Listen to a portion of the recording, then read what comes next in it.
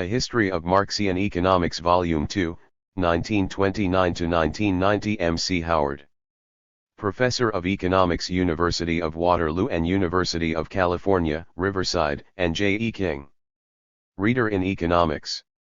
La Trobe University. Part I. The Great Depression and Stalinism. 1. Marxian Economists and the Great Depression I. The Last Crisis of Capitalism. 2. The Causes of the Great Depression 3.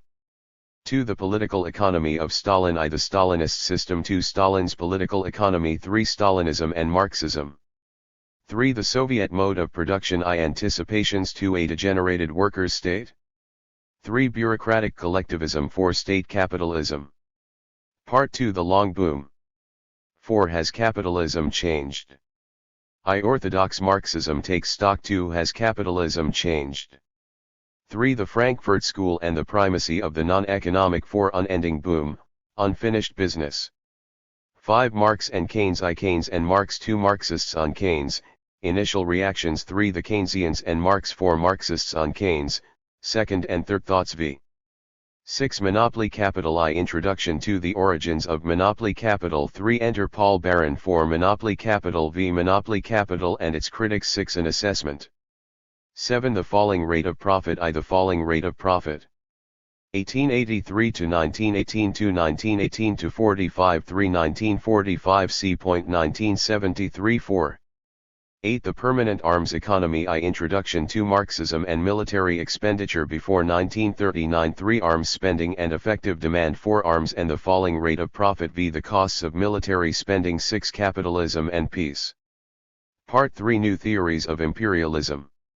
9. Capitalism and Underdevelopment I. Introduction to Paul Baran and the Political Economy of Growth 3. Frank's Revisions 4. Wallerstein's Revision of Frank.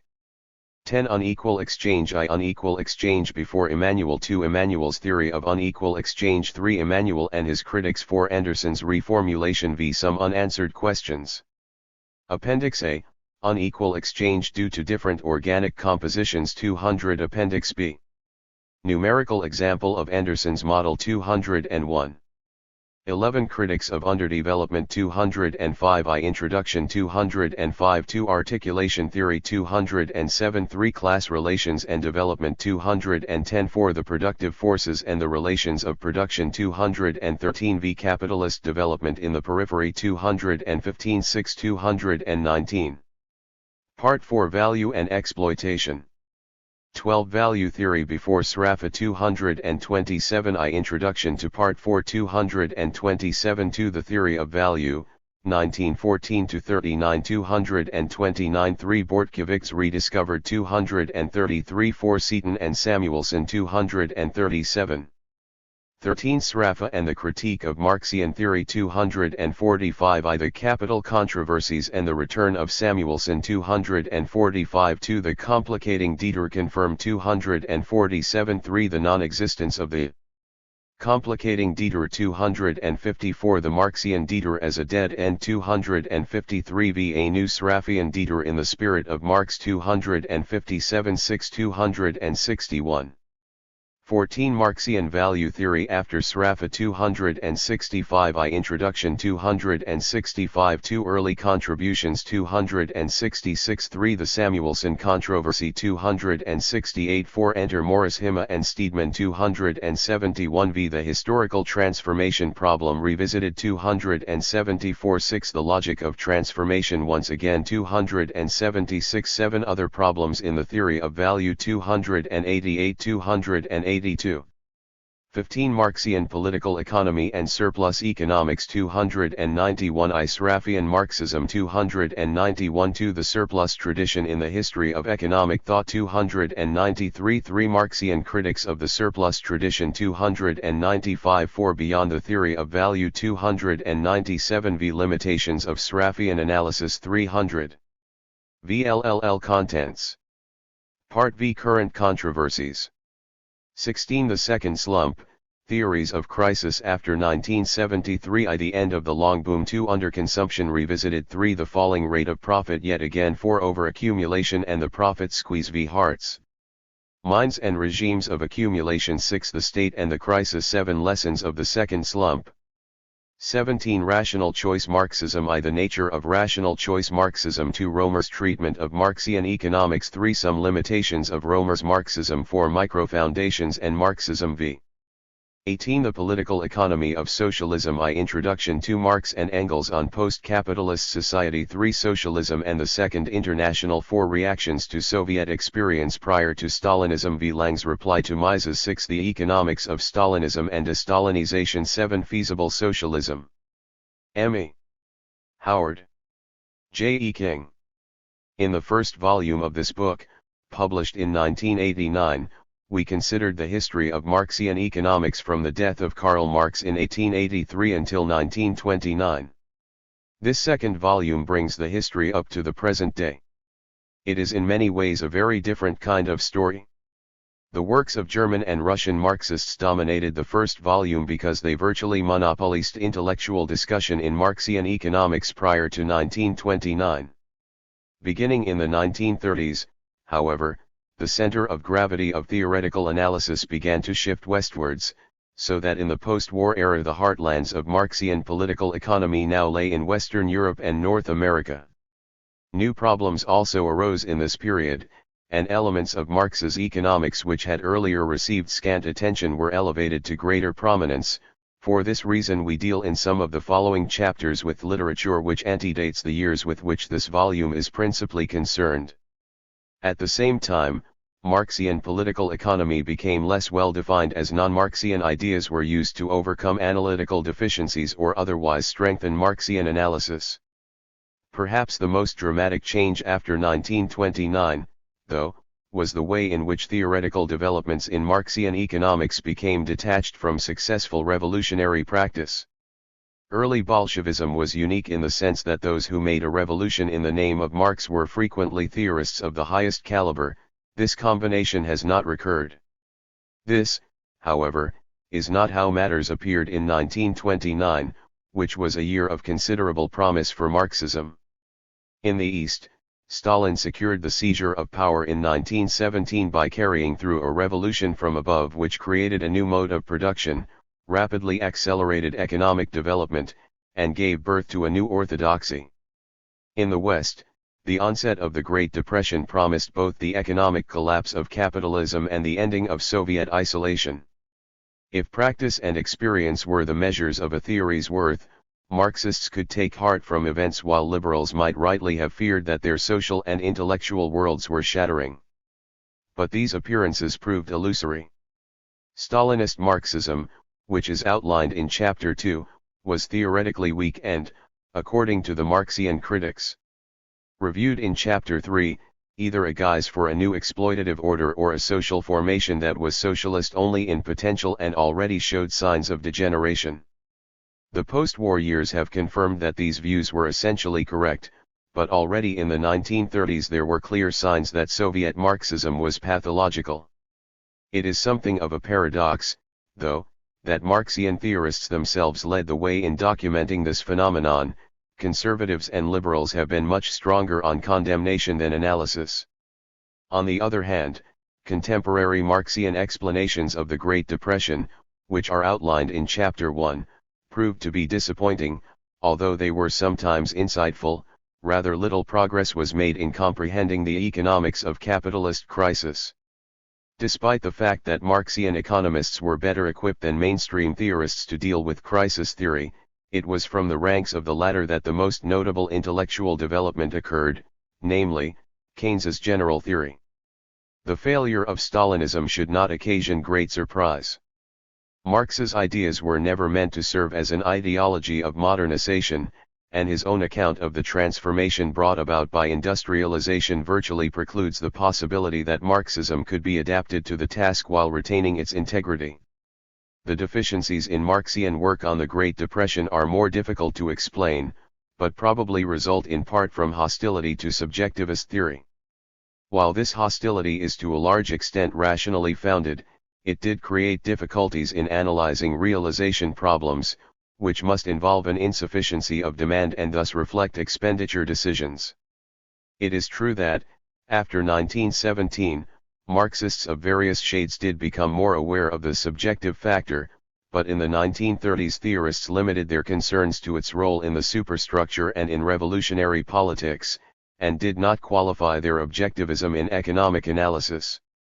It was only in the post-war years that Marxian economists became more aware of the importance of treating economic phenomena as the result of actions which may not be fully determined by structure, and only then did they come to recognize that, even if economic behavior is structurally determined, it is nevertheless important to have a disaggregated description of the mechanisms through which it takes place. Part 2 of this book outlines the most significant innovation, the incorporation of Keynesian theory into Marxism. Chapter 4 reviews the ways in which Marxian economists believed that capitalism had changed in the post-war years, while Chapter 5 considers the complex relationship between Keynes and Marx. Both chapters provide the background for understanding how the principle of effective demand has contributed to Marxian economists' understanding of the long boom in Western capitalism. Two of the three principal accounts, the theory of monopoly capital outlined in Chapter 6, and the analysis of the arms economy in Chapter 8 involve ideas which are recognizably Keynesian. The third theory, based on 13.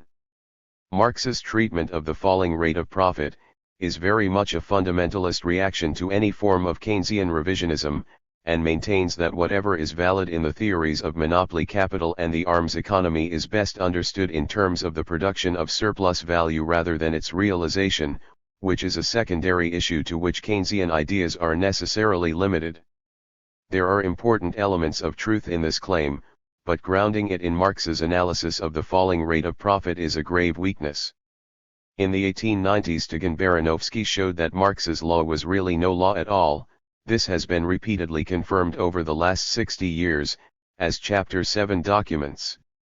To reassert in the face of this the relevance of the falling rate of profit, as analyzed by Marx, has done much damage to the intellectual credentials of Marxian political economy.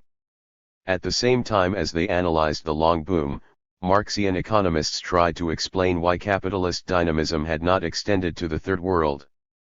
Chapters 9 and 10 of Part 3 provide an account of theories of underdevelopment, in which it was argued that the very nature of the world economy precluded autonomous development in the periphery. Undoubtedly much support for the new position derived from the fact that revolutions led by Marxists occurred in backward countries like Russia and China. The theory of underdevelopment seemed able to explain this, while earlier forms of Marxism could not.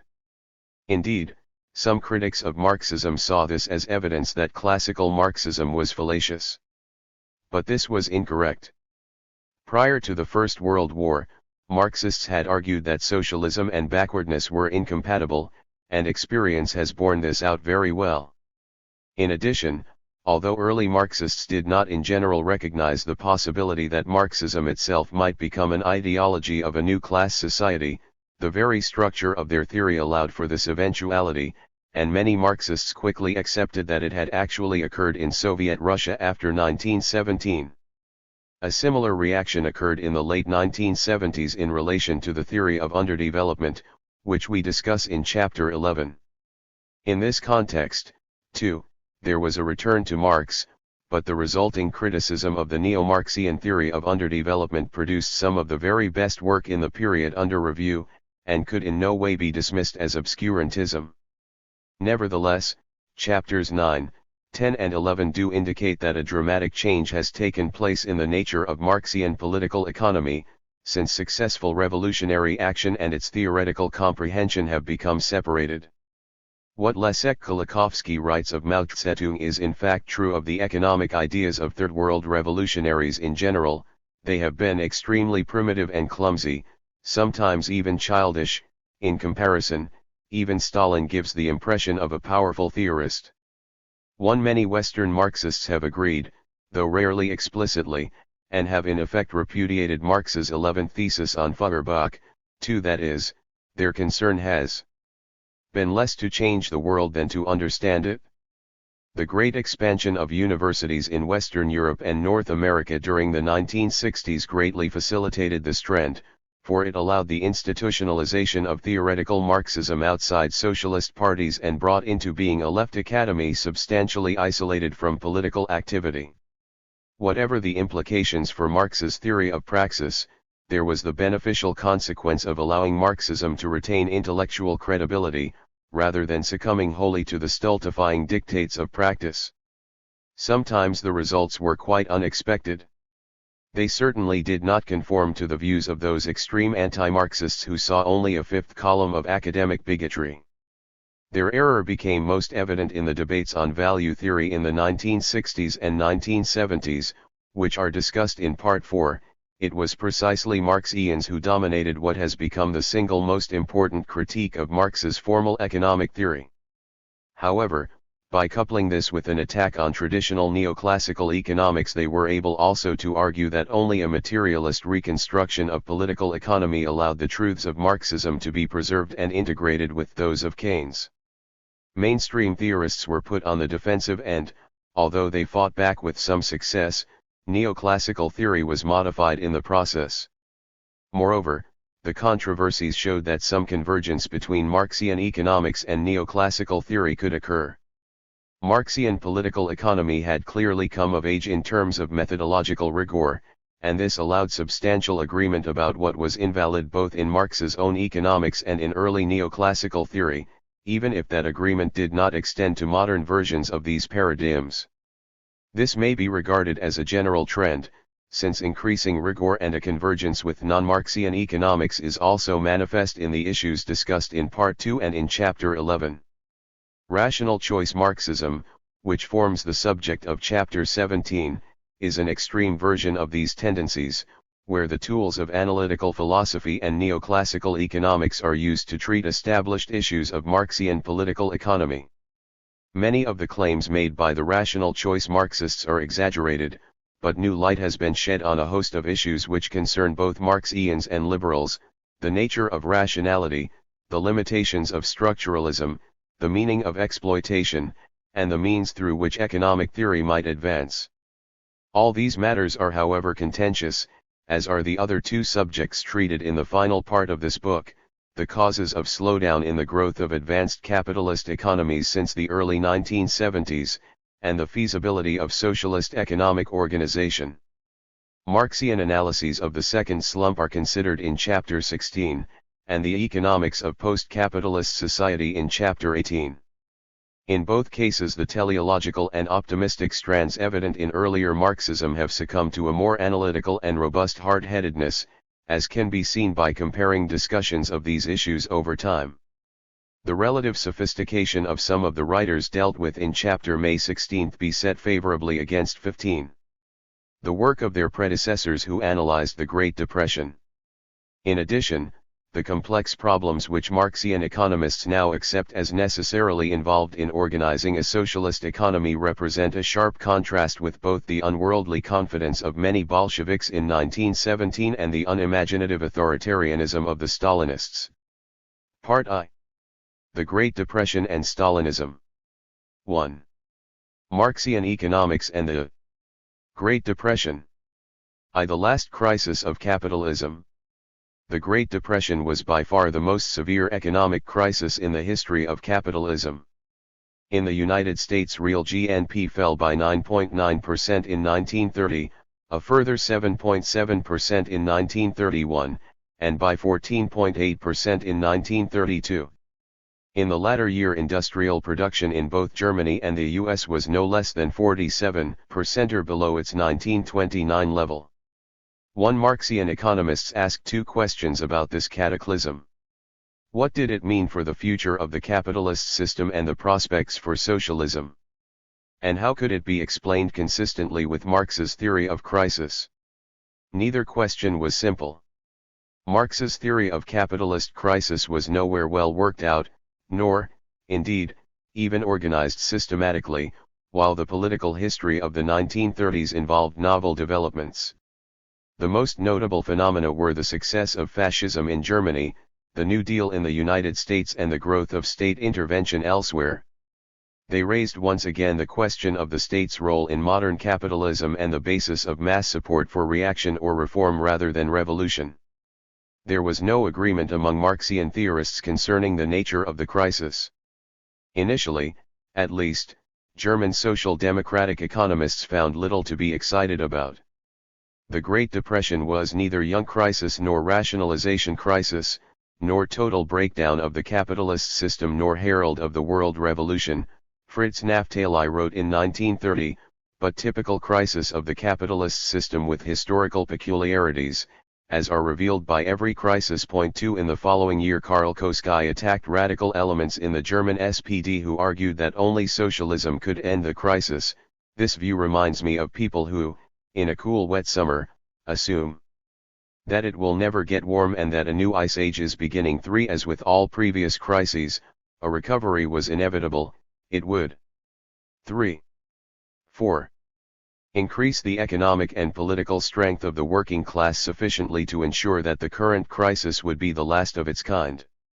We have every reason to expect, Koski concluded, that the coming prosperity will introduce an era of lasting well-being, lasting security, and rapidly progressing adjustment of the production process to the needs of the working class, an era which we must characterize as the proletarian revolution.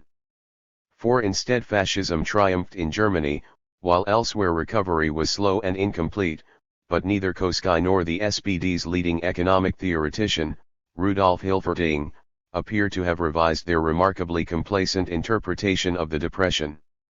5. Most Marxists, however, agreed with Friedrich Pollock of the Frankfurt Institute that the Great Depression was deeper, geographically more extensive and longer lasting than its predecessors, even that of 1873-9, and that it therefore needed a special explanation. 6. A minority pointed to the existence of long waves of capitalist development. In addition to the accepted 7 to 10 year trade cycle, it was suggested, there were regular fluctuations over half a century.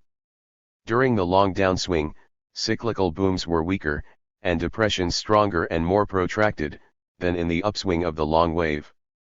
This notion originated before the First World War with the Russian Marxist Alexander Helphand. In the 1920s it attracted the attention of both German economists such as de Wolf and Wageman and, in the Soviet Union, the former social revolutionary N.D. Kondratiev, after whom the 50-year cycle has come to be named. 7. Very approximately, long upswings were identified with the periods 1851 to 73 and 1896 to 1914, and the corresponding downswings were located in 1826 to 50, 1873 to 95 and from 1920 onwards. A long wave explanation of the Great Depression was advanced, somewhat tentatively, by Fritz Naftali, and with much more confidence by the Austro-Marxist Otto Bauer, both stressing the role of falling agricultural prices in long downswings. 8. But this hypothesis received little support, Pollock, for example, dismissing long waves as metaphysical, and as depending upon unreliable generalizations from isolated circumstances. 9. If the crisis represented neither the downturn of a regular trade cycle nor the amplification of such a depression by the Kondratiev long wave, there seemed to be no grounds for expecting a sustained recovery in the rate of accumulation, or in output and employment. It could be argued, therefore, that capitalism was doomed, either to protracted stagnation or to imminent economic breakdown. In general, the breakdown thesis in its strict sense, the assertion that profitable growth would soon become impossible, for narrowly economic reasons, was more widely supported before 1914 than thereafter, though it had been advocated with great vigor by Henrik Grossman on the very eve of the Wall Street crash. 1. However, by the mid-1930s the official Soviet line, enunciated by Stalin at the 17th Party Congress, referred to a depression of a special kind, with a limited revival. 5. Biography of Friedrich Pollock. Pollock was born in Freiburg in 1894, the son of a Jewish merchant. Initially he trained for a commercial career, but after 1918 he studied economics and politics at Munich, Freiburg, and Frankfurt, where he wrote a dissertation on Marx's theory of money. From 1924 onwards Pollock worked with Karl Grunberg, the patron of the Frankfurt Institute, and was acting director of the institute in 1928-30. Pollock visited the Soviet Union in 1927 at the invitation of David Ryazanov, and drew upon his field research in a major book on Soviet planning which appeared 2 years later. Hitler's seizure of power drove Pollock to New York with his friend Max Horkheimer and the other leading members of the Frankfurt School, whose principal economic theorist he had become. Pollock was a strong critic of economic determinism, and in his analysis of state capitalism he asserted the primacy of political and ideological influences. After 1945 he lived for a while in California before returning to Germany. He died in Switzerland in 1970. Which amounted to neither a real recovery nor a relapse into the depth of the slump.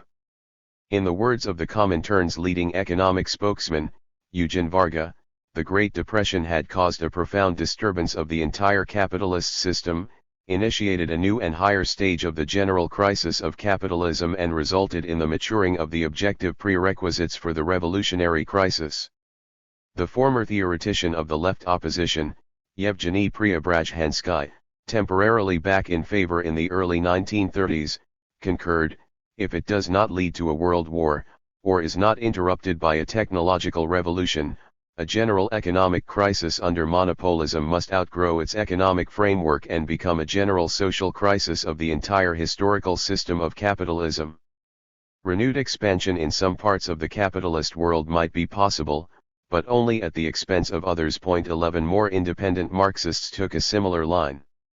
While recognizing that decline is not collapse, the maverick American communist Louis Corey nevertheless saw the Depression as proof of increasing instability and a growing tendency for stagnation, indicating a final, permanent crisis for the capitalist system. In Germany, Natalie Moskowska interpreted the increasing severity of crises as evidence of the danger of a permanent crisis, which testified to the impending downfall of capitalism. Her compatriot, Fritz. 6. Biography of Louis Corey. Born Louis Frena in Italy in 1892, Louis Corey came to the United States at the age of 3. He was brought up in poverty in New York, leaving school at 14. Corey was active in the Socialist Party, Socialist Labor Party and Industrial Workers of the World, and was in 1919 briefly jailed for his earlier anti-war activities. He was one of the first members of the U.S. Communist Party, but resigned in 1922 in protest against its subservience to Moscow. However, he remained a Marxist for more than a decade. Corey worked first as a clerk and proofreader, then as a researcher and editor, as educational director for a trade union, and as professor of economics at Antioch College. Although now a liberal, and a vociferous anti-communist, Corey was under intense pressure from McCarthyite investigators at the time of his death in 1953. Sternberg found 3 reasons for believing that recovery would be exceptionally difficult: new overseas markets were no longer available, the unprecedented impoverishment of salaried employees, civil servants, and the independent middle class had removed an important built-in stabilizer, and the sheer scale of unemployment and real wage cuts made the revival of domestic demand unusually problematical. 12 A few Marxists went even further. Both Trotsky and the Council Communist, Paul Maddock, referred to the Depression as the death agony of capitalism. For the first time, Maddock wrote in 1933 in the program of the Industrial Workers of the World, in the final phase of capitalism, surplus value no longer suffices to sustain both a sufficient wage level and the necessary accumulation. Not only did this represent the objective economic conditions for proletarian revolution, it forced humanity to choose between communism or barbarism. In similar vein, Trotsky saw the Great Depression as a dramatic vindication of his conception of the epoch inaugurated by the First World War, which signified that the further development of the productive forces in Europe was constrained by the nation-state structure of advanced capitalism. Expressing himself in the language of Lenin's imperialism, he wrote, "The life of monopolistic capitalism in our time is a chain of crises. Each crisis is a catastrophe. The need for salvation from these partial catastrophes by means of tariff walls, inflation, increase of government 7. Spending, and debts lays the ground for additional, deeper, and more widespread crises. The struggle for markets, for raw materials, for colonies makes military catastrophes unavoidable. All in all, they prepare revolutionary catastrophes. There is no doubt that the theory of collapse has triumphed over the theory of peaceful development. Point 13. There was evidently some imprecision here. What is meant by the new and higher stage of the general crisis of capitalism? Is increasing instability consistent with stagnation? What, exactly, is a permanent crisis? These questions were not satisfactorily answered by any of these writers. Trotsky in particular relied on rhetoric and assertion, and failed to provide any solid economic argument to support his view that a new epoch of proletarian revolution had begun in 1917. His secretary for much of the 1930s, Jean van Heijenoord, writes of a possible lack of confidence on Trotsky's part in his command of economics, an impression confirmed by Sternberg's account of his informal tutorials with Trotsky in 1934.14. By far the most coherent theory of stagnation came from the pen of Paul Sweezy. Emphasizing mass underconsumption and the curtailment of investment opportunities, it owed as much to liberal theorists like J.M. Keynes and Alvin Hansen as it did to Marx, 15, while also drawing heavily on Hilferding and Lenin. Like many Marxist writers, Sweezy was more interested in qualitative than in purely quantitative economic change, and pointed to the emergence of a new stage of capitalist development. He criticized Hilferding and Lenin for mistakenly generalizing, in their notion of finance capital, a specific, brief phase of banker dominance over industry to characterize 20th century capitalism as a whole. Anticipating his later collaboration with Paul Baran, Sweezy proposed the term monopoly capital to encapsulate the era of giant corporations, price rigidity, growing profit margins, sluggish investment, and rising selling costs to offset the tendency to underconsumptionist stagnation. 16. Natalie Moskowska's concept of late capitalism was quite close to this. 17. By comparison with the European Marxists, Sweezy's treatment was economistic, and he paid relatively little attention to the increasing economic role of the state. For Otto Bauer, drawing heavily on contemporary German experience, the Great Depression had been the herald of a new bureaucratically directed monopoly capitalism. The limited industrial recovery in Europe after 1932 had been based upon expanding armaments expenditures, Bauer argued, together with rigid state control of both foreign trade and domestic price and wage formation. Defunct banks had been nationalized, and through its special employment measures the government had gained control over what had become a military reserve army of the unemployed. A return to the liberal capitalism of free competition and free 8. Trade was impossible, Bauer believed, and the rise in the state's economic power was irreversible. But the new system offered only the appearance of economic planning, not the reality. It could only suppress the fundamental contradictions of the capitalist economy, and could not overcome them. A new world war was inevitable. 18. Eugen Varga turned to Lenin's account of wartime capitalism to reach a conclusion similar to Bauer's. The principal results of the efforts to overcome the crisis artificially is the intervention of the state in every detail of economic life in favor of the ruling classes in general, and of monopoly capital and the big agrarians in particular. Monopoly capital makes use of its control of the state machinery to effect a systematic shift of national income in its favor and to rob the state treasury in various ways and under all sorts of pretexts. State capitalist tendencies have grown considerably. A transition from monopoly capitalism to a state war monopoly capitalism, as Lenin called capitalism in the period of the First World War, is taking place to a certain extent. Biography of Eugen Varga. Born in Budapest in 1879, Varga studied in Budapest, Berlin, and Paris, joining the Hungarian Social Democratic Party in 1906.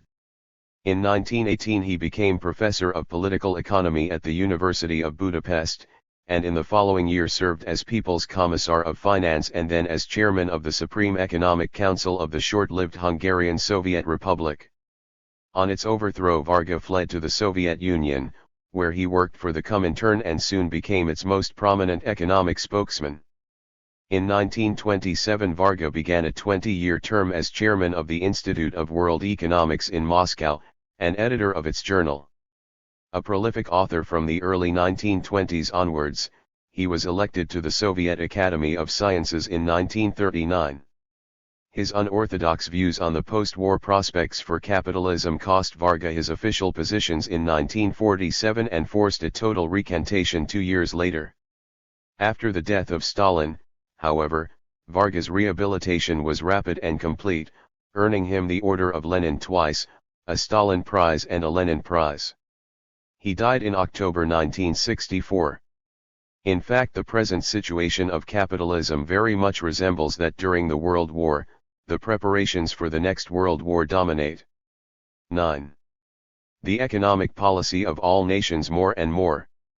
State war monopoly capitalism is thus distinguished by the predominance of military considerations in economic policy, and by a substantial growth in the economic power of the state. 19. Like Bauer, Varga insisted that capitalism remained profoundly contradictory. Louis Corey, who used the terms state capitalism, monopoly capitalism and monopoly state capitalism interchangeably, denied that the system represented a new social order. The national planning which accompanies state capitalism is not planning in any real sense, for planning depends upon abolition of the anarchy of private profit relations. It is merely piecemeal aid to capitalist industry and planned limitation of output to prevent complete breakdown and a revolt of the workers. State capitalism is an unworkable compromise between the old and the new and aggravates the antagonisms of declining capitalism. As we have seen, Trotsky, for all his other differences with both Bauer and Varga, took a similar view. Since the basic contradiction was that the productive forces had outgrown the bounds of the nation-state, any solution to the crisis through state economic management was impossible. New imperialist wars were inevitable unless proletarian revolution intervened. 21. A radically different view was expressed by Friedrich Pollock. Initially, Pollock had emphasized capitalists' opposition to planning, which would convert them into rentiers and, by exposing its parasitic nature, threaten the legitimacy of their privileged position. 22. But he soon came to stress the increasing economic functions of the state, citing the Roosevelt National Industrial Recovery Act as a prime example. Neither a new world war nor complete economic breakdown could be regarded as inevitable, Pollock argued. A planned, stable capitalist economy was entirely possible, given a further growth of state regulation and a corresponding transformation of the political system. Power would be increasingly concentrated in the hands of an economic oligarchy. The middle class would lose its independence, while technological unemployment and labor market segmentation would blunt the strike weapon and destroy the proletariat's will to resist. What is coming to an end, Pollock concluded in 1933, is not capitalism but merely its liberal phase. Economically, politically, and culturally, there will in the future be less and less freedom for the majority of mankind. Parliamentary government would give way to plebiscitary dictatorship, and the burgeoning apparatus of psychological mass control would render the state apparatus independent of all classes, allowing it to assume an autonomous position over and above society. 23. 10. By 1941, Pollock was writing of a new state capitalism in which the market no longer controls production or distribution, and economic laws have disappeared. These functions are now vested in the state, which regulates economic life to ensure the full employment of resources using a pseudo-market as one of its instruments. State capitalism signifies the transition from a predominantly economic to an essentially political era. The profit motive is superseded by the power motive to which profit is subsidiary, and capitalists are reduced to rentiers. 24. Pollock identifies two variants of the new system. In a democratic state capitalism, the state is controlled by the people, while in the totalitarian version it is the tool of a new ruling group of top business management, the leading state bureaucrats and the upper echelons of the party apparatus. Pollock expects the latter to triumph. In a dystopia similar to George Orwell's 1984, war and preparations for war are paramount, since the system cannot survive mass unemployment but must also hold back the living standards of the masses, lest increased leisure offers more opportunity for critical thinking. out of which a revolutionary spirit might develop. 25 Subject to these conditions, state capitalism faces no insurmountable economic barriers, for we are unable to discover any inherent economic forces, economic laws of the old or a new type, which could prevent the functioning of state capitalism. We may even say that under state capitalism economics as a social science has lost its object. 26 Closely related to this is the question of fascism. For Karl Koski, who never understood its appeal to big business, fascism was an irrational product of economic backwardness, suited to Italian but not to German circumstances. 27 At the other extreme, Pollock saw fascism as a paradigm of the new social order, in which politics had established primacy over economics and the state had come to dominate economic life. This was the majority position in the Frankfurt School. 28 But a minority of Pollock's colleagues, notably Herbert Marcuse and Franz Neumann, took the more orthodox Marxist line that fascism was a form of capitalist dictatorship. In his influential book Behemoth, Neumann dismissed state capitalism as a contradiction in terms, and described the contemporary German economy as totalitarian monopoly capitalism. 9 This conclusion, substantially identical with that of Paul Sweezy on the nature of Nazi Germany and having close affinities with Hilferding's concept of totalitarian state economy. 30 Resembled the official communist position. Trotsky's analysis was more subtle, recognizing the petit bourgeois basis of fascism, but its conclusions were much the same. For most Marxists, fascism was the open, terrorist dictatorship of the most reactionary, most chauvinist and most imperialist elements of finance capital, as Dimitrov told the Seventh World Congress of the Comintern. 31 In Louis Corey's words, fascism is merely the old order, only more so and without the progressive features which that order formerly possessed. 32 The contrast with Pollock could not be more pronounced. 11. 2. The causes of the Great Depression. Since there was so little agreement about the nature of the Great Depression, it is hardly surprising that no single theory of its causes commanded general support. Writing in 1942, Paul Sweezy distinguished two types of crisis, those resulting from the tendency for the rate of profit to decline, and those due to difficulties in the realization of surplus value. 33 It is, however, apparent from Sweezy's presentation that there are two distinct crisis theories under each heading, making for in all.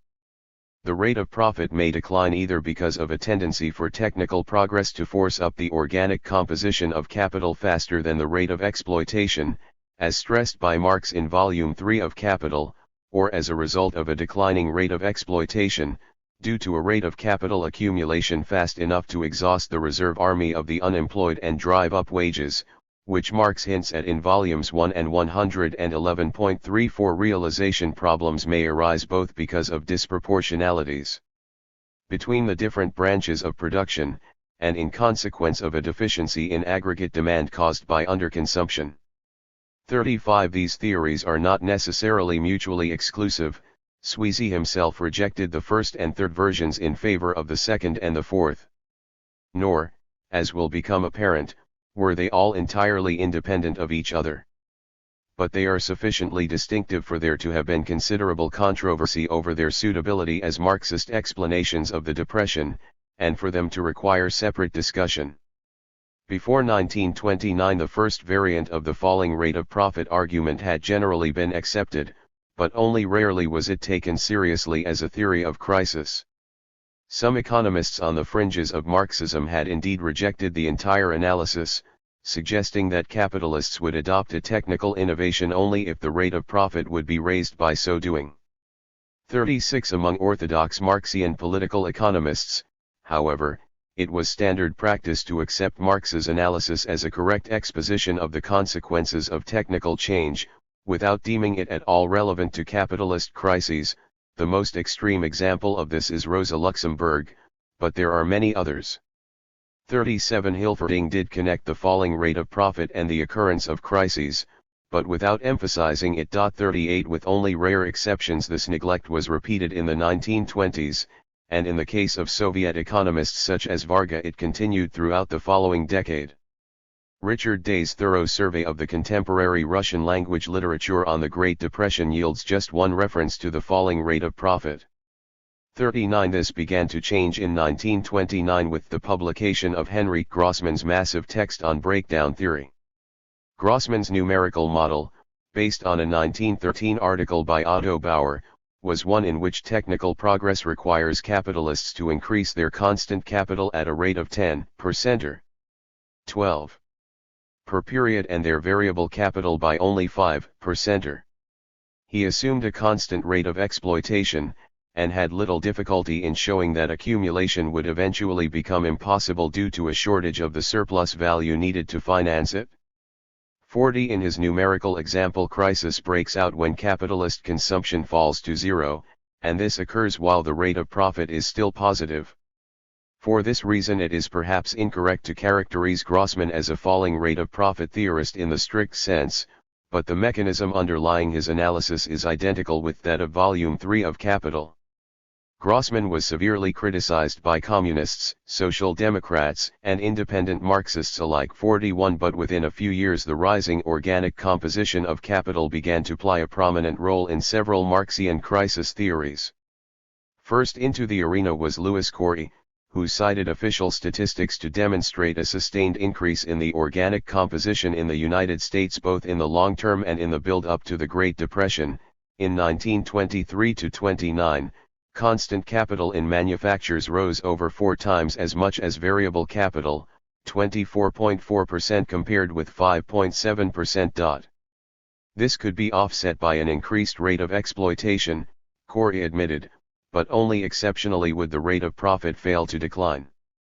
Between 1923 and 1931 it had, in fact, fallen from 9.2% to less than 0.042. In Britain, first John Strachey and then Maurice Dobb invoked the falling rate of profit as one element in their, somewhat eclectic, theories of crisis, while on the continent Otto Bauer was drawing similar conclusions from the rapid post-war rationalization of capitalist production. 43. There was, however, no shortage of dissenters from this position. For the first time, writers within the Marxist mainstream disputed the validity of Marx's argument. Rather oddly, no one raised against Corey the obvious objection that his empirical evidence was suspect, since it related to prices rather than to labor value magnitudes. Instead, the law was challenged at the theoretical level. Moskowska pointed out that the mere fact of a fall in the rate of profit was insufficient support for the Volume 3 analysis, since the decline might have occurred for quite different reasons. 44. She also criticized Marx's conclusions on the grounds that, as Tigan-Baranovsky and Bortkiewicz had suggested, the productivity growth associated with technical progress would produce a rising rate of profit, unless real wages rose rapidly enough to keep the rate of exploitation unchanged. It made as much sense, she argued, to speak of a law of the rising rate of exploitation as of a falling rate of profit. 45. Marx himself had discussed the countervailing tendencies which operated against the tendency for the profit rate to fall. The cheapening of the elements of constant capital would lower the organic composition, while a reduction in necessary labor time would raise the rate of exploitation. 46. For Sweezy and, more hesitantly, Dobb, these factors made it impossible to draw any. 13. Biography of Maurice Dobb. Dobb was born in London in 1900, into a nonconformist family of small businessmen. Educated at Charterhouse and Pembroke College, Cambridge, he first joined the Independent Labour Party, becoming a communist in 1922 after he had moved to the London School of Economics as a research student. Dobb remained an active and loyal member of the party throughout his life, serving on the editorial boards of Labour Monthly, Modern Quarterly, Marxism Quarterly and Marxism Today. He returned to Cambridge in 1924 as a lecturer and spent the rest of his life there, becoming a Fellow of Trinity College in 1948 and University Reader in Economics in 1959. Dobb was an early visitor to the Soviet Union and published 2 important books on the Soviet economy, together with major works on the history of economic thought, planning theory, economic history, and economic development. Something of an outsider at Cambridge, Dobb was nevertheless elected Fellow of the British Academy. He died in 1976. Firm conclusions about the long-run tendency of the rate of profit, and rendered Marx's law of doubtful validity as a theory of crisis. 47 A declining profit rate could be deduced, with much greater confidence, from A/all in the rate of exploitation due to rising real wages in conditions of prosperity. This overaccumulation theory can be traced back to Marx, and was revived by Otto Bauer in 1913. It offers a clear and plausible model of cyclical fluctuations along the following lines. Accumulation commences while there is still a substantial reserve army of the unemployed, relatively low real wages, and high rates of exploitation and of profit. Although constant capital is accumulated more rapidly than variable capital, the demand for labor power expands. The reserve army shrinks, and real wages begin to rise. Soon they outstrip the growth in the productivity of labor, depressing the rate of exploitation and lowering the profit rate. This chokes off investment and brings accumulation to a halt.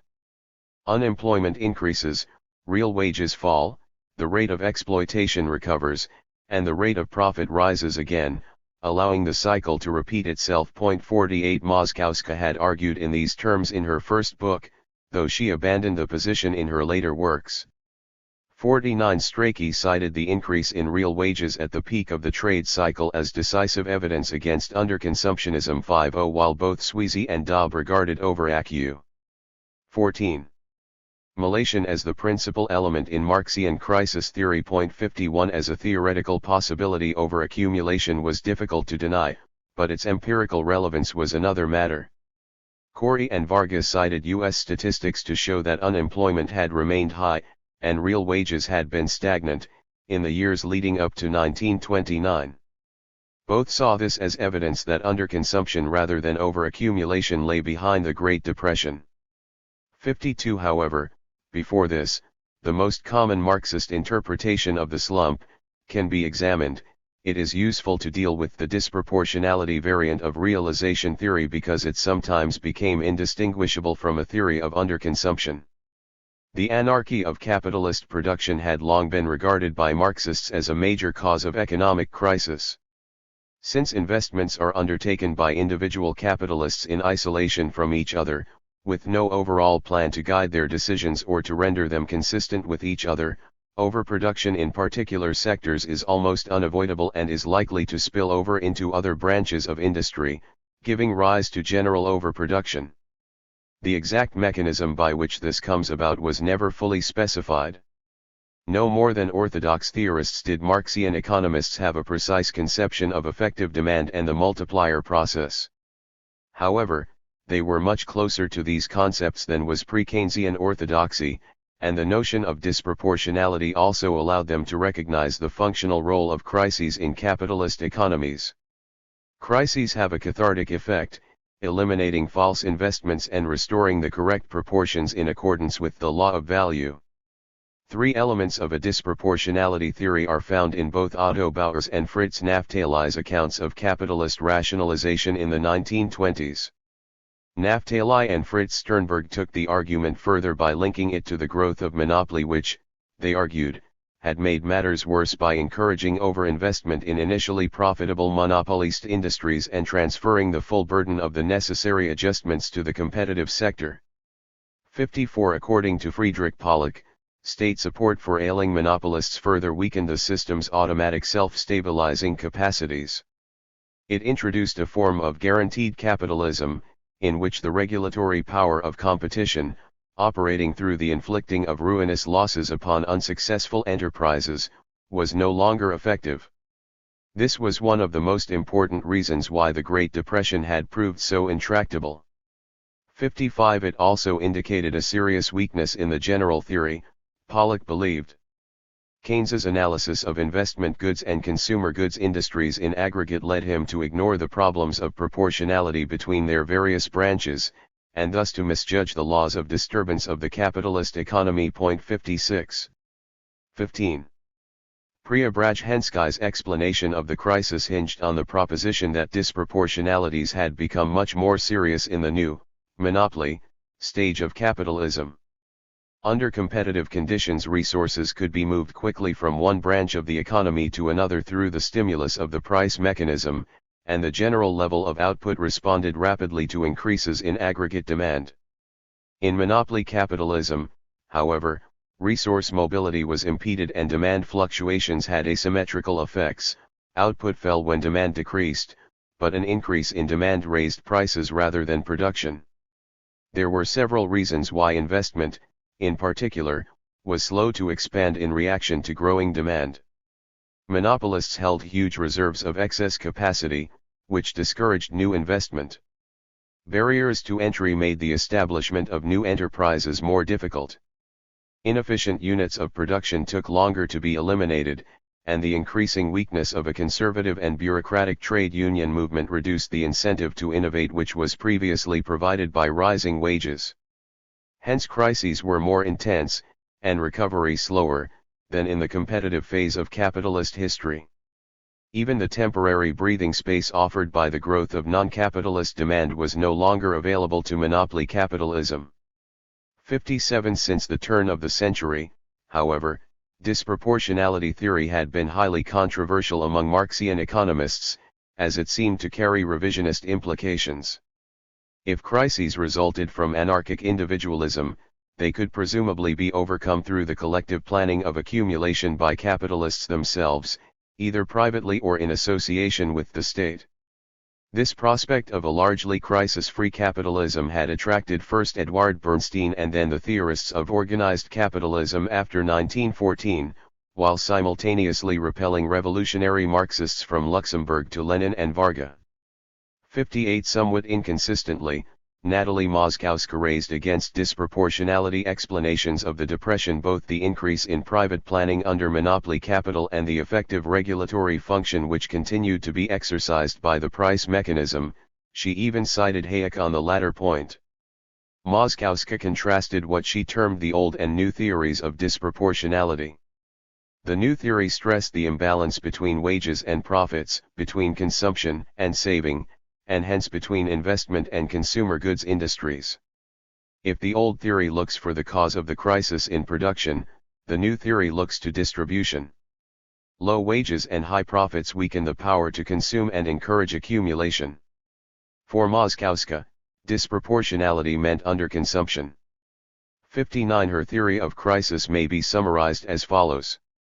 Competition between capitalists reduces real wages, either absolutely or in relation to profits. Thus the rate of exploitation rises, making it increasingly difficult for capitalists to find sufficient consumption demand for them to realize the surplus value contained in their commodities. So long as real wages grow less rapidly than 16. Labor productivity, there is disequilibrium in the market for labor power. This gives rise to disequilibrium in commodity markets, causing a growing disproportion between production and consumption. One result is an increase in circulation costs, as capitalists try desperately to create demand through various forms of sales promotion. 60 In monopoly capitalism underconsumptionist forces are stronger as, due to the suppression of price competition, the rate of exploitation rises even if money wages remain constant.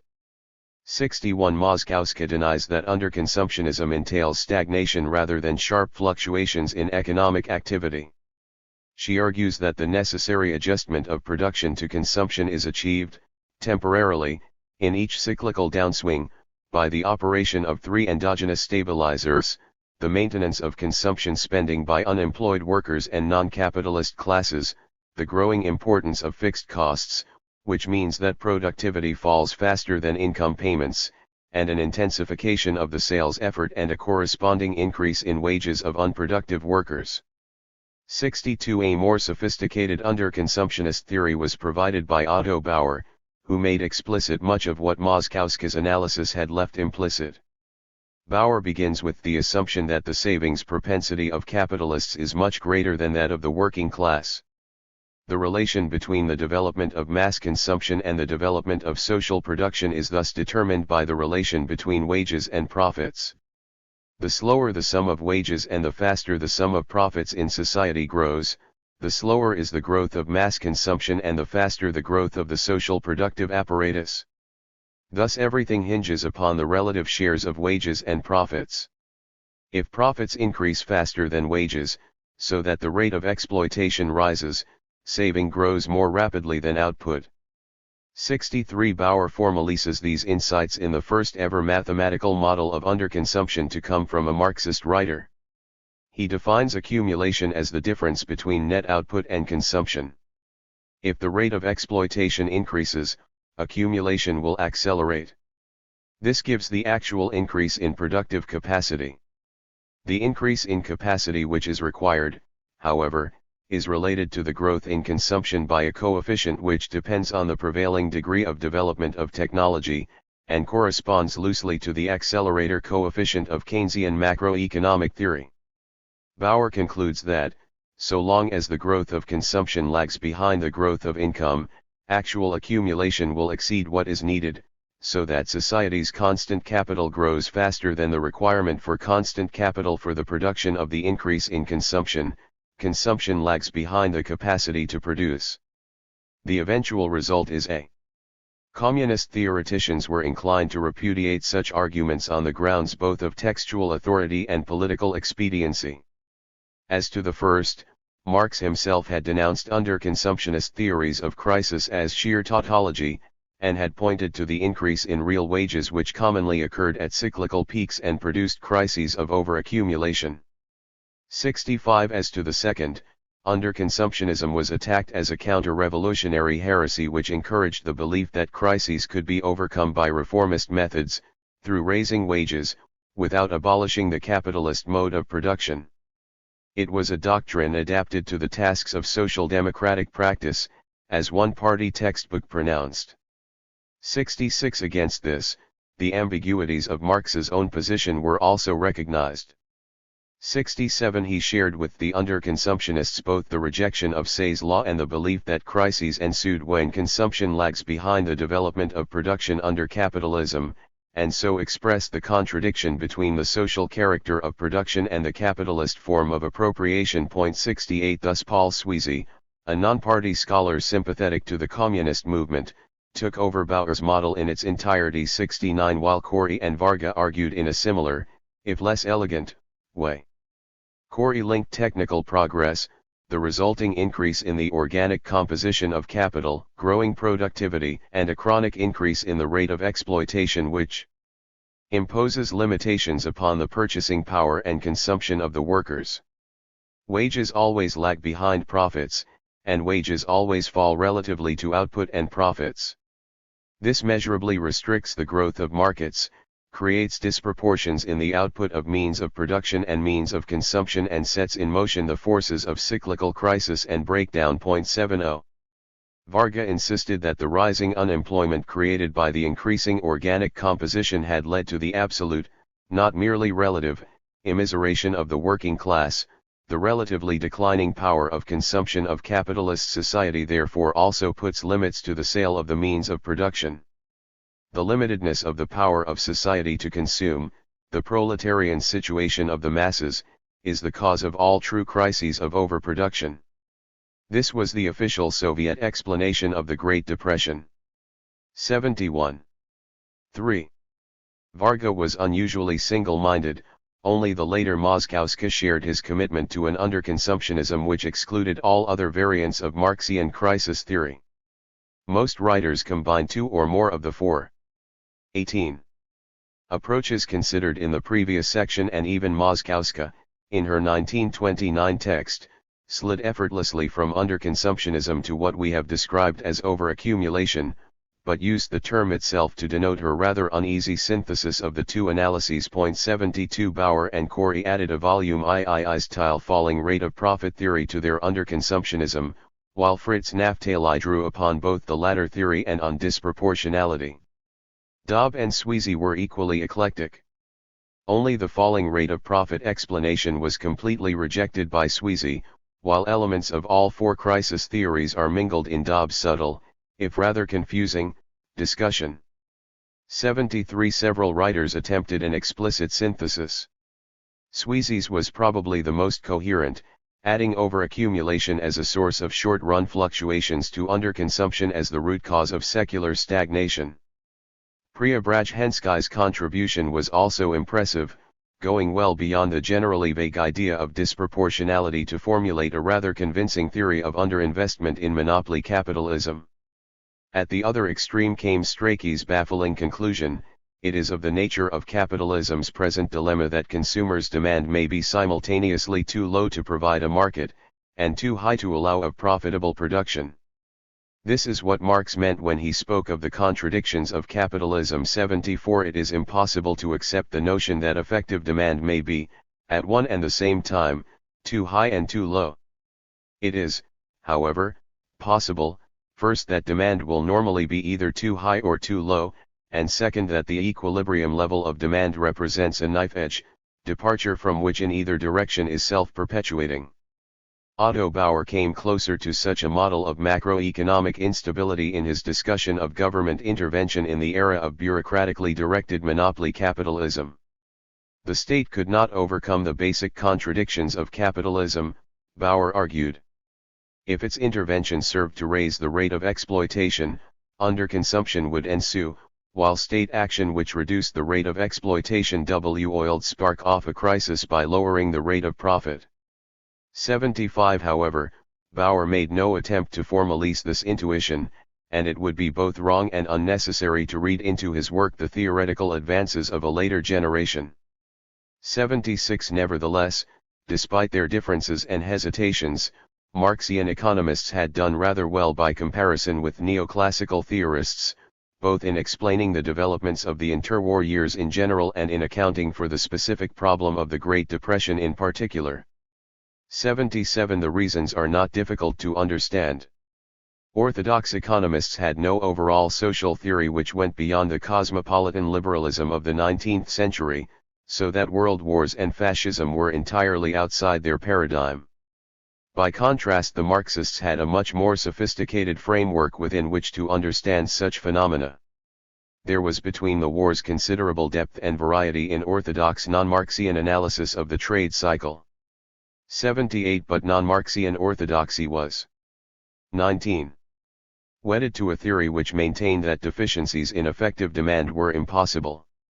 Those economists who favored public work projects can be admired for their intuition, but prior to 1936 they had no coherent theoretical rationale for them. The analytical impediments faced by the Marxists were less serious. Crises were an integral part of their perspective, and Marx's economics provided many points of departure from which they could be explained. If anything, their problem was the exact opposite to that faced by the non-Marxians, an embarrassment of riches. Hence the diversity of views which emerged. Nonetheless, Marxist analyses of the Depression proved deficient, and the ultimate reason is similar to that applying in the case of bourgeois economics: they lacked an adequate theory of effective demand. Marx himself had both employed a neoclassical conception of demand and provided an excellent critique of it, indicating that it was not generally valid.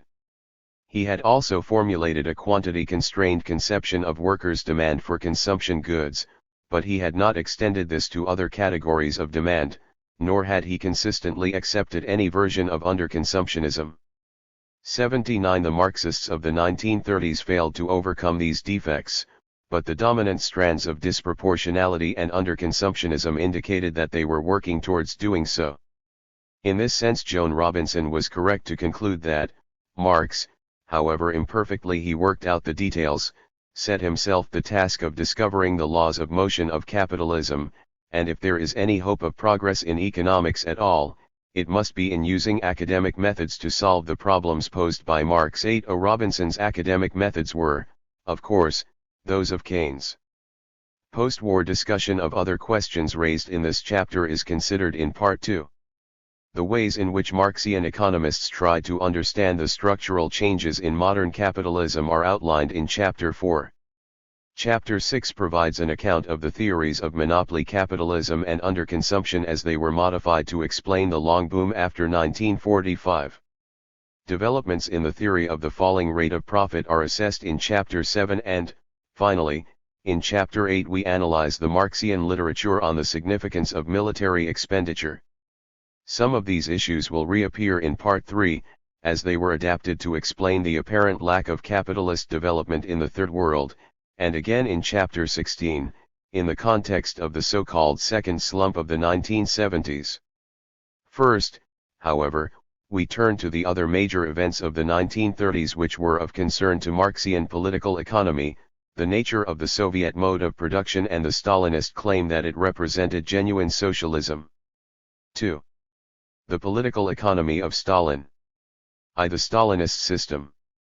As the Great Depression engulfed the economies of Western capitalism, the rate of growth in the Soviet Union dramatically accelerated. Between 1928 and 1937 industrial production increased threefold, rising from less than one-third of national product to nearly one-half. It more than doubled again between 1937 and 1953, constituting close to 60% of total output at the time of Stalin's death.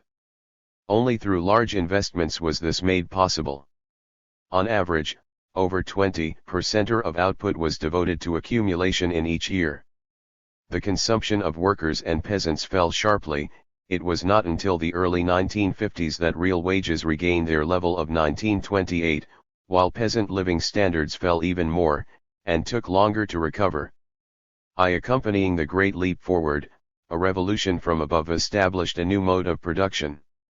The grain crisis which began in late 1927 brought measures of procurement reminiscent of war communism, and was followed after 1928 by a policy aiming to eliminate the kulaks as a class and quickly to collectivize peasant agriculture. This was substantially achieved by 1934, and virtually completed by the end of the 1930s.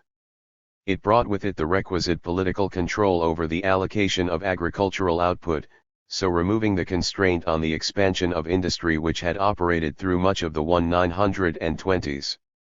Rapid industrialization in its turn allowed a significant mechanization of agriculture to take place during the 1930s. 3. Renationalization of non-agricultural enterprises occurred simultaneously with collectivization, and administrative allocation largely replaced market transactions. A series of 5-year plans became the guiding force for most production. Nevertheless, the command economy was only imperfectly planned.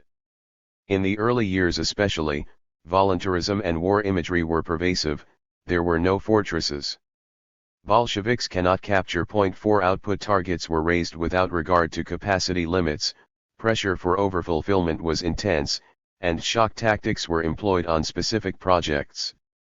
Concepts of 2425.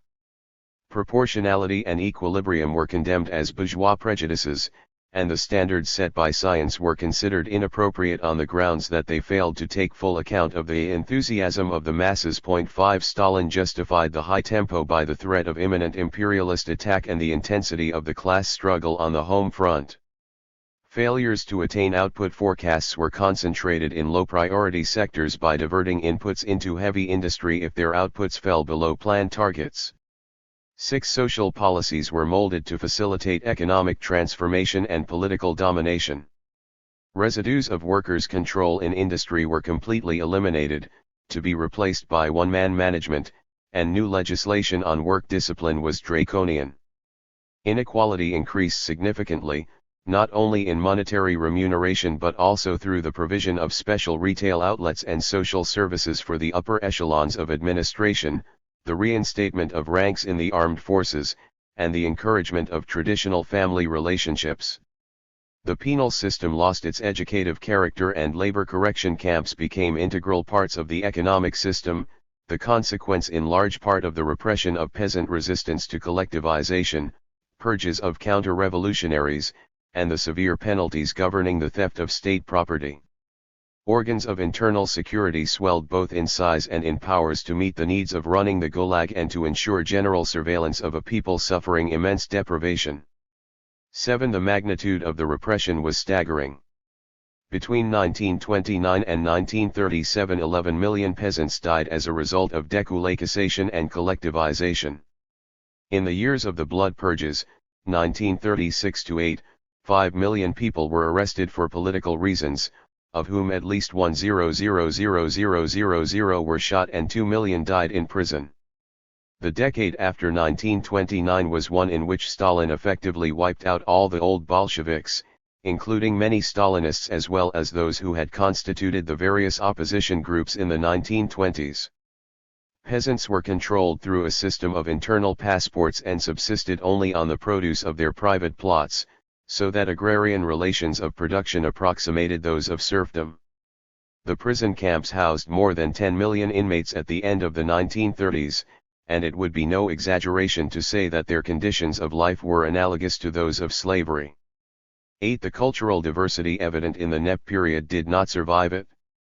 The arts, the natural sciences and Marxism itself all became subject to the party line. The cult of Stalin was married to that of Lenin, and ultimately overshadowed it. Stalin was proclaimed the leading Marxist theoretician, universal genius, and chief source of inspiration for progressive humanity. 9 Purges decimated the institutes of economic research and agencies of planning which had produced work of the very highest quality in the 1920s, beginning with the so-called geneticist school who pointed to the constraints posed by past economic development. The 26. Importance of market relationships, and the costs of rapid structural change. Their opponents, the teleologists, who emphasized the transforming potential of state planning using administrative measures, were initially less severely treated, but the expression of such ideas after the relative stabilization of the regime in the later 1930s often met with a similar fate. Mathematical economics in the Soviet Union suffered a severe setback, and even loyal ideologues like Eugen Varga could fall from favor if their work was deemed revisionist. Yet, despite all the attempts at regimentation, social and intellectual autonomy was not wholly eradicated. Much of what subsequently became orthodoxy in Marxism-Leninism originated from below, entering into state ideology only after the protagonists of rival positions sought official adjudication. This was also true for Marxian political economy, research on which never became completely barren. Even the blood purges after 1936 had a popular dimension, which partially escaped attempts to confine it to channels laid down by the Stalinist center. The social, economic, and cultural transformation initiated from above frequently met with genuine enthusiasm from below, often motivated by a variety of utopian ideals. These sentiments were endorsed by Stalin's 1935 proclamation that socialism had been realized in the Soviet Union. This was reaffirmed by the new constitution a year later, which also claimed to be the most democratic in the world. 12 Neither were arbitrary occurrences, the path of socialist construction, its success, and its consolidation, all found expression in Stalin's theoretical work. And insofar as there was a self-consciousness of achievement, it lay here. There was no rival intellectual system which shared official conclusions, yet provided an alternative understanding of their meaning and significance. 2. Stalin's political economy. Rather surprisingly, Stalin never claimed to have made original contributions to Marxian theory. He always presented the ideas to which he was committed as genuinely Leninist, and in need of no further innovation. Moreover, Stalin continually justified his policies after 1923 as carrying out the behests of Lenin. 13 While it was precisely Stalin's commitment to the Bolshevik cause and, by implication, to his own ideas, that Lenin valued. 14 It is this fealty which accounts for the pronounced dogmatism evident in some of Stalin's writings, and his background as a professional revolutionary in the underground was no doubt conducive to establishing such a commitment. Equally surprising, given the immense economic transformation over which Stalin presided, is that his political economy is much lighter on the economic than on the political. This is true even when measured by the 27 standards of other Russian Marxists, whose economics were always intensely political compared to the work of German Marxists. In particular, Stalin's published works include virtually no discussion of the methods of central planning, criteria of investment appraisal and choice of technique, measures for dealing with uncertainty and disequilibria, or problems of information flow and the absence of rational price valuations. Many Soviet economists were, of course aware of the difficulties which arose with the command economy and were forced to adopt procedures to deal with them, but the totalitarian environment in which they worked naturally inhibited deep inquiry and open debate. Western Marxian economists like Maurice Daub did publish valuable work on these issues, and other Marxists less sympathetic to Stalinism were able to highlight deep contradictions in the Stalinist mode of production. However, because these ideas had no impact within the Soviet Union until after Stalin's death, and were frequently part of a broader liberal attack on Marxism, or were the work of Stalin's Marxian opponents, we defer consideration of these matters to chapters 3 and 18 below. In this chapter we focus only on Stalin's Marxism. Stalin's interpretation of Leninism was neither unproblematic nor always his own creation. He borrowed extensively from others. During the years of the NEP he lent heavily on Bukharin and, even before his break with the right in 1928, he used ideas that had originated in the analysis of the left opposition. His Problems of Leninism, I-5, which more than any other work established his theoretical credentials after 1924, may have been indebted to Kasanofantov's attempt to systematize Lenin's thought. 16 Stalin was even capable of employing some of Trotsky's original insights on the causes of the Russian Revolution, and attributing them to Lenin.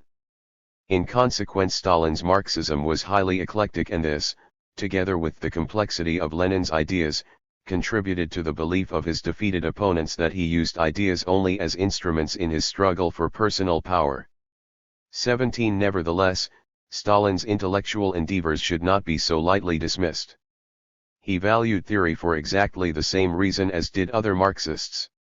It provided the power of orientation, and an understanding of the inner relation of surrounding events. It alone can help practice to realize how and in which direction classes are moving. 18 Furthermore, by the early 1920s the quality of Lenin's own thought had markedly declined, and Stalin's codification of his ideas as a whole provided a coherence which was sufficiently robust to accommodate the sharp changes in policy brought about by successive crises. For the most part, Stalin's writings were lucid and displayed considerable knowledge of Lenin's works. His criticism of his rivals, including Trotsky, frequently located genuine weaknesses, which he could sometimes express with polemical skill. Even if he proved to be an intellectual dwarf compared to the theorist of permanent. 28. Revolution, Stalin was certainly not the ignoramus Trotsky made him out to be. 19. While he obviously changed his policies over time, it is arguable as to whether at the theoretical level he deviated from Leninist, or even Marxian, principles as they were commonly understood, or whether the instability of his ideas was especially pronounced compared to that of Lenin himself, or to Bukharin, Zinoviev, Kamina, and most other leading Bolsheviks. Even after his death in 1953, Stalin's interpretation of Leninism remained the foundation of Soviet ideology, despite the fact that his successors carried out a de-Stalinization in other areas. Stalin's background as a party organizer inside Russia, isolated from the émigré centers of Western Europe, also helps to account for the relatively late emergence of a Marxism associated with his name. 20. It begins to appear as a distinct formation only in 1924, in the wake of successive defeats of the International Revolution, and after the death of Lenin, which posed the issue of succession. The axis on which all else hinged was the definition of Leninism as the Marxism of the era of imperialism. Stalin criticized those Bolsheviks who, in contrast, emphasized the purely Russian roots of Lenin's thought, or who considered Lenin's original contribution as the integration of the peasantry into revolutionary theory. 21 According to Stalin, Leninism was a genuine development of Marxian political economy as a whole. Owing to the recent emergence of monopoly capitalism, Stalin argued, neither Marx nor Engels had properly appreciated the transformation engendered by imperialism. 22 Only Lenin had worked out the qualifications which this made necessary in classical Marxism, and these were of relevance to the working class throughout the world, not just to the Russian proletariat. 23 Stalin made no contribution whatsoever to resolving the ambiguities and weaknesses in Lenin's treatment of imperialism. But from his uncritical perspective Stalin did, quite reasonably, Locate the core of the doctrine in the theory of uneven development applied to capitalism as a world system. 24. The resulting wars of redivision meant that capitalism as a whole had become a regressive force locked in epochal crisis. 25. However, Stalin argued, precisely because of this unevenness there was no prospect of impending collapse at all points simultaneously, as Marx and Engels, writing before the imperialist stage of capitalist development, had believed probable. Capitalism could only be overthrown sequentially, as the weakest link snapped. Nor would these necessarily be the most advanced countries in terms of economic development.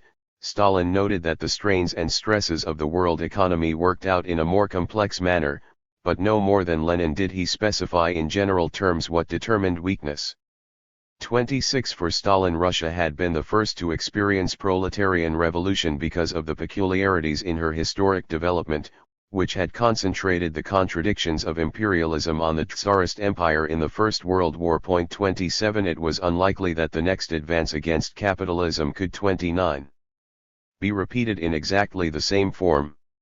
In the East, the extent of imperialist penetration made a section of the colonial bourgeoisie a revolutionary force, and successful anti-imperialist revolutions, although allied with the Soviet Union and incapable of being purely bourgeois, would only come under proletarian dominance at a later stage.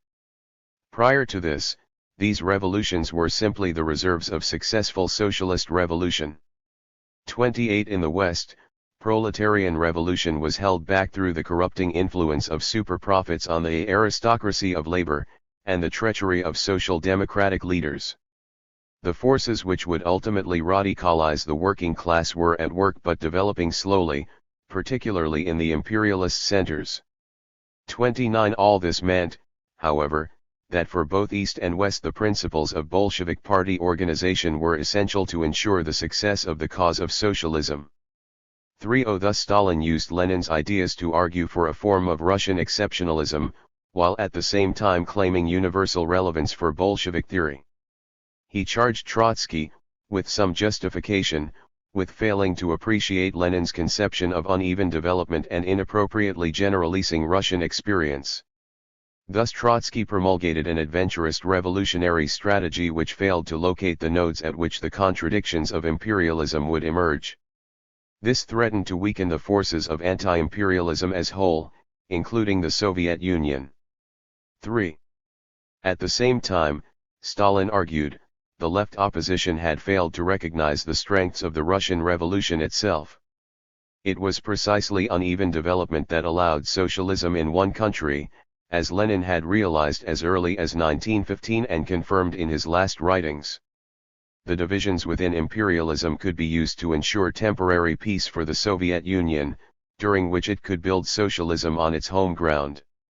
32. This did not repudiate the ultimate need for revolution on a world scale, Stalin maintained, but it did place international revolution in proper perspective. He argued that the contradictions of capitalist encirclement could be partitioned into internal and external dimensions. 33. Petty bourgeois relations within Russia posed the threat of counter-revolution, but the peculiarities of Tsarist development had endowed the country with large-scale industry in the hands of the proletarian state, allowing a largely autarkic development which could overcome the internal contradictions of backwardness, and would culminate in the complete building of socialism. 34. Final victory could be ensured, however, only through world revolution, which would remove the threat of military intervention by capitalist powers that threatened to roll back any domestic successes of socialism, no matter how advanced. 35. The Soviet Union could, therefore, never jettison the international proletariat, but the country's march forward was not inhibited by isolation. Indeed, Stalin argued that the converse was true. Since the consolidation of the Soviet state had succeeded only through the support of the Western 30. Proletariat in limiting imperialist aggression, 1917 had been in effect an international revolution. 36. Moreover, it had broken the unity of the world economy, and the globe had become divided into two blocks, the forces of imperialism on the one hand, and those of anti-imperialism, headed by the Soviet Union, on the other. 37. The most assured way of expanding the latter was by demonstrating that socialism could be built successfully in the Soviet Union, as this would weaken the hold of reformist social democracy over the working class. An important corollary was that the interest of the international proletariat was identical to that of the Soviet state. According to Stalin, there was no point at which they could diverge. 38. Thus Stalin reversed the previously understood relationship between the Russian and international revolutions, and in doing so fused Soviet nationalism with the cause of world socialism. 39. It was not so much that he subordinated the Comintern to Soviet domestic interests, as he has been frequently charged, but that he identified these interests with those of the proletariat as a whole. And, as at virtually every other point in his argument, he provided chapter and verse from Lenin to legitimize it. According to Stalin, the building of socialism itself had to conform to two principles: the party must increase its unity 40 and industrialization must be rapid, autarkic, and biased toward heavy industry. The vanguard role of the party was identified with the dictatorship of the proletariat. Here Stalin did no more than express an axiom shared by all Bolsheviks. However, he did stress to an unusual degree the belief that isolation and backwardness continually generated deviations of both left and right, so that purges were a continuing necessity of self-defense. 4. There were also other threats to the purity of the party and state administration. Cadres tended to become subject to bureaucratic inertia, as well as to the temptations of power which led them to abuse their positions. 42. And, in relying on bourgeois specialists, the regime made use of a potentially traitorous stratum of the old society. 43. Institutions of internal party discipline, allied with criticism from below and the creation of red specialists were, therefore, all essential to the building of socialism.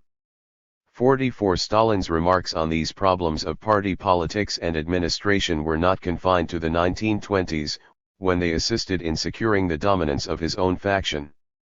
They continued into the 1930s, and suggest some of the motivations that lay behind the Great Purges after 1934, which also engulfed large sections of those who had supported him over the previous decade. They are of some ideological relevance as well. In recognizing an important role for criticism from below, Stalin was able to form a bridge with Lenin's state and revolution, and his employment of popular hostility to bigwigs indicates that Mao's cultural revolution, despite all its novel features, rested upon a well-established Stalinist practice. 4531. Socialism in one country was also held to require industrialization of a specific type. Given its significance as an international emblem, and its internal social basis, Stalin maintained that the Soviet Union would not duplicate the exploitative methods used by capitalism. 46. He never provided criteria by which the health of a specifically socialist industrialization might be assessed, but the employment of his argument against Preobrazhensky's theory of primitive socialist accumulation in the 1920s carried some force against the left opposition. 47. However, since Stalin repeated his argument several times after his left turn, more was involved than the polemical requirements of the factional fight. In particular, he was concerned to stress the need for autarkic development, in the belief that any attempt to integrate Soviet production into the world market threatened to create a condition of dependency. It was here, more than at any other point, that his economic policy differed from the views of Trotsky, who considered the extensive use of the world economy to be essential in achieving high labor productivity. 48. The emphasis upon self-sufficiency accorded with Bukharin's strategy for socialist progress under the NEP, to which Stalin gave broad support prior to 1928. 49. Nonetheless, after 1925 he began to separate himself from Bukharin's gradualism and his bias towards the production of consumption goods, asserting instead that industrialization must be both rapid and concentrated upon heavy industry. 50. The completion of post-war reconstruction in 1926, and the war scare from 1927 onwards, reinforced these commitments. 51. But throughout this period Stalin failed to integrate his position on industrialization with the constraints inherent in the NEP which brought about the grain crisis in 1928 and 1929. His writings reveal great confusion, for example, referring both to the peasant market for consumer goods and to heavy industry as the foundation of modernization. In discussing the importance of heavy industry, however, Stalin did show awareness of those relationships which Feldman later expressed in the mathematical model of growth published in 1928, which is now generally recognized to be a brilliant formalization and extension of Marx's reproduction models. 52 Feldman's two-sector model was built on very restrictive assumptions and dealt with a closed economy in which the capital stock was the principal factor limiting growth. He proved that the higher the proportion of this capital stock in Department I, relative to Department II, the greater would be the rate of growth of the economy as a whole. Consequently, an acceleration of the growth rate required the concentration of investment in the department producing capital goods. Feldman also proved that once a desired growth rate had been achieved, it could be sustained by allocating investment between the two departments in the same proportion as the capital stock was distributed. The growth of consumption goods would then be equal to that of capital goods. An apparently paradoxical conclusion. 32. Followed, an increase in the steady-state growth rate of consumption requires a concentration of current investment in capital goods production. Soviet economic development after 1928 appears to conform to Feldman's model, and to be the result of a conscious policy on the part of Stalin. Investment was concentrated in Department I, and in 1952 Stalin reasserted the necessity to focus investment in heavy industry until Soviet per capita income exceeded that of Western capitalist countries. 53 Nevertheless, in the later 1920s Stalin completely failed to see that the obligationism inherent in any position which stressed the importance of heavy industry contradicted the underconsumptionist arguments which Bukharin used against the left opposition to claim instead that servicing the peasant market was the real basis for economic advance. Furthermore, Feldman's model is not especially relevant for understanding the Stalinist economic system, for it assumed that relations of proportionality would be maintained. The high-tempo taut planning policies after 1928 scarcely accord with Feldman's equilibrium perspective, nor did the concentration upon the needs of defense. Feldman's justification for the priority of Department I rested upon the greater growth in consumption which would occur from the initial diversion of resources into capital goods production. Nevertheless, Feldman's model has provided enthusiasts of the Soviet Union, like Maurice Daub, with an important argument. Coupled to his idealized presentation of the Stalinist command economy, Daub used it to demonstrate the superiority of socialist industrial development over that of capitalism. 54 And his analysis has proved to be exceedingly influential. Soviet industrialization also exhibited a bias in favor of capital-intensive techniques of production. This reflected the goal of catching up and overtaking advanced capitalist countries, as well as the traditional Marxist belief in the superior efficiency of large-scale organization. But Daub again sought to humanize the issue. He argued that, in conditions where the size of the investable surplus was the binding constraint on faster economic growth, it was rational to choose techniques which maximized the surplus, and that these would tend to be more capital-intensive than those techniques which maximized current output or employment. 55 As with the concentration of investment in Department I, any initial cost in terms of foregone consumption would be temporary and compensated by higher consumption later.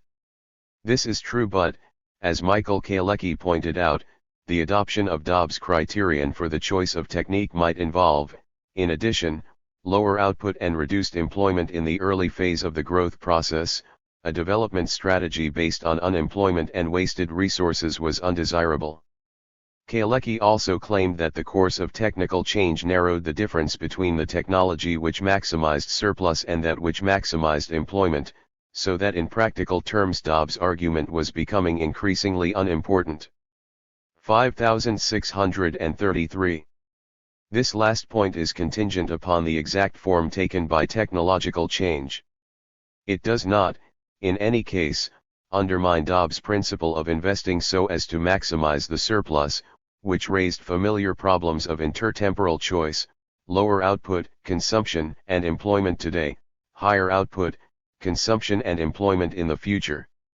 In fact, So far as Soviet development was concerned, neither Dobb nor Kalecki was especially relevant. There is little evidence that the size of the investable surplus seriously inhibited Soviet growth under Stalin. Indeed, the reverse was true. Investment ran ahead of the economy's capacity to absorb it, unnecessarily intensifying deprivation and generating massive inefficiencies. But the drive to increase the surplus did not reduce output or generate unemployment.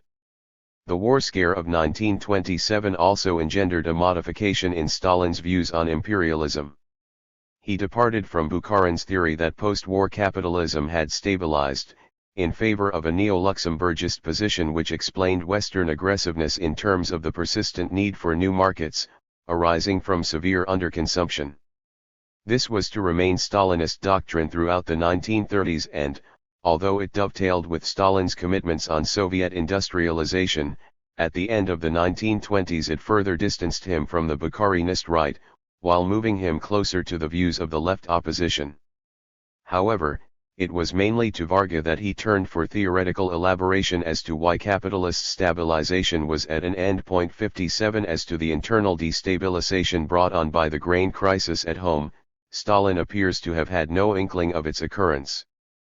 He realized that faster industrial growth would require more marketings from agriculture, but optimistically believed, like most of the left opposition, that these could be achieved through voluntary collectivization on a mechanized basis over a long period of time. 58 Trotsky was undoubtedly correct in charging that Stalin had blundered into the crisis, and that his radical solution for it was purely empirical. 59 It was only after he had decisively abandoned the NEP in practice that Stalin rationalized his revolution from above, and provided the doctrine of socialism in one country with a content different from that which had prevailed in the 1920s. Nevertheless, the form of this doctrine accorded with an invariant principle of Stalin's Marxism. He explained sharp changes not as the consequence of mistakes but as required by newly emerging stages of development. 60 Stalin applied the principle to Lenin's intellectual development, arguing that Leninism had been fully formed as early as 1905, if not earlier. Changes after this were only apparent, making manifest what had been latent as revolutionary developments passed through new stages, each the inevitable outcome of its predecessor. 61 So far as the grain crisis was concerned, Stalin maintained that it was precisely the success of the socialist advance which was responsible. Progress towards socialism under NEP had 34. Intensified the class struggle as bourgeois elements made last-ditch attempts to preserve their positions. 62 Since it was precisely the function of the socialist superstructure to create the base, the state had intervened decisively in the class struggle through a revolution from above. 63 Not only were the kulaks liquidated as a class, but many bourgeois elements in the industrial sector were eliminated through nationalization and the prosecution of those specialists who resorted to wrecking in the face of advancing socialism. Thus was born a new era in which socialism in one country leapt forward on the basis of collectivist agriculture and the planned economy. The doctrine of the intensifying class struggle has been the butt of much ridicule, since it disguised major reversals in policy and was broadly applied in the repression of Stalin's opponents. 64 However, it should not have been so readily dismissed by the Trotskyists. The original formulation of the theory of permanent revolution implied that the consolidation of proletarian power, and not revolution itself, would prove most difficult in backward Russia. Having overthrown the rural ancien regime through the dictatorship of the proletariat, the peasantry would violently resist measures necessary to its further advance. Under the NEP, Trotsky modified his position, playing down the need for a confrontation between the proletariat and the peasantry and accepting that collectivization might be achieved on a voluntary basis, provided that the policies of the left opposition prevailed. 65 Nowhere did he or others in the left opposition adequately respond to Bukharin's claim that superindustrialization would require a second revolution which could succeed only through wholesale terror. 66 For his part, Stalin did not deny that his policies now accorded with much of what the left opposition had favored in the 1920s, but, he explained, their position had been inappropriate to that earlier stage of development. On the other hand, Stalin argued, Bukharin and the right deviation failed to appreciate that the NEP stage had been traversed, so that their attempts to preserve past policies were equally anachronistic. 67 Stalin was therefore willing to reinstate members of the left opposition into the party if they recognized their errors, and he likewise accepted the recantations of the right, provided that all this was acted out in a suitably groveling manner. By the mid-1930s the output of the industrial sector was approximately equal to that of agriculture, the vast majority of peasants were collectivist, and private ownership of the means of production had become insignificant.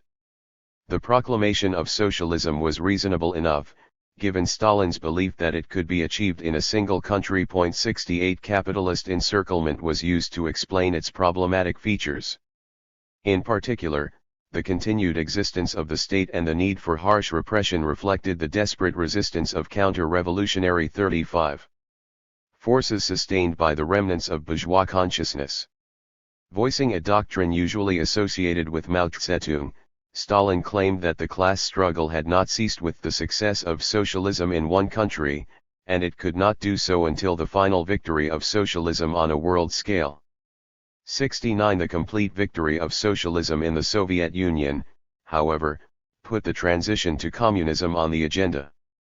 Stalin detected embryonic signs of its emergence in the high productivity of the Stakhanovite workers 70 and after 1935 occasionally gave guidance on the appropriate trajectory to the higher stage of human liberation. 71 But the Nazi invasion in 1941, and the subsequent needs of post-war reconstruction, did not allow an extended discussion of the problem until the late 1940s. Much of it hinged on an issue which provoked controversy from the very beginning of Bolshevik rule, the place of the law of value under socialism. Many theorists argued that it had no role, socialism meant the end of commodity production, and therefore of value forms. This view tended to be associated with the belief that the Soviet state was unconstrained in transforming socio-economic relations. During the 1930s, when the claim that there were no fortresses Bolsheviks cannot capture was dominant, it received wide support. 72 In 1943, however, an unsigned article in the journal Podzinamen and Marxism argued that all this was mistaken, and that the law of value would cease to constrain economic development only with the advent of communism. Although far from profound, or even clear, this article caused something of a stir in the West. It was republished in the American Economic Review in the following year, and received extensive commentary. 73 Marxist interpretations varied enormously. On the one hand, Raya Dunayevskaya claimed that the acceptance of the law of value by Soviet economists indicated that a new non-socialist social order had solidified, which required ideological modification in order to legitimize the extensive inequality that prevailed. 74 On the other hand, Isaac Deutscher, writing some years later, maintained that it meant the contradictions of the degenerated workers' state were maturing. 75 Much as Trotsky had forecast. When Stalin intervened in the Soviet debate during 1952-76, he denounced utopian voluntarism and opted for economic gradualism. Soviet socialism, he held, was governed by objective laws, including the law of value, which could be consciously applied but not overcome within socialism. Stalin gave no guidance as to how such laws could be identified, but the fact that they were known and deliberately used was the meaning of socialist freedom, to be contrasted with the blind anarchy that prevailed under capitalism. Commodity relations still played a part in the distribution of consumer goods, and in the relationship between state industry and the collective farms. It would be an epoch before the kolkhozes could be transformed into state enterprises and commodity relations eradicated, although the introduction of barter to replace money. 36. Transactions might soon begin. As with all other measures of the new transition, this was to be introduced from above by the socialist state, and Stalin ignored the fact that the marketing targets of the collective farms and the relevant rates of exchange had been fixed from the center for the past 20 years. In general, Stalin maintained, since the Soviet Union still lagged behind advanced capitalism, substantial progress towards communism could take place only after the Western economies had been overtaken and industry could be concentrated on the production of consumption goods. Until then, he asserted, the law of socialist accumulation held. The rate of growth of Department I must exceed that of Department II, otherwise the national economy cannot be continuously expanded. This was obviously a garbled version of Feldman's growth equations, but was subsequently repeated in similar form by Soviet texts on political economy. 77 In effect, Stalin's position was analogous to that which he held in the early years of the NEP. There was to be no further revolutionizing of economic relations, the Soviet Union would grow over into the higher stage of communism, and the imperfections of socialism would wither away. However, there were ominous signs that he was preparing to enforce his conservatism against radicals in the bureaucracy by a new purge, as in the later 1930s. 78 Fortunately for those who had been rash enough to take up positions contrary to Stalin's own, the great dictator died in March 1953, before he could put any such designs into practice on an extensive scale. 3. Stalinism and Marxism. For over a quarter of a century the international communist movement, and fellow travelers the world over, regarded Stalin as the supreme theorist of Marxism and the Soviet Union as the living embodiment of the socialist project. Leading Marxist economists outside the Soviet Union, such as Maurice Daub and Ronald Meek, shared these sentiments, although in both cases they were more restrained and academic than was typical of communists during the period of Stalin's rule. Daub never participated in the cult of the personality, and was in fact somewhat critical, especially of the high tempo which characterized the first five-year plan. 79 His works were factually useful and generally well received by non-communist economists. Daub articulated the case for the command economy in terms which could be readily appreciated in the light of the Great Depression and the Second World War. What he clearly failed to do, however, was to use Marxism as a critical theory, and the overall picture which he presented bore little resemblance to the reality of Soviet totalitarianism. Daub did not deviate significantly from Stalinist orthodoxy on essential matters. In the late 1920s he echoed official views favoring Bukharin's strategy for economic development against that of Preobrazhensky, and 37. Claimed that NEP was fully in line with Leninism. 80. After the revolution from above, Daub rationalized it in the same terms as Stalin, and similarly misrepresented the ideas of his opponents. What criticisms he made had frequently been voiced by Stalin himself. But the multifaceted repression which was employed to accelerate industrialization was either ignored or relegated to uninformative footnotes, justified by the threat of war and counter-revolutionary activity, or presented in technical functional terms. 8. Daub showed no sympathy for workers' control, or political democracy, and identified socialism with nationalization and central planning. 82. The degree of inequality and privilege was played down. In short, Daub presented a bloodless version of events which were in fact anything but tranquil. A genteel pro-Stalinism also characterized much of the work of Ronald Meek. However, unlike Daub, he paid much more attention to Stalin's ideas, claiming that economic problems of socialism represented a major contribution to Marxism. Meek readily agreed that Stalin's views on the persistence of commodity relations and the law of value differed from those of Marx and Engels. It was precisely here, Meek argued, that Stalin made his contribution. The Russian Revolution had succeeded in circumstances of backwardness, unimaginable in the 19th century. But this meant that commodity production and value relations still held sway. Stalin was commended for recognizing this, and for restraining the more utopian economists who worked to push forward at an adventurous pace. 83 That this was clearly a gross distortion of Stalin's originality was in fact apparent even in Meek's own exposition, which outlined the preceding debate on the theory of value in the Soviet Union. No more than Daub did Meek deal adequately with the horrors of Stalinism, but neither did they produce the crude apologetics and blatant lies typical of the fellow travelers.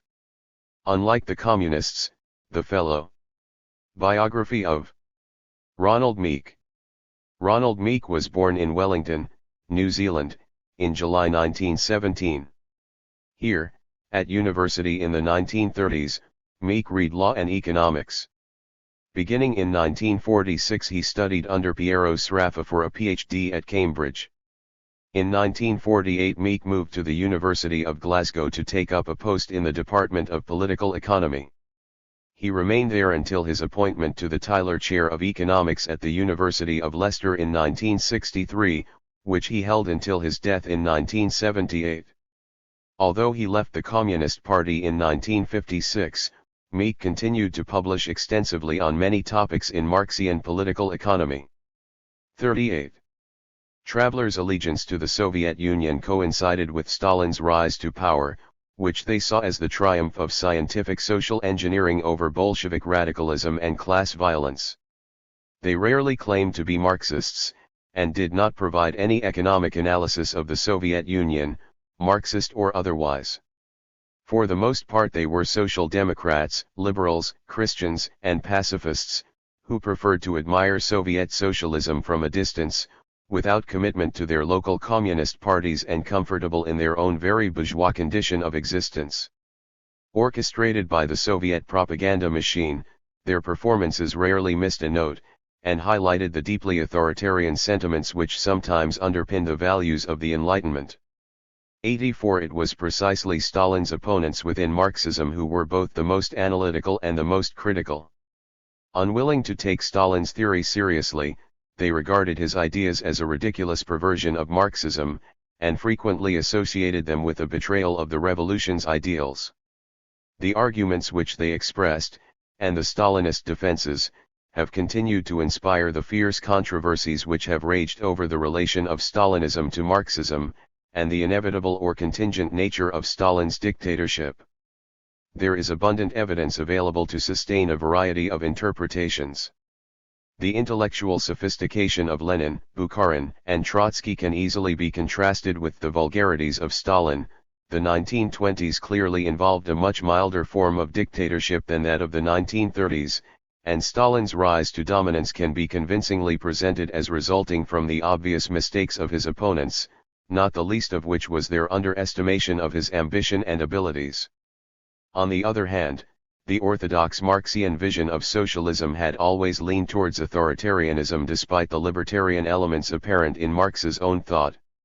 85 Moreover, textual exegesis can link Stalin's analysis to that of Lenin, and indeed to parallel ideas in Bukharin and Trotsky. 86 Historians can identify the ruthlessness and authoritarian strands in early Bolshevism, and it is easy to argue that the problems of economic development precluded measures very different from those implemented by Stalin. The arguments can in fact be permitted to provide support for, or refutation of, very different theories of Stalinism. Lying behind the indeterminacy are methodological and substantive problems general to historical analysis, but they also include the deficiencies of Marxism itself. 87 Practice is one possible criterion by which these issues may be resolved, especially since Stalin himself was quite prepared to be judged by results. He pointed to apparently cast-iron achievements. Private ownership of the means of production had been effectively eradicated, the Soviet Union had been transformed from an agrarian to an industrial society, and the country had not only emerged victorious against the Nazi onslaught, but had simultaneously extended socialism beyond its borders. 88 Nevertheless 39. CNTLCS have legitimately pointed to tenacious elements of barbarism, continuing state repression, and the vast inequalities that arose after Stalin's revolution from above. 89 However, each of these claims is problematic when measured against the classical conception of socialism. Marxists had traditionally defined socialism to include what Stalin appealed to, and exclude what the critics emphasized, in support of their arguments.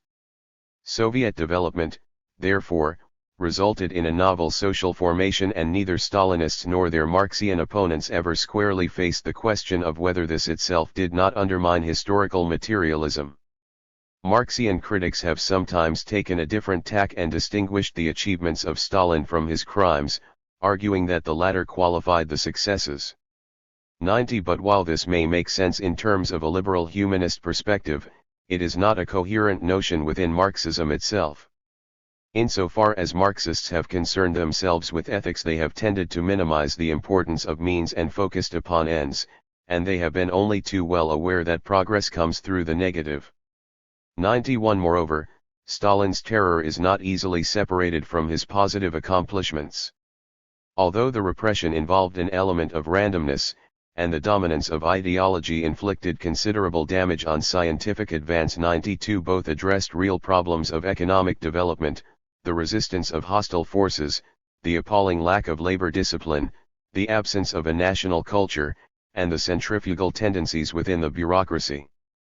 They were exacerbated by the lack of information available to Stalin and his entourage, arising in part from a highly inefficient administrative machine whose grip on the country was sometimes surprisingly 100 SE 93. By connecting the ideal of liberated society with the class struggle, Marxists have reduced the problem of legitimate revolutionary action to that of specifying the interests of the proletariat. Marx appears to have had no doubts that this concept was an unambiguous social fact, and did not probe the issue in any depth. Subsequent Marxian treatments have ranged from the highly sophisticated Hegelian version found in Lukács's History and Class Consciousness 94 to the crudities of Stalin's identification of the proletarian cause with the expansion of heavy industry in the Soviet Union. 95 There have also been accounts that fall between these two extremes, including Lenin's What is to be Done. 96 The issue has also been joined to three others, relating the interest of the proletariat to the interests of particular proletarians, the interests of classes which are not proletarian but are oppressed. 97 And the form of rule by which the dictatorship of the class is exercised. No theorist has resolved these problems. In consequence, to claim or deny that the Stalinist organization of political power and strategy of economic development is in accordance with the interest of the proletariat necessarily becomes insecure. 40. These deficiencies of Marxism were used by Stalin to legitimize his rule. At one crucial juncture, however, he appears to have crossed the Rubicon. In the mid-1930s he charged his Bolshevik adversaries with being conscious counter-revolutionaries in league with the intelligence services of imperialist powers. Trotsky was assassinated and Zinoviev, Kamina and Bukharin, together with most other old Bolsheviks, were all subsequently executed on this pretext. Evidence was fabricated, confessions were achieved through the use of torture, and the historical record falsified. 98 It all smacked of a thermidor, and many Marxists have not unreasonably seen it in such terms. Nevertheless, even these events had an orthodox rationale, which was sometimes hinted at by the more sensitive Stalinists, who maintained only that the Bolshevik opposition to Stalinism was objectively counter-revolutionary, not that the oppositionists were conscious agents of imperialism. Whatever their intentions, the outcome of their policies would have been a weakening of the Soviet Union and, thus, of the international proletariat, hence the substance of the charges made against them was valid. 99 The form in which the allegations were expressed was conditioned by the cultural backwardness of the masses, of which all Bolsheviks, Stalinists and anti-Stalinists alike, were only too well aware. This required the use of parables, in which the objective effects became transformed into subjective aims. A similar rationale might also have been used to legitimize the official falsifications of history, the censoring of Lenin's writings, and the provision of erroneous statistics on living standards. All this illustrates the extent to which Marxism underwent a metamorphosis in its journey from critical theory to state ideology. Prior to achieving power, it had always been presumed that truth and proletarian advance went hand in hand. Marxists never imagined the possibility that honesty itself might threaten their rule. The contradiction, however, did materialize at an early stage, well before Stalin's rise to dominance. The Kronstadt revolt of 1921 was suppressed as counter-revolutionary, and the Kronstadt sailors were condemned as white guardists for demanding the reactivation of the program on which the Bolsheviks themselves had stood in 1917. 100 None of this implies that Bolshevism is identical to Stalinism, or that Stalinism was the only possible development of Bolshevism. But it does mean that Stalinism can be classed as a form of Marxism on much the same grounds as other versions of Bolshevism. It was a body of theory which sought to inform and master socialist practice. In an inhospitable environment, the imperatives of achieving power penetrated into the theory, and under Stalin's rule they became increasingly degenerate. However, Stalin was never able to monopolize Marxism, and the same deficiencies in theory which facilitate the claim of Stalinism to be a Marxism, allowed alternatives, even other Bolshevisms, to become subversive doctrines in relation to the reality of Stalinist power. It is to these Marxian contemporaries of Stalin 41 that we turn in the next chapter. Post-Stalin developments are discussed in Chapter 9, Section 2, and Chapter 18 below. 3. Anticipations. Marx and Engels had warned that a premature seizure of power would put a proletarian government in an untenable position. Unable to carry out its own program, it would be forced as a condition of survival to become an instrument of the bourgeoisie and complete the historical tasks of capitalism. Exactly what process of degeneration this would involve, however, was left unspecified, and their brief comments throw little light on subsequent Soviet developments. While it might be claimed that Stalinist accumulation accomplished the function which historical materialism had assigned to capitalism, the regime was clearly no instrument of the bourgeoisie as conventionally defined. But it was less clear whether a classless society had emerged in the Soviet Union and, if not, what the new ruling class might be. The anxieties of Marx and Engels had an immense influence upon their followers. Plekhanov, the Mensheviks, the legal Marxists, and social democrats throughout the world, all believed that bourgeois democratic revolution alone was feasible in Russia. Prior to 1917, Lenin, too, shared this view, as did all the Bolsheviks except perhaps those closely associated with Bukharin. Orthodox Marxists of all shades of opinion realized that a Russian revolution might have peculiarly radical features, but before the First World War Trotsky and his followers were unique in believing that it could immediately enter the socialist phase. However, in his early writings Trotsky coupled revolutionary radicalism with a vocal hostility to Bolshevism. Accepting with the Mensheviks the need for a loosely structured mass party, Trotsky claimed that Lenin's blueprint in what is to be done introduced Jacobinism into social democracy. Lenin had substituted the party for the class. The logic of his ideas implied that the party organization substitutes itself for the party, the Central Committee substitutes itself for the organization and, finally, a 48. 49. Dictator substitutes himself for the Central Committee. Notwithstanding the prophetic quality of Trotsky's criticism, it is unlikely that he believed it applicable to any future proletarian government, even one drawn exclusively from Bolsheviks. Between 1905 and 1917, he conceived permanent revolution to be a necessary process.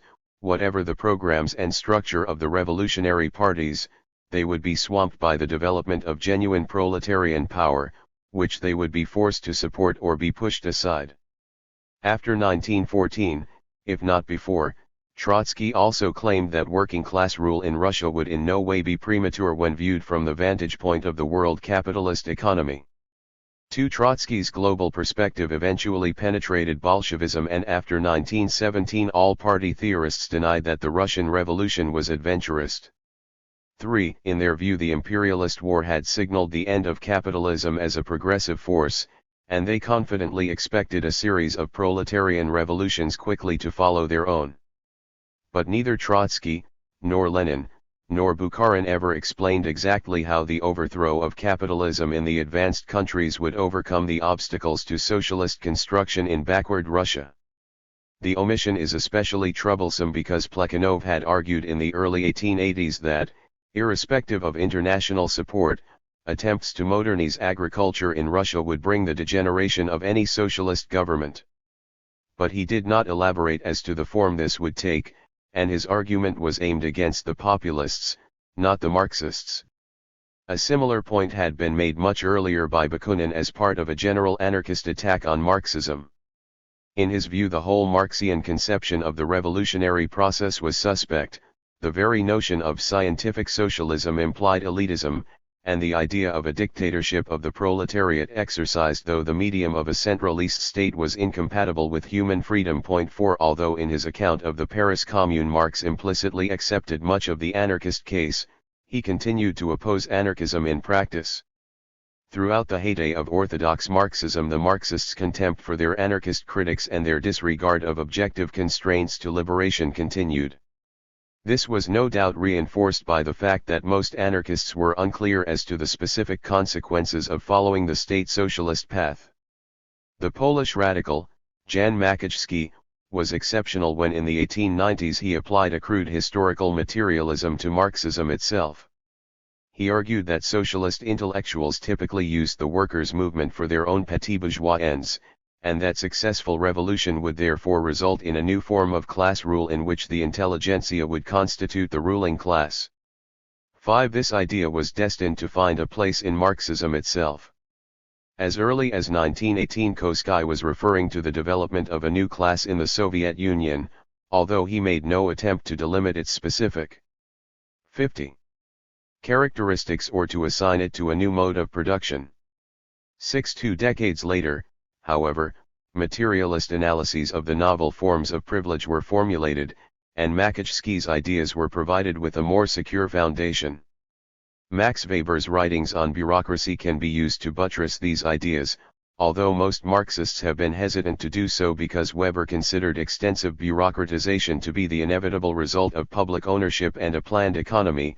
7. Socialism as Marx had imagined it was simply not feasible. In 1911, Weber's pupil, Robert Michels, went further by formulating an iron law of oligarchy after studying the organization of German social democracy. 8. Koskai implicitly tried to rebut these ideas in 1908, and Bukharin sought to meet the challenge head-on in 1920, but his argument was especially unconvincing in the circumstances of Bolshevik rule. 9. Subsequently, Bukharin expressed concerns about bureaucratization, but his remarks constitute no system. However, his ideas on state capitalism did become influential. Weberian ideas may have impressed Christian Rakowski, who during the 1920s was a leading member of the left opposition. He went beyond Trotsky's own analysis of degeneration to argue that, even under the most favorable circumstances, bureaucratization posed a real threat to the realization of socialist ideals, and he started to view the Soviet bureaucracy as coalescing into a new ruling class. However, Rakowski was unable to systematize his analysis, being forced under intense pressure to recant in 1933 and falling victim to Stalin's purges 5 years later. Low concern about the integrity of the revolution arose within party ranks from the outset. I.e. the concessions to imperialism embodied in the Treaty of Brest-Litovsk, the development of the party dictatorship, the employment of bourgeois specialists and Tsarist officers, and schemes to militarize labor under war communism, all fueled misgivings on the left wing of the party. By 1922 even Lenin explicitly recognized that a bureaucratic deformation had occurred, and found it personified in Stalin's autocratic behavior. According to Lenin, the root cause lay in Russia's cultural backwardness, and in the face of this overwhelming reality he sometimes recognized the impotence of administrative measures to limit the decay. 12 Throughout the 1920s discontent remained among party members, many of whom agreed with the exiled Mensheviks that restorationist forces were increasing in strength and were transforming both Bolshevik ideology and party organization. But it was to a most unlikely figure that the oppositionists gravitated after 1923.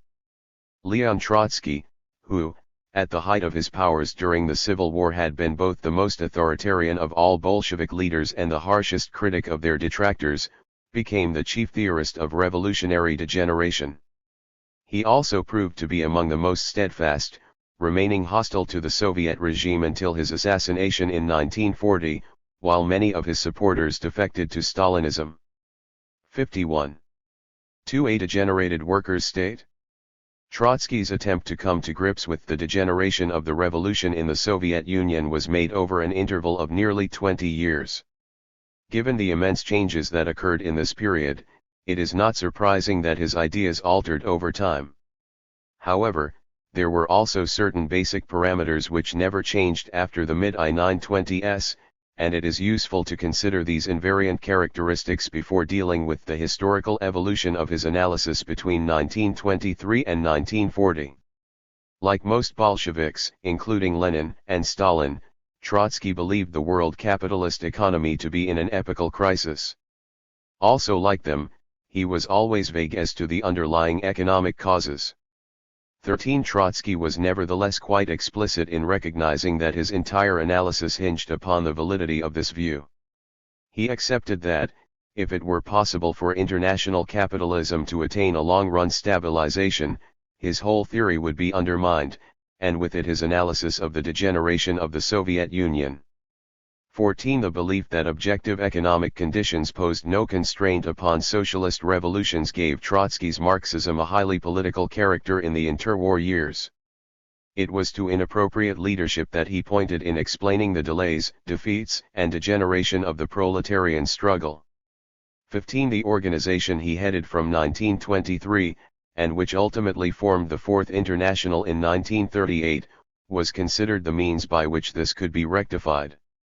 It sought to repeat on a world scale what Lenin's Bolsheviks had accomplished for Russia. Trotsky identified his theory of permanent revolution with Leninism, and saw it as the only truly revolutionary Marxism. 16. Conditions in the Soviet Union were, according to Trotsky, only a special case of the general malaise in proletarian leadership. Degeneration was largely confined to the superstructure, it did not greatly affect economic relations. The mode of production was neither socialist nor capitalist, but transitional. However, the transition could successfully culminate in socialism only if the revolution were extended to Western Europe. Although the dictatorship of the proletariat, or, as Trotsky usually referred to it, the workers' state, continued, it had become bureaucratized under the domination of the party apparatus. He came to accept that the bureaucracy had some of the characteristics of a ruling class, in that its privileges and power extended beyond what was functionally necessary. But, he maintained, from a Marxian point of view it constituted only a social caste, with a non-exploitative, albeit parasitic, relationship to the proletariat. Why here Trotsky leant heavily on Marx's own claim that a bureaucracy could not constitute a social force in its own right, but remained dependent upon one or more genuine classes. 18. While this made sense in the context of a capitalist mode of production, Trotsky never 52. Provided an account of why the same contractaints prevailed in the Soviet Union.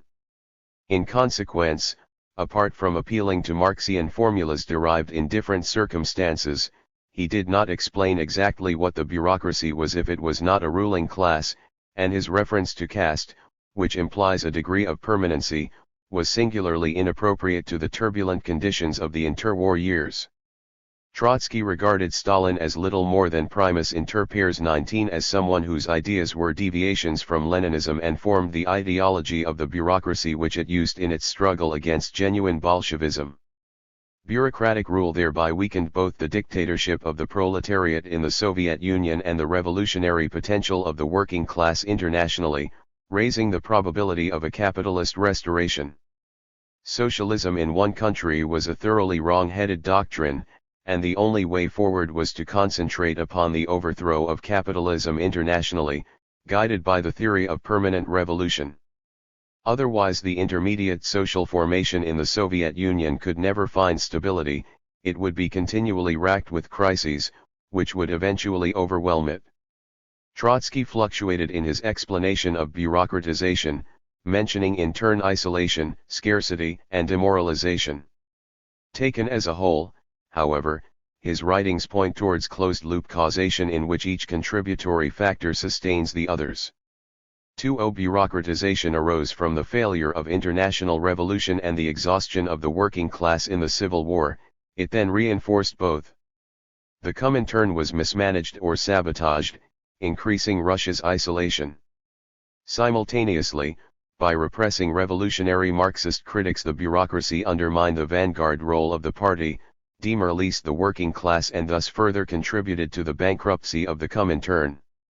Soviet economic development was similarly thrown off course by bureaucratic inefficiency and privilege, and this in turn served to sustain the backsliding elsewhere, which then bolstered inappropriate economic policies. According to Trotsky, the loop could be severed by resurrecting true Bolshevism. He seems never to have doubted that a genuine democratic centralism could rule in the party, which he imagined might ideally be composed of proletarian philosopher kings who would be insulated from whatever bureaucratization in the state administration was required by conditions of backwardness. So conceived, the party would then constitute a real vanguard of the class, vibrant in theory and correct in its strategy and tactics for world revolution and economic development towards socialism.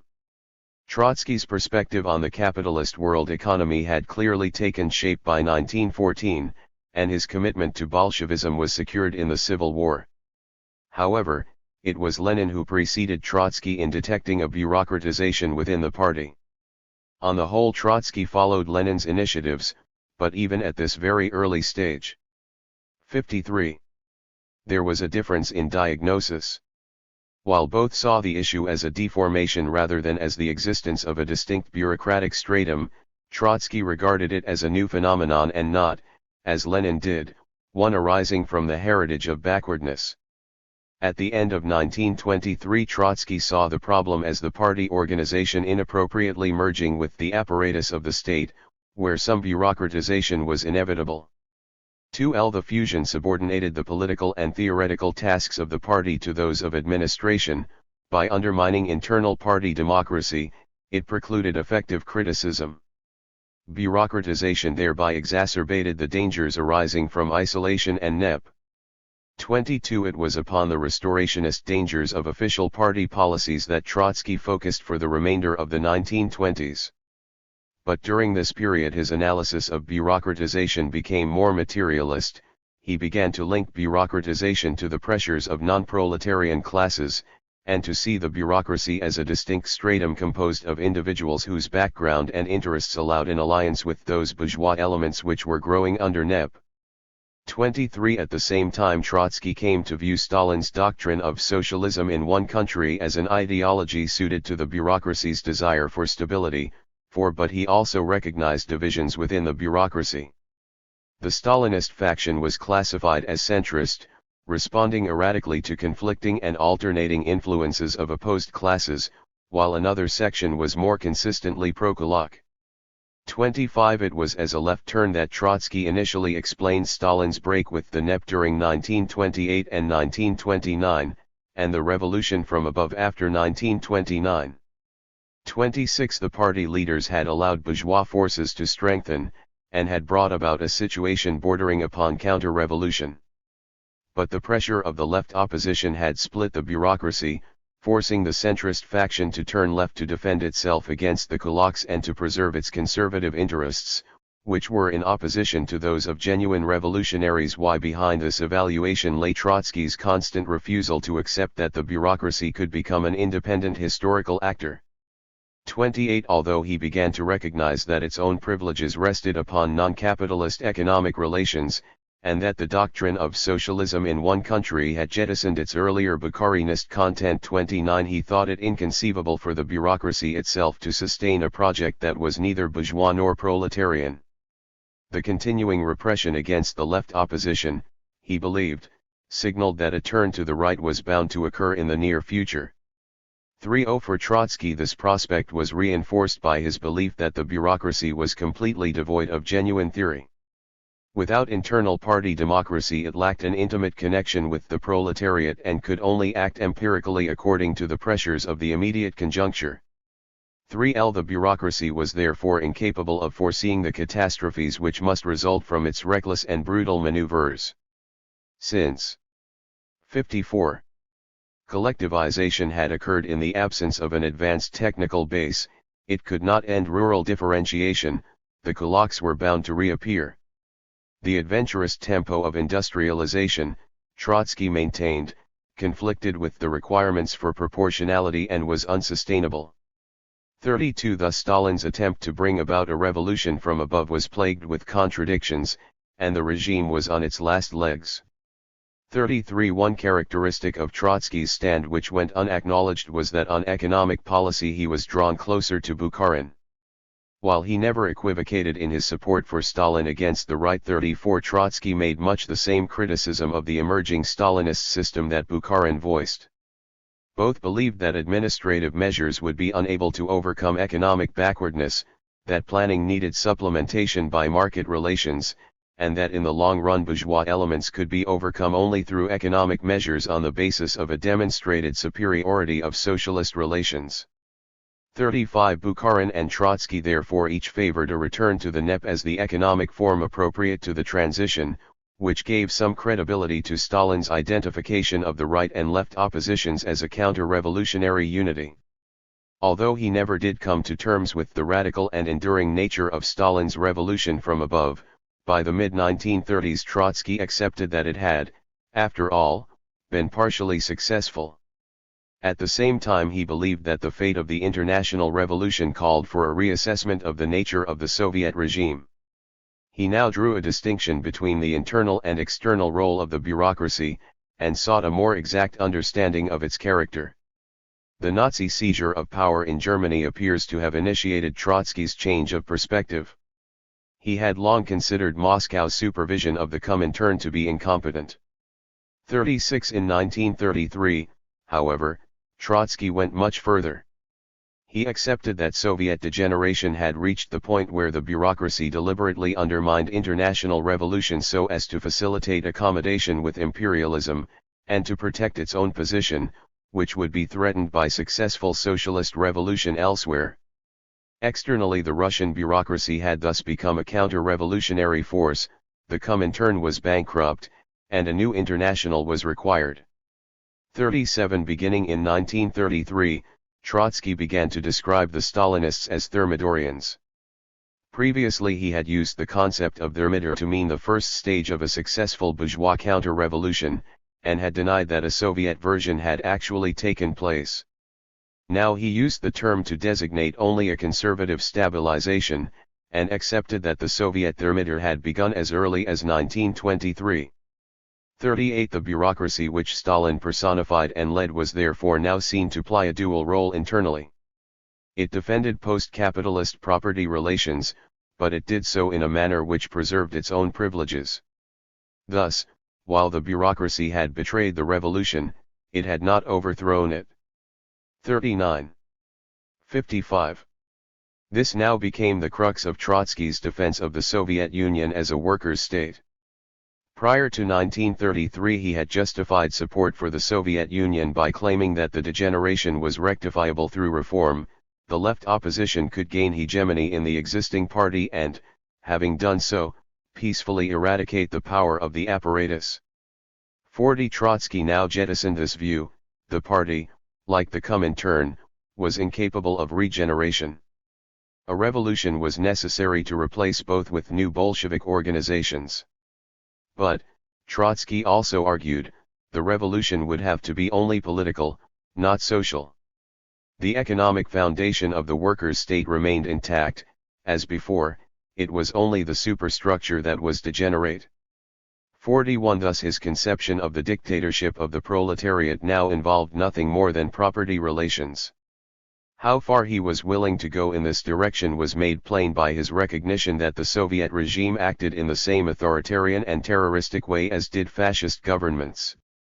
However, he maintained, in their class essence they were poles apart because of the different property relations on which they rested.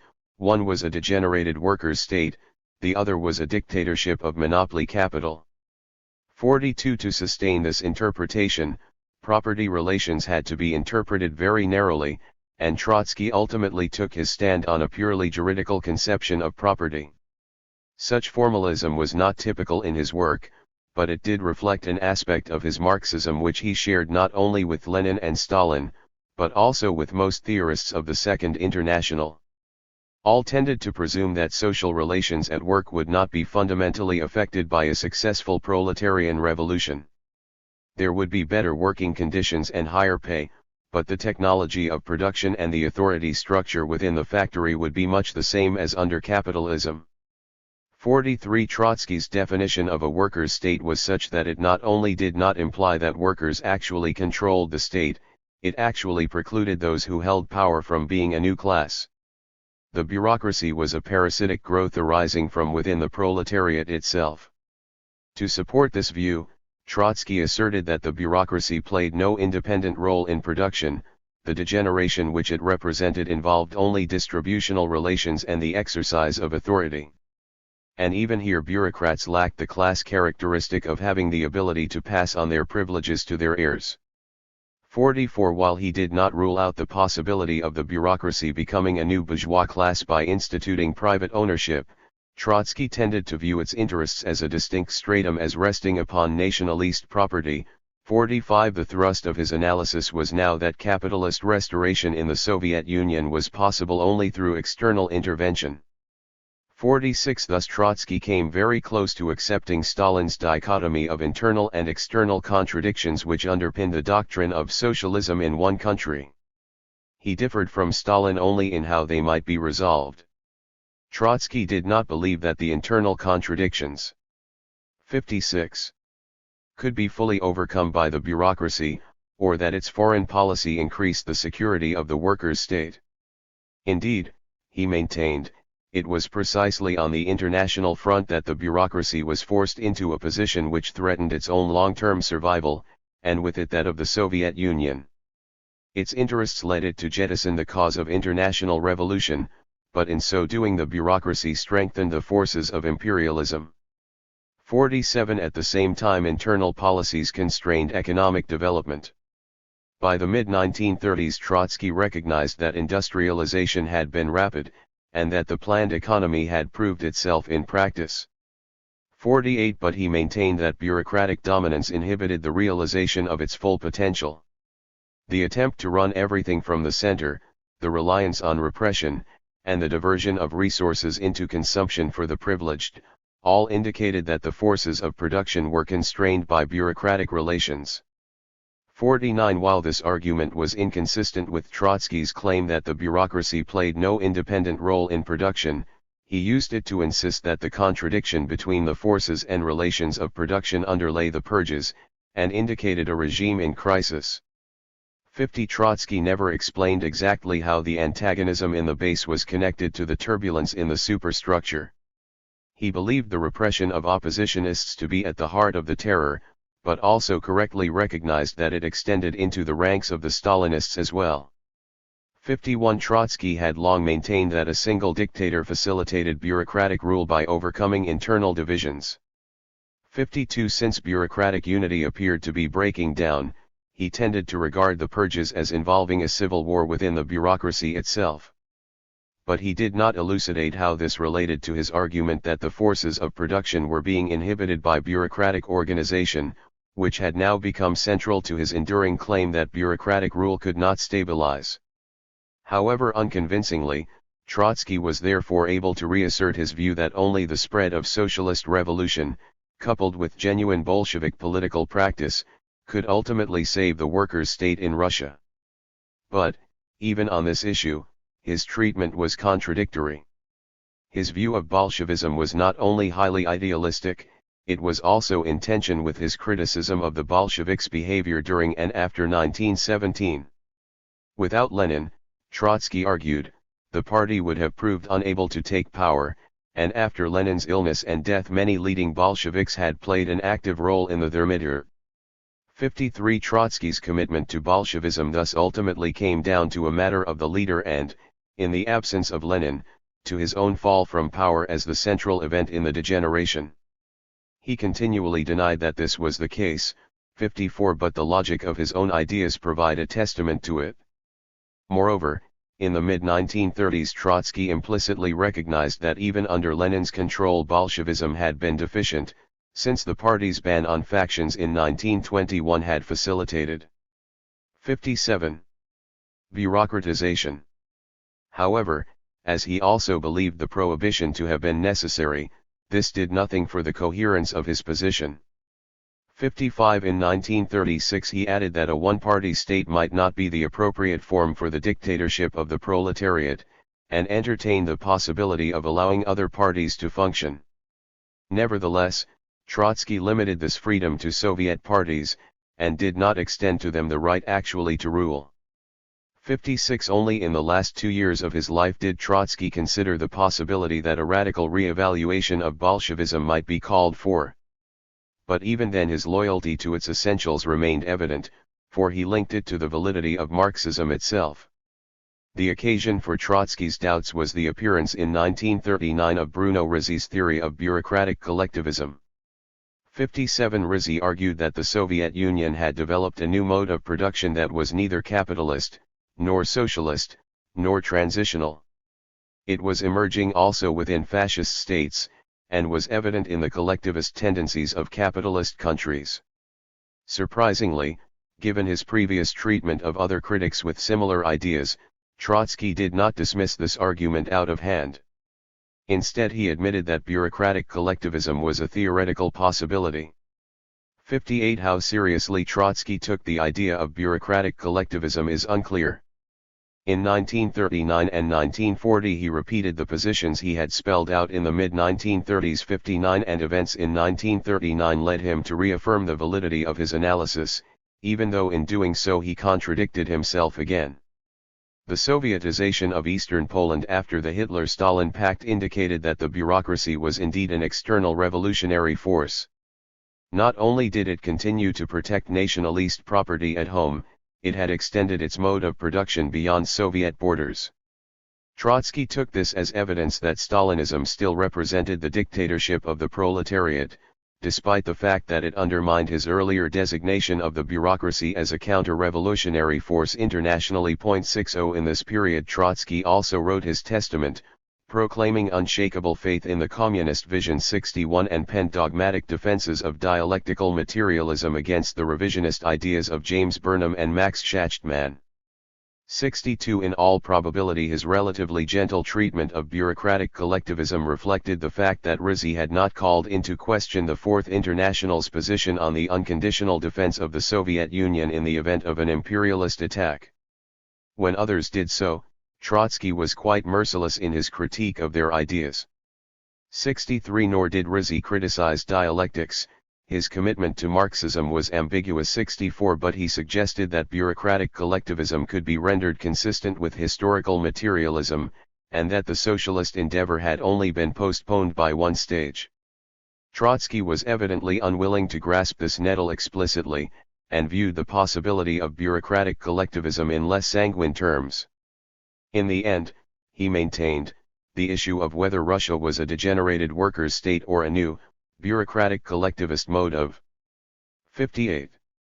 Production would resolve itself in the outcome of the Second World War. Trotsky thus made the criterion of validity for his theory of the Soviet Union the same as that for his analysis of the imperialist epoch as a whole: if the war did not engender new socialist revolutions, or if it solidified and extended the existing Soviet system, the proletariat would have shown itself incapable of becoming a new ruling class. Marxists would then be reduced to resisting totalitarian slavery, but only on humanitarian grounds. There would be no prospect of communist liberation. 65. 3. Bureaucratic collectivism. Bruno Rizzi had been in sympathy with Trotsky's analysis of the Soviet Union for many years before breaking with him in 1939. Exactly what provoked him to do so is unclear, but a belief that the international proletariat was incapable of taking power, or, more accurately, of holding power in its own hands after a revolution, was obviously implicit in La Bureaucratisation du Monde, and was consistent with the record of working-class politics since 1914.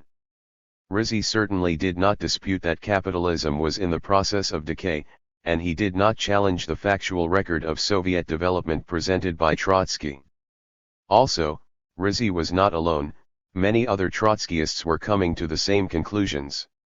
In 1941 James Burnham presented a very similar thesis to that of Rizzi, and he, together with Max Schachtmann, resigned from the American section of the Fourth International in 1940. 66 At the heart of La Bureaucratisation du Monde was a telling critique of Trotsky's claims that the only condition necessary for the dictatorship of the proletariat was that the state defended nationalist property, and that the precise configuration of politics only reflected the degree of purity or of degeneracy in the proletariat's dominance. Rizzi correctly argued that these propositions hinged on the belief, which Trotsky had not justified, that only the bourgeoisie or the proletariat could hold power in the current epoch. Once this was questioned, it became impossible to ensure that the dictatorship of the proletariat was in force unless workers themselves actually exercised authority. A third force might hold power, which was neither bourgeois nor proletarian. 67 Rizzi coupled this argument with an examination of the concept of property ownership, which he saw as a form of power. 68 Since the control of the Soviet state was in the hands of the bureaucracy, and the bureaucracy had interests opposed to those of the proletariat, both points accepted by Trotsky, collective property was the property of the bureaucracy, not the proletariat. 69 The Soviet bureaucracy was then a specific type of property owner, and in terms of Marx's own theory could therefore be regarded as a class. 70 It was not simply a parasitic growth from, and upon, the proletariat. 59. Biography of Bruno Rizzi. Rizzi was born at Poggio Rusco, Italy, in 1901. He attended Milan Polytechnic in 1918 and began associations with various socialist groups. In the interwar years he earned his living as a shoe salesman, and after the Second World War he went into manufacturing, ending up as a substantial proprietor before his death in 1977. During the 1930s he was generally impressed by Trotsky's writings, although there is also evidence that Rizzi was an anti-Semite and harbored fascist sympathies. La Bureaucratisation du Monde represents his only significant work. It was published privately in 1939 after the manuscript had been rejected by several commercial publishers. As Trotsky claimed, by the very nature of its property the bureaucracy played an independent role in production. 5-year plans were formulated, prices and wages set, investments decided, and consumption determined in accordance with a distinct set of non-proletarian interests. 71 Thus Russian workers were exploited, and the form of their exploitation was historically new. The bureaucracy did not use bourgeois mechanisms. Instead, the relationship was directly one of class to class. The ruling class was not divided into individual enterprises as in capitalism. The bureaucracy used the state itself to extract surplus labor and then distributed it according to a particular formula devised to suit its own interests. 72 While the Soviet Union thus represented a unique mode of production, and a correspondingly unique class structure, according to Rizzi it was also the advanced form of a more general phenomenon. He detected embryonic manifestations of the same constellation in fascism and the New Deal. 73 Marx had been right in recognizing that capitalism could not contain modern forces of production. Rizzi maintained, their further development did indeed require planning and nationalist property. 74 But Marx had been wrong in believing that this implied socialist forms of organization and the rule of the proletariat. If these did materialize, and Rizzi suggested that they ultimately would. 75, they could do so only in post-collectivist society. Post-capitalist society was bureaucratic collectivism. In 1939 Rizzi's thesis had a compelling logic. It fitted with the experience of the Great Depression, the series of working-class defeats, the stabilization of the Soviet Union and the rapid militarization of Nazi Germany. Even in the post-war years there was plenty of evidence to sustain the general thrust of Rizzi's book. True, fascism had been rolled back, but the Soviet Union had been the principal force in accomplishing this, while the role of the state, 60, in Western capitalist economies was clearly increasing. Nevertheless there were also important weaknesses in Rizzi's argument, and by addressing them other Marxists have been able both to amend the idea of bureaucratic collectivism, and to provide a better understanding of the Soviet mode of production. Rizzi did not explore in any depth the historical path to bureaucratic collectivism in the Soviet Union. At some points he repeats Trotsky's arguments, at others he leans towards the ideas of Makachsky and Rakovsky. 76 More importantly, the rout of Nazism, the great boom in Western capitalism and the development of Soviet-type economies in Eastern Europe, Asia, and the Caribbean indicate that, insofar as bureaucratic collectivism was a general phenomenon, it was of a different sort than Rizzi thought. This criticism is reinforced by the fact that Rizzi never explained why underdeveloped Russia had perfected what he believed to be the most advanced mode of production.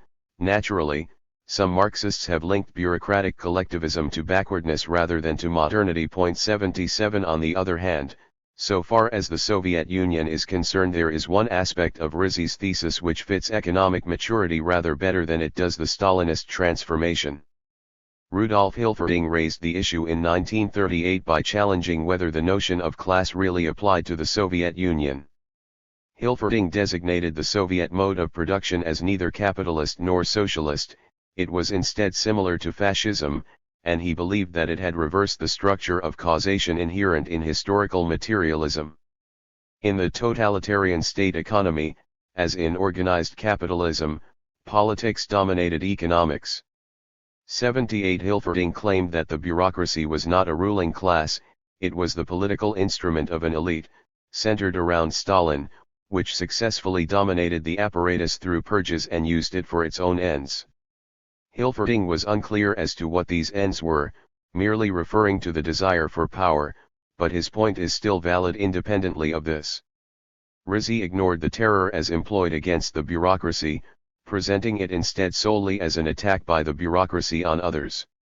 79 He was therefore able to regard bureaucrats as not only having similar structural positions, but also as exhibiting a degree of cohesiveness that in fact they lacked under Stalin.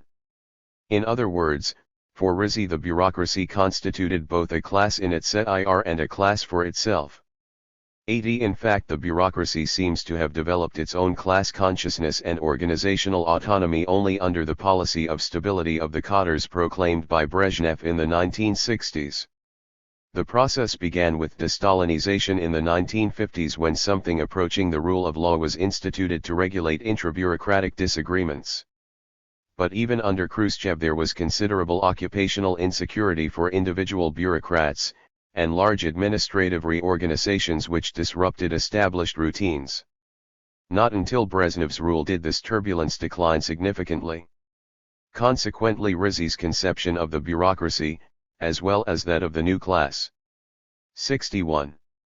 Theories that stem from Rizzi's work. 8L holds most clearly under the more stabilized conditions which prevailed after Stalin's death. Stalin himself preferred to atomize the bureaucracy, in order to prevent the very class formation that Trotsky warned of, and Rizzi proclaimed. 82 Hilferding's argument was subsequently generalized by Tikhtin, who also provided it with a materialist basis. 83 Accepting the conception of the Soviet Union as neither capitalist nor socialist, Tikhtin argues that its very organization exhibits a structural divide between the center and periphery of the bureaucracy. The law of motion of the Soviet mode hinges on the center's pressure for higher output, which is resisted by bureaucrats below for reasons inherent in their own positions. By no criterion, then, subjective or objective, Tikhtin argues, can the bureaucracy as a whole be regarded as a class at any stage in Soviet development, Stalinist or post-Stalinist. This is an extreme position. Marxists have always recognized that there might be internal divisions within any dominant group, and have not believed that total unity is a necessary condition for the existence of a ruling class.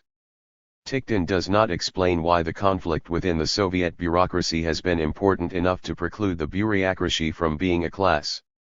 On the other hand, Marxian theorists have nowhere provided general criteria by which this issue could be resolved. More importantly, however, Tikhtin's argument cuts into Rizzi's thesis at a deeper level, because he shows how the conflict within the bureaucracy generates massive waste in Soviet-type systems. 84 This aspect totally escaped the notice of Rizzi and Burnham. Nor is it a tangential matter, for it was precisely the alleged efficiency of bureaucratic collectivism which they appealed to in their attempt to explain it as a world force which would eventually replace capitalism. This reinforces the case for regarding Stalinism as a product of backwardness, not modernity. Rizzi is also unclear on the dynamics of reproduction. He presupposes not only that a bureaucratic collectivist formation could sustain itself, but that it would rapidly grow. At one point Rizzi states that this is a property of every mode of production, which is clearly wrong.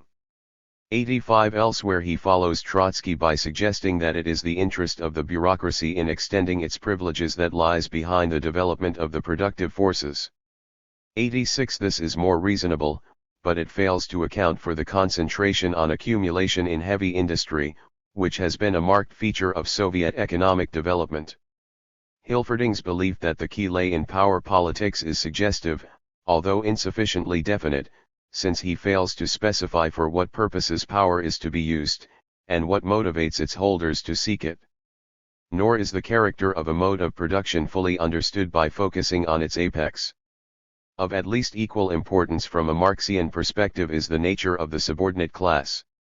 Rizzi, however, concentrates almost exclusively on the new ruling class, rather than on the oppressed classes from whom surplus is extracted. He is followed here by Burnham and Hilferding.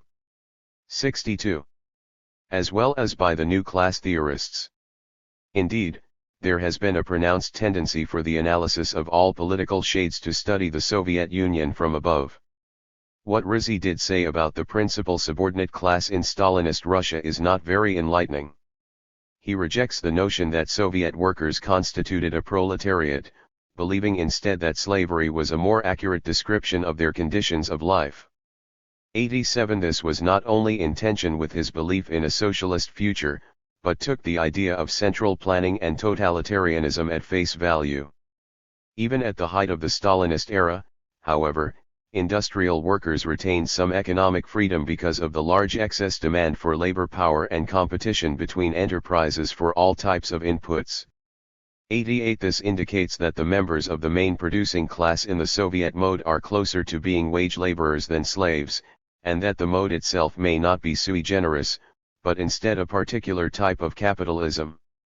4. State capitalism. Marx and Engels more than once recognized that capitalism could come in various forms. At the same time they argued that the exceptional dynamism of this mode of production brought rapid structural change. 89 Reflecting on this, Engels even went so far as to claim that Marx's perspective precluded rigid conceptual definitions, and eschewed structure for process. 90 In doing so he suggested the inappropriateness of judging new work in Marxism by an appeal to established texts. More importantly, Engels's remarks indicate the immense difficulties inherent in the economic analysis of modes of production which change. For all their apparent dogmatism, the Marxists of the Second International frequently acted in accordance with these views, as Volume I of this book testifies. This was certainly true of the Bolsheviks, who justified their revolution of 1917 on the grounds that capitalism had entered a new imperialist epoch which provided institutions of state capitalism facilitating a transition to socialism. Lenin even believed that the transition itself would involve a modified form of state capitalism that would only gradually yield to socialist forms of organization. This provided ammunition to his critics on the left, who argued for a more radical break with the past and frequently used the term state capitalism as a symbol of their disappointment with the revolution's achievements. Similarly, many Mensheviks claimed that Russian backwardness precluded anything other than some form of capitalist development. 91 Again, this shows that Stalin's identification of his opponents on the left and the right as a single group was not wholly contrived. 63. Trotsky, however, was never impressed with theories of state capitalism in any form, and was especially critical of writers who claimed Russia to be state capitalist. Some of his objections were sensible enough. The term was frequently employed as a slogan of opposition, rather than a category of analysis. 92 But behind Trotsky's opposition was something more fundamental. He could conceive of state capitalism only as a product of capitalist development, not as the outcome of a proletarian revolution.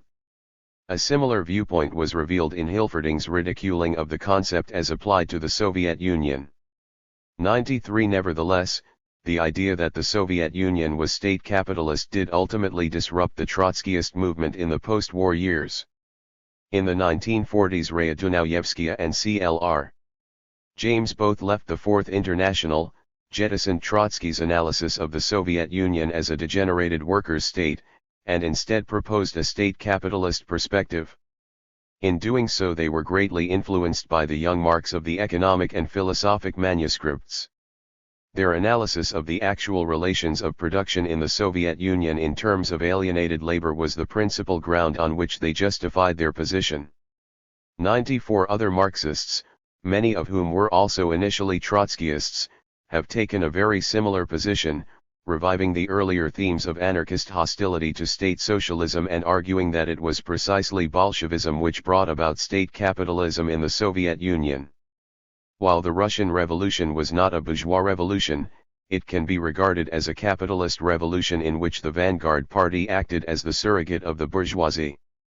Not surprisingly, given their commitment to Bolshevism, the Trotskyists have sometimes been regarded as the loyal opposition to Stalinism, or even as the Stalinist bureaucracy in exile. 95 Moreover, from this viewpoint the Soviet Union would remain state capitalist even if democratized in a parliamentary manner, or if workers' control were implemented in the minimalist way specified by Lenin's State and Revolution.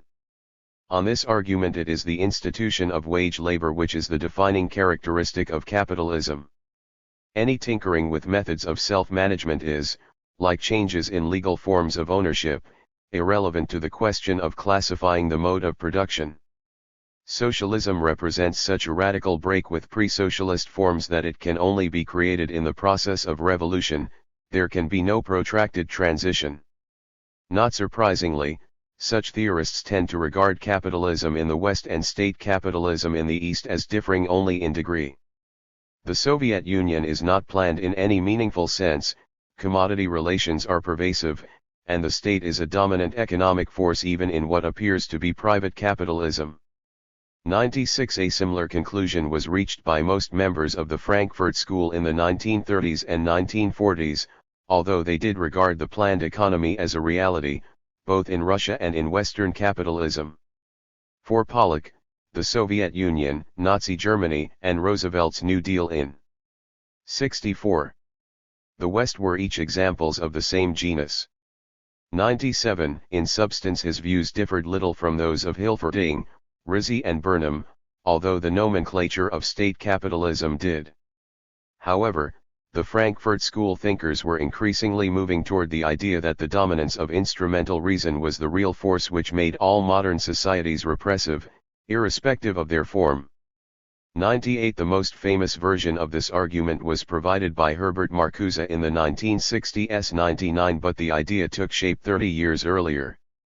So far as Soviet Marxism itself was concerned, Marcuse demonstrated in 1956 how instead of acting to humanize the world it had operated to facilitate the development of industrial society, and in the process had become transformed. Nevertheless, he did not provide any extensive analysis of the specific nature of the Soviet mode of production, or of the corresponding class structure. This fitted with the general perspective of the Frankfurt School, in which such issues were considered to be of secondary importance. In fact, none of these theorists provided much by way of a concrete political economy of state capitalism, detailing its specific economic dynamics, contradictions, and transformative properties. During the Stalinist period only the state capitalist theory associated with Tony Cliff, and later with the Socialist Workers' Party 101 attempted to deal with these issues at all comprehensively, and it has major deficiencies. The theory is suggestive in terms of its overall perspective, but it has never been fleshed out to incorporate the complexities of Stalinism and post-Stalinist developments. Prior to the late 1940s Cliff, too, was an orthodox Trotskyist, but he then realized, as did many other Marxists, that the geographical extension of the Soviet mode of production fitted not at all with Trotsky's general viewpoint. In revising his ideas he was probably influenced by Rizzi, although Cliff broke with the Fourth International over his conception of Russia as state capitalist. During the 1950s Cliff applied the theory to all so-called communist societies, including China 102, and also adopted an analysis of armaments production which seeks to account for the long boom in Western capitalism. Of all state capitalist theorists he has, therefore, sought to emulate the comprehensiveness of Trotsky's vision by developing an economic understanding of the epoch as a whole. However, Cliff's economics is much closer to that of the early Bukharin than to Trotsky, and his basic ideas can be traced to imperialism and world economy. 103 Cliff defines capitalism in terms of only two characteristics, competition and the separation of the producing classes from the means of production. 104 Although he assumes wage labor to exist in the Soviet mode of production, Cliff places no particular significance upon it. 105 Instead, everything hinges on the military threat from the West, which ultimately forced the isolated and backward Soviet Union to accumulate in a capitalist fashion. 106 Stalin's revolution from above was a new version of primitive accumulation whereby the producers were completely deprived of control. 65. Over the means of production, and the bureaucracy's rule was secured. 107 Since then the bureaucracy has undertaken the functions of the classical bourgeoisie by accumulating at a rapid rate the surplus extracted from the Russian proletariat. 108 For Cliff, the Soviet Union is one giant unit of capital in a world capitalist economy. 109 And he maintains that it is impossible properly to comprehend the economics of the Soviet mode of production in isolation from this reality. It is clear, for example, that the Soviet Union had no purely internal structure from which the law of value arose, commodity production was minimal, prices and profit were accounting devices, and resource allocation was by administrative fiat.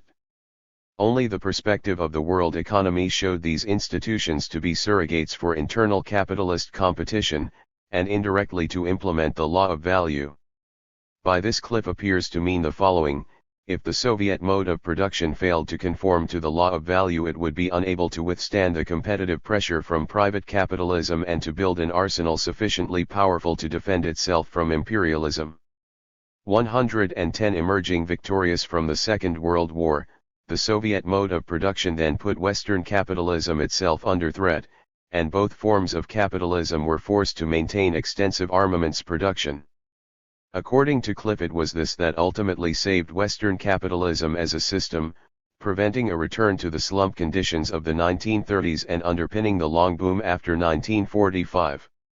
Lenin had therefore been incorrect to believe that imperialism was the highest stage of capitalism, it was only the penultimate stage. 111 It will be the contradictions of the permanent war economy which finally inaugurate socialist revolution on a world scale. Until then, Cliff argues, the contradictions of backward capitalisms can bring only state capitalist structures into being. These may be progressive in relation to what preceded them, but they do not represent the dictatorship of the proletariat. The reason has little to do with Leninist principles, and everything to do with the absence of sufficiently strong proletarian classes, and the pressures of Western capitalism upon backward societies. LL2 Cliff's central idea concerning the importance for Russian economic development of the military threat from the West has been a continuing theme in Marxism since at least the 1880s. It was also explicitly referred to by Pollock in 1941, and the argument was known to Hilferding in the 1930s.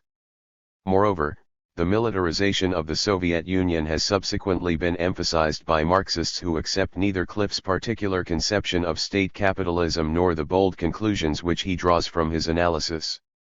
L13 Furthermore, most of the criticisms raised against Rizzi's theory of bureaucratic collectivism also apply to Cliff's theory of state capitalism, and there are other deficiencies which are peculiar to Cliff. The most telling objections result from the high 66 degree of abstraction of his argument, and the inadequate attention given to historical specifics. Thus, for example, Ernest Mondale has cogently argued that capitalist competition is a form of rivalry which can occur only in commodity-producing systems, and that its results cannot be expected outside capitalism. In some form or other competition has existed since the dawn of history, but it has become predominantly capitalist only in the modern period. 114 There is a further, and related, problem of locating exactly when the counter-revolution occurred in the Soviet Union. Cliff's own massive work on Lenin suggests that, as a structure, bureaucratization was assured by the end of the Civil War, if not earlier, under the leadership of Lenin and Trotsky. 11.5 On his own Bolshevik perspective, which is not dissimilar from Trotsky's own, however, Cliff claims that the bureaucracy, or its state capitalist faction, did not achieve dominance until the late 1920s, when it finally became a class for itself. 116. A second problem is why the purges devoured so many of the new class and not only their opponents, and why even after 1938 leading members of the bureaucracy felt so insecure. LL7 In this regard even Trotsky's analysis is superior, for all its limitations, because Trotsky at least glimpsed the complexities of the Stalinist terror whereas Cliff ignores them. 118. The fact that many leading bureaucrats were themselves victims of Stalin's terror was one of the principal political forces behind de-Stalinization in the 1950s. There were also important economic considerations, and Cliff has examined these in some detail. I-19. What is so surprising, however, is that they modify his perspective on Stalin's Russia and the state capitalist thesis hardly at all. Even the most radical measures of the late 1980s are considered akin to those of the 1950s, they are simply ways of restructuring bureaucratic rule and the Soviet mode of production in order better to meet the competition from other capitalisms, and would have a greater significance only if, in appealing for popular support, the reformist wing of the bureaucracy inadvertently sets off revolution from below. 120. Otherwise, the changes do not really matter. The dynamic of the Soviet mode of production is apparently invariant with respect to its internal structure. 121. This dramatic conclusion has received no general theoretical elucidation by Cliff and his associates, and it appears to be distinctly un-Marxist. However, during the 1970s, the world systems theory developed by Emanuel Wallerstein has provided an overall conceptual framework which seeks to justify it, and to claim also that it is a conclusion conforming to a Marxist perspective. These ideas are considered in Chapter 9 as part of the new theories of imperialism and the global economy which emerged after the Second World War. Chapter 18 takes up the issue again in the context of whether or not socialism remains a feasible project for the Soviet Union. First, however, we turn to the Marxian analysis of Western capitalism since 1945. Part 2. 4. I-Orthodox Marxism takes stock. At the end of the Second World War many Marxian economists anticipated that a severe economic downturn, possibly in the same league as the Great Depression, would follow hard on the heels of the peace. When, a dozen years later, the expected crisis had still not materialized and the accumulation of capital was still proceeding rapidly and smoothly in the advanced capitalist countries, the Marxists were under pressure to reappraise their entire political economy. The most important analytical issues concern the relationship between Marxism and Keynesian theory, and will be considered in the following chapter. Here we deal with a broader set of questions relating to the possibly changed nature of capitalism. Marx himself had expected the structure of capitalist economies to alter over time, but he had provided little guidance on the limits to the evolution of the system.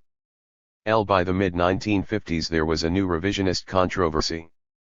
Neo-Fabian writers have claimed, Maurice Daub wrote in 1957, that capitalism has either entered on a new and reformed stage that differs radically from the capitalism of the 19th century, or even has ceased to be capitalism and is already turning into something else. Two among these Neo-Fabians were prominent politicians such as C.A.R. Crossland and John Strachey. Crossland in particular was the intellectual leader of the revisionist stream in the British Labour Party, which hoped to purge the party's constitution and programme of any elements of Marxist influence. Similar movements were growing in Germany, and in almost every other advanced capitalist nation with a significant Labour or Social Democratic Party. 3. 75. 76. As Daub conceded, there was certainly a case for Marxian economics to answer.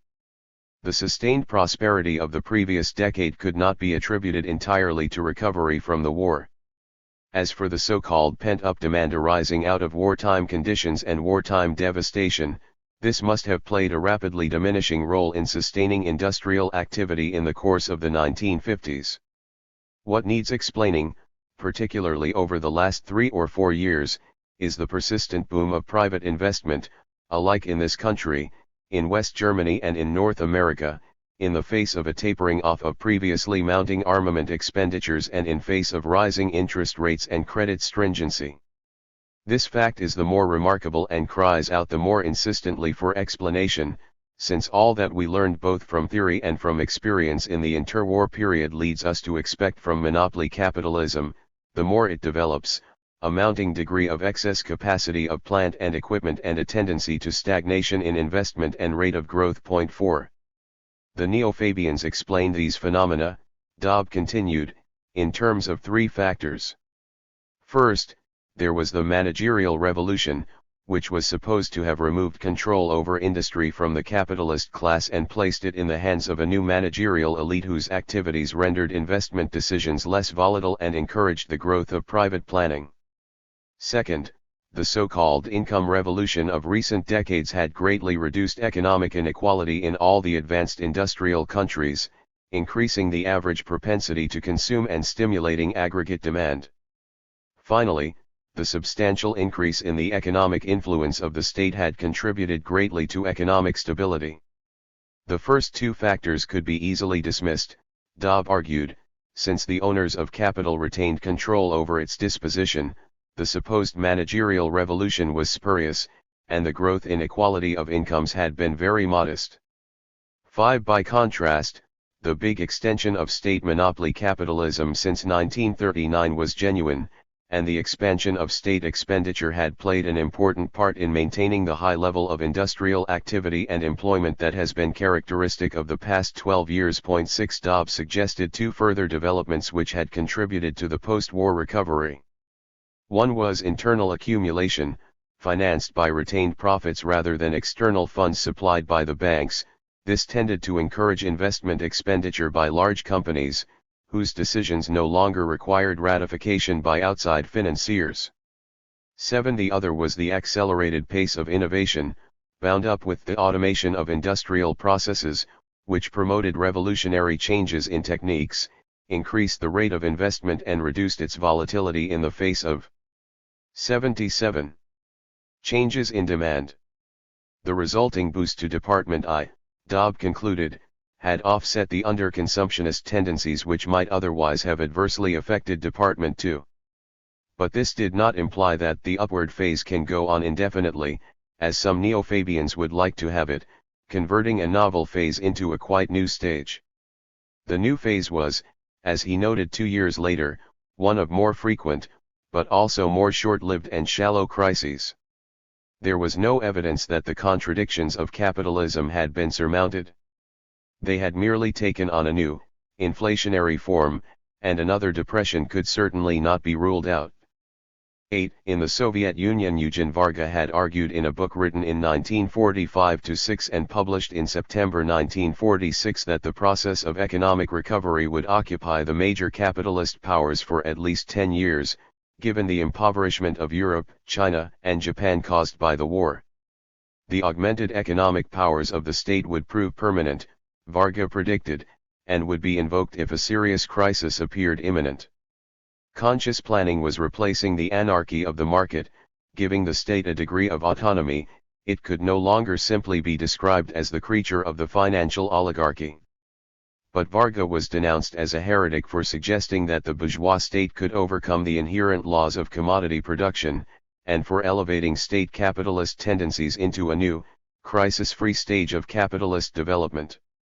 9. He recanted in 1949, and the official Soviet position remained, throughout the Stalin era and into the Khrushchev years, what it had been before 1939. There was an essential continuity in monopoly capitalism since the First World War. In the general crisis of the capitalist system, the world was divided into imperialist and socialist camps. No long-term stabilization of capitalism was possible.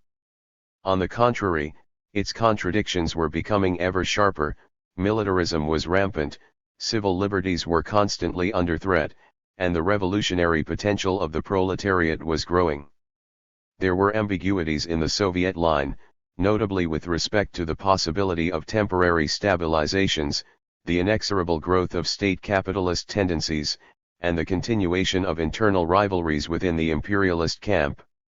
On balance, however, the official line stated that capitalism was, in essence, unchanged. Decolonization also offered a challenge to the traditional communist worldview.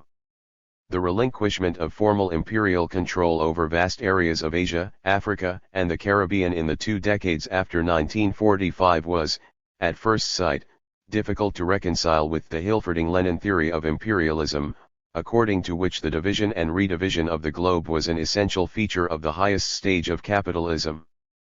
Was not the liberation of the colonies clear proof that the supposed economic contradictions which had provoked imperialist expansion before 1914 had been substantially overcome, if indeed they had ever operated with the severity required by Leninist orthodoxy? Varga took Indian 78. Independence very seriously indeed, while one of the most influential works of the new revisionism, John Strachey's End of Empire, argued that the Hobson-Lenin theory of imperialism was based on underconsumption, and had been rendered irrelevant by the substantial growth in real wages in metropolitan capitalist countries during the 20th century. The old imperial powers no longer profited from the colonies, Strachey maintained. Thus West Germany, with no overseas possessions, had recovered from the war more rapidly than France, which had paid a heavy price for its continuing imperialist pretensions. 11 Marxist theoreticians responded to these developments with a variety of arguments, which were not always mutually consistent. Most denied that the European powers had given up their colonies voluntarily.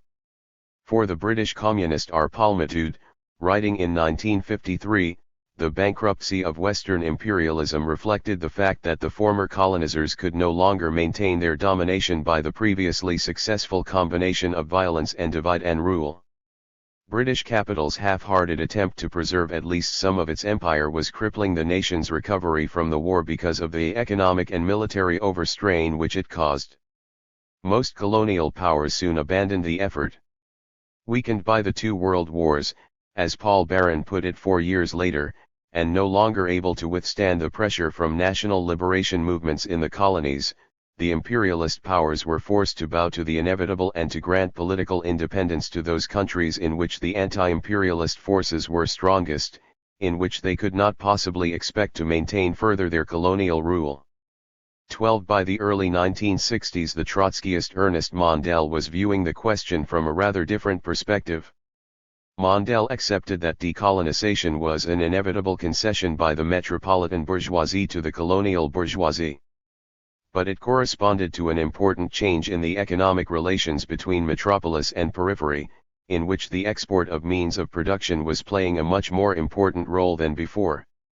The colonial bourgeoisie was now seen as a customer, Mondale suggested, rather than as a competitor, and could thus be permitted greater independence of action.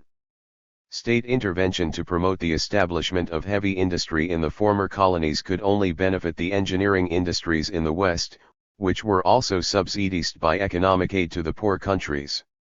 13 Mondale, Dude, and Barron all agreed that formal independence masked continuing informal control over the economic and political life of the ex-colonies. Lenin himself had cited Turkey, Egypt, and China as examples of real dependence hiding behind a purely nominal national sovereignty. Iran and Iraq had been added in the interwar years to a list which had lengthened considerably since 1945. Thus, Dude argued, British finance capital continued to own very important sectors of the Indian economy. 79. Drawing tribute from it, and U.S. capital was also moving in fast. Imperialism had not ceased to exist, Dude concluded, it had simply assumed a different disguise.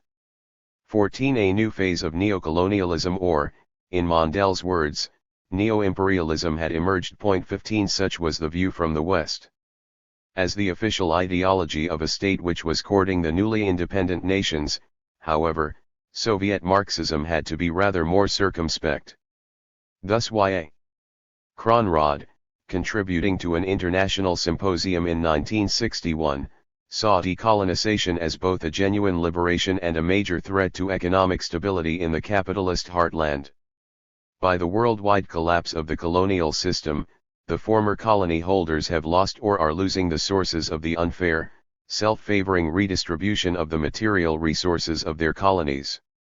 A radical change in their national industrial structure is an imperative necessity now that they are, stripped of their colonial privileges, compelled under desperate competition in the markets of the world to hold their ground with equal chances.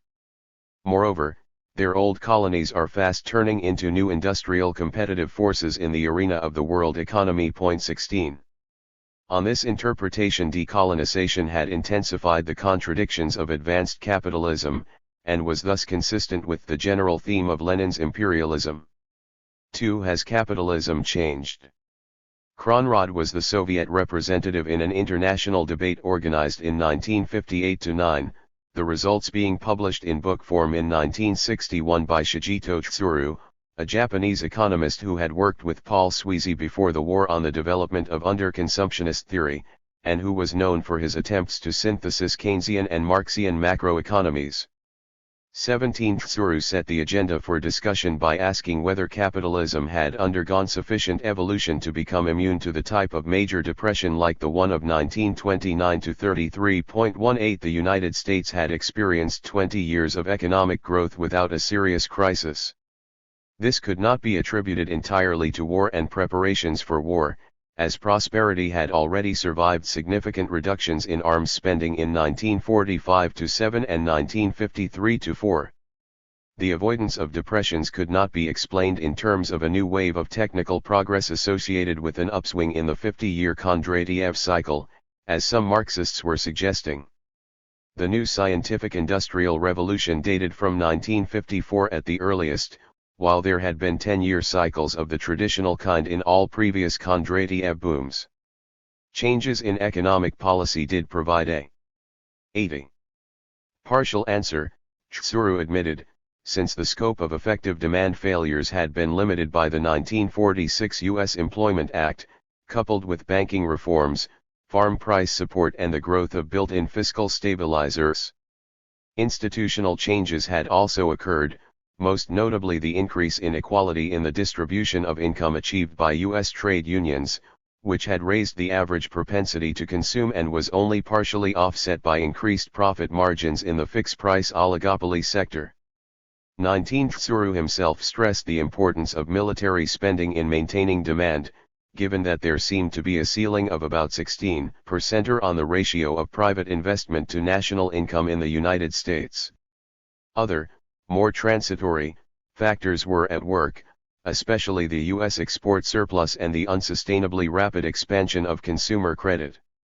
There remained powerful tendencies towards stagnation, Tsuru believed. Political opposition to the growth in civilian government expenditure would prevent it from increasing sufficiently to offset a sharp decline in the military sector.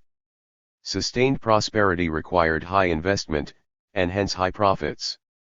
Capitalists would, however, resist anything which threatened to encroach upon private investment, whether it was higher wages, increased welfare benefits or low-cost public housing projects.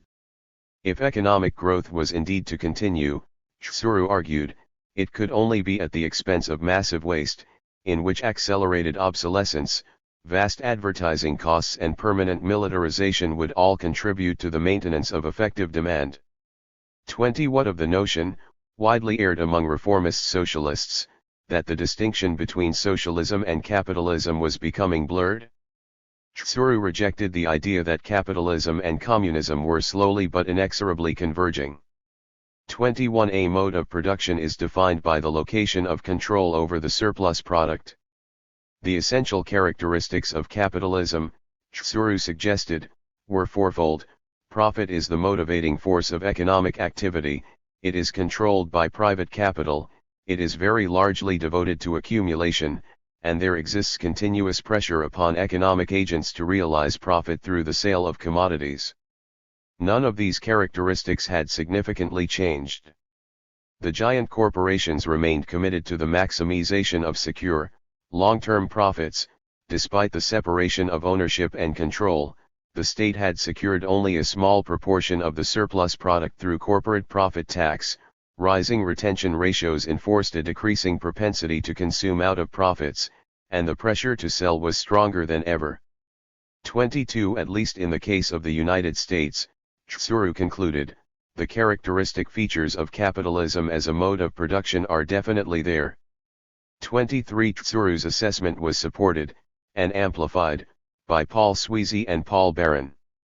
Sweezy emphasized the weakening, under monopoly capitalism, of the connection between technical progress and investment. The introduction of new technology could now be financed, he suggested, from the corporation's depreciation reserves without any net stimulus to effective. 81. Demand whatever, and a rapid rate of innovation was therefore fully consistent with economic stagnation. As for the reduction in income inequality, this entirely predated 1945, there was no inherent or long-run tendency towards increased equality. Finally, Sweezy attacked the simplistic view that, just because increased state expenditure would be beneficial to U.S. capitalism, it would inevitably occur. This overlooked both the ideological blinkers which led capitalists to mistake their true long-run interests, and the existence of conflicts between the long-run interests of the bourgeoisie as a whole and the short-run interests of particular segments of it. For Sweezy, the capitalist state was neither a neutral intermediary nor the passive tool of a united ruling class. Economic policy making was the subject of continuous struggle, and at least in the U.S. case the opponents of increased public expenditure generally came out on top. 24. Paul Barron provided a longer, more thorough and more detailed reformulation of underconsumption theory. Underconsumption had to be viewed as a tendency, Barron suggested, which could be offset by opposing forces. Since 1870 the productivity of workers in U.S. industry had grown much faster than their real wages. The result was a massive increase in the economic surplus as a share of total output, and its growing concentration in the hands of a steadily decreasing number of giant enterprises. Hence the tendency to underconsumption, since neither capitalist consumption nor investment was able to provide sufficient effective demand to absorb the ever-increasing surplus. Against the stagnationist pressures to which this gave rise must be set the increase in unproductive and wasteful expenditures, especially in the form of product differentiation and advertising costs in the private sector and of military spending by the state. In consequence, profits now represented only part of the economic surplus, wasteful surplus absorbing expenditures accounted for the rest. This meant that underconsumption theory was not refuted either by the failure of profits to rise, or of consumption to fall, as a share of aggregate output. Capitalism remained prone to stagnation on the grounds of underconsumption. 25 Marxism of a slightly more conventional strain was represented by Y.A. Cronrod, Maurice Daube and the French communist, Charles Bettelheim. Cronrod's analysis echoed that of the interwar Eugen Varga. Despite the greatly increased role of the capitalist state, Cronrod argued, a worldwide crisis of overproduction could not long be avoided. All the structural changes which had occurred in Western capitalism were contradictory. The growth of monopoly caused production to grow more rapidly than the market could expand, and the increase in state expenditure was inflationary, which tended to reduce real wages and restrict working-class purchasing power. The growth of non-productive activities offered only a temporary respite from underconsumptionist pressure. 26 Bettelheim's argument was essentially similar, denying the ability of the bourgeois state to suppress the fundamental economic laws of capitalist. 82. Society and attributing the crisis-free years after 1945 to the growth of wasteful selling costs and military expenditures. 27 As we saw in the previous section, Daube was more cautious than this. There were two extreme arguments, he suggested in his contribution to Tsuru's symposium, both were erroneous. It was wrong to assert that nothing had changed, and equally wrong to see capitalism evolving into an entirely new system. The growth of the state, the acceleration of technical progress and the demise of finance capital were important developments, but they did not in any way justify talk of a new stage or alter in any fundamental respects our estimate of capitalism as a system and of its future. 8 None of the Marxian contributors to Has Capitalism Changed? Made any reference to the economic coordination on a world scale which had been facilitated by initiatives such as the Marshall Plan and, in a more permanent form, through institutions like the International Monetary Fund, the World Bank and the General Agreement on Tariffs and Trade. Not until the 1980s, when the international economic order looked increasingly fragile, was its significance appreciated by Marxian writers. Nor was any attempt made to assess the relevance of Marx's immiseration doctrine to a period of steadily rising real wages. This was left to Ronald Meek, whose highly critical analysis of the Marxian theory of wages in 1962 was never effectively countered by more orthodox writers.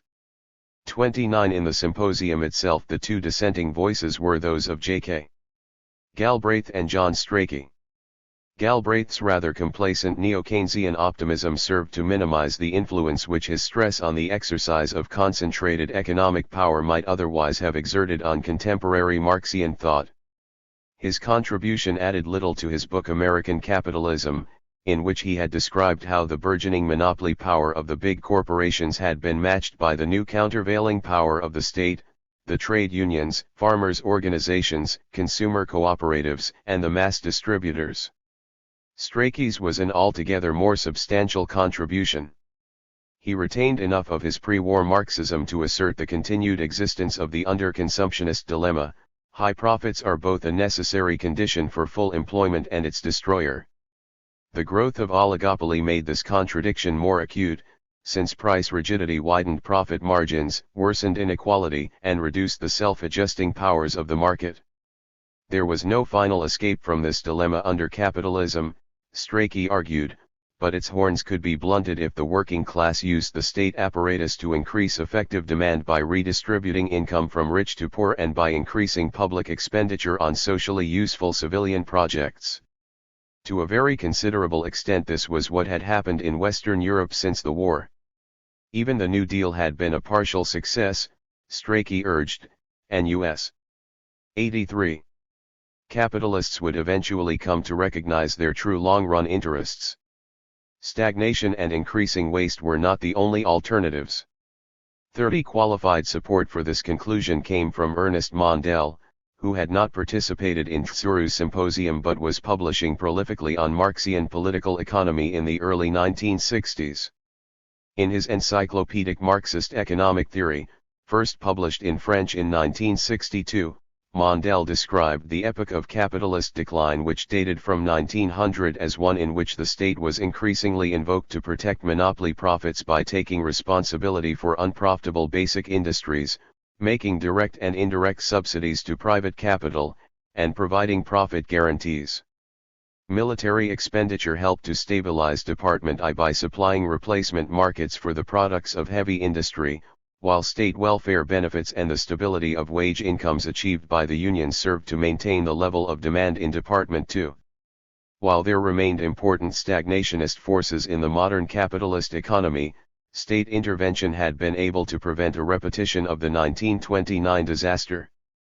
31 In his Introduction to Marxist Economic Theory, which appeared 2 years later, Mondale claimed that the growth of state involvement had given rise to what he termed neo-capitalism. 32 This was a system characterized by economic planning and a policy of accommodation with, and significant concessions to, the organized working class. Neo-capitalism was in part a temporary phenomenon, associated with the upswing of the Kondratiev long wave and likely to end with it. To the extent, however, that it reflected capitalists' desperate need to avoid another Great Depression and their recognition that unregulated market mechanisms were no longer viable, neo-capitalism might be here to stay. But it was still capitalism. We can draw the following conclusion from all this: state intervention in economic life, managed economy, economic programming, indicative planning, are not the least bit neutral from the social point of view. They are instruments of intervention into the economy which lie in the hands of the bourgeois class or of the ruling groups in the bourgeois class, and are in no sense arbitrators between the bourgeoisie and the proletariat. 33. Nowhere was this clearer than in the state's attempts to plan wages. Incomes policies were capitalist measures aimed at protecting profits by reducing the share of wages in the social product and integrating the unions into the system. 34. 3. The Frankfurt School and the primacy of the non-economic. This theme of working class incorporation featured prominently in the post-war writings of the critical theorists, the Frankfurt School and those. 84. Influenced by it. Of all the Marxist theoreticians active in the 2 decades after 1945, it was the critical theorists who drew the most radical conclusions from the changed nature of contemporary capitalism. Profoundly affected by fascism and by the emergence of Stalinism as a repressive ideology of state power, the Frankfurt School rejected the deterministic, positivistic strand in those variants of Marxism which took natural science as their paradigm. Critical theorists opposed, to the authoritarian and bureaucratic Leninist vanguard party, a libertarian vision of human self-emancipation. They renounced mechanical theories of economic breakdown in favor of a more complex and subtle analysis of the interplay between social institutions, ideology, and politics. As Bodo Moore notes, the Frankfurt School transformed the very notion of the political by extending it to such phenomena as the division of labor, bureaucracy, culture, and the family in addition to property ownership and the state apparatus. The determining role of the economic was correspondingly reduced. Critical theory emphasized instead the increasing integration of economic and political questions, the growth of planning and bureaucratic control at the expense of the market, the continual rationalization of social life, and the intensification of the division of labor, which fragmented tasks and atomized the working class, no longer able to comprehend and organize against its own alienation. 35 Some of the implications for Marxian political economy were drawn out by Herbert Marcuse in his study of Soviet Marxism. Hilferding and Koski had shown how it was possible for intercapitalist conflicts to be superseded by a stable, hierarchically organized world economy. After 1945 these potentialities had been realized, Marcuse argued, in the face of the compelling need to compete with the USSR. The old rivalries between imperialist powers had disappeared in the face of the East-West confrontation, and had been replaced by an intercontinental political economy which was based on planning rather than the anarchy of the market. The need for the total mobilization of all material and mental forces necessitated the abolition of laissez-faire in economic and cultural life, the methodical control of the political process, and national regrouping under the actual hierarchy of economic power, at the expense of cherished national sovereignties. The overriding interest of Western society as a whole modified national and class interest. The outcome was something very close to Hilferding's general cartel, subject to the ultra-imperialist hegemony of the United States. As for labor, Marcuse adopted Arnold Toynbee's distinction between the internal and external proletariats. For the latter, located in ex-colonial territories and in isolated ghettos in the West, little had changed. The former was integrated into the capitalist system and rewarded for its loyalty. 85. With improved living standards and a modicum of political influence. Like the Leninist theory of uncontrollable imperialist rivalries leading to war, Marcuse argued, Marx's expectation of proletarian revolution in the advanced capitalist countries had become utopian. 36 Friedrich Pollock reinforced this conclusion in his study of the consequences of automation. Pollock expected the new technology to widen the already substantial gulf between a small group of highly qualified managers, engineers, and specialists on the one hand and the vast mass of wage earners on the other. The reason for this lies not only in the personal qualities of the two groups but also in their technical and administrative training. The activity of the hands is now generally confined to carrying out quite elementary operations or in following simple instructions, the very purpose of which they have no need to understand.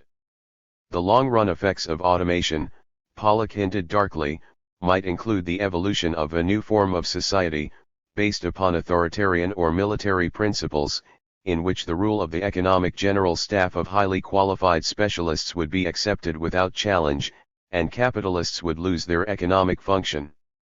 37 For both Marcuse and Pollock, then, the transformation of post-war capitalism had reduced the working class to fragmentation and passivity.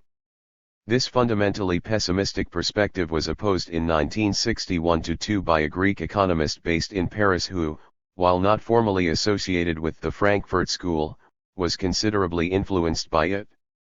Paul Cardin wrote of a bureaucratic capitalism in which the economic contradictions identified by traditional Marxism had been successfully overcome. Marx's analysis of the falling rate of profit was fatally flawed, Cardan claimed, while underconsumption had been avoided by the continuous increase in workers' living standards. State intervention now restricted cyclical fluctuations to very narrow limits, so that for all practical purposes full employment has been permanently achieved. Provided they conform, wage earners, whether manual or intellectual, can face the prospect of endless employment. Except for minor fluctuations, production expands by a considerable percentage from year to year. Real wages rise at roughly the same rate. Allowing for the steady increase in investment and in government expenditure, this meant that the market problem has been essentially solved. Thus, Cardan concluded, a crisis of 1929 to 33 proportions is today quite inconceivable, outside of a sudden epidemic of collective lunacy, simultaneously affecting large numbers of capitalists and their economic advisors. 38 For Cardan, however, this did not imply either that capitalism was free of all contradictions or that the working class was doomed to passive. 86. Acceptance of the status quo. These 2 points were closely related. The basic flaw in Marx's political economy, Cardan argued, was its assumption that in capitalism social agents are completely reified. Both Marx's theory of exploitation and his analysis of economic crises assumed that neither workers nor capitalists could influence the functioning of the economy. But this is belied both by the capitalist's ability to organize state-managed and crisis-free accumulation, and by the constant struggle of the working class over every aspect of the capitalist economy, from the level of wages and the pace of investment to the structure of production and the nature of technical change. The existence of class conflict at the point of production testifies that there are limits to reification.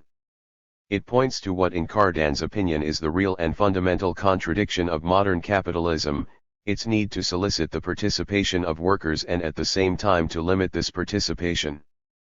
The true dynamic of capitalist society, Cardan concluded, is the dynamic of the class struggle, which is reflected in the growing number of unofficial strikes over the control and speed of production.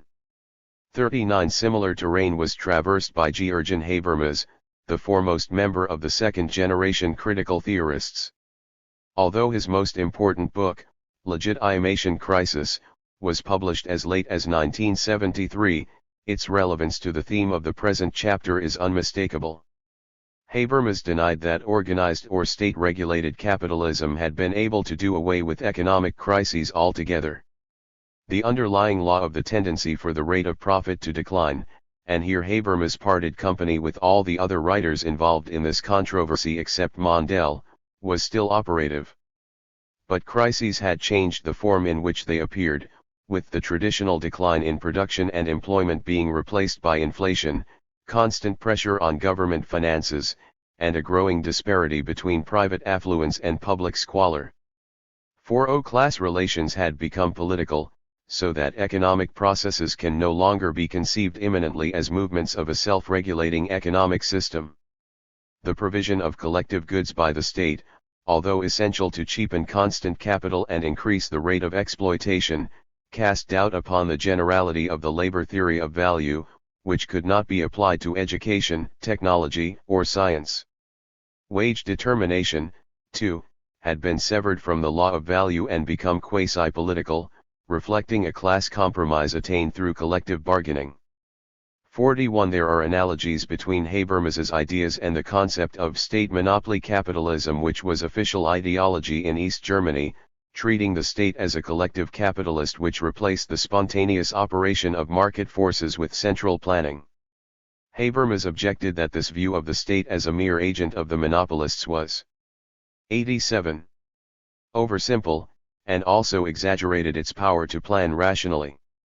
But he did accept the most important element of Stomacap theory, which was the increasingly open political nature of economic activity. Economic crises could be averted, but only at the cost of displacing the pressures which lay behind them into other spheres of social life.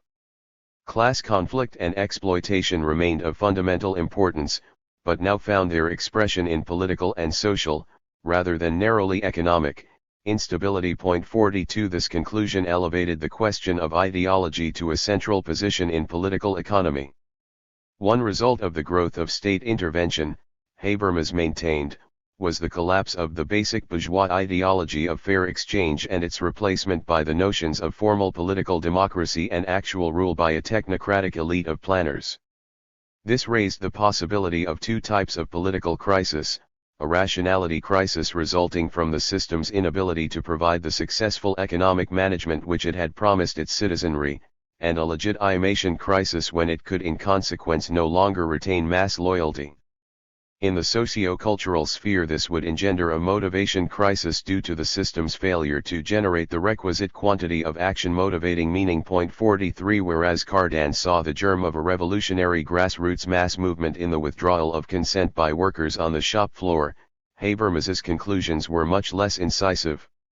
He claimed to be replying to the not yet satisfactorily answered question: has capitalism changed? 44 But it is far from clear precisely what his answer was. Having overcome its traditional economic contradictions, capitalism faced the prospect of a withdrawal of legitimation by its workers. This constitutes a permanent crisis which, Habermas seems to argue, threatens its continued existence. Just how this threat might become effective remains somewhat obscure. 45. For unending boom, unfinished business. We can certainly agree with Habermas that Tsuru's question had not been satisfactorily answered. Capitalism had changed, but to what degree and with what implications for Marxian political economy remained deeply controversial.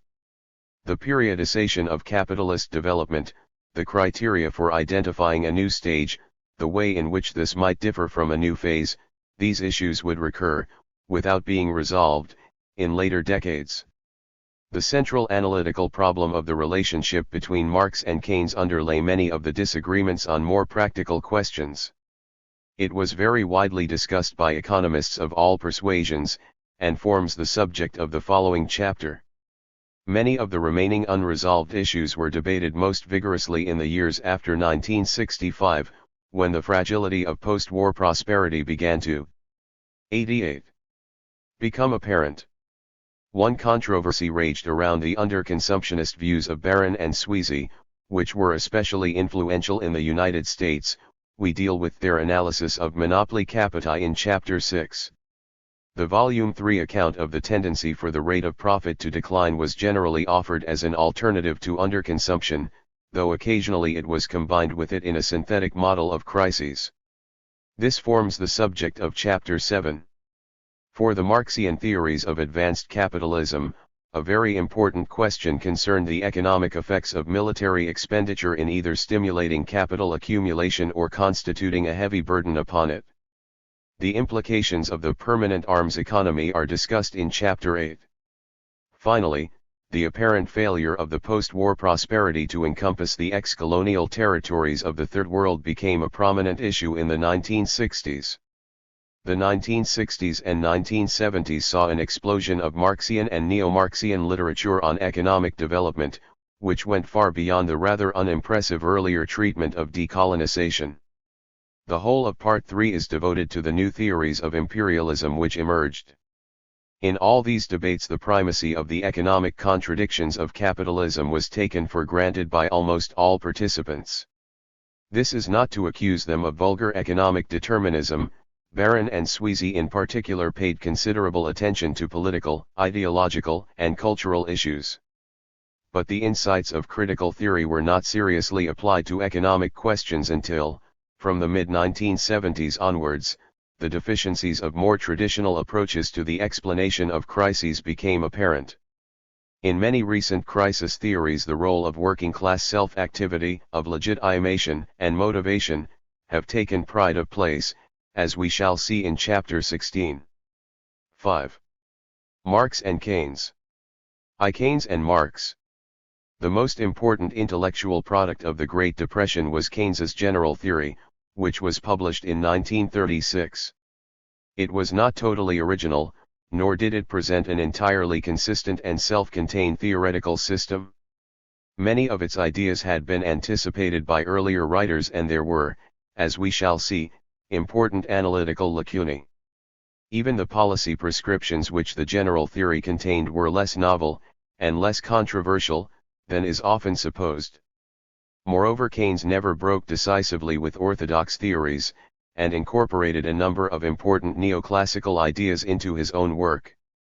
All the same, the book was the first systematic and comprehensive expression of the view that mass unemployment was the normal outcome of an unregulated capitalist economy to emerge from the pen of a respected and hitherto mainstream economist, and as such its appearance was a major event which Marxian theorists could not ignore. Moreover, Keynes's ideas offered the prospect of a reformed, crisis-free capitalism in which Marxian economics would become an irrelevance, so that there were direct political implications to be faced. The bulk of this chapter is concerned with the ways in which Marxian political economy responded to the Keynesian challenge. We begin, however, by asking the converse question, what did Keynes make of Marx? There are only 3 references to Marx in the general theory, one of which simply acknowledges him as the originator of the term classical economics. Point 3 in the second, Keynes describes how the notion of deficient aggregate demand had been banished by the victory of Ricardian economics after 1820, it could only live on furtively, below the surface, in the underworld of Karl Marx, Silvio Gesell, and Major Douglas. Since Gesell and Douglas were monetary heretics of rather minor analytical stature, this was not flattering to Marx. But there was worse to come. Unlike Marx, Gesell had explicitly repudiated the classical hypothesis. 91. 92. Keynes asserted. In so doing, Gesell had rendered Marx's own critique of classical economics redundant, thus his work contains the answer to Marxism. Keynes concluded, only slightly less emphatically, with the opinion that the future will learn more from the spirit of Gesell than from that of Marx. Point 4 Keynes was not quite as ignorant about Marx as this final passage might suggest, nor always as dismissive. In 1920-1 or 1921-2 Maurice Daub, then an undergraduate, had read a paper on Marx to the Political Economy Club at Cambridge, which met in Keynes's rooms. Keynes approved of the piece, Daub recalled, since he liked unorthodoxy in the young, up to a point. 5 Keynes's writings from the 1920s contain several abusive references to Marxism, including the famous query as to how a doctrine so illogical and so dull can have exercised so powerful and enduring an influence over the minds of men and, through them, the events of history. Point 6 But, by 1933, probably under the influence of Piero Sraffa, he was taking a more favorable line, alluding to Marx's treatment of the realization problem in his lectures on classical monetary theory and finding close similarities between Marx and Malthus on the question of effective demand. 7 In a first draft of the general theory, also written in 1933, Keynes came as near as he ever would to a correct understanding of Marx. The relevant passages are worth citing in full. The distinction between a cooperative economy and an entrepreneur economy bears some relation to a pregnant observation made by Karl Marx, though the subsequent use to which he put this observation was highly illogical. He pointed out that the nature of production in the actual world is not, as economists often seem to suppose, a case of CMC, i.e. of exchanging commodity for money in order to obtain another commodity.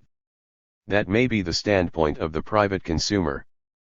But it is not the attitude of business, which is a case of MCM, i.e. of parting with money for commodity in order to obtain more money. The significance of this point, Keynes continued, is that the entrepreneur's demand for labor depends upon the expected profitability of production, and not on the direct satisfaction of human needs. In a long footnote Keynes took the argument further. The excess of M over M is the source of Marx's surplus value. It is a curiosity in the history of economic theory that the heretics of the past 100 years who have, in one shape or another, opposed the formula MCM to the classical formula CMC, have tended to believe either that M must always and necessarily exceed M or that M must always end. Marx and Keynes 93. Necessarily exceed M, according as they were living in a period in which the one or the other predominated in actual experience. Marx and those who believe in the necessarily exploitative character of the capitalist system, assert the inevitable excess of M, whilst Hobson, or Foster, and Catchings, or Major Douglas who believe in its inherent tendency towards deflation and underemployment, assert the inevitable excess of M. Marx, however, was approaching the intermediate truth when he added that the continuous excess of M would be inevitably interrupted by a series of crises, gradually increasing in intensity, or entrepreneur bankruptcy and underemployment, during which, presumably, M must be in excess. My own argument, if it is accept, TED, should at least serve to effect a reconciliation between the followers of Marx and those of Major Douglas, leaving the classical economists still high and dry in the belief that M and M are always equal. 8. Disregarding once again the somewhat incongruous juxtaposition of Marx and Douglas, 9. Keynes was not far from the truth here, as we shall see in a later section. But his flirtation with Marx did not last long. In the following year he returned to his earlier views and derided Marx's picture of the capitalist world as hopelessly inappropriate to contemporary reality, including him as a pillar of the very 19th-century orthodoxy which had to be overthrown. If Ricardian economics were to fall, he told a radio audience in November 1934, an essential prop to the intellectual foundations of Marxism would fall with it. L0 In correspondence with George Bernard Shaw at this time, Keynes argued the same position, repeating his claim that Marxian theory rested upon Ricardian foundations. He compared capital scornfully to the Quran, both being sources of useless dogma, and complained about its dreary, out-of-date, academic controversializing. Keynes concluded that its contemporary economic value is nil. This made even the dismissal of Marx in the general theory seem generous, and did nothing to soften Marxists' innate hostility to the theorizing of vulgar economists. 2. Marxists on Keynes, initial reactions. Even before the appearance of the general theory, Louis Corey was vigorously criticizing Keynes's treatise on money.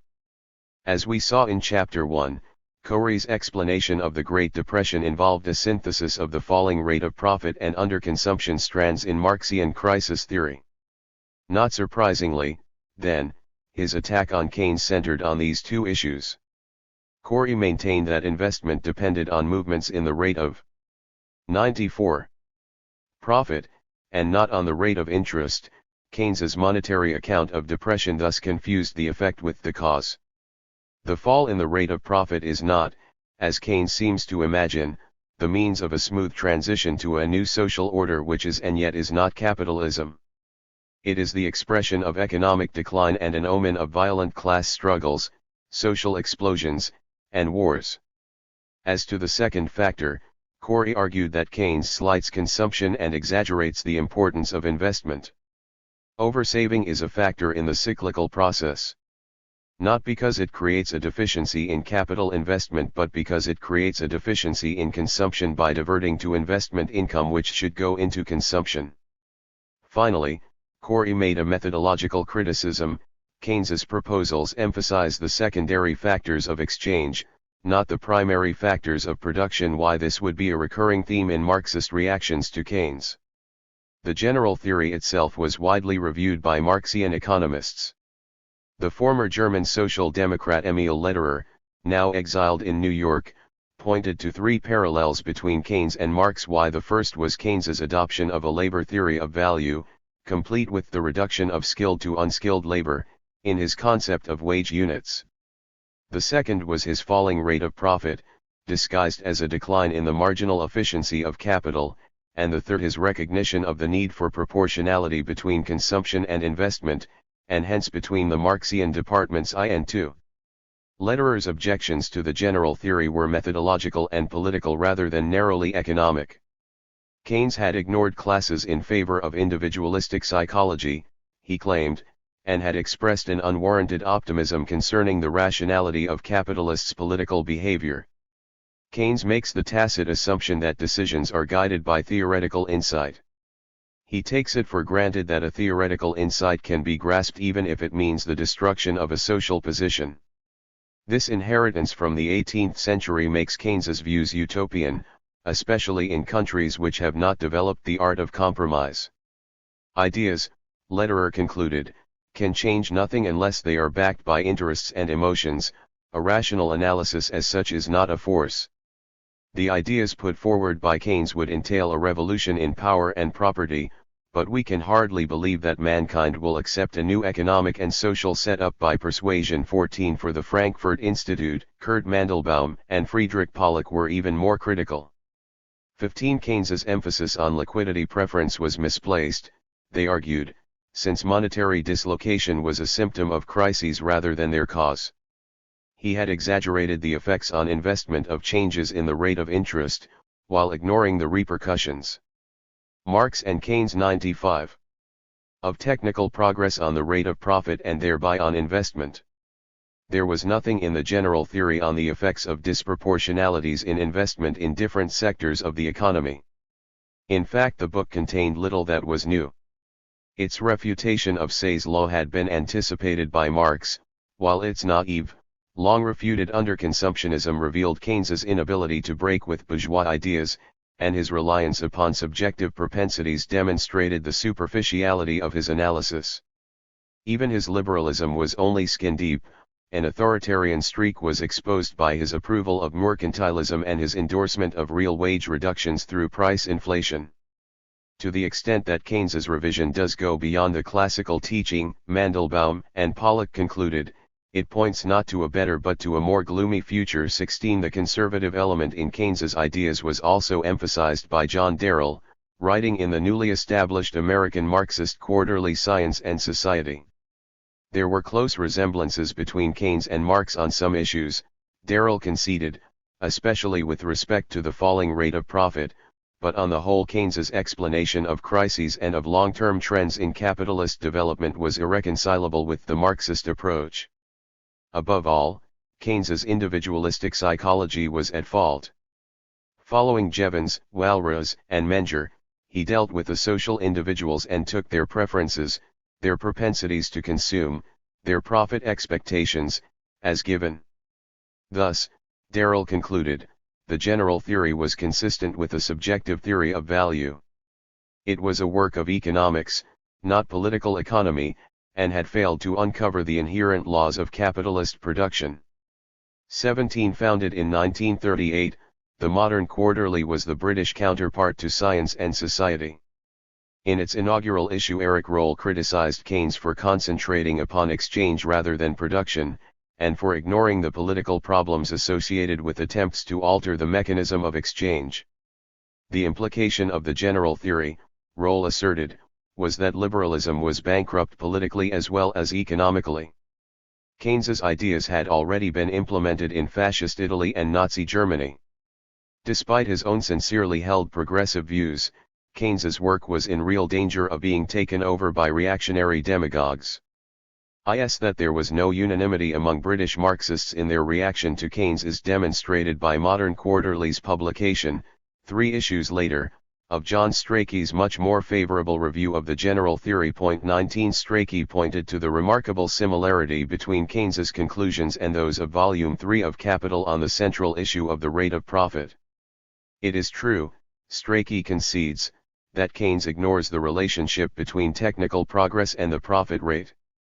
For both Keynes and Marx, however, an increase in employment requires investment expenditure, and both see capital accumulation as causing a fall in the rate of profit. Thus the tendency for a decline in the rate of profit is the chariot at Mr. Keynes's back. It is immensely interesting that a leading capitalist economist has restored the tendency of the rate of profit to fall to the center of his picture of capitalist society. 20 Strachey went much too far in his identification of the two theories, as had Corey and Darrell, but in the late 1930s several other writers sympathetic to Marx penetrated the academic journals with articles highlighting this and other similarities with Keynes. In the Review of Economic Studies, J.D. Wilson argued, like Strachey, that Keynes's marginal efficiency of capital was a close relative of Marx's rate of profit, but that Keynes took as data the long-run factors central to Marx's more successful analysis. The same journal published an important paper by Van Hung comparing the theories of effective demand, the profit rate, money, and interest in the general theory and in capital, using an algebraic formulation. Keynes had misinterpreted Marx's reproduction schemes, Van Hung claimed. They did not assume the validity of Say's law, but rather specified the conditions for macroeconomic equilibrium in terms compatible with the effective demand analysis of Keynes. In the economic record, the Australian E. Ward stressed the underconsumptionist parallels between Marx and Keynes, but also pointed to the relative superficiality and subjectivity of the general theory. Ward contrasted Marx's success in predicting the course of capitalist development with the lack of predictive content in Keynes, which was the inevitable result of his failure to incorporate institutional change into his argument.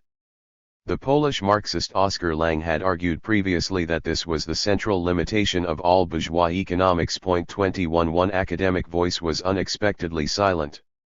In 1936, Maurice Dobb was the British Communist Party's leading economist, and by far the most distinguished Marxian economist in the English-speaking world. He was also based in Cambridge. Yet he seems to have taken no part in the debate over the general theory. Dobb himself attributed this surprising omission to his deep engagement in anti-fascist and other political activity, and in 1977 his Cambridge contemporary Austin Robinson confirmed that Dobb was rather much of a loner, not yet as much at the center of Cambridge debate as he has been more recently, and not in the thick of the fray around Keynes and Keynes's theory. 22 But this cannot be the whole story. Dobb had already published a respectful review of Keynes's treatise on money, and did find the time to publish a major theoretical text and to revise the chapter on crises, following discussions with Michael Kalecki, 3 years later. The 1940 edition of Political Economy and Capitalism contains 7 references to Keynes, of which only 3 are of any substance at all and none provides a critical discussion of the principal arguments of the general theory. It appears both that Dobb was initially somewhat confused by the book and that he was inhibited from making any frontal attack on the Marx and Keynes. 97. Man who had been his patron since his undergraduate days at Pembroke College.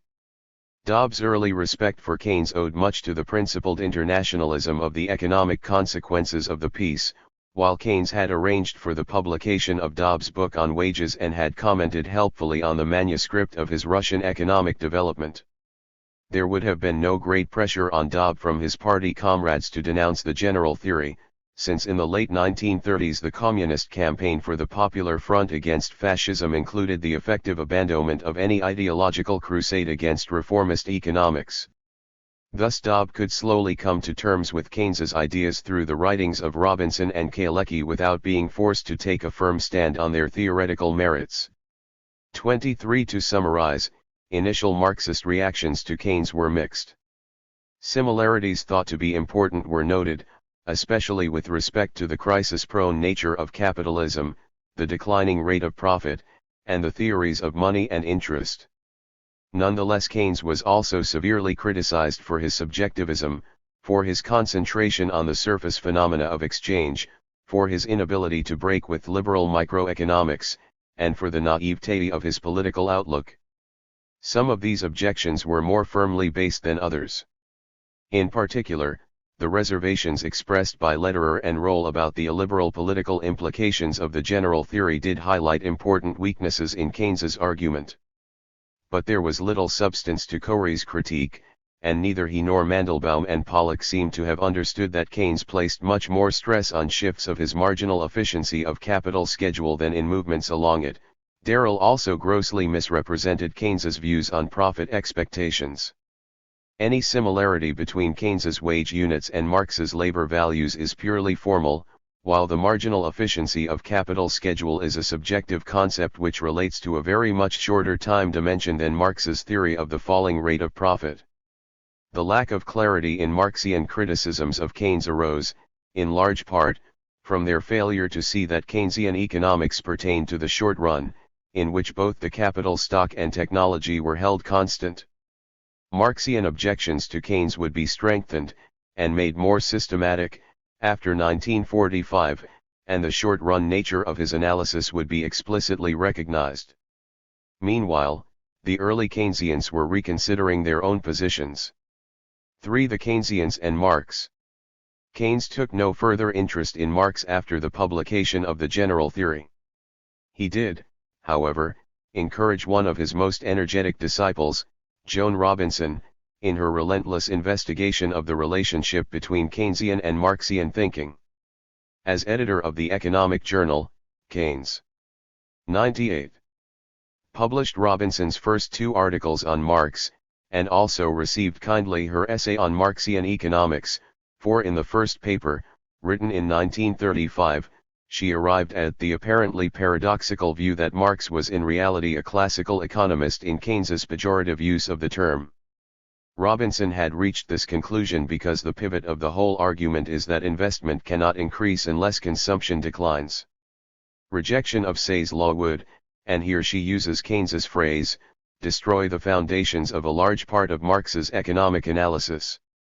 Robinson further dismisses the labor theory of value as a piece of formalism, and Marx's account of the falling rate of profit as derived from it by a completely circular argument. 25. All this is obtained from a reading of Strachey rather than Marx. In her Economic Journal article, Robinson revealed a new familiarity with capital, though not with theories of surplus value, as yet untranslated and probably, since the Nazi book burnings, a scarce item in the original German. Keynes, too, seems not to have read the theories, where Marx's attitude to Say's law is much more explicitly critical than in Capital. 26. Robinson is however no more sympathetic to the Volume 3 analysis of the falling rate of profit, which could, she suggests in a twist in the argument reminiscent of Natalie Moskowska, be reformulated as a law of the rising rate of exploitation. One tautology is as good as another. On Say's law, she begins by accusing Marx of assuming away the problem of effective demand by his postulate that capitalists invest everything that they save. Marx's belief that wage cuts in depressions increase the rate of exploitation and hence the rate of profit is quite wrong, she argues, since it ignores the negative effect of reduced real wages on workers' consumption, and thereby on aggregate demand. 28. But Robinson then cites Michael Kalecki as having shown how Marx's method provides the basis for the analysis of effective demand, and the academic economists, owing to their neglect of Marx, have wasted a great deal of time in rediscovering it for themselves. This must have been intended as veiled criticism of Keynes, as well as of her own earlier work. 9. With Kalecki's assistance, Robinson had now found the underconsumptionist element in Marx, and interprets the Marxian theory of crisis as one of disproportionality between departments I and II, and thus also between consumption and investment. In effect, the workers cannot consume, and the capitalists will not. The consumer goods industries therefore present a narrow field for investment, and the capital goods industries in turn suffer from restricted demand. Here at last Say's law is overthrown, and Marx appears to foreshadow the modern theory of effective demand. Hence, and with this she ends the article by embracing a key Marxian idea, the barrier of capitalist production is capital itself. 30. Biography of Mieczysław Kalecki. 99. Michael Kalecki was born in Lodz in 1899, the son of a Jewish textile manufacturer. He studied engineering at Warsaw Polytechnic, without graduating, and worked as a financial journalist before spending 7 years at the Institute for Business Cycle and Price Research in Warsaw. In 1936 he moved to England, researching first in Cambridge and then, from 1940, at the Institute of Statistics in Oxford. In 1946 he was employed briefly by the International Labour Organization in Montreal, and then moved to New York to join the staff of the UN Department of Economic Affairs. After coming under political pressure during the McCarthy era, Kalecki returned to Poland in 1955 as an advisor to the government and professor in Warsaw. His relations with the Polish authorities were, however, turbulent. In 1968 Kalecki resigned in protest at a semi-official anti-Semitic campaign. He died 2 years later. Biography of Joan Robinson. Joan Robinson was born in England in 1903, the daughter of a general in the British Army and granddaughter of the Christian Socialist, F.D. Maurice. She was educated at St. Paul's Girls' School in London and at Girton College, Cambridge, where she graduated in economics in 1925. After 2 years in India, Robinson returned to Cambridge in 1928 and taught there until her retirement in 1971. She was an important member of the Cambridge Circus, assisting Keynes to reformulate his ideas between the publication of the treatise and the general theory. Robinson first studied Marx in the late 1930s, following discussions with Michael Kalecki, and her positivist and Keynesian interpretations of Marxian economics proved extremely influential. A tireless traveler, she took a strong interest in problems of economic development, and became an enthusiastic supporter of Mao's China in the 1970s.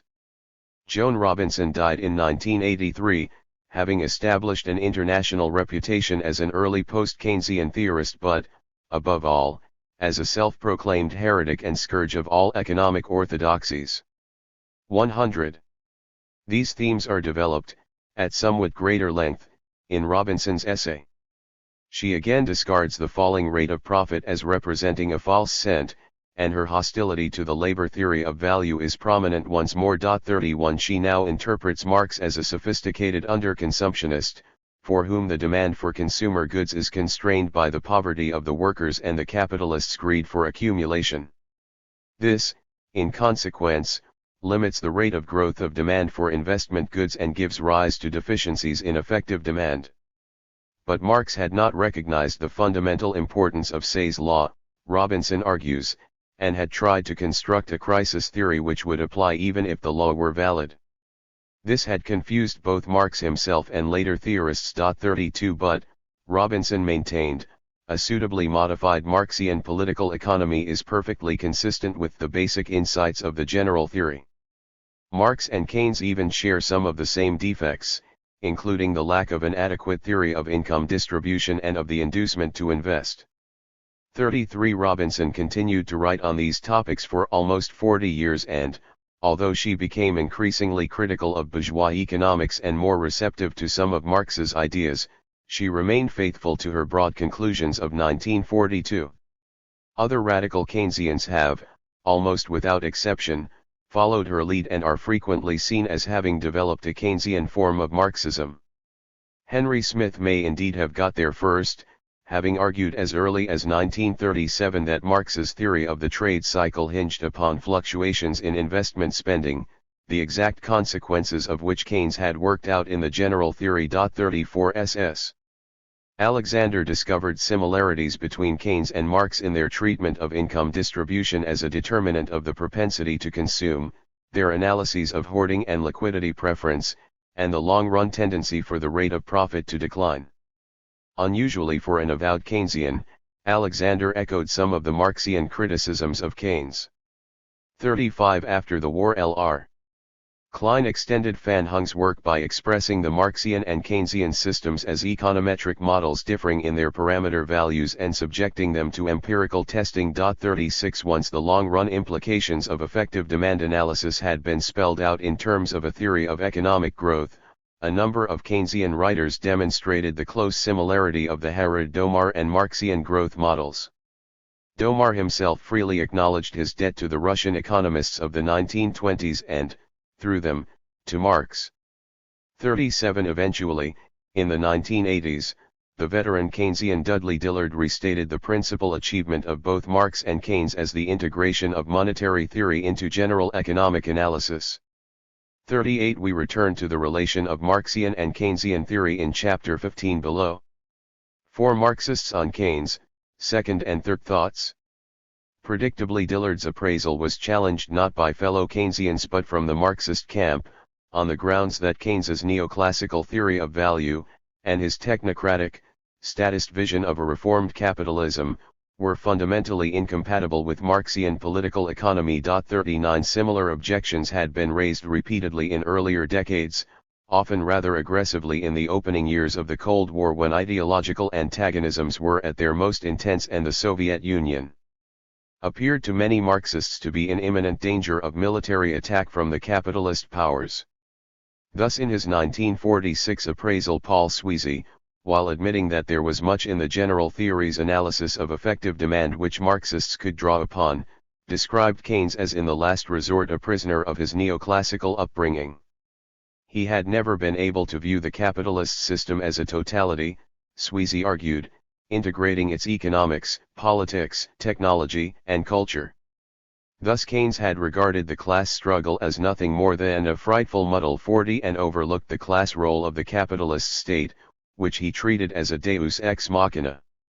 He had neglected the effects of technical progress in creating unemployment, which he regarded as a correctable fault in the economic mechanism rather than as a means of maintaining capitalist control over the market for labor power. And, finally, Keynes had paid even less attention to monopoly power than some of his neoclassical colleagues, and had nothing to say about its macroeconomic implications. There remained no bourgeois counterpart to Hilferding's finance capital in this respect, Sweezy concluded. 41. In 1950 Maurice Dobb at last settled theoretical accounts with Keynes. Dobb stressed the general theory's break with neoclassical orthodoxy and its rejection of the traditional presumption of economic tranquility. But, he argued, Keynes had always intended to reform capitalism and could not be claimed as a theorist of democratic socialism. His proposed socialization of investment was meant as an alternative to the socialization of production. Keynes's economic method was excessively aggregative, Dobb maintained, and led him to neglect the need for balance between different sectors and hence the need for planning. His sympathies were with the productive capitalist as against the rentier, not with the working class, and his characterization of the bourgeois state as a neutral arbiter had blinded him to the political limitations on government economic policy. It was probable, Dobb concluded, that armaments expenditure represented the only form of state intervention against depression which was acceptable to capitalist opinion, and that full employment under capitalism was a utopian. 102. Ideal. In his later work Dobb was less hostile to the general theory, but he was still highly critical of Keynes's treatment of value and distribution theory, which had remained essentially neoclassical. Keynes's analysis of profit, resting heavily on ideas concerning the marginal efficiency of investment, represented the most vulnerable point of the entire general theory. 42 There was much truth in this, as in Sweezy's complaint that Keynes had neglected the macroeconomic implications of monopoly. But, for all their criticisms, neither Sweezy nor Dobb denied the central analytical tenets of the general theory, that deficient effective demand was the root cause of economic crises and fiscal policy could set matters right. Their objections to Keynes emphasized political rather than narrowly economic constraints, and seemed to owe much to Michael Kalecki's influential article on the political trade cycle. 43 Sweezy was an avowed underconsumptionist, Dobb less so but with considerable sympathy for the underconsumptionist position. 44 Neither had much time for what was soon to become, in the aftermath of the general theory, the majority Marxist explanation of crises, the Volume 3 analysis of the falling rate of profit. Whatever its merits and demerits, the falling rate of profit theory did provide an unequivocal analytical alternative to mainstream Keynesianism, in terms both of the causes of depressions and the prospects for state intervention to prevent or ameliorate them. According to this theory, technical progress would raise the organic composition of capital faster than the rate of exploitation, forcing down the profit rate and choking off investment. Individual capitalists, even whole capitalist nations, experience a slump as a decline in demand, but to see deficient demand as the fundamental factor is to mistake a symptom for a cause. Production is the core of the capitalist economy, not exchange. Government expenditure therefore offers no long-term solution for crises, since it represents a drain on the very surplus value which constitutes the source of profit. Capitalism is inherently and inevitably crisis-prone. This forthright anti-Keynesianism had its origins in the work of Henrik Grossman, and was propagated tirelessly over almost half a century by his disciple, Paul Maddock. 45 Today it is very widely accepted among Marxian economists. 46 It can best be explained by using Marx's formula for the circulation of capital, which was cited, inaccurately, by Keynes in his 1933 draft, and by ignoring both the transformation of labor values into prices of production and fixed capital. In simple or pre-capitalist commodity production, circulation takes the form CMC, the individual producer exchanges one commodity for money in order to buy a different commodity of equal value. In capitalism, the relationship is MCCM. The capitalist thus begins with a sum of money which is exchanged for means of production and labor power of equal value. These commodities are set to work in production, in the course of which surplus labor is performed and surplus value created. At the end of the production process, the capitalist is the owner of new commodities greater in value than those with which he began, the difference between C and C being the surplus value they embody. All being well, he sells them at their labor values and receives an equivalent sum of money, where the difference between M and M represents both the surplus value produced and the profit which the capitalist has obtained. The rate of profit is given by /C, which is equal to /M. The claim of the anti-Keynesian Marxists, then, is that crises result from a failure to produce sufficient surplus value, so that rises less rapidly than C and the rate of profit falls.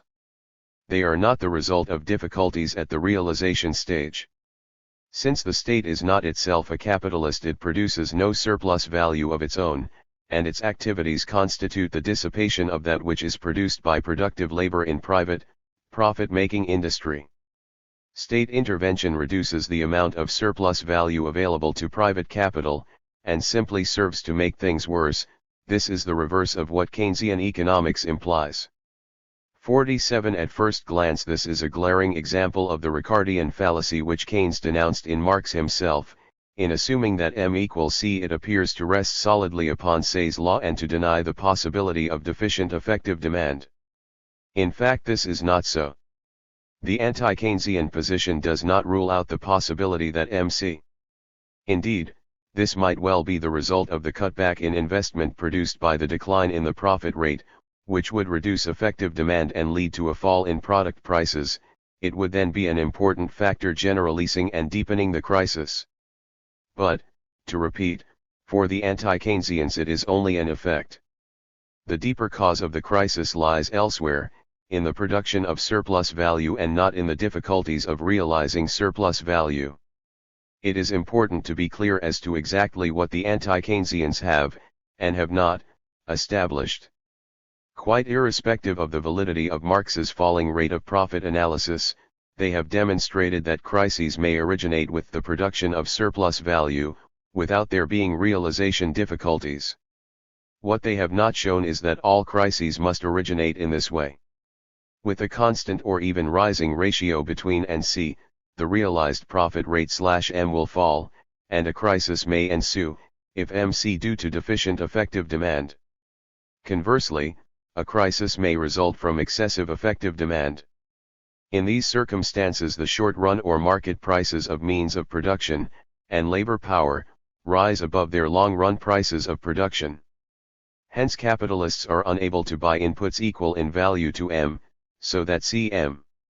104. Marxists influenced by Kalecki 48 have approached the problem of deficient effective demand in a slightly different, but not at all inconsistent, manner. They take for granted the production of surplus value and begin with the proposition that, in equilibrium, aggregate income must equal aggregate planned expenditure. Abstracting from the state and from foreign trade, we can therefore write: wages plus profits equals workers' consumption plus capitalists' consumption plus investment. It is a fairly close approximation to the truth to assume that workers consume the whole of their wage incomes, as any saving done during their working lives is offset by dis-saving after retirement. Hence can be simplified to: profits equals capitalists' consumption plus investment. This is equivalent to Keynes's celebrated widow's cruse model of total profits 49, in which capitalists' incomes are determined by their expenditure, and in particular by their investment expenditure. In terms of the Marxian circulation formula, this means that depends on capitalists' investment decisions, which set a maximum limit, in the aggregate, to their profits, irrespective of the production of surplus value. Note, however, as the Kaleckians generally fail to do, because they abstract from the production process, that the reverse is also true. If sufficient surplus value cannot be produced, then capitalist investment plans will be frustrated. State expenditure can also be taken into account, on Kalecki's argument, so long as some assumption is made concerning the incidence of taxation. On the supposition that workers bear none of the burden, can be rewritten as net profits plus taxes equals capitalists' consumption plus investment plus government expenditure. Or net profits capitalists' consumption plus investment plus. Thus, where effective demand would otherwise be inadequate, a budget deficit will increase net profits and encourage the production of surplus value. This, however, assumes that there is no crowding out of private expenditure, that is, it assumes that capitalists do not react to the expanding role of the state by reducing investment, as the anti-Keynesian Marxists maintain. Thus everything depends upon the determinants of investment, for which neither Marx nor Keynes provides a satisfactory explanation. Subject to this very important qualification, a Kaleckian reformulation does provide the basis for an integration of Marxian and Keynesian theory 50 in which the realization of surplus value depends upon the level of effective demand, quite irrespective of problems in the production of surplus value. The response of Marxian economists to the Great Depression would have been much more credible if such a reformulation had been available to them then. V. With hindsight it can be seen that the general theory was more of a watershed for Marxian political economy than for bourgeois economics. To a large extent the Keynesian revolution in orthodox economics was stillborn, any radicalism in Keynes's conclusions being first stifled by a synthesis with neoclassical theory, and then swamped by a neoclassical counter-revolution. Both processes were aided by Keynes's own continued adherence to orthodox microeconomics and by the confinement of his analysis to the short run. 51. The real importance of Keynes's ideas for Marxism, however, became clear only once they had been reworked for the long run, and in the context of Sraffa's rehabilitation of classical political economy. 52. These developments, which took place in the 1950s and 1960s, are discussed in chapters 13 and 15 below. Among the Marxists, however, there was very soon a great divide, with many regarding a Kalecki-Sraffa version of Marxism as nothing more than left Keynesianism. Instead they emphasized the methodological distinctiveness of Marx's economic thought, the pivotal role of production as distinct from exchange, and the overriding importance of the falling rate of profit, and took up an explicitly anti-Keynesian stance. The gulf between these two schools widened, and also included value theory, with the left Keynesians and Kaleckians being much readier than their opponents to abandon the labor theory of value in the face of the many problems which arose with it. These theoretical conflicts will be encountered in several of the following chapters, and especially in chapters 14 and 15. 6. Monopoly capital. Introduction. As we saw in Chapter 1, 4 broad types of crisis theory were used by Marxian economists to explain the Great Depression: disproportionality, overaccumulation, the falling rate of profit, and underconsumptionism. Of these, disproportionality soon lost all influence and overaccumulation fell out of favor for several decades.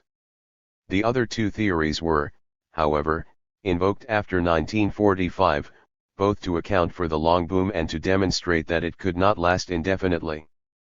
One school of post-war writers claimed that the tendency for the rate of profit to decline had been in abeyance because of the temporary strength of various counteracting tendencies, but would eventually reassert itself and put an end to sustained prosperity. This had been very much a minority viewpoint before the Second World War, but by the 1960s it was probably accepted by the majority of Marxian economists, at least in Europe. The second line of argument, relying on underconsumptionist ideas, was much more influential in North America, where the analysis of monopoly capital maintained that aggregate demand had been stimulated after the war by wasteful expenditures. For Paul Baron, Paul Sweezy and their followers, capitalism was not merely prone to stagnation and crisis, it was also, and increasingly, devoting its productive power to irrational uses. This part of the book is organized as follows. The present chapter examines the theory of monopoly capital, assessing both its formal validity and its explanatory power. Then in Chapter 7 we provide a critical history of the falling rate of profit theory from 1883. In both chapters we concentrate on theoretical developments up to the end of the long boom, that is, roughly up to 1973, leaving detailed treatment of subsequent controversies to Chapter 16 in the final part of the book. We conclude this part, in Chapter 8, with a discussion of the relationship between arms spending and the post-war economic performance of Western capitalism. 109. 11.0. 2. The origins of monopoly capital. Before the Great Depression, Marxian economics had very little influence in the United States. Class consciousness was very much weaker than in Europe, the labor movement more opportunistic, and the universities possibly even more conservative and intolerant of radical ideas. The reaction to the Bolshevik Revolution was also more draconian in North America, strengthening the already powerful forces of intellectual and political conformity. The institutionalist Thorstein Veblen, a trenchant critic of capitalist mores, did act as something of a conduit for the transmission of socialist ideas. But, apart from Louis Boudin's The Theoretical System of Karl Marx, no specifically Marxian text of any significance appeared in the U.S. before Louis Corey's writings on crisis theory in the mid-1930s. 1. Corey was largely self-taught, an activist rather than an academic. His work was marred by eclecticism, and he soon renounced Marxism altogether. Paul Sweezy proved to be a much more important figure.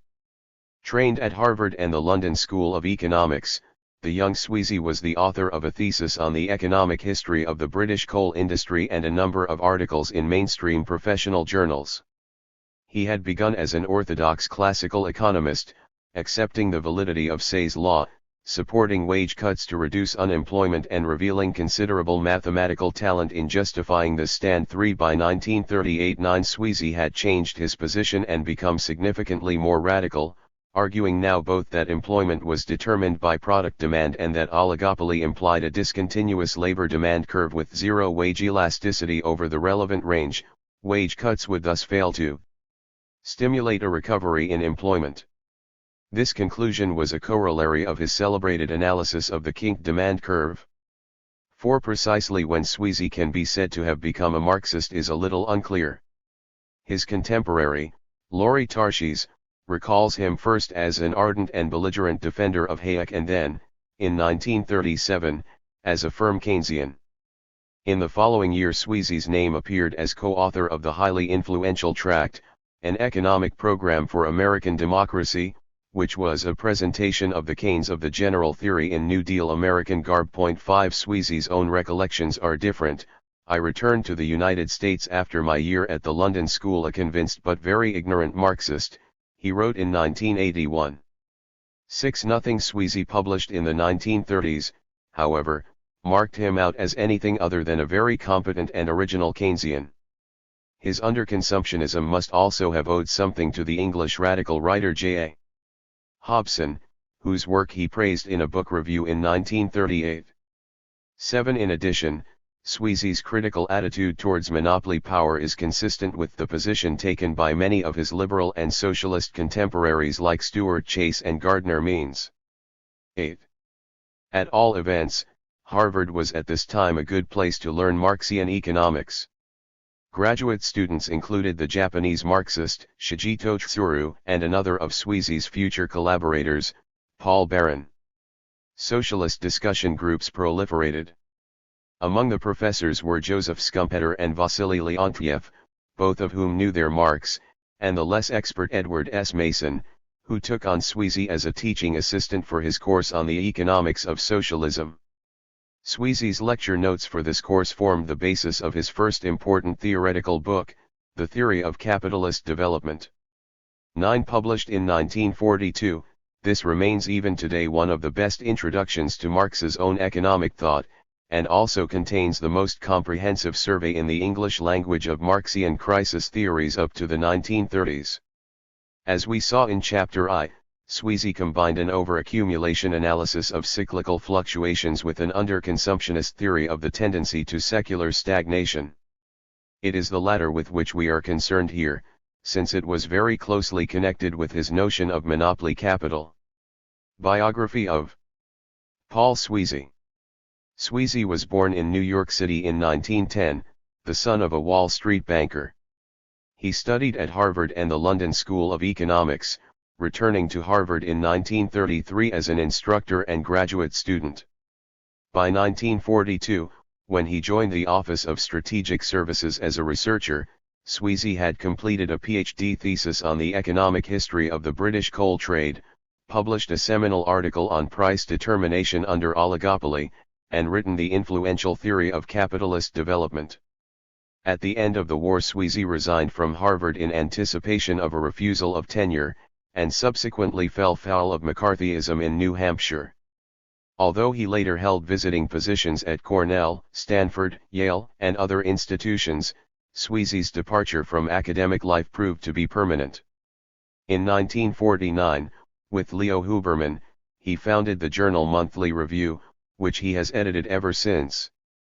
Sweezy is best known, however, for his long collaboration with Paul Baran, and above all for their best-selling book Monopoly Capital. In his analysis of stagnation, Sweezy drew heavily upon Otto Bauer's formal model of underconsumption, which itself had close affinities with the growth model formulated independently by the English Keynesian Roy. 112. Harrod 3 years later, in 1939. The Bauer-Sweezy model is flawed, but the essence of the argument can be expressed quite simply. Consumption tends to fall as a proportion of total output because capitalists do not spend enough to maintain a constant savings ratio out of their rising profits, while workers receive a declining income share. Hence, if all savings are invested, the capital stock grows more rapidly than the output of consumer goods. The appropriate capital stock, that which maximizes profits, is closely related to the level of consumption, so that, if accumulation threatens to run ahead of consumer spending, investment is curtailed and profitable growth comes to an end. This, in a nutshell, is the Bauer-Sweezy model of underconsumption. Jo Sweezy concluded that chronic depression was the normal state towards which capitalism tended, subject only to certain offsetting factors. Investment might be increased by the establishment of new industries, like the railways in the mid-19th century, and by faulty investment which boosted demand without adding to profitable productive capacity. Private consumption could be stimulated by population growth and the expansion of unproductive expenditures. Finally, state spending might rise. The hitherto most important counteracting tendencies, Sweezy argued, had been the development of new industries and the growth of population. Both had weakened considerably in recent decades, he maintained, leaving unproductive consumption and demand creation by the state as the only significant barriers to underconsumption. Here Sweezy revealed the influence of Keynesian ideas and the work of his Harvard colleague Alvin Hansen, a late but enthusiastic convert to Keynes, whose well-known stagnation thesis emphasized decreasing population growth and a reduced rate of technical innovation. 11. Although neither man features at all prominently in the theory of capitalist development, Sweezy's obituary tribute to Keynes has already been referred to, and as late as 1954 he was praising Hansen for having stressed the exogenous causes of stagnation. 12. For Sweezy, then, unproductive consumption and state expenditure were the two principal checks to underconsumption. There is relatively little in the theory of capitalist development on the economic, as opposed to the political, theory of the state. 13. Sweezy's views on unproductive consumption, however, emerge very clearly from his discussion of monopoly capital. Like Hilferding and Lenin, whom he cites with approval, Sweezy is convinced that the growth of monopoly represents a new stage of capitalism in which, and here he strikes out on his own, the laws of motion of capitalist development must be rethought. He agrees with Marx that monopolists' excess profits are won primarily at the expense of other capitalists, and that this entails long-run differences in the rate of profit between different sectors of the economy. Marx's analysis of competitive. 113. Prices of production rested on the assumption of an equal rate of profit in all industries. Under monopoly capitalism this cannot be sustained. It follows that there is no general law of monopoly price, all that can be said is that output will be lower, and price higher, than in free competition.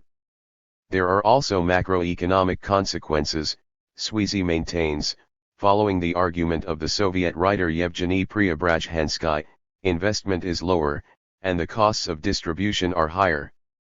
Since competitive capitalists are too small to influence market price, their investment decisions reflect only the profits they expect to obtain from the newly accumulated capital, ignoring any effect upon the capital they already employ. Monopolists, however, must also consider the effects of new investment upon the profitability of their existing capital, which will be devalued by an increase in the industry's capacity and the consequent fall in price. All other things being equal, monopolists will invest less than competitive capitalists, thereby reducing effective demand and creating a tendency towards stagnation. Working against this is the increase in commercial and distributive expenditures, which raises demand for individual monopolists and expands consumption for the entire economy. But these expenditures are unproductive, and monopoly capital is therefore characterized by increasing levels of waste. 14. This final conclusion had been anticipated by both Preobrazhensky and Natalie Moskowska. 15. But in the case of Sweezy it reveals the influence of contemporary bourgeois theory. Product differentiation and selling costs were fundamental to Edward Chamberlain's model of monopolistic competition, first formulated in his 1926 doctoral thesis, though Chamberlain himself recoiled from their radical implications. Both he and Joan Robinson, in her very similar analysis of imperfect competition in 1933, had suggested the likelihood of a market equilibrium in which capitalists would operate with excess capacity, which they would not find it profitable to eliminate through price reductions. 16. Sweezy's argument concerning the lower level of investment in monopoly capitalism is really a dynamic extension of this proposition, since Chamberlain-Robinson firms with excess capacity can meet increased demand without new investment. Certainly Sweezy was not the only economist, in the decade of the New Deal, to link monopoly power with macroeconomic stagnation. 17.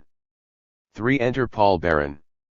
In the theory of capitalist development, Sweezy acknowledges the S6B.01 of Paul Baran, who had arrived in the United States in 1939 and was to be Sweezy's foremost collaborator over the next quarter of a century.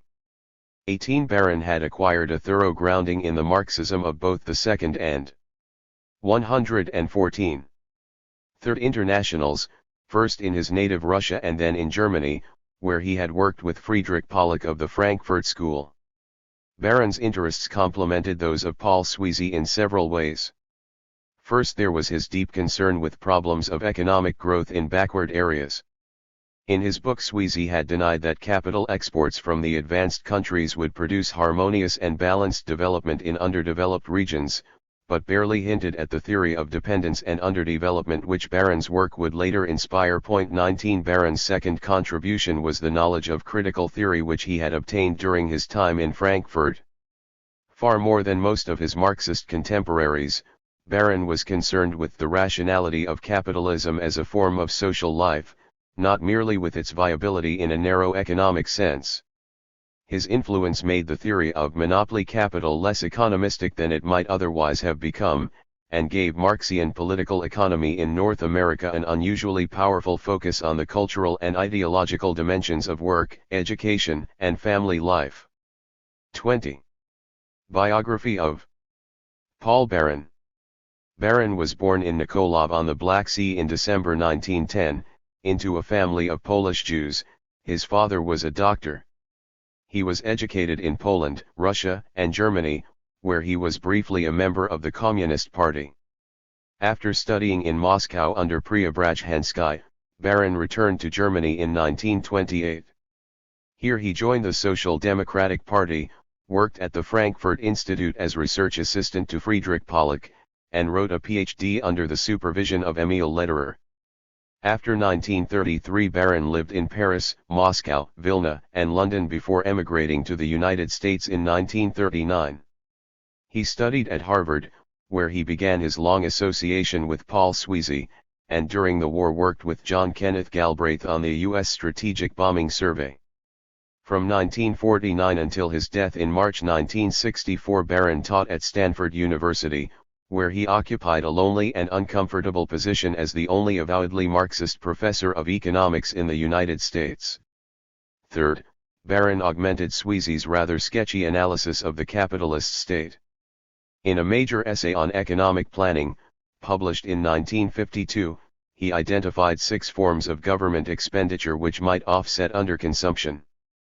4 of them: improved social services, overseas aid, investment in Prod 115, active enterprises, and direct consumption spending, would arouse business hostility, he claimed, because of the threat they pose to the dominance of capitalist ideology. For Baron, only arms spending and unproductive civilian projects were immune to these objections. Hence planning could not render full employment consistent with peaceful, liberal democratic capitalism, as social democratic politicians believed. Apart from socialism, the alternatives were a militaristic fascist regime or the abandonment of full employment, in order to keep labor in its place. 21. Baron's final, and most important, contribution to the partnership with Sweezy was the concept of the economic surplus, which was at the heart of his book The Political Economy of Growth, published in 1957. Strictly speaking, there are 3 distinct concepts: the planned, actual and potential surplus. The planned surplus is the difference between the optimum output of a socialist economy and its optimum consumption, optimum being defined in terms of the considered judgment of a socialist community guided by reason and science. 22. It is not relevant to capitalism, and bears no direct relation to the traditional Marxian notion of surplus value. The actual surplus is the difference between actual output and actual consumption. In a closed economy and ignoring the state, it is equal to current saving, and is less than surplus value by an amount equal to capitalist consumption minus any saving by workers. It could in principle be calculated, in market prices rather than labor values, from conventional national income accounts. 23. Baron defines the potential surplus as the difference between the output that could be produced in a given natural and technological environment with the help of employable productive resources, and what might be regarded as essential consumption. It has 4 components. The first is consumption by the upper class and part of the middle class in excess of socially defined acceptable minimum standards.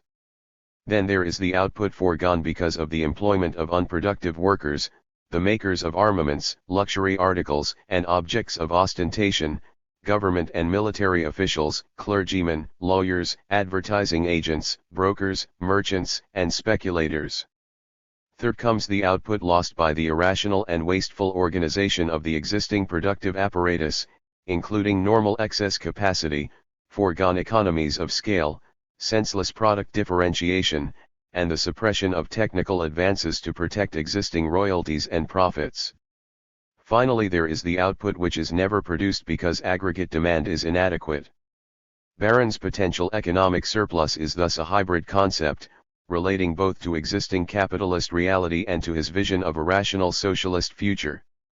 Its harnessing to useful purposes presupposes a more or less drastic reorganization of the production and distribution of social output, and implies far-reaching changes in the structure of society.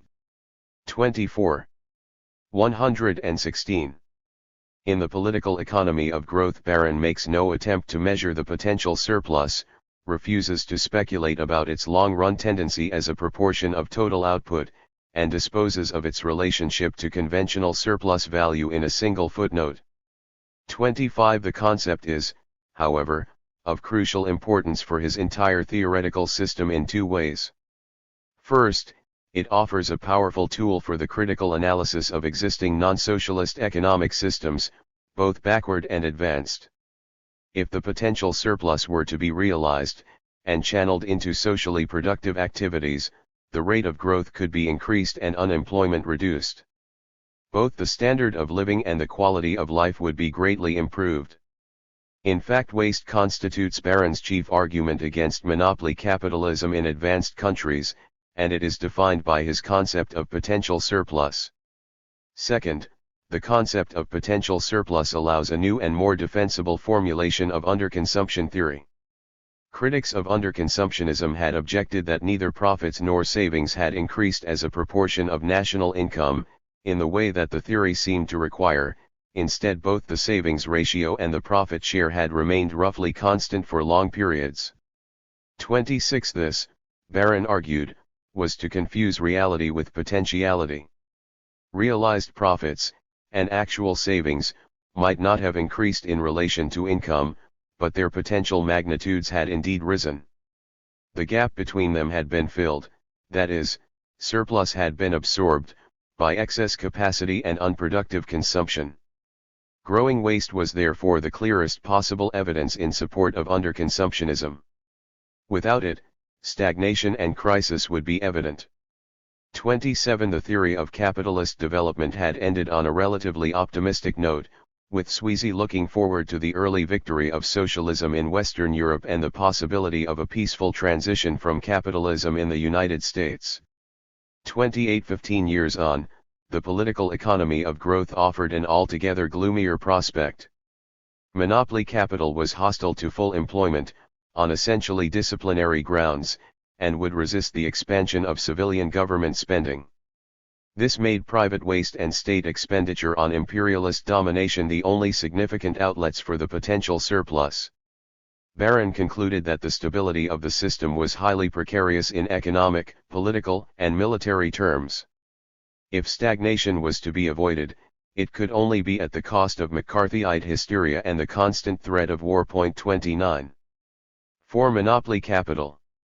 Most of the pieces for a theory of monopoly capital had now been assembled, underconsumption and the analysis of the monopoly enterprise. 117. By Sweezy, potential surplus and constraints on state intervention by Barron. All that remained for the monopoly capital jigsaw to be complete was the discovery of one missing component, later labeled the law of the rising surplus. If it could be demonstrated that the potential surplus did have a clear tendency to increase over time, the case for a revised theory of underconsumption would be greatly strengthened. The history of advanced capitalism could be rewritten, and it would be possible not only to explain the long boom after 1945 but also to predict its impending demise. The first hint of a law of rising surplus came in a paper published by Barron in 1959, soon followed by two articles jointly written with Sweezy, their first co-authored publications in over 20 years of collaboration. 3. They were a first draft of the core chapters of Monopoly Capital, which finally appeared in 1966, 2 years after Barron's death and having taken almost exactly 10 years from the first tentative outline to the date of publication.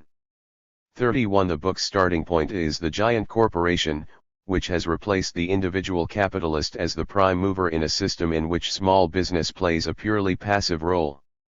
32. For Barron and Sweezy, the corporation's incentive to maximize profits is every bit as strong as that of the traditional entrepreneur. The interests of both shareholders and management coincide in the quest for higher profits, which increase the size and strength of the firm and offer the greatest security and the best promotion prospects for its managers.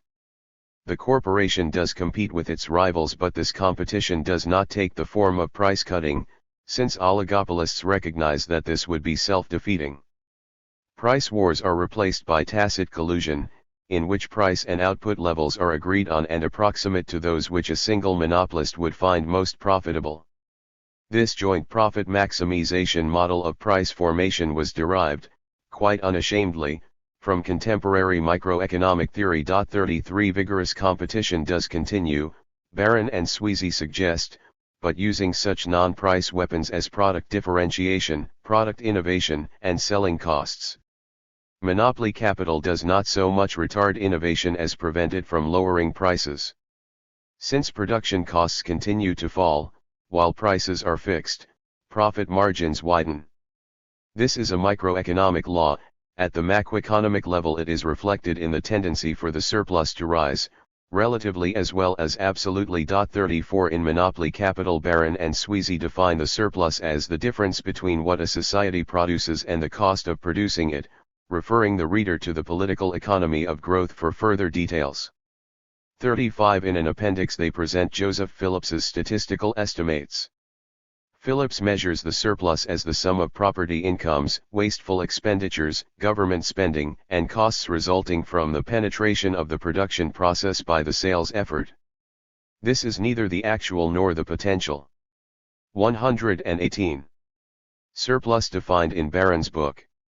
Phillips's work has been heavily criticized, as we shall see in the following section. At present it is sufficient to record his conclusion: between 1929 and 1963 surplus rose from 46.9% to 56.1% of US GNP. By the latter year property incomes accounted for less than one-third of the total surplus. 36. How this rising surplus might be absorbed is a central question of monopoly capital. Neither capitalist consumption nor investment was up to the task, Barron and Sweezy concluded. Since a declining proportion of corporate profits was paid out in dividends, consumption by shareholders is of decreasing significance and the investment-seeking part of the surplus rises. Under-consumptionist considerations make it extremely unlikely that the ratio of investment to output can continually increase even if the incentive to invest were not weaker in monopoly than in competitive capitalism. Barron and Sweezy also reject Lenin's suggestion that capital exports to underdeveloped regions are ultimately surplus absorbing. The United States was receiving more income from its assets in poor countries than it invested there. Surplus was being transferred, but in the wrong direction. 37. This leaves selling expenses and expenditure by the state. Monopoly capital is probably best known, among its non-Marxian readers, for its description of the sales effort as an outlet for surplus. The function of advertising, perhaps its dominant function today, thus becomes that of waging, on behalf of the producers and sellers of consumer goods, a relentless war against saving and in favor of consumption. And the principal means of carrying out this task are to induce changes in fashion, create new wants, set new standards of status, enforce new norms of propriety. The unquestioned success of advertising in achieving these aims has greatly strengthened its role as a force counteracting monopoly capitalism's tendency to stagnation and at the same time marked it as the chief architect of the famous American way of life. 38. As for the state, ideological prejudice and opposition from private vested interests ensure that it is not civilian but military expenditure which dominates the government's absorption of surplus. 39. The discussion of civilian spending in monopoly capital adds little to that in Barron's book. Its treatment of military expenditure will be discussed in the following chapter of this book. Barron and Sweezy conclude that the orthodox communist term state monopoly capitalism is inappropriate, since the state is not an independent force and there has been no qualitative change in its economic role. 40. 119.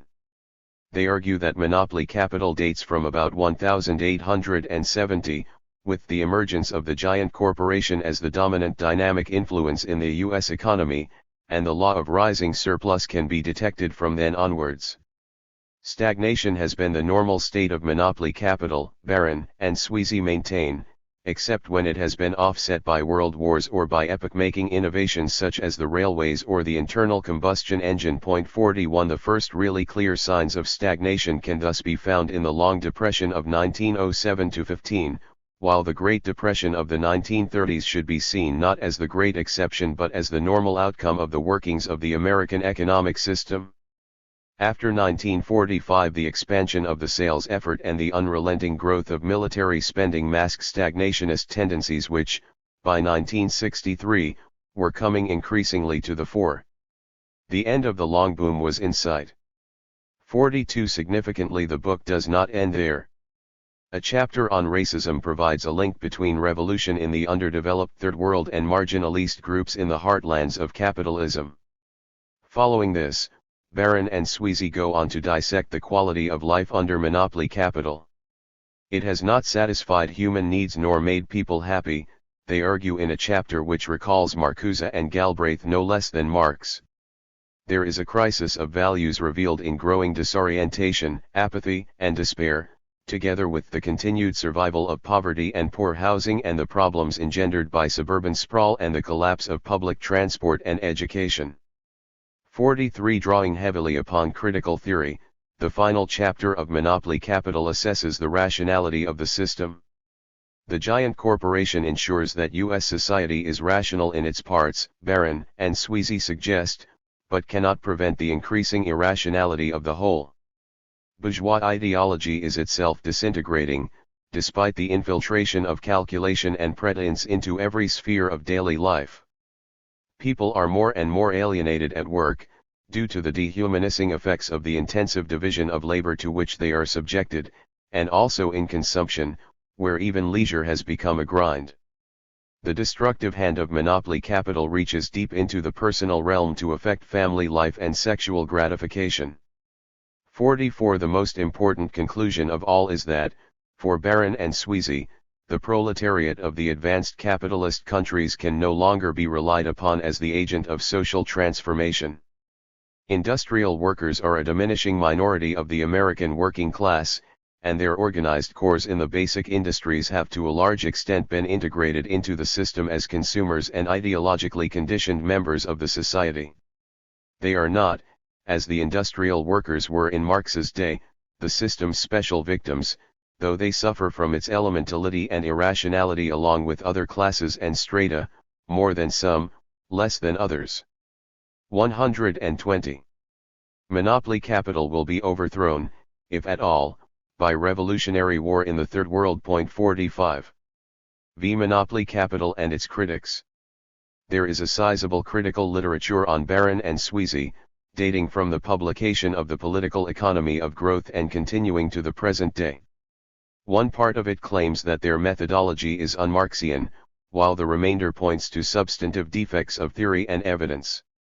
As to the former, orthodox Marxists maintain that monopoly capital ignores the labor process and the determination of wages, stresses the realization of surplus value rather than its production, and is therefore left Keynesian rather than Marxian, replaces Marx's scientific concept of surplus value with the vague, ahistorical, and moralistic notion of surplus, says almost nothing about the working class in the United States, looks to the peasant masses of the Third World rather than to the Western proletariat for revolutionary zeal, repudiates the theory of the falling rate of profit, and abandons key elements of the Leninist analysis of imperialism. Above all, the labor theory of value plays no part in Baron's and Sweezy's theory. 46. Much of this is correct, though to show that a proposition is inconsistent with Marx is of course irrelevant to its truth or falsity. Sweezy was to react to the last criticism by claiming that he and Baron had not rejected Marx's theory of value, but rather taken it for granted.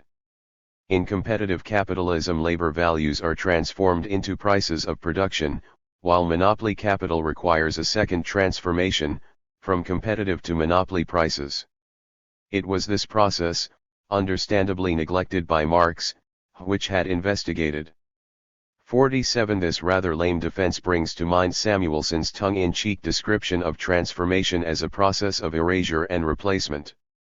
48. Sweezy might have been better advised to admit the irrelevance to monopoly capital of the labor theory of value, interpreted as a quantitative theory of price determination, and to have defended instead the continuing significance of Marx's qualitative analysis of value as a theory of alienation and fetishism.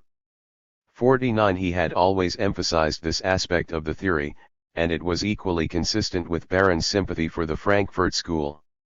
To some extent Baron's and Sweezy's neglect of work and workers was later put right by Harry Braverman's Labor and Monopoly Capital, which will be considered shortly.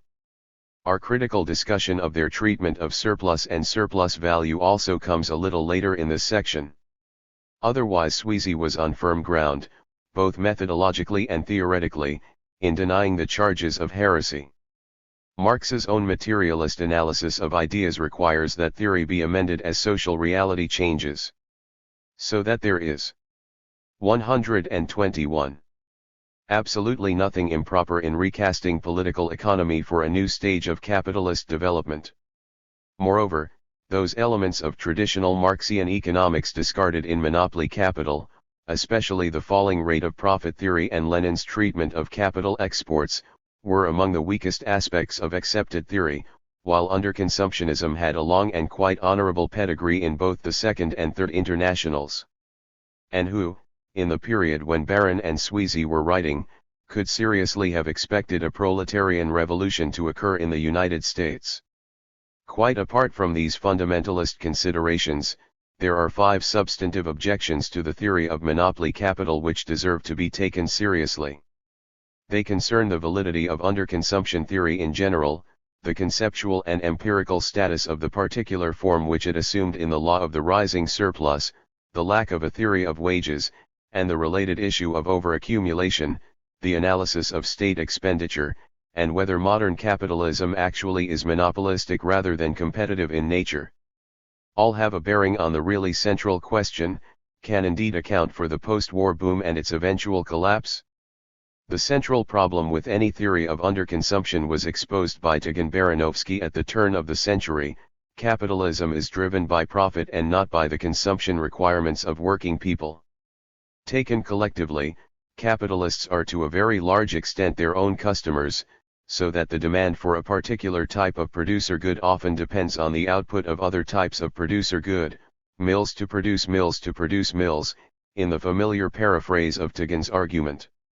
In a capitalist economy there is no obvious reason why the ratio of capital to consumption may not rise indefinitely, no matter how absurd it may be from the viewpoint of a hypothetical, rationally planned, socialist order.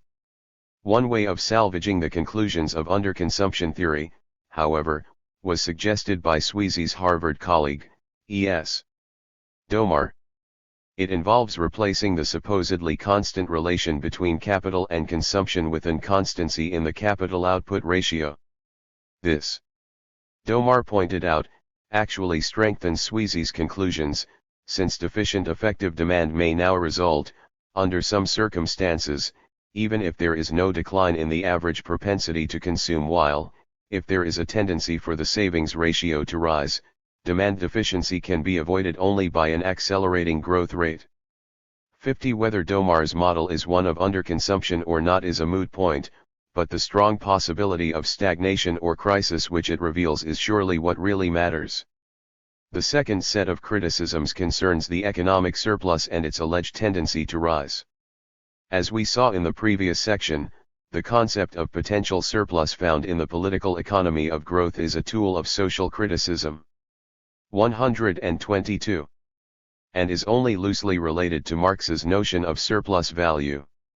In monopoly capital a less ambitious definition is offered, and it can be argued that the difference between what a society produces and the cost of producing it is actually very close to Marxian surplus value, allowing for the fact that the employment of unproductive labor represents the absorption of surplus value and does not contribute to its creation. 51. The precise demarcation between productive and unproductive labor, however, remains extremely controversial. Barron and Sweezy were criticized in particular for treating all state spending as unproductive or surplus absorbing, and ignoring the productive necessity of many state functions.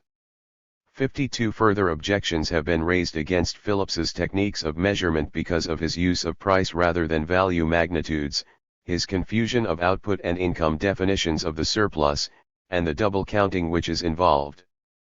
53. None of these flaws is fatal. Most were corrected in a very careful study by E.N.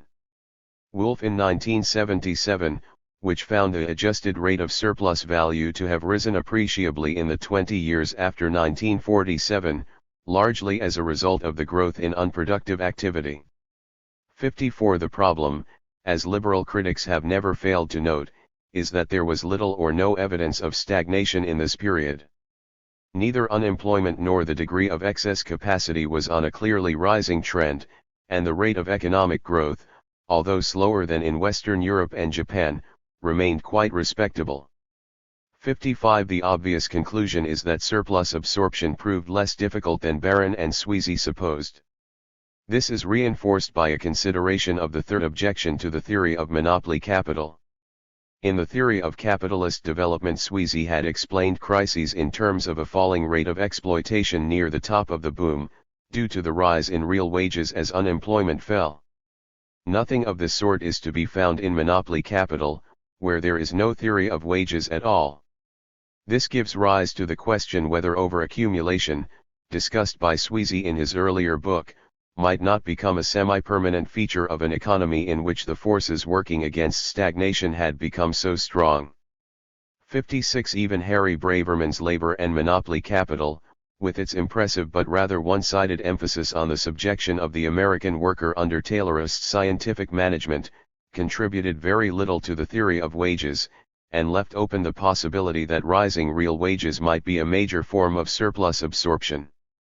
57 Weaknesses in monopoly capital's treatment of the state added to these doubts about the validity of the underlying theoretical analysis. At least one Marxist reviewer found the supposed limits to the growth of military spending quite implausible. 58 other critics complained that Barron and Sweezy had greatly exaggerated the obstacles to expanding civilian government expenditure, much of which was in fact essential, under late 20th. 123. Century conditions, for the profitable accumulation of private capital.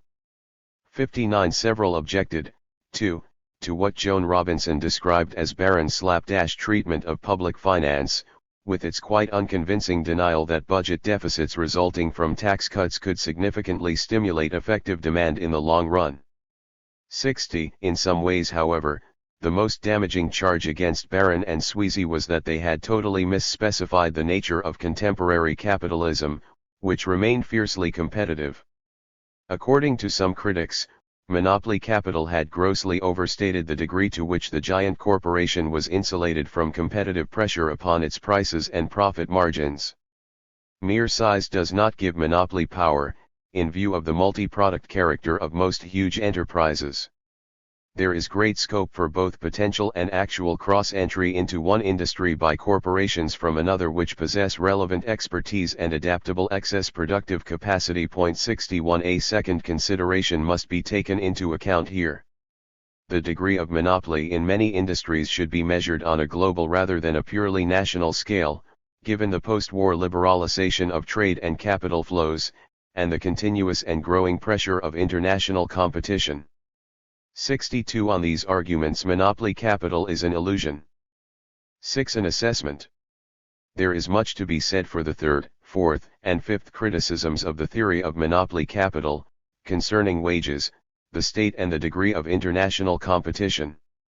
With hindsight, it is evident that the ideas of Barron and Sweezy were very much a product of their time and place.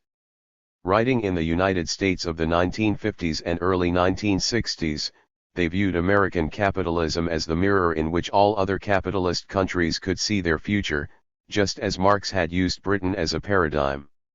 63 A few contemporaries were uneasy about this vision, which so clearly reflected U.S. economic dominance in the immediate aftermath of the Second World War. David Horowitz regretted a tendency in explains nothing at all. 34. 139. 3194.1973. Post-war controversies took place on three levels. First, in the late 1950s and early 1960s, academic economists in Britain, the United States and Japan continued to investigate the logical coherence of the falling rate of profit theory, all found it defective to a greater or lesser degree. Then, coinciding with the end of the long boom in the early 1970s, the rediscovery of Henry Grossman stimulated a vigorous defense of the theory as an alternative to Keynesian and under-consumptionist influences in Marxian political economy. Meanwhile, the first serious efforts were being made to provide empirical support for Marx's Volume 3 analysis, and to relate it to actual developments in contemporary capitalist economies. The initial contribution came in 1956 from H.D. Dickinson, who employed analytical tools taken from neoclassical economics to explore the relationship between the organic composition of capital and the rate of exploitation. 35 Holding the real wage constant, Dickinson used a Cobb-Douglas production function to relate the growth of capital to that of output. Only if very special conditions held would the rate of profit fall continuously, he maintained, otherwise it would initially rise as the organic composition increased, decreasing only when capital accumulation had passed a crucial threshold. 36 Thus any decline in the profit rate, Dickinson concluded, although eventually inescapable, might well be postponed until some distant future. 37 This was an ingenious and widely imitated 38 but ultimately unsuccessful synthesis of Marxian and neoclassical economics. There can be no objection in principle to connecting capital accumulation, labor productivity, and the growth of the surplus product, which was what Tigan, Moskowska, and Shibata had all done. While constant capital does not create value, it is productive in the sense of increasing the output of commodities, as Marx himself knew very well. The problem with Dickinson's argument is that he used neoclassical ideas which have since been shown to be seriously defective. Only very special types of technology can be represented in terms of an aggregate production function. 39 In 1960, Ronald Meek avoided this pitfall in a less ambitious, but more influential, paper. 40 Eschewing algebraic generalizations, Meek relied entirely on a series of plausible numerical examples in which technical progress increased both the organic composition and the rate of exploitation. His findings were similar to Dickinson's.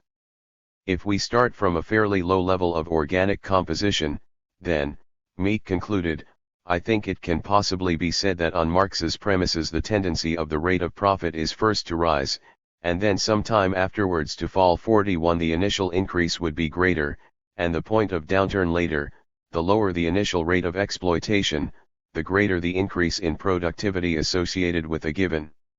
140. Rise in the organic composition, and the faster the growth of productivity in Department 2 relative to Department I. This last result is somewhat surprising, since productivity growth in Department I cheapens the elements of constant capital and thus works against the assumed increase in the organic composition. 42. This points to a defect in Meek's procedure.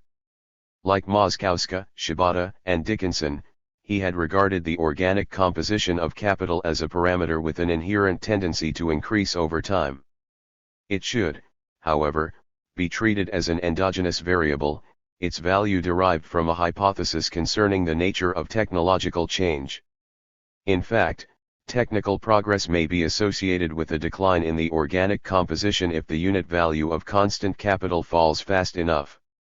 The first model in which the endogeneity of the organic composition was explicitly addressed seems to have been that of the Dutch economist Arnold Hirsch, which dates only from 1972.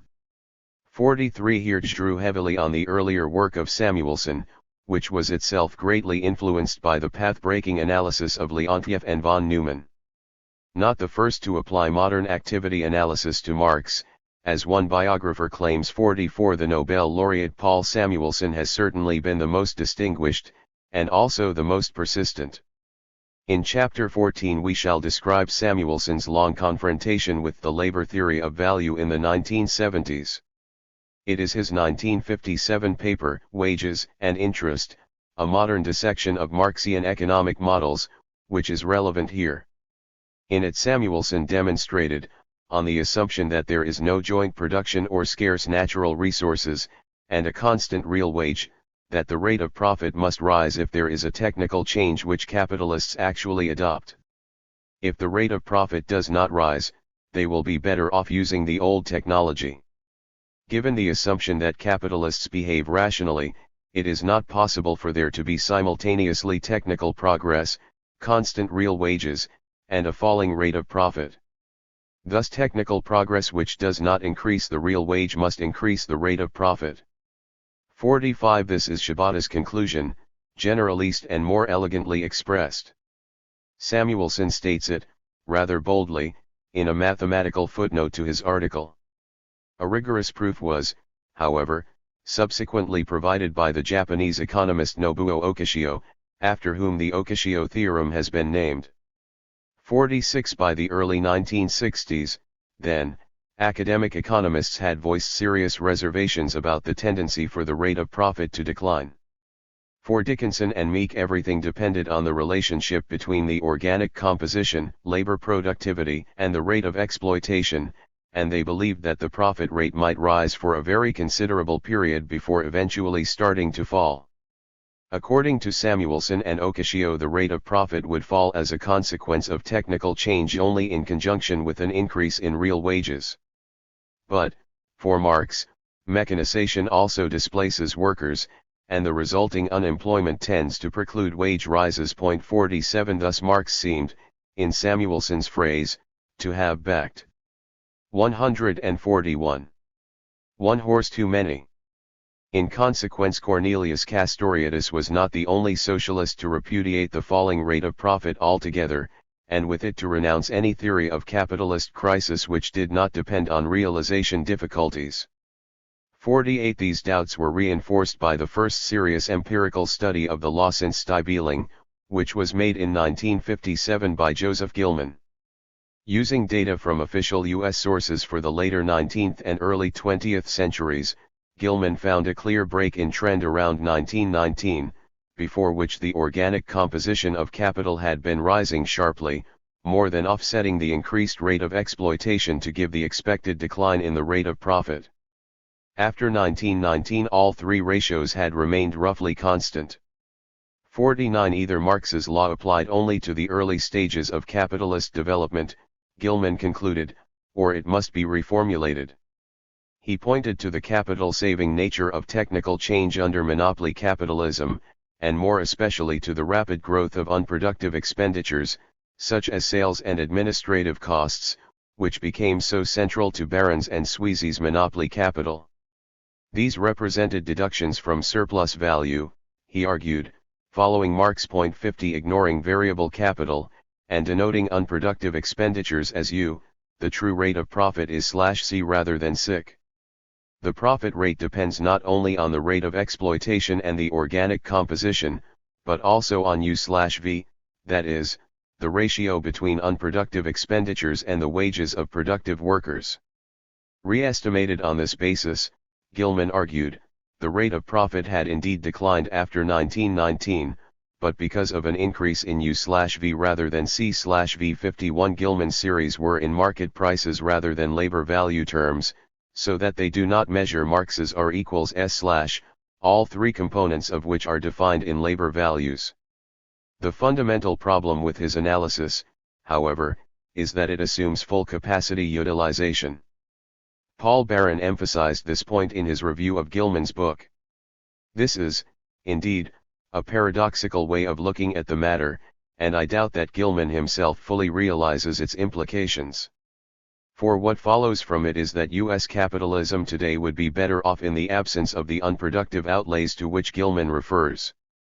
Both the volume and the rate of profit would be higher.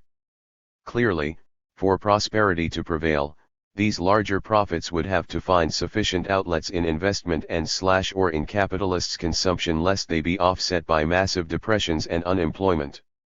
Since it cannot be Gilman's view that depression and unemployment would constitute a blessing to the capitalist system, he must believe that investment would respond to higher rates of return and rise automatically to the level required for the maintenance of reasonably high employment. That this confidence in the elasticity of investment with regard to the rate of profit is hardly compatible with the far-reaching. 142. Monopolization of the U.S. economy, correctly observed and stressed by Gilman, apparently leaves him undisturbed. Nor does he seem to be impressed by the undisguised dismay with which business circles react to any reduction of the government's unproductive expenditures, or by the anguish caused in Wall Street by every outbreak of a peace scare. Under conditions of deficient aggregate demand, Barron concluded, unproductive expenditures may increase profits by allowing the realization of more of the surplus value which has been produced. 52. This tension between the falling rate of profit and underconsumptionist models of crisis is equally apparent in the work of Ernest Mondale, the only other Marxian economist in this period to invoke empirical evidence about trends in profitability. In his early writings, Mondale showed scant regard for the theory. His 1962 Marxist economic theory devoted much less space to the falling rate of profit than to disproportionality and demand deficiency theories of crisis. 53. In an introduction to Marxist economic theory, which appeared 5 years later, the emphasis is similarly upon effective demand rather than the rate of profit. 54. Not until Late Capitalism, published in German in 1972 and in English in 1975, did Mondale emphasize the falling rate of profit as the key to understanding the long boom and its demise, borrowing from Parvus and Kondratiev the notion of 50-year cycles or long waves of capitalist development. For Mondale, accumulation is a function of the rate of profit. Upswings in the long cycle are initiated by triggering factors which lower the organic composition or increase the rate of exploitation. The post-war boom was one such upswing, Mondale maintained, with characteristically prolonged and powerful surges of capital accumulation and short, weak depressions. The specific triggers which had operated after 1945 included major technical changes cheapening the elements of constant capital, and improvements in transport and communications which had reduced circulation time. Both had offset the tendency for the organic composition to rise. Equally important was the substantial increase in the rate of exploitation resulting from the defeat of the European working class by fascism. As the third technological revolution exhausted itself, and the working class recovered its strength and self-confidence, the long boom would give way to a new Kondratiev downturn, and capitalism would face renewed crises of the classic kind. 55 Mondale told an attractive story in lucid prose, illustrated with a wealth of empirical detail drawn from his encyclopedic knowledge of orthodox economic literature and official statistical sources. His facility of exposition, however, tended to conceal very real defects in his analysis. The data cited in late capitalism obscured an obstinate refusal to face facts, in particular to acknowledge that the capital-output ratio, a rough proxy for Marx's organic composition, had been constant or falling for almost a 143 century, so that fluctuations in the rate of profit had depended very largely upon changes in the rate of exploitation. Class struggle rather than technical change was the critical factor. 56 At the theoretical level, Mondale had confronted neither the Ocasio theorem nor the Dickinson-Meek argument that a rising rate of profit might be a secular instead of merely a long cyclical phenomenon. Moreover, his failure to repudiate his earlier Keynesianism produced a fatal ambiguity. As one reviewer concluded, it is never clear whether Mondale considers capitalism has an inherent tendency towards overproduction which periodically expresses itself in a falling rate of profit, or whether overproduction itself is caused by a falling rate of profit. As a result, his repeated references to demand and realization exist in something of a vacuum, and one is left wondering what, if any, is their connection with his basic theory of development. 57. Resolute anti-Keynesianism was the defining characteristic of one increasingly influential stream of thought, based on the ideas of Henryk Grossman as propagated by his disciples Paul Matic and Roman Rostalski. 58 The most literate specimen of the large and often turgid literature of what has become known as the Capital Logic School was a widely read 1973 article by David Yaffe, 59, which was entirely faithful to the spirit of Grossman's theory.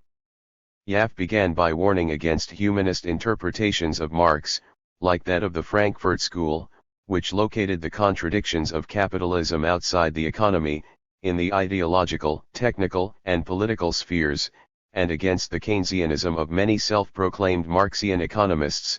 If the capitalist mode of production can ensure, with or without government intervention, continual expansion and full employment, then the most important objective argument in support of revolutionary socialist theory breaks down. 60 Marx had commenced his own analysis of capitalism, in Volume I of Capital, by focusing upon capital in general, or the inner nature of capital, abstracting from the effects of competition on the behavior of many capitals.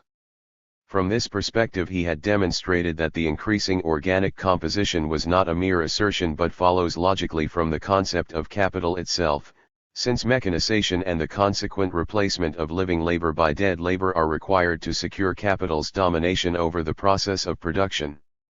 61 Because there were counteracting tendencies, Yaffe continued, the fall in the rate of profit was not linear but in some periods is only latent, coming to the fore more or less strongly in other periods and appearing in the form of a crisis cycle. Once absolute overaccumulation occurs, so that further accumulation adds nothing to the mass of surplus value which is produced, growth comes to a halt. For Yaffe, this is all that there is to Marx's 144 theory of crisis. It is logically independent of competition and effective demand, since we have shown the tendency that capitalism has towards overproduction and crisis without considering competition. In the discussion so far it has also been assumed that all goods are actually sold at their value and there are no realization difficulties, that is the tendency towards crisis and overproduction of capital, can be deduced independent of such considerations. Competition does become relevant in explaining how the crisis is overcome. The restructuring of capital, a term redolent of the 1970s, ensures that only the more efficient, and most profitable, capitals survive. In this sense, the capitalist crisis can be regarded as the strongest counteracting tendency to the long-run tendency of the rate of profit to fall. The tendency towards breakdown and stagnation therefore takes the form of cycles due to the effects of the counter-tendencies, of which the actual crisis is an extreme case. 62 Yaf concludes by again denouncing what he considers to be a number of incorrect versions of the Marxian theory of crisis, which separate the circulation process from the capitalist production process as a whole. The most serious of these fallacies is underconsumptionism, which mistakes effects for causes. The overaccumulation of capital is the cause of the overproduction of commodities, and the latter is not the limitation to the capitalist production process.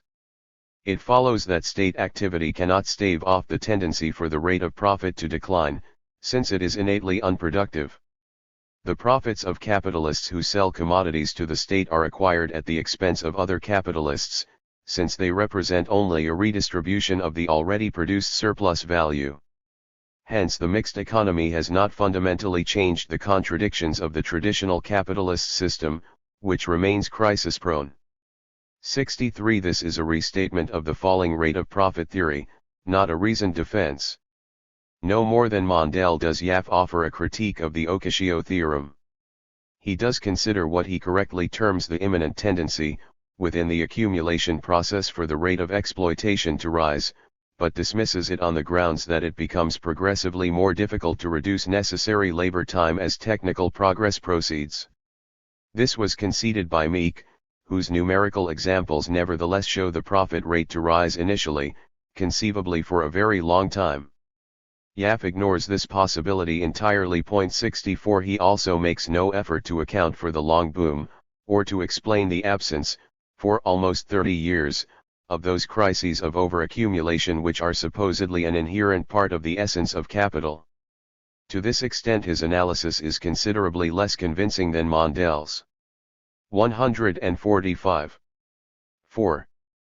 By the mid-1970s a two-part agenda for defenders of the falling rate of profit theory had emerged. Theoretically, they would have to come to grips with the Ocasio theorem, answer the Dickinson-Meek criticisms, and formulate their argument in such a way that it did not amount to a tautology of the form, either the profit rate falls or, if the counteracting tendencies are strong enough, it does not. Empirically, they would need to be much more careful in their representation of the evidence, measuring the organic composition and the rate of exploitation in terms of labor values, and using these data to explain movements in the rate of profit, which is a ratio involving prices. Finally, they would have to be scrupulously clear as to the demarcation line between productive activities which create surplus value and unproductive activities which absorb it. In Chapter 16 we shall see how successful they were. The permanent arms economy. Introduction. Perhaps the most obvious difference between the post-war and pre-war worlds was the level of military expenditure carried on by the victorious powers. Disarmament had not been complete even after the First World War, but there was no precedent in the peacetime history of capitalism for the scale of arms spending which was now being undertaken. In 1950 military expenditure accounted for 6.6% of the United Kingdom's GNP, for 5.5% in France and 5.1% in the United States.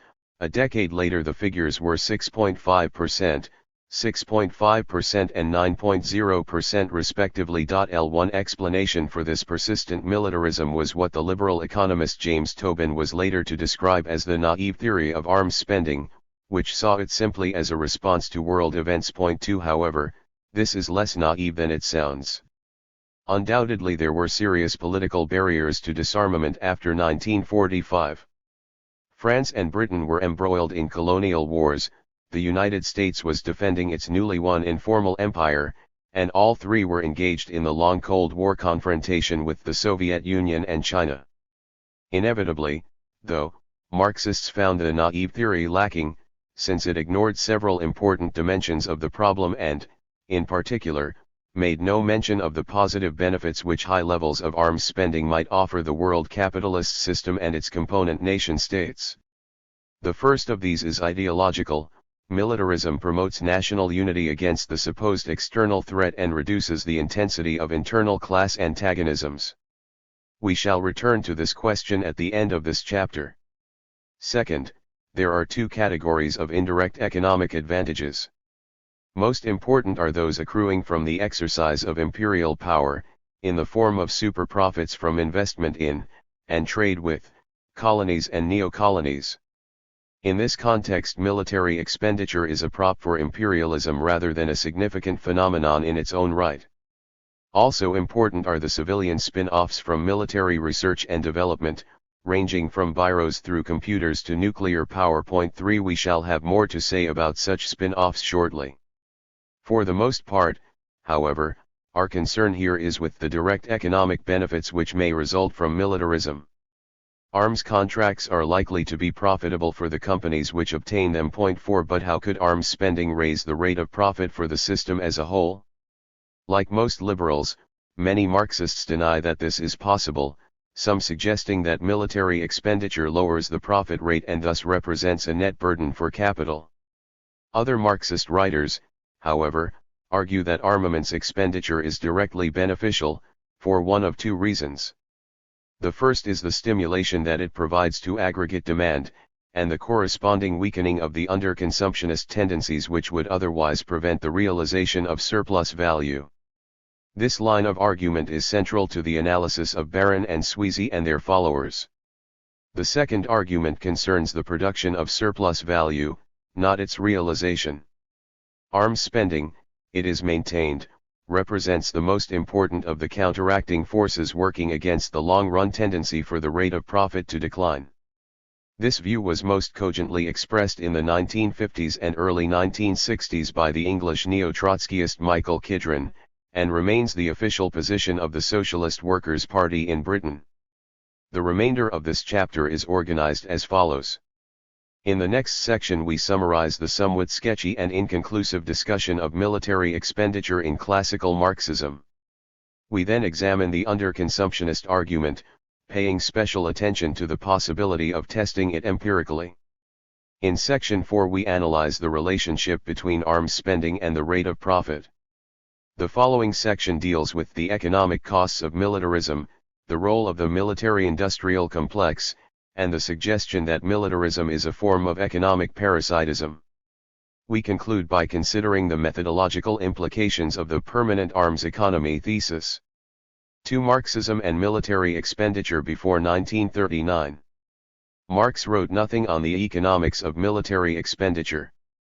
Engels did little more, despite his strong personal interest in the technical aspects of warfare and the substantial growth of European militarism in the final decade of his life. His pamphlet Can Europe Disarm, written in 1893, called for the settlement of international disputes by negotiation and the replacement of standing armies by popular militias. For Engels, arms spending offered neither direct nor indirect benefits to capitalist states, but only the 51. Prospect of financial ruin. 5. Both German and Russian Marxists tended to neglect the entire issue. Like Engels, Karl Koski did point to the costs of colonial expansion and the military spending associated with it, warning that Germany's attempt to build a strong navy in addition to its expensive army would result in economic disaster. As the World War loomed, Koski argued that, although militarism did give a boost to consumer demand, it was contradictory. Capitalists benefited from arms spending, but, to the extent that it was financed by taxation upon profits, they would necessarily resist it. In consequence, there were definite limits to the growth of military expenditure, which could not enable the system to overcome its chronic tendency to underconsumption. 6. Koski claimed that his left-wing critics in the SPD were mistaken when they viewed militarism as a necessary condition for the survival of capitalism. Although it did have economic causes, arms spending was not indispensable, and disarmament was a real, albeit precarious, possibility. 7. Of all the classical Marxists, it was Rosa Luxemburg who showed most interest in the economic implications of military expenditure, but her analysis, contained in one short chapter of her Accumulation of Capital 8, is remarkably difficult to follow. The fundamental theme of Luxemburg's book is the need for external markets if surplus value is to be realized. She seems to have regarded military expenditure as supplementing the more important external markets provided by overseas colonies and neo-colonies, but her numerical examples of extended reproduction within armaments sector only serve to obscure her argument. In fact, everything depends upon how an expansion in military spending is financed. There are three possibilities. Increased taxes on workers merely alter the composition of output, without affecting aggregate profits or the level of effective demand. Higher taxes on profits may or may not increase the overall profitability of capital, depending on what would otherwise have been done with them. Deficit financing will have a stimulating effect so long as demand is insufficient to permit the realization of all the surplus value which would be produced at full capacity utilization. And military expenditure has the distinct advantage, from an underconsumptionist viewpoint, that it creates no further problem by increasing productive capacity. 9 But this is to suggest only that sense can be made of Luxemburg in Keynesian terms, not that she herself was a premature Keynesian. That would be to give Luxemburg both too much and too little credit.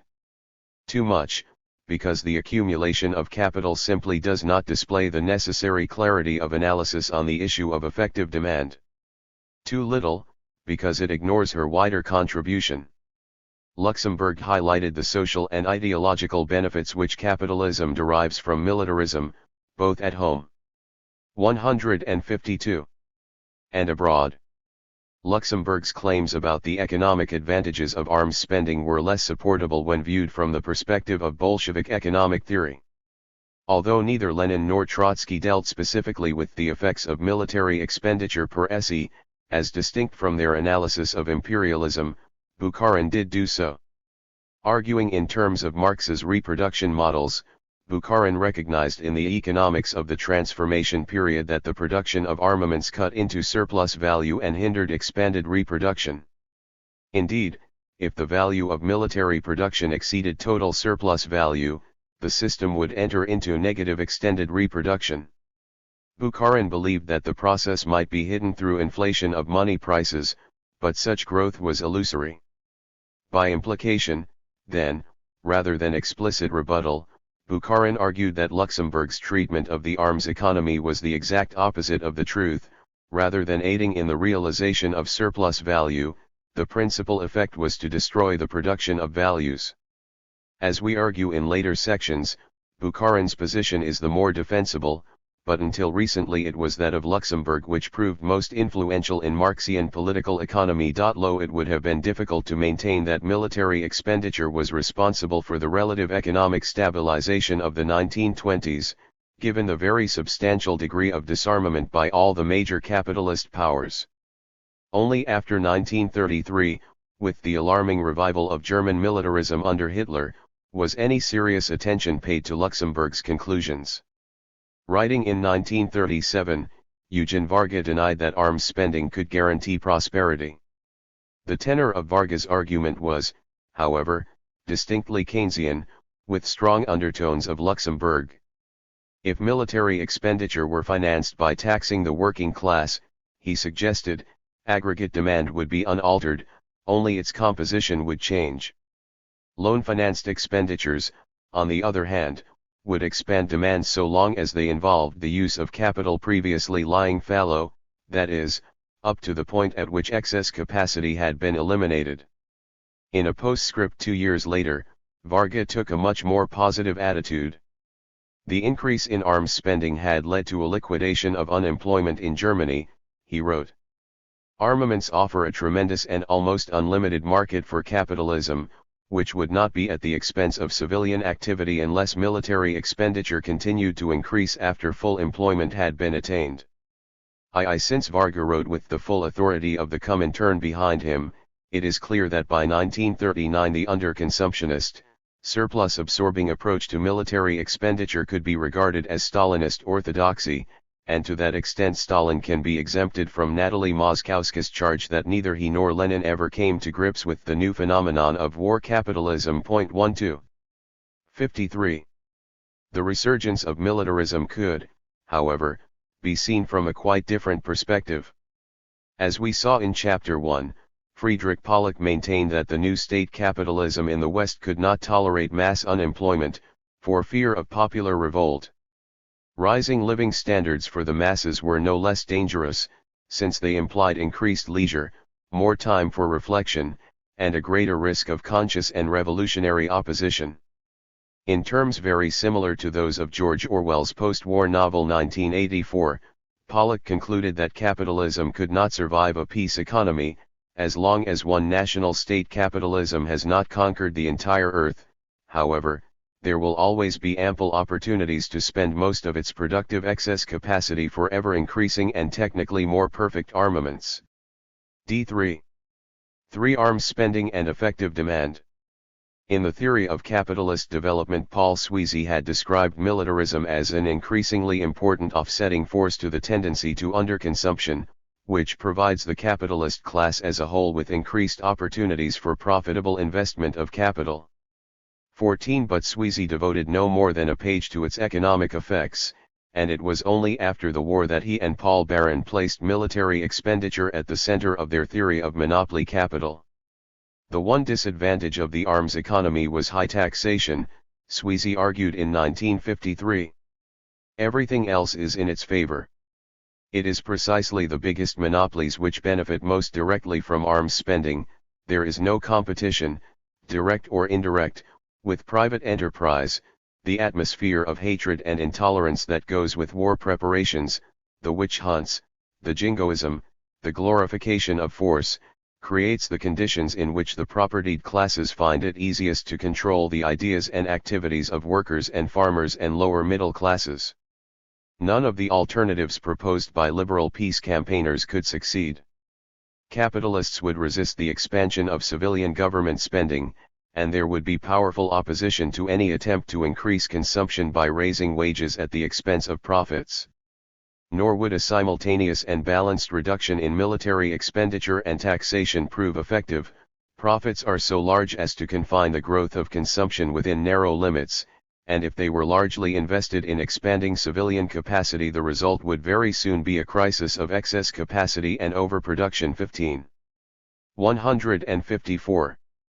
Paul Baran's Political Economy of Growth, published 4 years later, placed less emphasis on the stabilizing effects of arms spending, possibly as a result of the relative decline in U.S. military expenditure at the end of the Korean War. However, militarism played a much greater role in monopoly capital, where it was treated as one of the two major absorbers of surplus, along with the sales effort. 16. By 1970 it had become an article of faith among American Marxists that the military-industrial complex has eliminated the specter of secular stagnation. 17. Baran and Sweezy were themselves more circumspect, arguing that the demand-creating role of military spending was subject to both military and economic limits.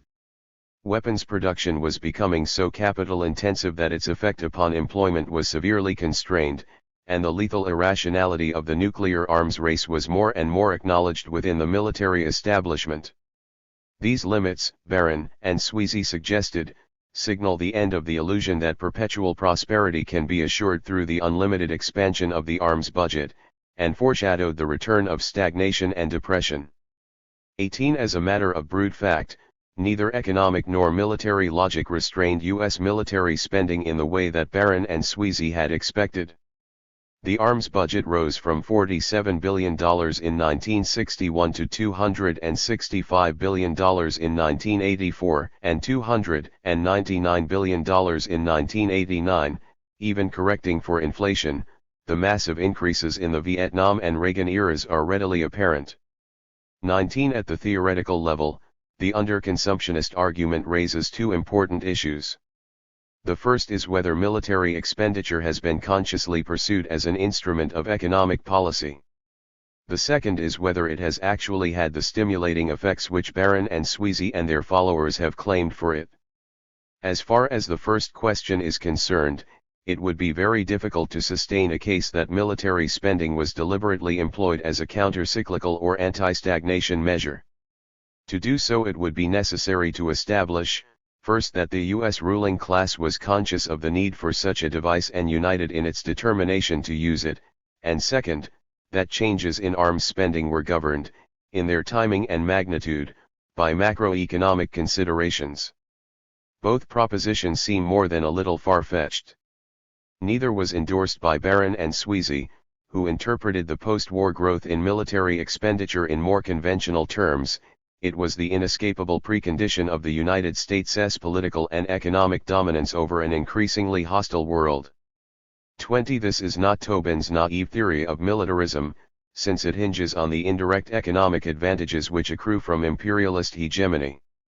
Any direct economic benefits from arms spending, however, were a mere byproduct of the United States' super-imperialist position. Were the benefits real, or only apparent? Attempts to investigate this issue are bedeviled by conceptual and technical problems. First, it is by no means clear that it is legitimate to force dialectical Marxist theory into the mold of 55. Equilibrium models suitable for formal statistical testing.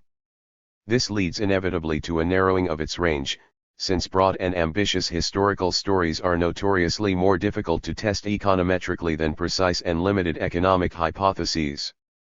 Second, published data are invariably in market prices rather than prices of production, let alone labor values, casting some doubt on the pertinence of any such tests from the perspective of orthodox Marxist theory.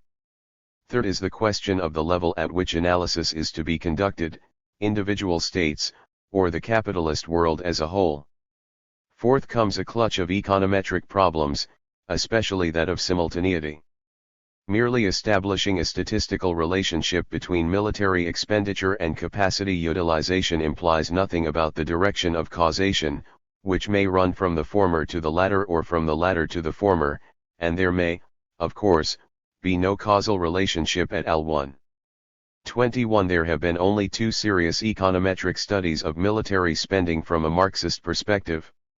In the first, Al Szymanski explored the relation between armaments expenditure, unemployment, and economic growth in the 18 wealthiest capitalist countries between 1950 and 1968. His initial observation was that arms spending was so small, less than 4% of national income in all except Britain, Israel, and the United States, as to cast serious doubt upon its economic significance. Except for the United States, Szymanski found no correlation between the stage of development, measured by per capita income level, and the share of arms spending. If richer countries did produce relatively more surplus, and suffer more severely from underconsumption, it was not reflected in their military expenditure. Third, Szymanski found a negative correlation between arms spending and the rate of economic growth, contrary to Barron's and Sweezy's expectations. On only one test did the theory succeed.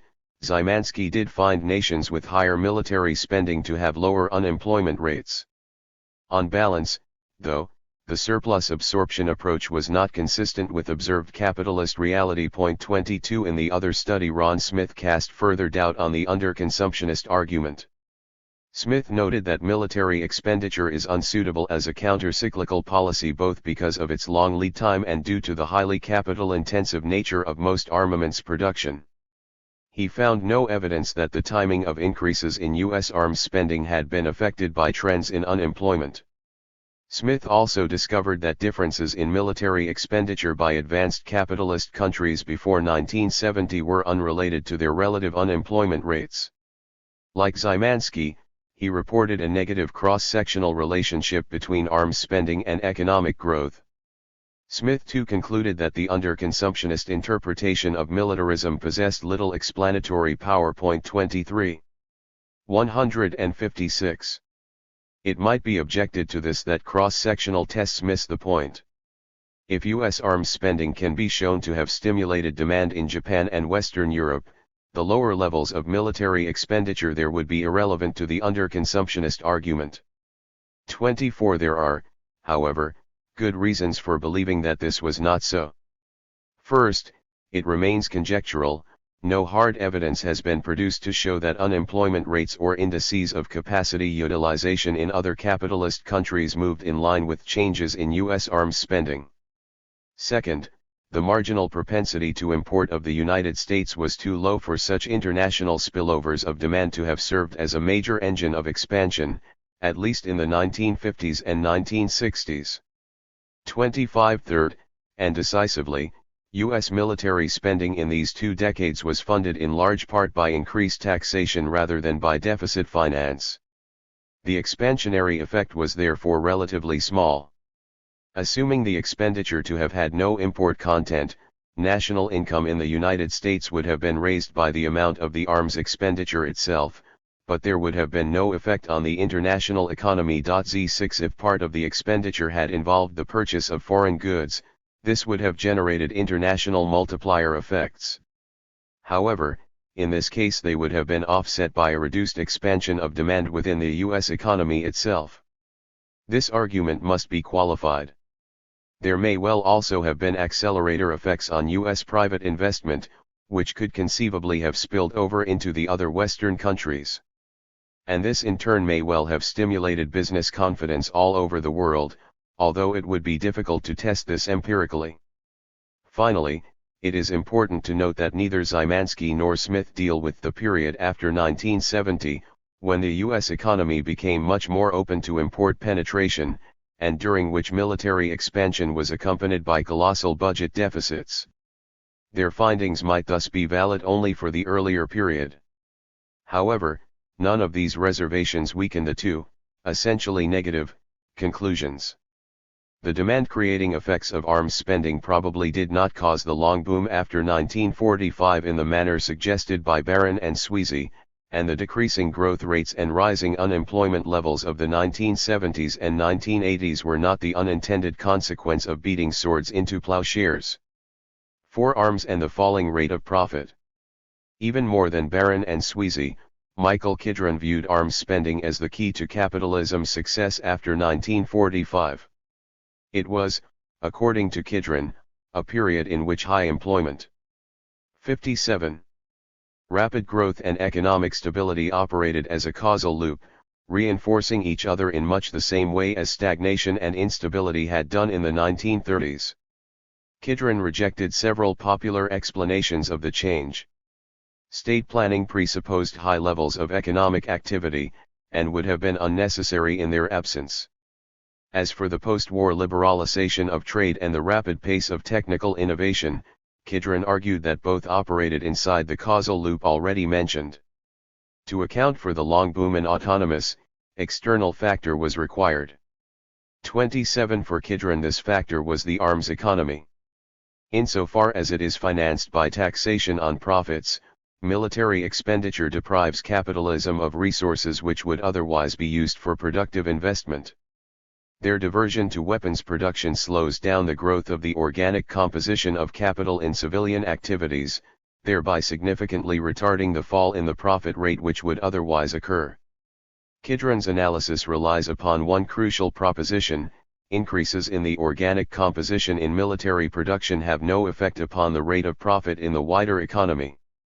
Armaments are not consumed by workers, nor are they used as means of production in wage goods industries, either directly or indirectly. In this they resemble the luxury commodities consumed by capitalists. They belong neither to Department I nor to Department II, but rather to that third sector which Marx denoted by Lib and Bortkiewicz identified as Department III. As early as David Ricardo it had been argued that changes in the conditions of production in such industries would affect only the relative prices of the commodities concerned, without influencing the general profit rate. This was demonstrated to be true by Bortkiewicz at the turn of the century, for a simple three-department model of simple reproduction, and was confirmed in a more general context by Piero Sraffa in 1960. Kidron concluded from this that the permanent arms economy was the latest, and easily the most powerful, counteracting tendency to the falling rate of profit. It constituted the basis of a new stage of capitalist development, superseding Lenin's imperialism, which had proved to be only the highest stage. But 1.28 Marx himself had hesitated over the validity of Ricardo's analysis of luxury production, on occasion denying it forcefully. 29 This has led those Marxists unwilling to criticize the master, like Ernest Mondel, to dismiss Kidron's argument as erroneous. Mondale, indeed, points to the relatively high organic composition in military production as evidence that the arms economy has accelerated the decline in the rate of profit and served as a destabilizing influence. 3.0 This, however, is completely wrong. Bortkevich's simple model proves the independence of the general profit rate from conditions of production in Department 3, and the underlying logic of this result is easily understood. Production in Departments I and II is self-sufficient in the sense that it does not require inputs from Department 3. These two departments constitute a self-contained subsystem, and their 158 internal conditions of production alone determine their own rate of profit. If the rate of profit is equalized throughout the entire economy, that in Department 3 must thus adjust to the rate which prevails in the subsystem formed by Departments I and II. An excessive concentration of constant capital in Department 3 might keep the profit rate there so low as to prevent the equalization process from occurring, but it cannot affect the rate of profit in Departments I and 2.3L. More recently, the same point has been established for the more general, industry case. Piero Sraffa has shown that only basic industries, which produce wage goods and means of production, have any influence on the rate of profit. And armament production is clearly a non-basic activity in this rather technical sense. 32 The real problems with Kidron's treatment are quite different. At the theoretical level, his analysis stands or falls with Marx's theory of the falling rate of profit, which we saw in Chapter 7 to be seriously defective. There is thus no theoretical substance to Kidron's claim that without the permanent arms economy a declining profit rate would have rendered post-war capitalism prone to crisis. Nor, as one would expect, is there any empirical support for his argument. For example, the sharp reduction in arms spending as a proportion of British output from 12% in 1952 to 5.2% by 1970 was not reflected in a similar decline in the rate of profit.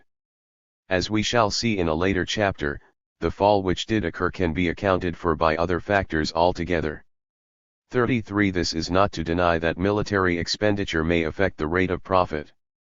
Technical spin-offs might cheapen the elements of constant capital in civilian industry, for example, while the ideological impact of militarism might be such as to induce workers to accept lower wages and a higher rate of exploitation. Equally, as will be seen in the following section, there are several ways in which arms spending may reduce profitability. But none of them lends any support to Kidron's thesis, because the way in which arms expenditure affects the economy is very different. V. The costs of military spending. Szymanski had concluded that in a very basic sense, military spending, instead of leading to economic growth, actually appears to be a cause of at least relative stagnation. 34 In fact, there are at least three ways in which arms spending could retard growth.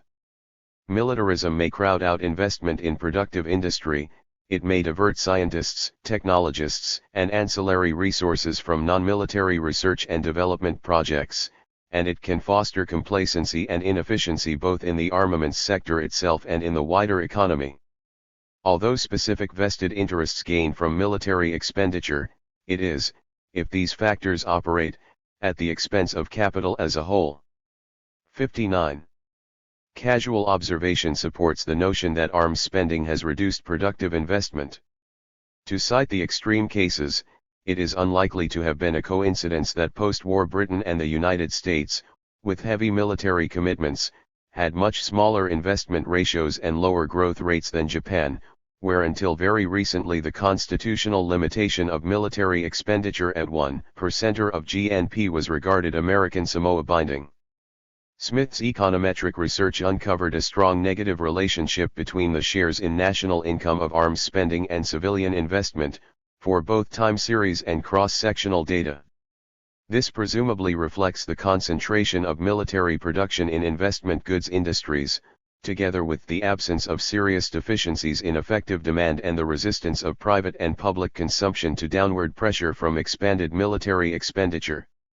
35 Militarism affects not only the quantity but also the quality of investment, which is heavily dependent upon technological innovation. Again, taking the extreme case, more than half of all British research and development resources since 1945 have been directed to military work.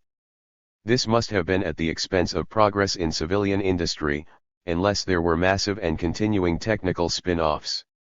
Almost all writers agree, however, that military innovation has become increasingly specialized and esoteric, offering fewer and fewer benefits to non-military capitalism. 36 and military spin-offs could hardly have had a greater effect on growth than direct expenditures on civilian research.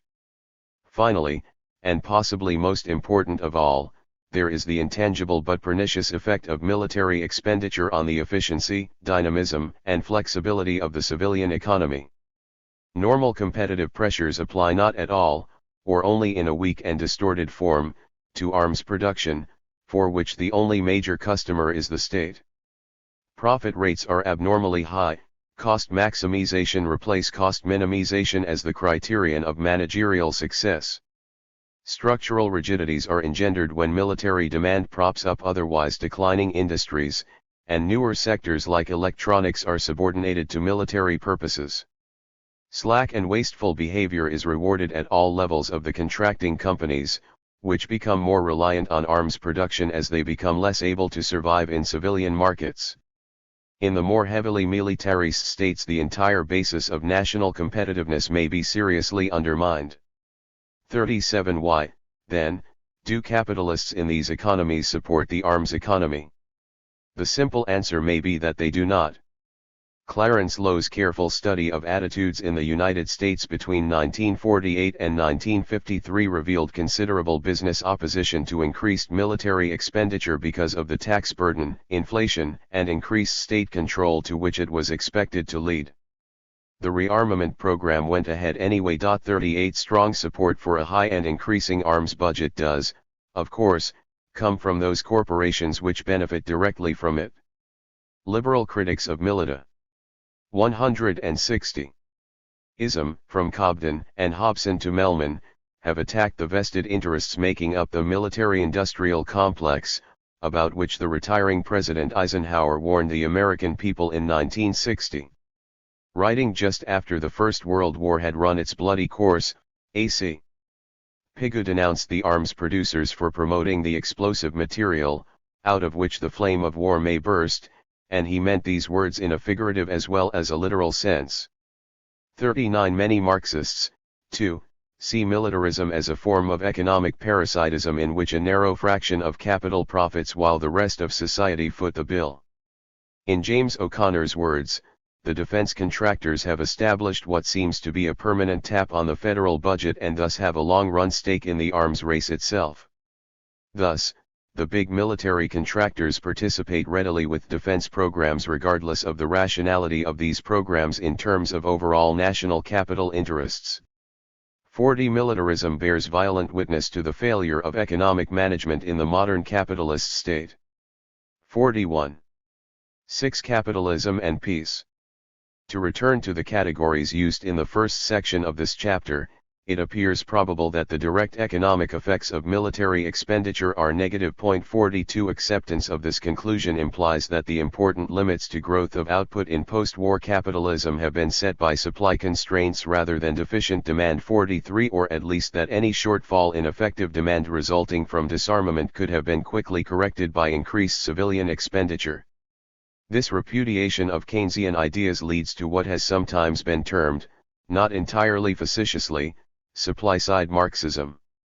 For the United States, the initial indirect economic effects of arms spending may have been sufficiently positive to outweigh its direct costs, since its military might did help the United States to dominate the international economy for a quarter of a century after 1945. It was, however, a contradictory position, since the ensuing balance of payments deficits and crowding out of productive investment contributed greatly to the destruction of the very economic hegemony that the arms spending began by defending.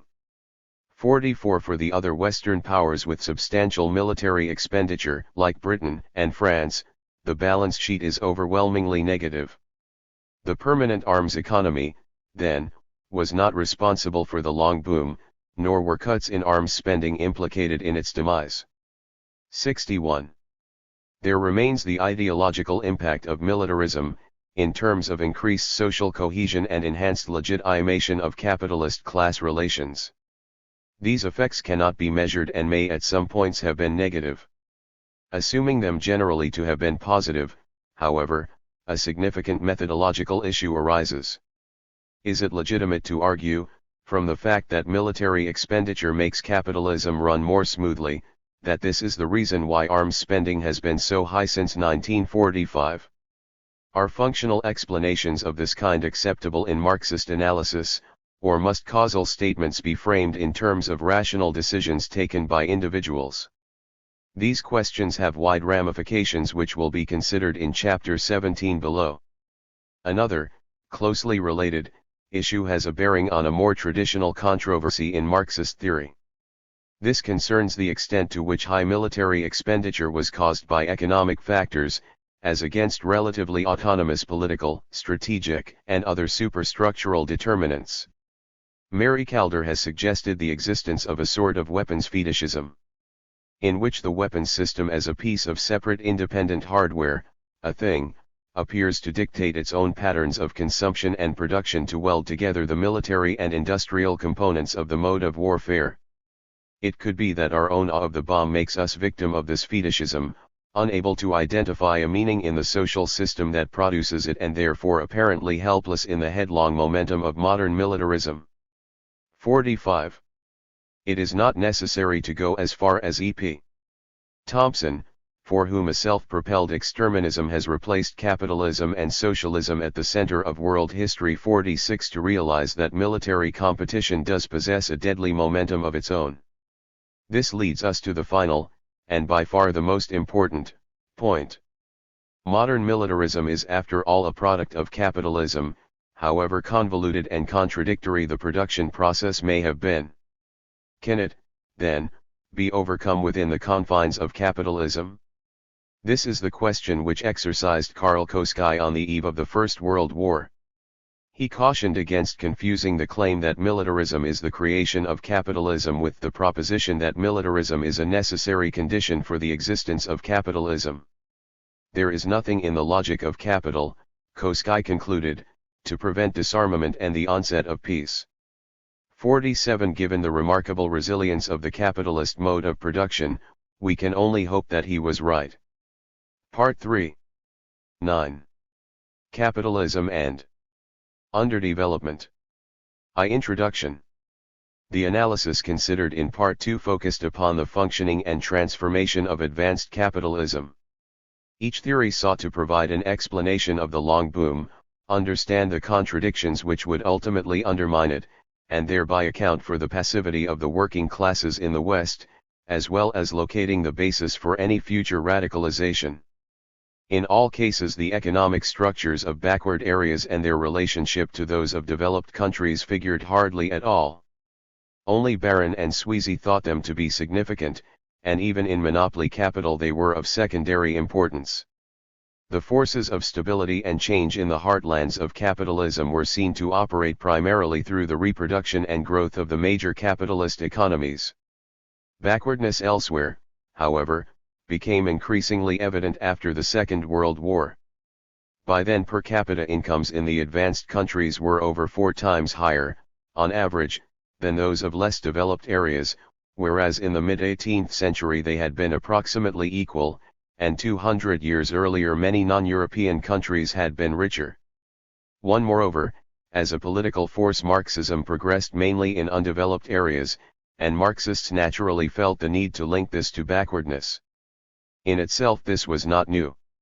As Volume I of this book documents, Russian Marxists considered this issue at length. What was novel in the post-war theories which emerged was the argument that backwardness was a result of a process of underdevelopment, in which advanced capitalist economies had distorted the economic structures of backward areas so as to preclude their development.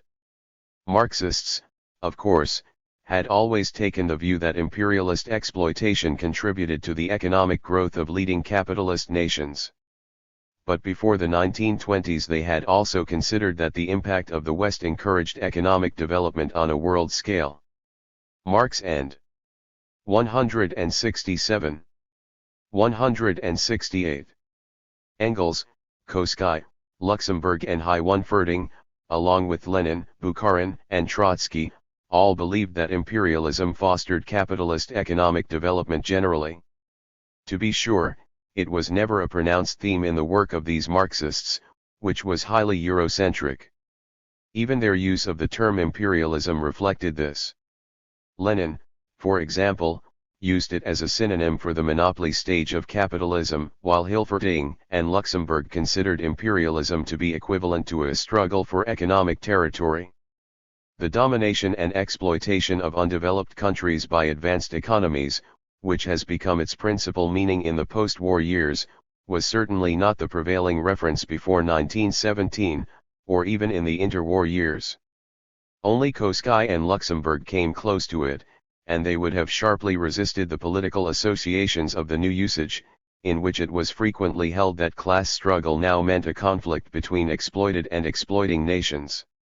The responsibility for initiating the revision of established theories of imperialism falls on Paul Baran, who, in the early 1950s, formulated most of the main economic propositions in the analysis of underdevelopment. 3 anticipations of his ideas can be found, including no less an authority than the Comintern program of 1928. Occasional statements of Stalin, Trotsky and other Russian Marxists in the interwar years also pointed towards Baran's work.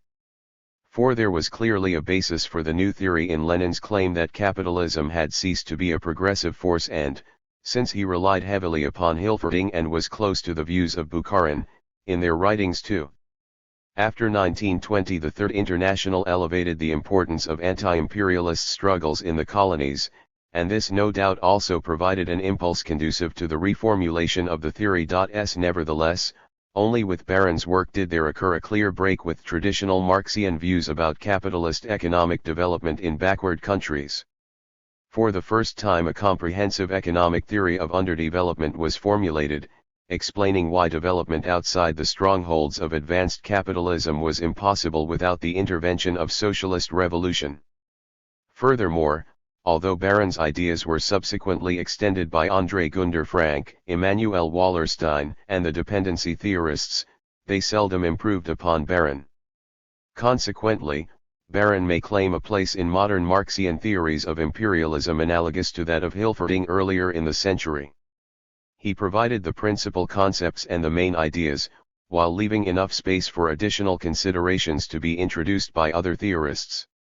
The main influence on Baran may well have been Paul Sweezy.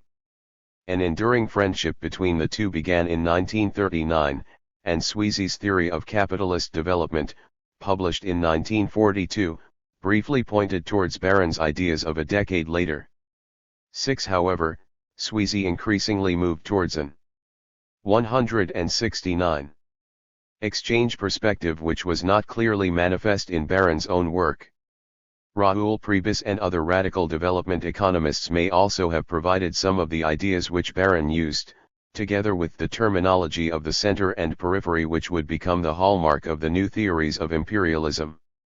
But Baran emphasized neither the structural rigidities which inhibited the growth of backward economies, nor the deteriorating terms of trade which supposedly followed from these inflexibilities. Instead he stressed underdevelopment as a result of the very nature of capitalism itself. The contrast provided by the economic transformation of the Soviet Union clearly impressed Baran, as did the extension of the command economy to Eastern Europe and China. It led him to repudiate reformism. No matter how radical, a reformed capitalism would be inferior to the potential offered by central planning, the very nature of which required a socialist revolution. Together with decolonization, the dramatic rise of national liberation movements, and the Soviet Union's need for allies and trading partners, this Stalinist aspect of Baran's theory was responsible for the warm reception which his ideas received from Maurice Daub and from Soviet spokesmen. 9. 2. Paul Baran and the political economy of growth. Baran first outlined his theory of underdevelopment in an article on the political economy of backwardness, which was published in 1952. Having been presented as a paper to the American Economic Association 2 years earlier. This was followed by a more extended account in the Political Economy of Growth in 1957, the main ideas of which had been the subject of a lecture series delivered in 1953. During the 1950s and 19605 Baron also wrote articles on various aspects of underdevelopment, some of which were collected together in The Longer View, published in 1970. At the same time he was cooperating with Paul Sweezy in writing Monopoly Capital. This text was almost wholly concerned with the economic structure of advanced capitalism, but, given the nature of Baron's thesis on backwardness, it formed an integral part of his theory of underdevelopment. 10. The central idea in Baron's treatment of imperialism is more classical than Marxian. Economic growth is the result of the size and utilization of the surplus product. Economies grow by allocating the surplus to productive investments, and the more surplus is accumulated the faster is growth. Economic stagnation occurs either because the surplus is insufficient to expand the productive forces or, if adequate, is wasted in unproductive consumption. Thus the divergent economic histories of the center and periphery, in which the development of the means of production is concentrated in the center, and development is inhibited in the periphery. 170. Hinges on the division of the world's surplus between different regions and the way in which it is used within them. 2. According to Baron, the divergence originated in the 16th century, when Western European countries began a process of colonial expansion and primitive accumulation. While the domestic surplus was also increasingly being invested at home, it was supplemented by using the surplus of other economies outside Europe. This transfer of surplus undermined the economic development of Latin America, Africa, and most of Southeast Asia. Baron claimed that the seeds of autonomous capitalist development could be discerned everywhere in the 16th century, when it had been feasible for accumulation to have occurred over the whole globe. In the event it was concentrated in Western Europe only because European domination of other areas thwarted incipient bourgeois revolutions there, and restructured their economies in the interests of the imperial centers. Why a small initial advantage possessed by Western Europe at the dawn of modern history was thereby turned into an enduring benefit and gave rise to cumulative divergence. To support this thesis, Baron pointed to the industrial development of India prior to its conquest, and showed how the Indian economy was then distorted by colonial administrations for the benefit of British manufacturers. Established industry was undermined and the surplus produced by the Indian economy was siphoned off by the imperial power. Baron also contrasted Indian experience with the fate of Japan, which had successfully escaped colonization and consequently preserved its industry intact, carried out its own bourgeois revolution, and used the surplus for its own productive investments. Why more generally, according to Baron, what determined whether a country developed or became underdeveloped was its incorporation into an imperial economy or the retention of independence. There is no doubt that Baron exaggerated his case. To assert that all of Asia was on the verge of bourgeois revolution was absurd. 14. Baron concentrated his attention upon the forces of production and failed to perceive the strength of pre-capitalist relations of production which characterized many areas outside Europe. However, his claim that colonization did undermine the existing productive forces and plunder the surpluses of the colonist is well established. At least in part, the speed of accumulation in Europe was a function of the exploitation of the periphery. Whether this brought about underdevelopment, though, is a more contentious issue. If the peripheral areas were backward at the outset, as Marx himself believed, restructuring their economies for the benefit of the imperial power does not itself constitute evidence of underdevelopment. Rather, it may be a necessary condition for sustained later growth. Aside from issues of historical development, the really controversial issue is whether or not the process continued to operate after decolonization. Baron claimed that it did, and here he supplemented his analysis with more. 171. Obviously Marxian elements, including theories of monopoly capital and underconsumption. He dated the emergence of monopoly capital to the late 19th century and thus opened the possibility of interpreting his own theory as an extension of Lenin's. 16. Baron's analysis of the functioning of monopoly capital, however, is very different from that of Lenin. For Barron, inter-imperialist rivalry plays no role, and it is underconsumption which brings about a tendency towards stagnation. Investment outlets are insufficient to absorb an ever larger surplus, and modern capitalism thus ceases to be a progressive force, even on its home ground. Instead of sustaining a rapid expansion of the productive forces, as did competitive capitalism, it dissipates surplus in wasteful activities. For Barron, there is no discontinuity in the economies of the periphery, since neo-imperialism effortlessly replaced colonial control and engendered sustained underdevelopment. Surplus continues to be drained off, principally through the repatriation of profits from foreign investments. This intensifies the surplus absorption problem in advanced economies, but cannot be alleviated by extensive investment in the periphery itself, because this would threaten the entrenched monopoly positions of foreign corporations. Barron maintains that this is reinforced by the class structures of peripheral societies, themselves the product of imperialist or neo-imperialist domination. Whatever surplus is retained by the ruling classes of backward economies cannot be productively employed there, because the extreme inequality which prevails precludes profitable investment in industries catering for mass consumption, which Barron held to be essential for capitalist industrialization. The periphery also suffers from a heritage of colonization, which establishes a social structure dominated by a comprador bourgeoisie and remnants of feudalism. Any attempt by Third World governments to encourage autonomous development engenders intense opposition and brings the threat of external intervention by the states of advanced capitalism, and especially by the United States. Monopoly capital has no more interest than colonial administrations in genuine economic development in the periphery. 17. Barron's argument for the continuance of underdevelopment in the post-war years, and that of many of his followers, may thus be summarized as follows. First, the causes of Third World backwardness are exogenous rather than endogenous, that is, their poverty is due to relations with the West, not because of purely internal barriers to economic growth. Second, these contacts result in underdevelopment rather than development, since the rich capitalist countries have both a strong incentive to block growth and the power to do so. They have an incentive to perpetuate backwardness because this makes it more profitable to export capital to, or to engage in commodity trade with, the periphery. Harry Magdoff, and other disciples of Barron, have added some orthodox Marxian considerations to his thesis. Underdevelopment entails a lower 172. Organic composition of capital, a larger rate of exploitation and thus a greater rate of profit than is available in the developed countries. It also means higher prices for manufactured exports from the metropolis, lower prices for imported raw materials from the periphery, and a correspondingly greater share of the gains from trade. 18. This is why relations of dependence are profitable. They are sustained through the exercise of both political and economic power. Formal colonial rule gave way to neocolonialism or neo-imperialism and is buttressed by several types of economic influence.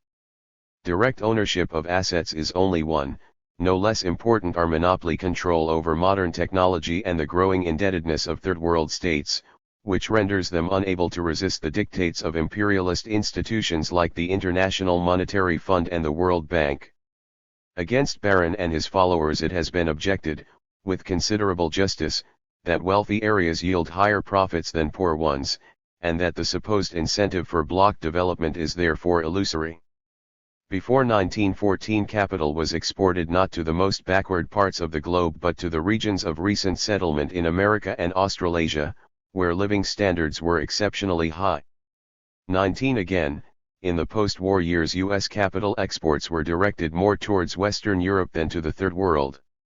After 1945, trade, too, grew more rapidly between the advanced capitalist economies, with metropolis-periphery exchange lagging well behind. Thus rich regions appear to offer more lucrative markets, and more profitable investment opportunities, than poor countries, and Western capital had no obvious incentive to block economic development in the backward areas. Its power to do so was also less than Barron had claimed. There have been many examples of political and military intervention by advanced capitalist states in the internal affairs of Third World countries. 20. But, At the same time, decolonization was not purely cosmetic. At least the larger of the newly independent states won a significant measure of genuine independence. No more than Brazil and Mexico are India and Nigeria mere puppets of imperialism. The evidence for economic dependence is stronger, but its implications are not straightforward. The extent of indebtedness is notorious, and very much greater than it was in Barron's day. But, by itself, the geographical location of asset ownership is entirely irrelevant to questions of development and backwardness. The central issue is not who owns the surplus but where it is invested. If this were not the case, how else is it possible to explain the post-war backwardness of Spain and Portugal, who were the first, and very substantial, plunderers of the New World and Africa? Analogously, a periphery remains backward not because it is exploited by a center, but because the surplus is invested elsewhere. 21 And, while peripheral economies continue to rely technologically on the West, it is not clear why this should preclude development. In fact, technological dependence has provoked 173 completely incompatible complaints, that the Third World is denied access to the most modern techniques, and that the use of these inappropriate methods of production has profoundly damaged their development. 22 It is possible to take issue with other aspects of Barron's analysis, his characterization of Western economies in terms of monopoly capital, his underconsumptionism, his rejection of the possibility of export-oriented industrialization in the Third World, and his identification of U.S. foreign policy with the immediate economic interests of capital. The theory of monopoly capital has been criticized in Chapter 6 above, and problems in the associated theory of underconsumption were exposed by Tikhon Baranovsky nearly a century ago. If there was a justification for emphasizing the importance of the internal market in the early 1950s, it has certainly been weakened by the liberalization of the world economy since then. After Barron's death in 1964, it has become clear that industrialization can be based upon exports. A stable world hierarchy of income levels and rates of economic growth, which Barron's theory predicts, has been undermined. Even in the years immediately preceding the political economy of growth, events did not conform to Barron's thesis. The Marshall Plan provided large-scale aid from the United States explicitly in order to facilitate the recovery of Western European economies. 23 There was no attempt to block development here, but Barron did not mention this important counterexample, and instead characterized aid as invariably a transfer of resources from the center to the periphery in order to sustain underdevelopment. 24 Of course, the transfer of resources to Europe under the Marshall Plan might be explained by the strategic objective of countering Soviet power, which operated to qualify the deeper interest in limiting development, but the possibility that the trade-off could run the other way did not enter Barron's analysis. Nor did he consider the likelihood that U.S. intervention in the Third World which inhibits development might stem from political objectives, and lack any economic interest in sustaining backwardness. Barron was aware that growth had occurred in at least some peripheral economies. However, he characterized this as dependent development, which was the creation of advanced capitalism in the center, lacking any autonomous impulse, and was in consequence distorted. 25 This argument proved popular with some Japanese Marxists, who alleged that under U.S. domination Japan's economic development had been subordinated to the needs of American capital.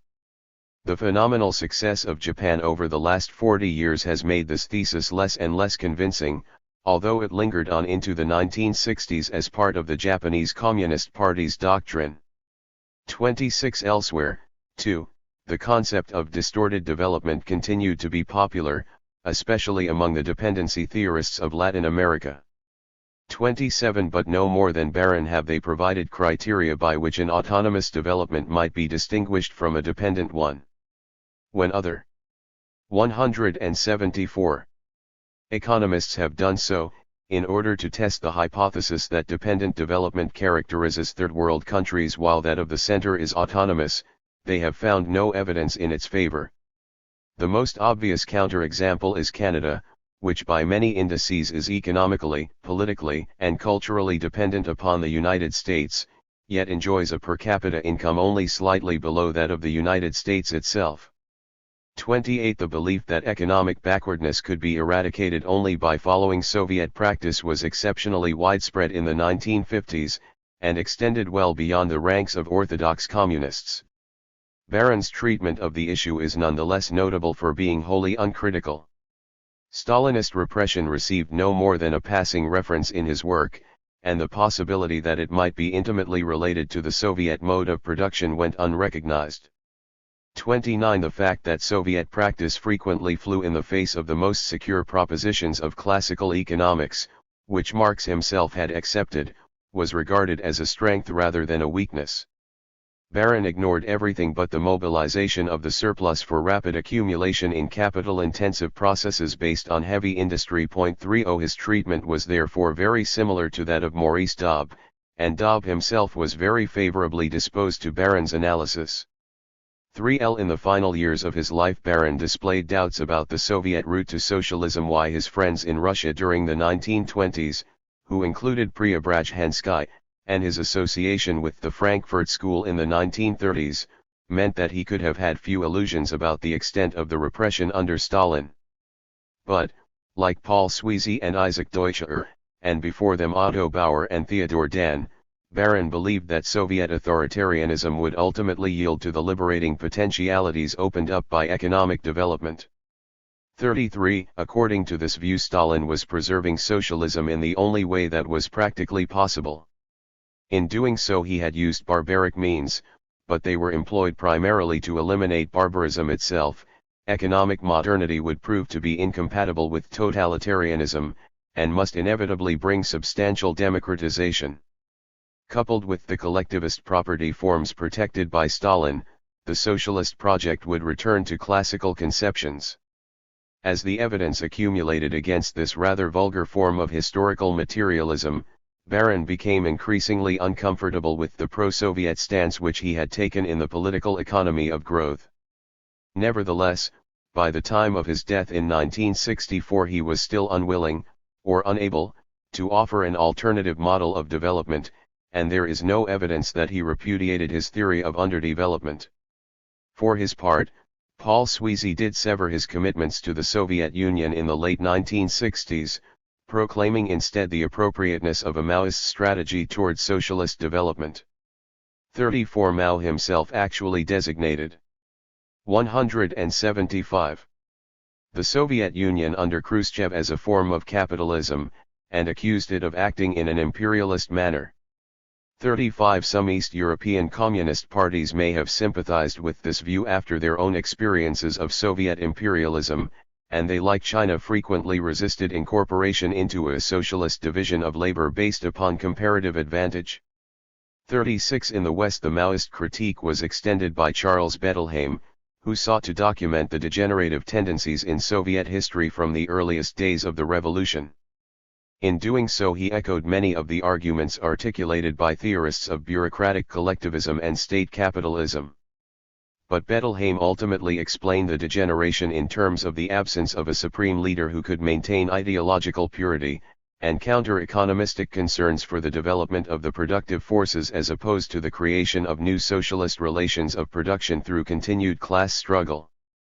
37. Like Sweezy and Bettelheim, many disillusioned communists and fellow travelers shifted allegiance to other socialist states during the 1960s and 1970s, and they were joined by a younger generation in the New Left.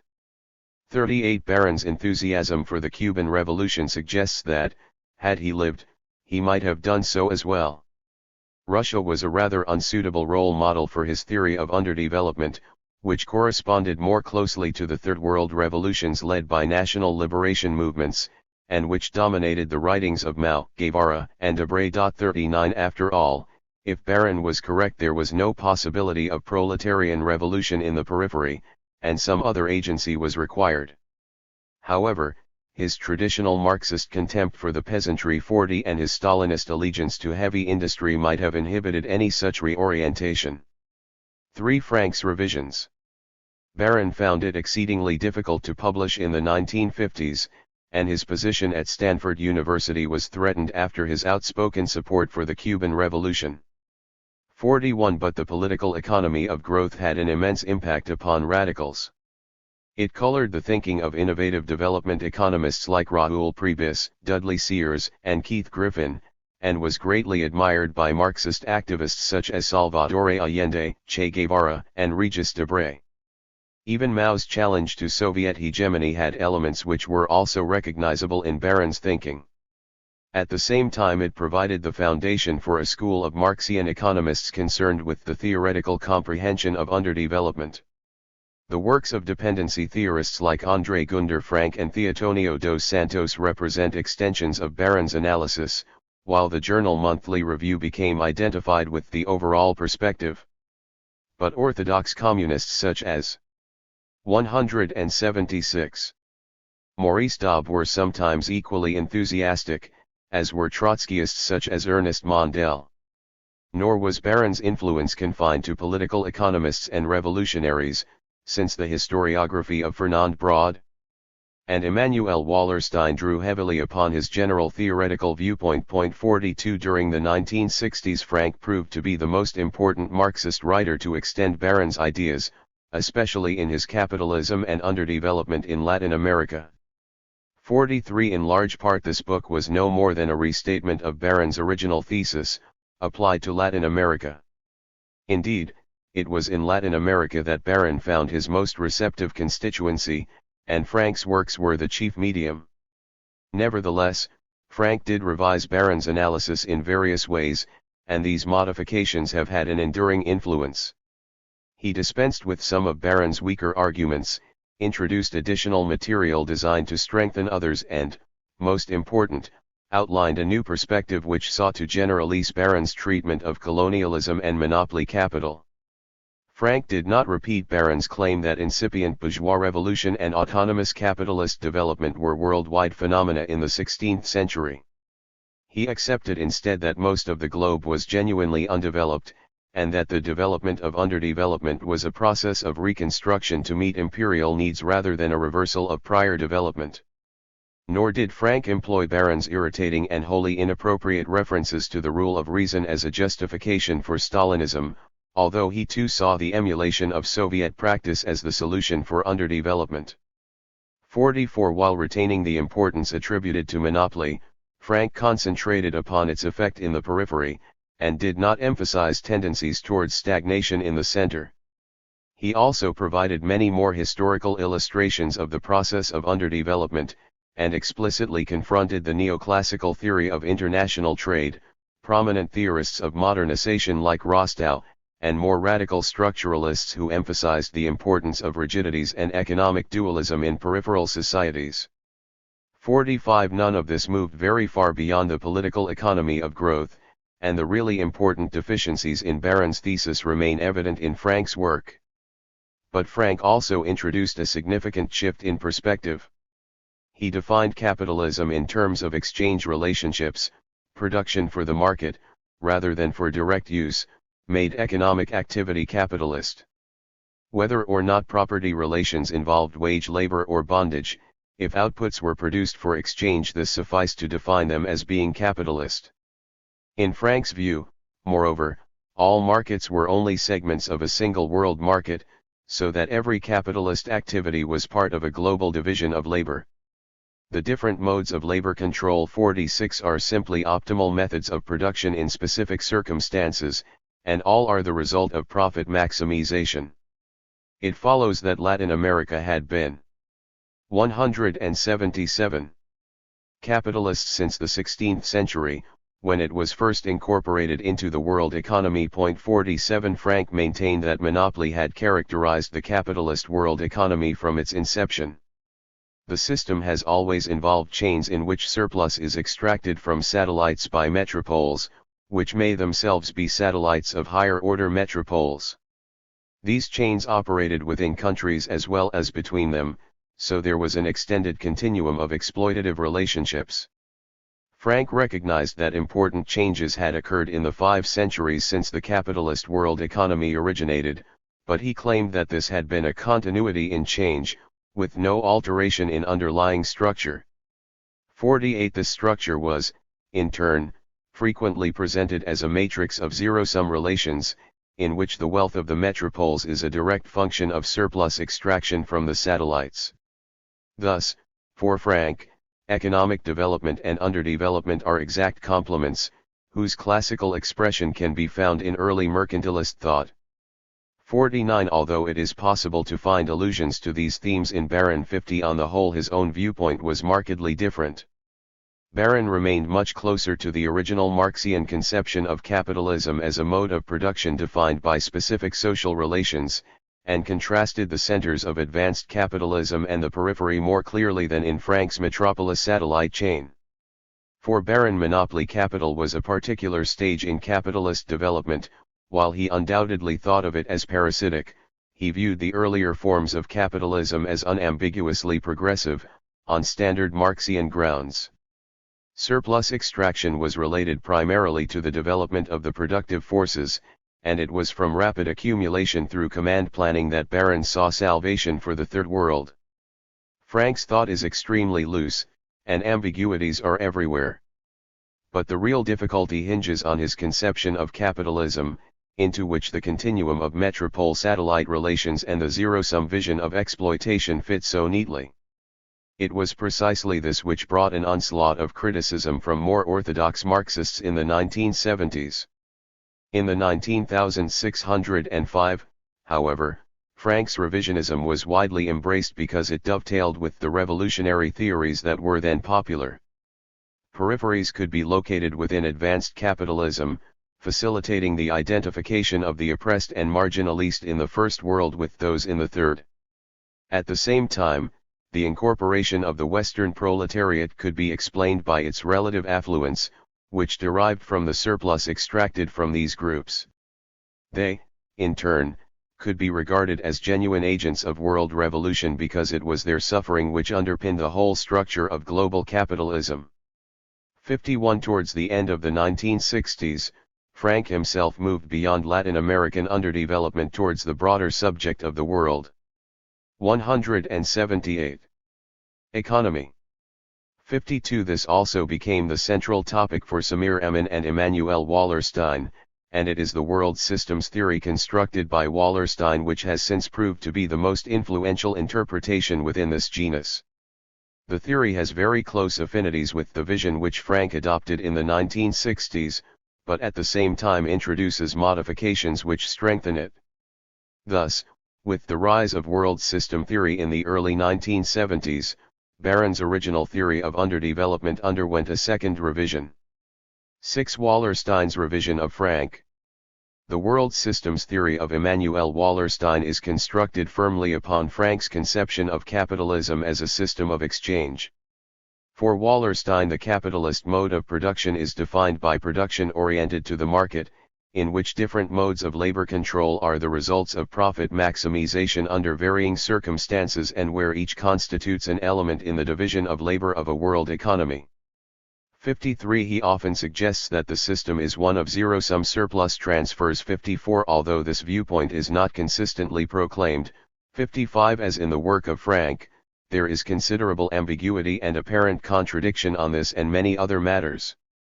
Wallerstein also sometimes refers to the existence of a chain of metropolis-satellite relations. 56 But usually emphasizes the trimodal hierarchy of the world capitalist economy. At the apex is a core of rich powerful states, while the base is comprised of most countries in the Third World.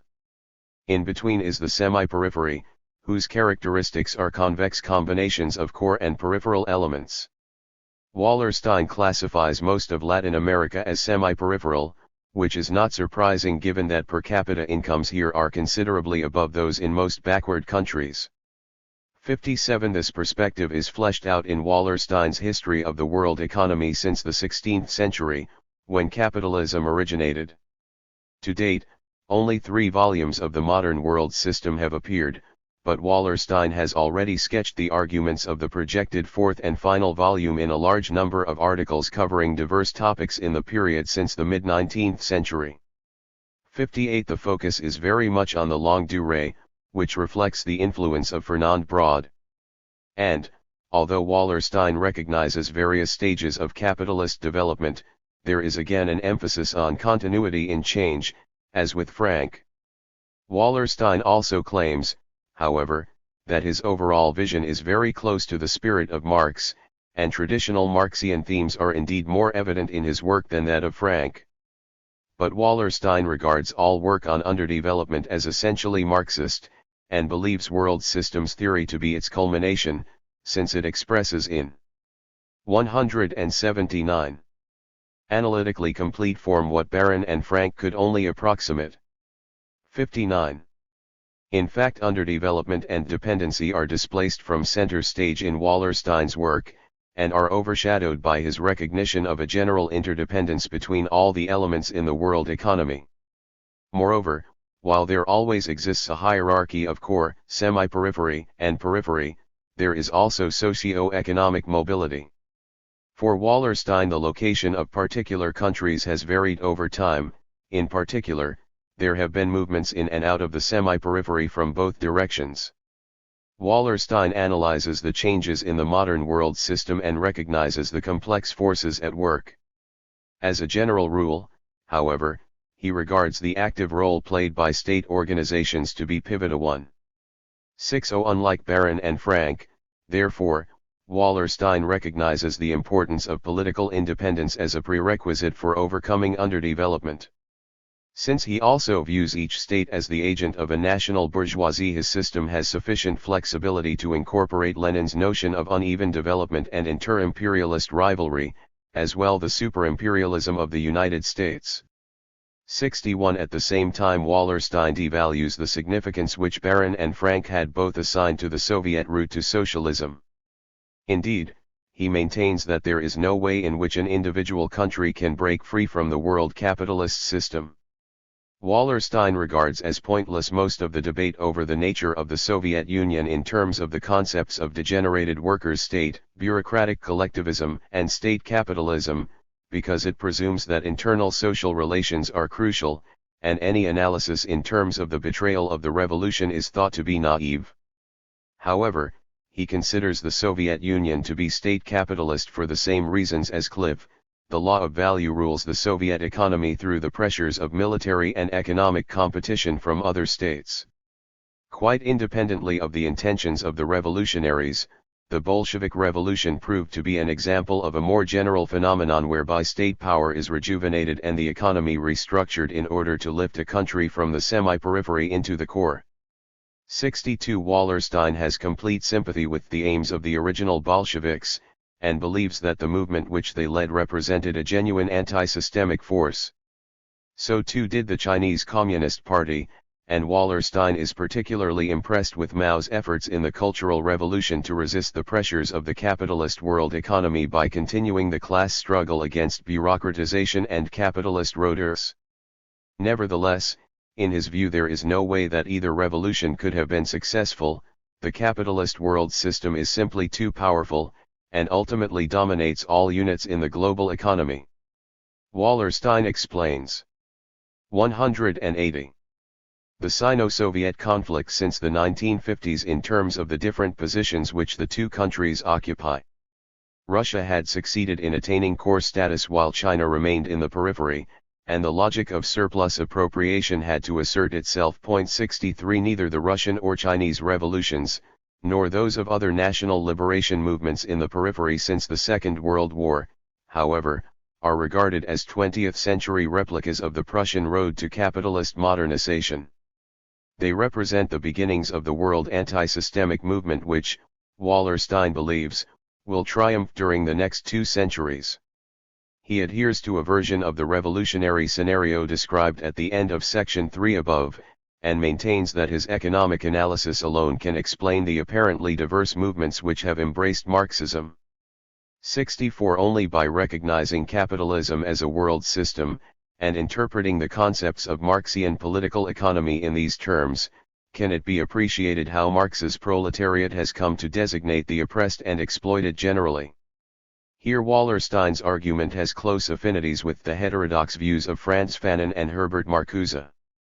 More traditional versions of Marxian thought, which take the social relations of national units as the basis from which to define modes of production, are completely impotent when it comes to accounting for the multitude of revolutionary movements which seek to overthrow capitalism under the banner of Marxism.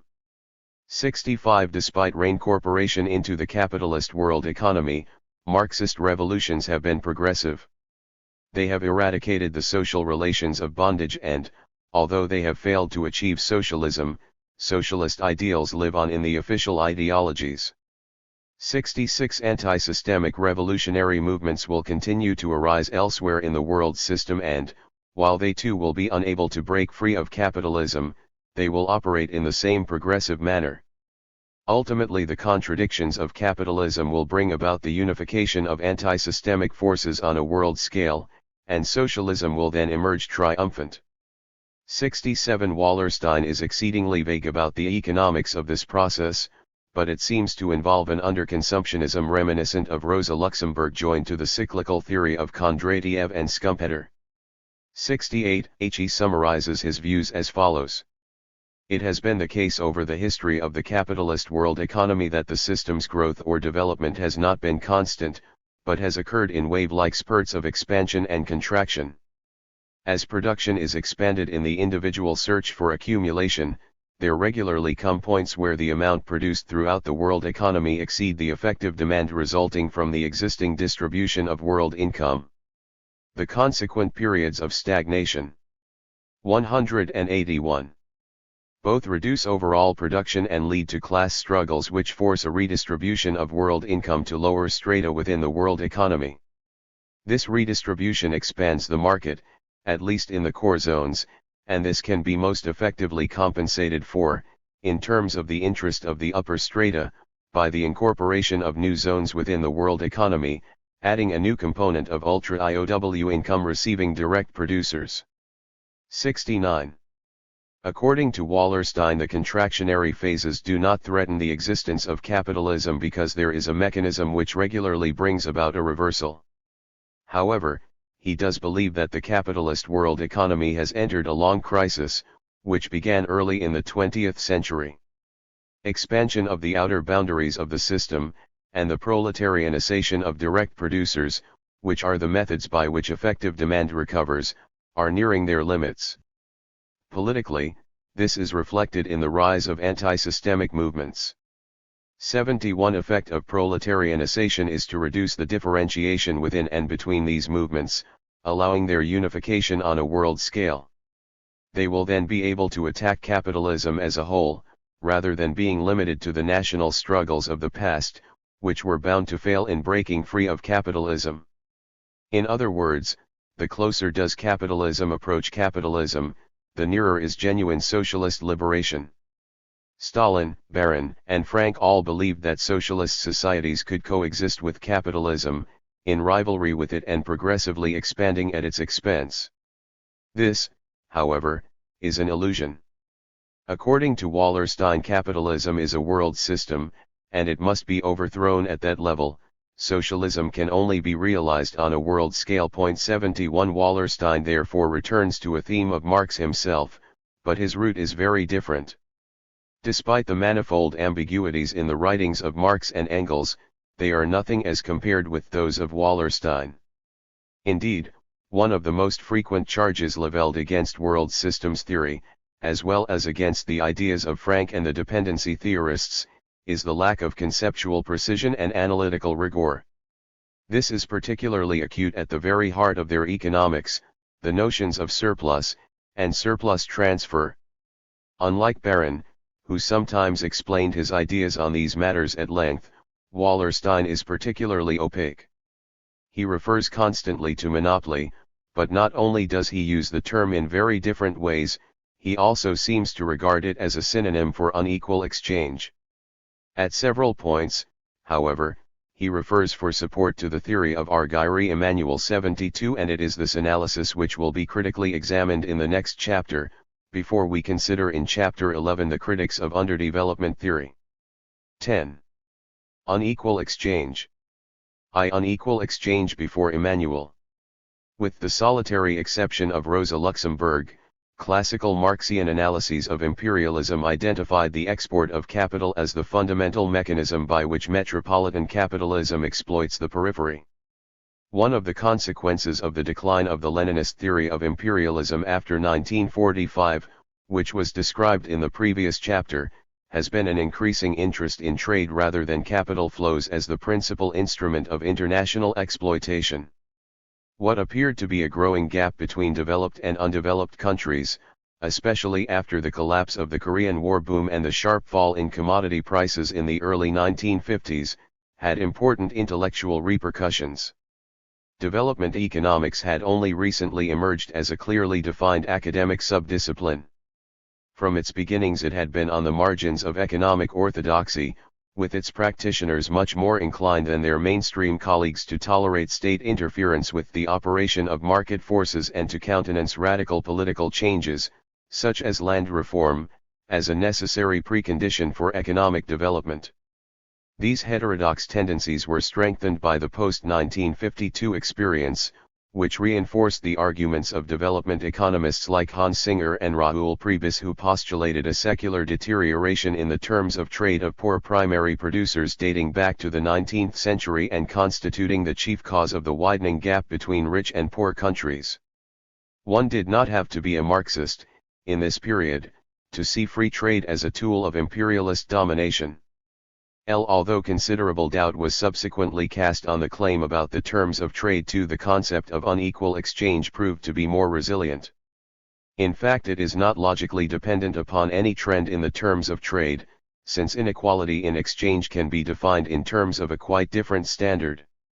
In the labor theory of value, Marxian political economy has an alternative benchmark by which the degree of unequal exchange can be assessed.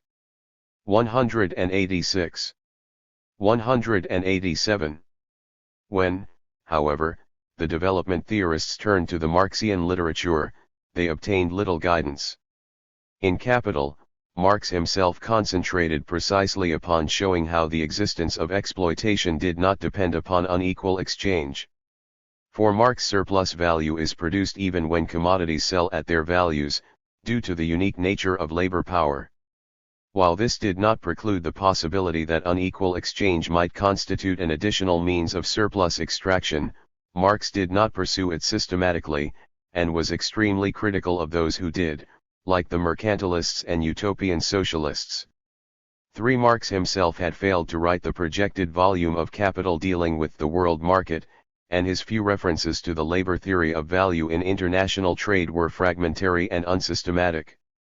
The 3 most important are found in Volume 3 of Capital. 2 of them involve numerical examples illustrating the possible relationships between the rate of exploitation and the rate of profit in advanced and backward countries. In the first, Marx shows how a higher profit rate can obtain in Asia than in Europe, even though the rate of exploitation is much higher in Europe. Asia 84C plus 16V plus 1616C plus 84V plus 21s. 116. 121.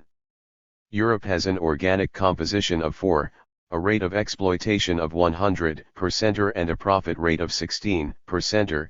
For Asia the corresponding figures are /4, 25% and 21%. With this example Marx claims to have discredited Bastiat and Carey, who would have predicted a higher rate of profit in Europe, but he offers no further explanation.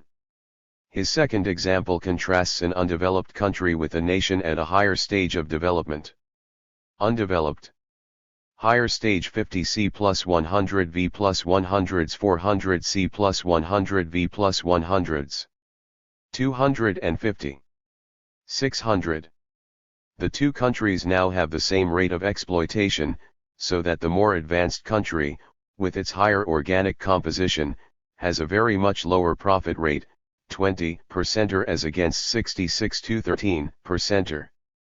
Marx continues by assuming productivity to be lower in the backward country, increasing necessary labor and reducing both surplus labor and the rate of exploitation. Undeveloped. The profit rate has fallen to 36 to 13% but remains higher than that in the advanced country. There is no direct reference to unequal exchange in either of these passages. Later in Volume 3, when Marx discusses the forces counter. 188. Acting the tendency for the rate of profit to fall, he does refer to unequal exchange. His argument here is not concerned with international differences in the organic composition of capital, but with the fact that the higher labor productivity of the more developed countries allows them to sell their commodities for more than the labor embodied in them, even though cheaper than the competing countries with lower productivity levels.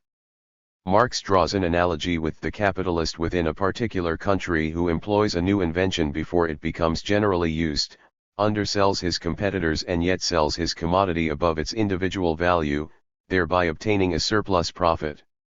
In an international context, the more favored country receives more labor in exchange for less labor, although this difference, this excess, is pocketed, as in any exchange between labor and capital, by a certain class. For the next Marxian economist seriously to consider these questions was Otto Bauer in his important book on the national question, published in 1907. Although he did not cite Marx directly, Bauer was clearly influenced by the Volume 3 argument concerning international differences in the organic composition of capital. Marx's theory of price, Bauer maintained, supplies the key to understanding the economic basis for antagonism between two regions at different levels of development which trade with each other. If organic compositions diverge, trade will take place on unequal terms, and the capitalists of the more highly developed country not only exploit their own workers but also constantly appropriate part of the surplus value produced in the less developed country. This unequal exchange applies not only between predominantly agrarian and mainly industrial countries, but also within states. Without a doubt this is also the economic relationship between German Bohemia and Czech Bohemia.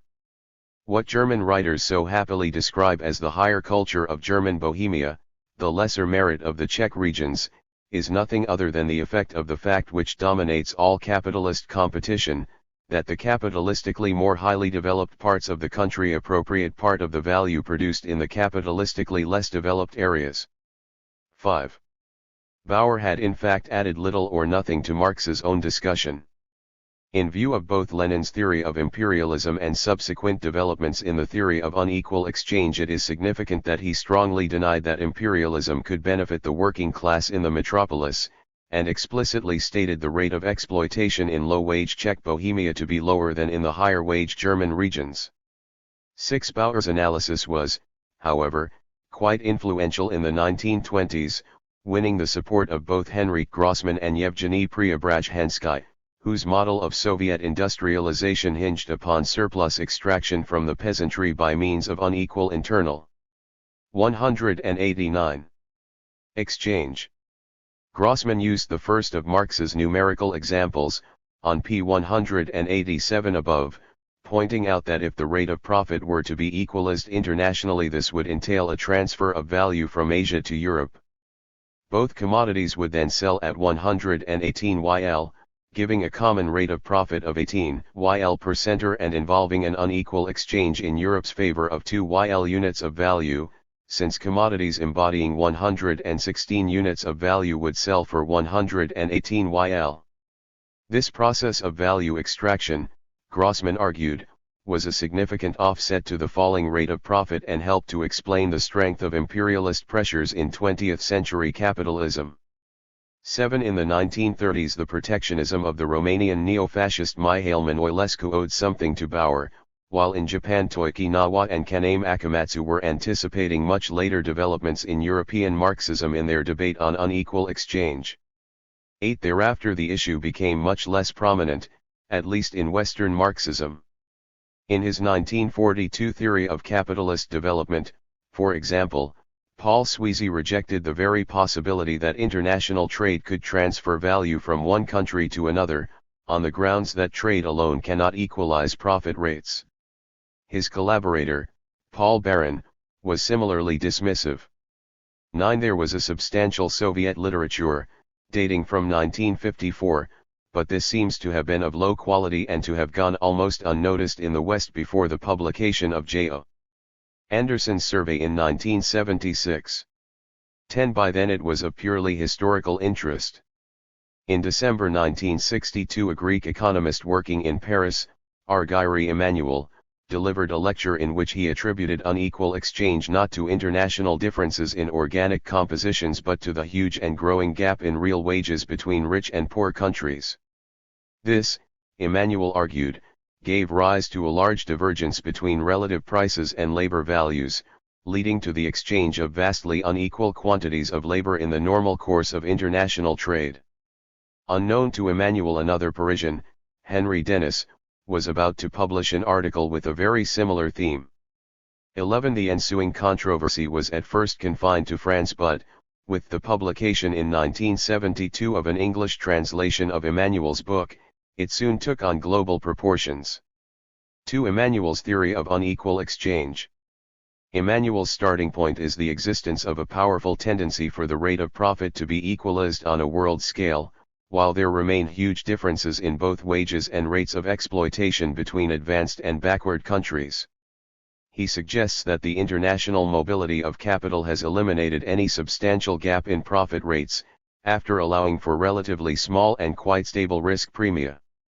12. Thus, unlike Baron, Frank and the dependency theorists, Emmanuel considers the world economy to be 190. Essentially competitive. However, he recognizes one fundamental exception to this, and it constitutes the foundation for his analysis of unequal exchange. Such labor mobility as is permitted by immigration controls in the West is utterly inadequate to equalize wages between rich and poor countries. In fact, according to Emmanuel, wages can vary enormously in space but very little in time. Even the physiological minimum is elastic, since socially created needs can become biological needs if their satisfaction has been guaranteed for a long period of time. A stage is reached at which certain needs created by civilization become so habitual and urgent that a worker will rather cut down on his food and clothing than do without the corresponding article or service. In addition, there are considerable moral constraints upon the labor market. In spite of everything, capitalism retains certain vestiges of personal relationships inherited from the feudal regime. One does not change one's employer as one changes the shop where one buys things, and one's employer is seldom proud of wage reductions. Finally, the trade union struggle of the working class and the reactions of the employers' organizations prevent the free play of the market in this field. 13. For these reasons there exist very large international differences in the value of labor power, which Emmanuel takes to be exogenous in the sense that they are the cause of differences in commodity prices and in the level of economic development rather than the result. For him, wage differentials between rich and poor countries explain why it is that commodities produced in the Third World are so cheap, and those from the West so expensive, and this is responsible for the wide and growing gap in economic development between them.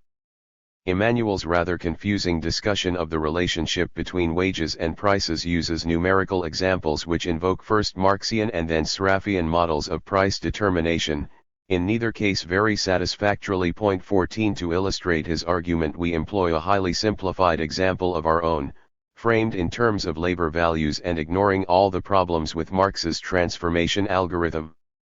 Rich country A produces 30 cars, using 720 days of direct and indirect labor, while poor country B produces 30 tons of tea with 480 days of direct and indirect labor.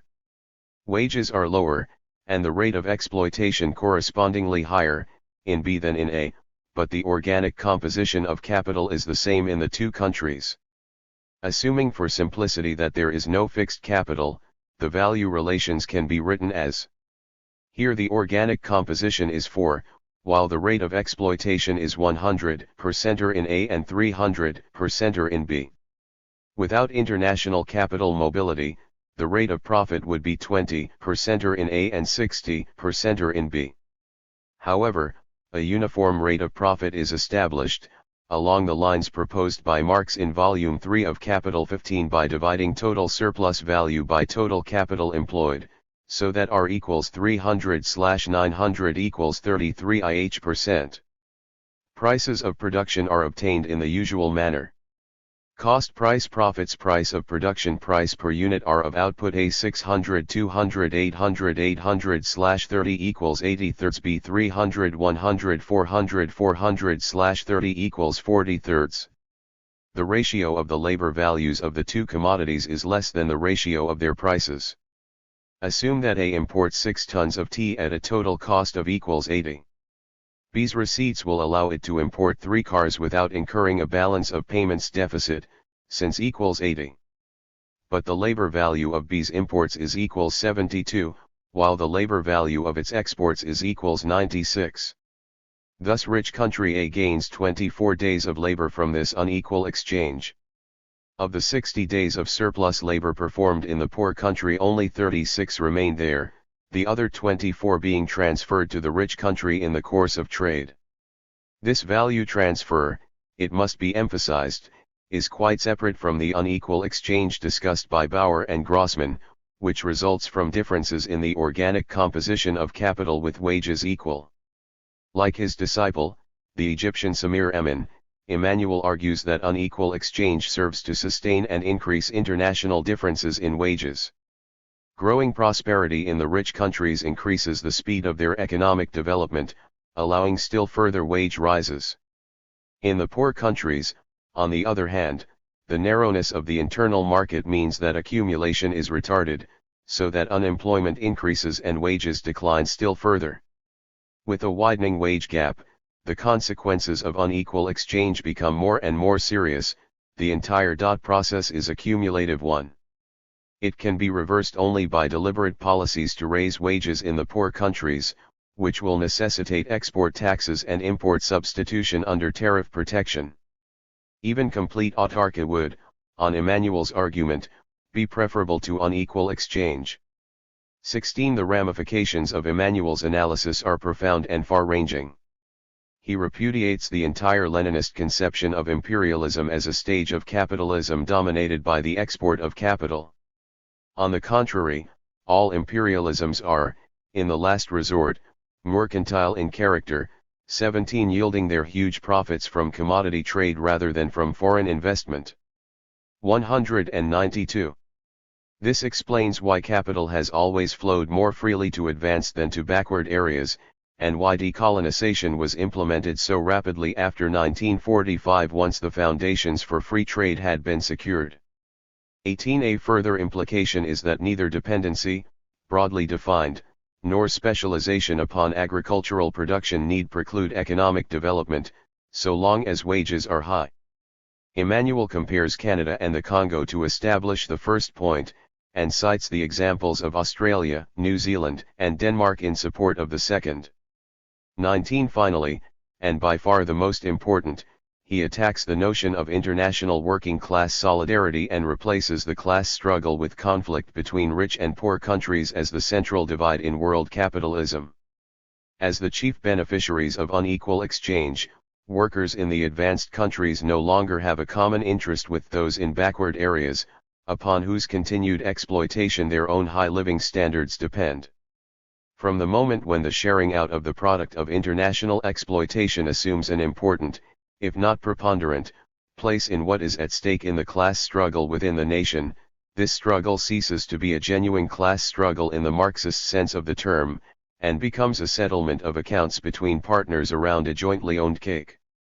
Thus loyalty to the nation transcends class interests, and national integration has been made possible in the big industrial countries at the expense of the international disintegration of the proletariat. 20 In the coming global revolution, the Western working class is likely to be on the wrong side. 21. 3. Emmanuel and his critics. Early in the debate which Emmanuel's ideas provoked, Charles Bettelheim raised an objection which was to be repeated frequently in the following 2 decades. The poverty of the Third World was due to the low level of development of the productive forces, Bettelheim argued. Wage differentials with the West were the result, not the cause, of underdevelopment.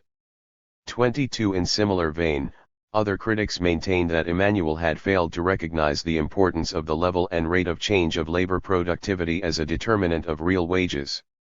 It was their relatively high productivity which had allowed British workers to enjoy high wages during the Industrial Revolution, and the steady increase in productivity which had permitted wage levels to rise thereafter.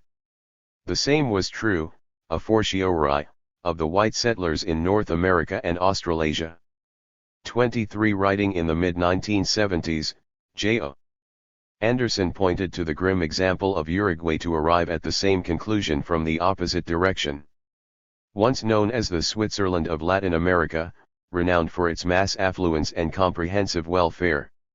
193. State, Uruguay had been led by declining productivity in its export markets into apparently terminal economic decline, with working-class living standards savagely reduced and political rights destroyed. 24. In all these cases wages seem to be the dependent, not the independent, variable. In his review of unequal exchange, Henry Dennis drew the same conclusion from a more neoclassical perspective. Consider the effects of a fall in the overseas demand for a poor country's exports. Balance of payments equilibrium would be restored by a depreciation of its currency, entailing a decline in real wages. Hence wages are affected by changes in world market conditions. They are endogenous, not exogenous, to the system.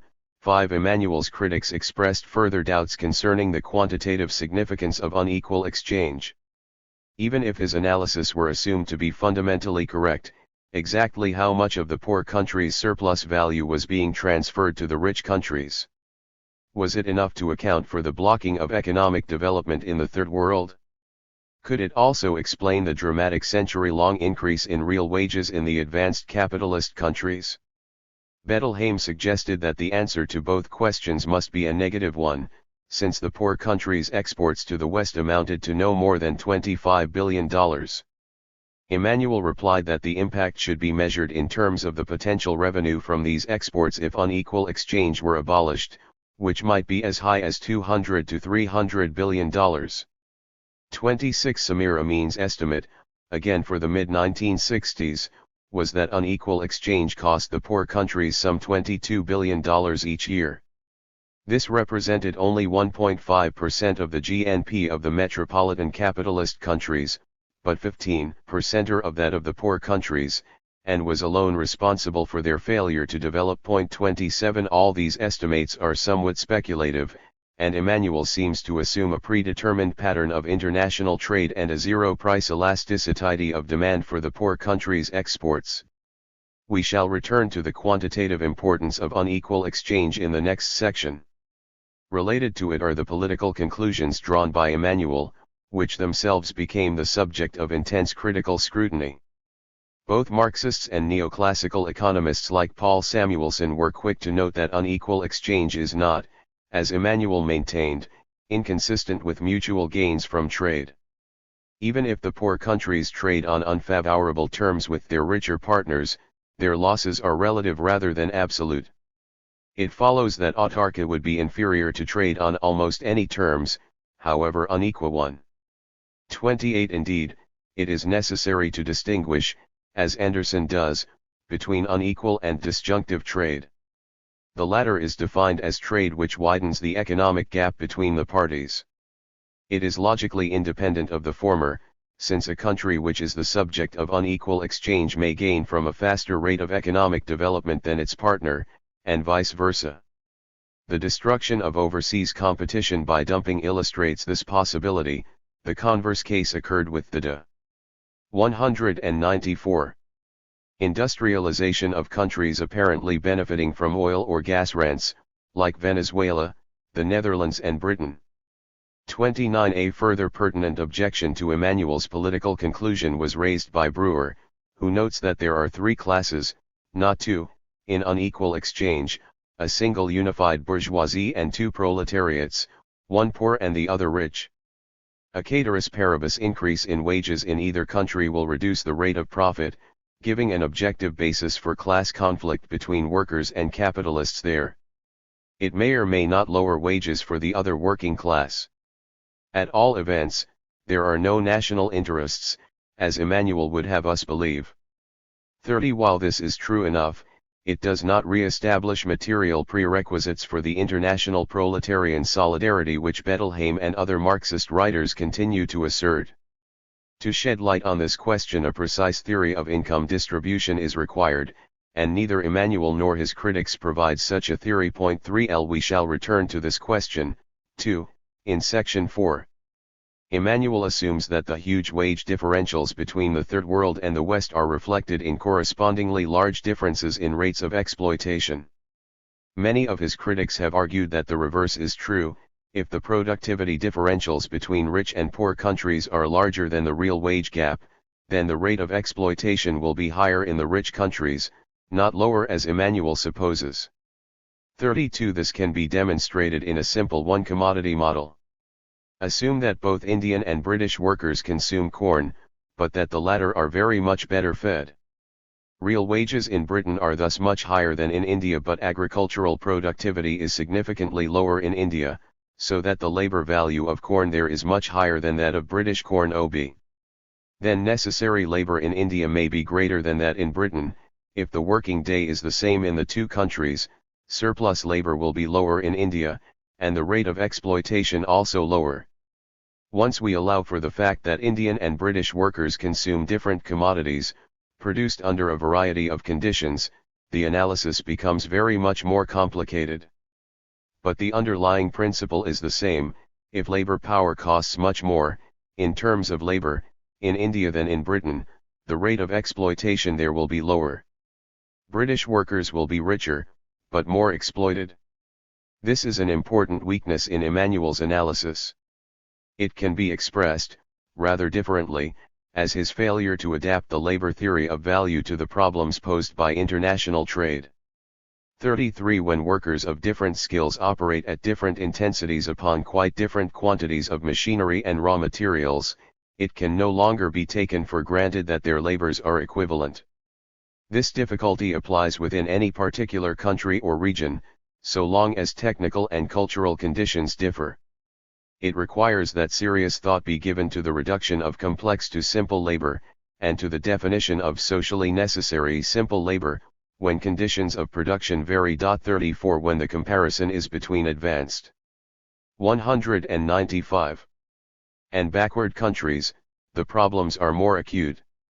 Emmanuel is able to assume them away because of his critical assumption that rich and poor countries are completely specialized. Rich country A produces cars, but no tea, in our example in section 2, poor country B produces tea, but no cars. Comparisons of labor productivity are meaningless, since it is not possible to measure cars per hour in relation to tons of tea per hour. For Emmanuel, then, the notion of international value is redundant. The value of a car is defined as the amount of labor socially necessary to produce it in A, and the value of a ton of tea is the labor time socially necessary for its production in B. There is no ambiguity. If we were to relax Emmanuel's simplifying assumption and introduce a third commodity which is produced in both countries, this would change. The productivity of labor in this third activity is likely to be higher in A than in B, and the national value correspondingly lower. But which of the two national values is the one which counts, that is, which defines the international value of the commodity in question? If it is the A value, it follows that an hour of labor time expended in B counts for less than an hour in A, and estimates of unequal exchange must be reduced accordingly. If it is the B value, this is still true because 1 hour of labor time in A produces more value than in B. We may conclude from this that the theory of unequal exchange needs substantial modification once there are productivity differences, in comparable industries, between rich and poor producers. Indeed, if there were no such differentials, it would be difficult to explain why any accumulation whatever is undertaken in the high-wage West. Why should internationally mobile, profit-seeking capital not concentrate all accumulation in the poor countries, taking advantage of the lower wages which it can pay there to produce the goods which Emmanuel assumes to be manufactured in the rich countries? Will this not eventually do away with the whole distinction between rich and poor countries, between the West and the Third World? 35. Indeed, some Marxian economists have argued that deindustrialization in advanced capitalism and the industrialization of certain Third World countries indicates that this is precisely what is happening now. But it cannot be understood, and its limitations established, within the confines of Emmanuel's cars and tea model of a completely specialized world in which the pattern of trade is predetermined. In one sense, this is the most damning criticism of his entire analysis of unequal exchange. 4. Anderson's reformulation. In this section we set out a slightly simplified version of Anderson's model, which meets several of the objections to Emmanuel's analysis which were 196. Considered earlier. 36. There are two countries, distinguished by different wage levels, where the wage in country 1 is higher than that in country 2, but there are now 3 commodities, 2 produced in only one country and the third produced in both. Commodity A is produced only in the rich country, and commodity C only in the poor country. Commodity B is manufactured in both, with by denoting the output of the rich country and B2 that of the poor country. Thus trade involves the exchange of machinery for coffee. Hence there are 4 industries, each of which uses labor and machines. The quantities of machinery and labor required, per unit of output, are, respectively, and prices are represented by PA, PBJ, PB2 and PC. It is assumed that there is no fixed capital, that machines wear out at the end of each year, and that wages are paid at the end of the year. With R as the common rate of profit, equal in all 4 industries, we can write the following system of equations. Pa A plus Wi law equals Pa A. Pa ABL plus WLLBL equals PBLBI. Pa AB2 plus W2LB2 equals PB2B2. Pa AE plus W2LE equals PEC. The first equation in this system expresses the equilibrium condition that in the machinery industry sales proceeds must equal its wages bill, plus its machinery costs, plus profits on those costs. The remaining 3 equations state analogous conditions for the production of cloth in both countries, and for coffee production. In these 4 equations there are 7 unknowns, the 4 prices, Wj, W2 and R. They can be reduced to 5 by taking one of the 4 prices as numeraire, for example, setting Pa equals 1, and by defining a relationship between PBL and PB2. The system then has 1 degree of freedom, since there is 1 less equation than there are unknowns. The economic meaning of this is that only one of the 2 wage rates can be exogenous, not both, as Emmanuel assumes. Thus, if Wi is taken to be exogenous, changes in wages in the rich country affect the wage rate in the poor country, and vice versa if W2 were the exogenous wage rate.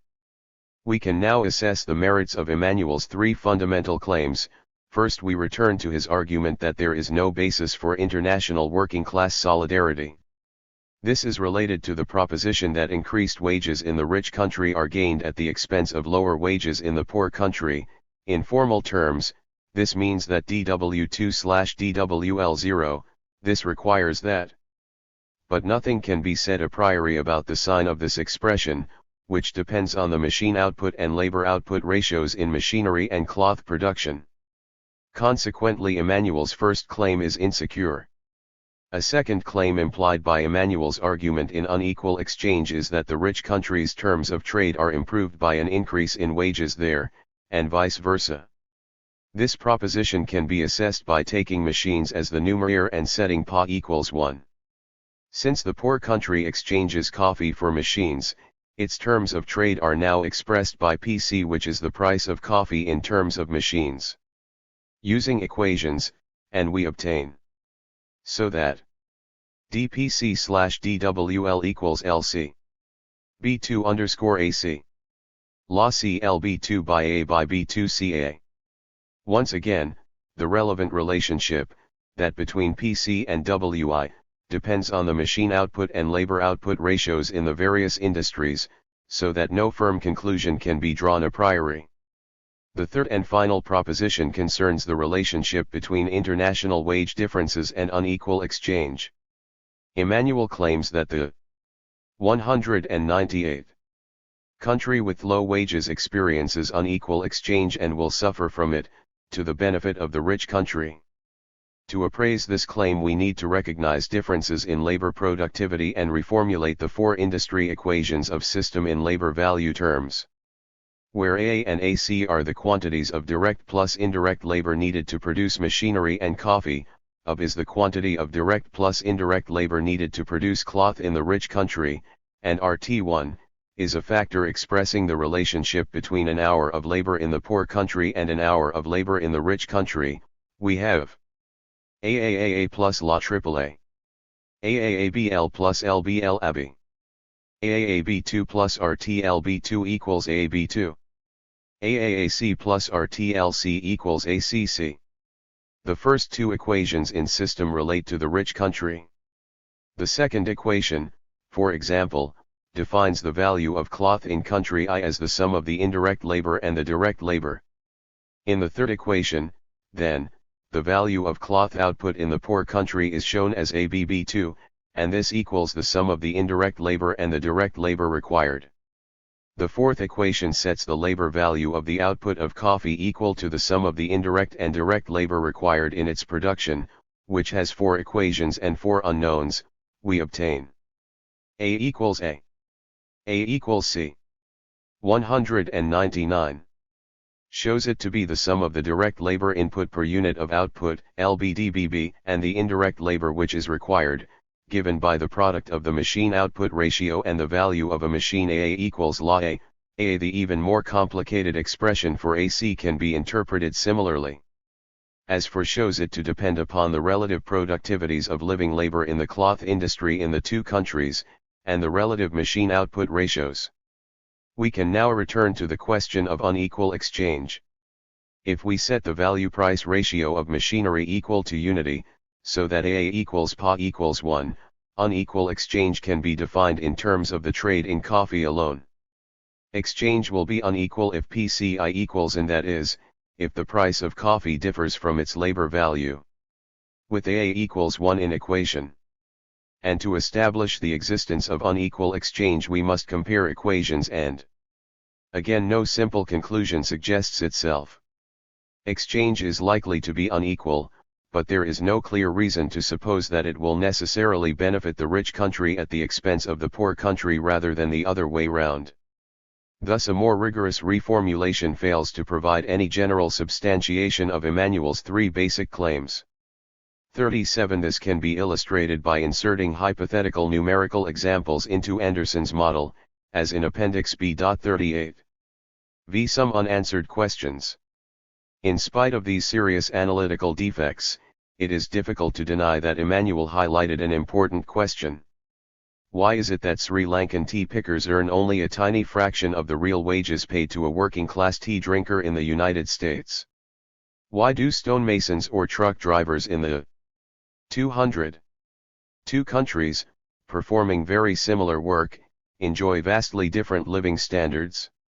Why is it, after centuries of international trade, that these wage differentials not only have not been eliminated, but have widened considerably?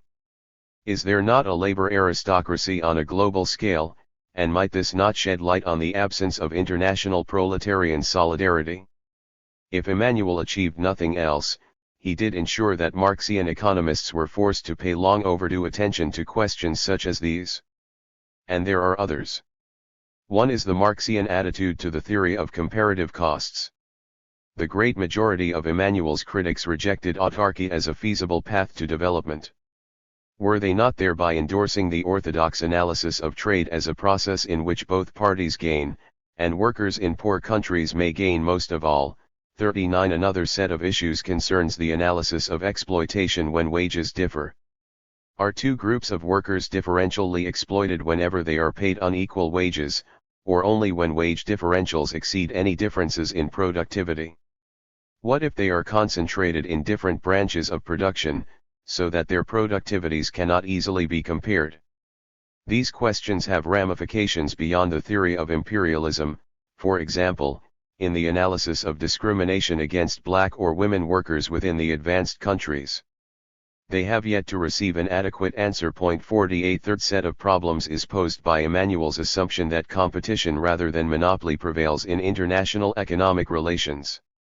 This is one of his most obvious disagreements with Leninism. Is it fully justified by the emergence of a global free market under U.S. economic hegemony after 1945?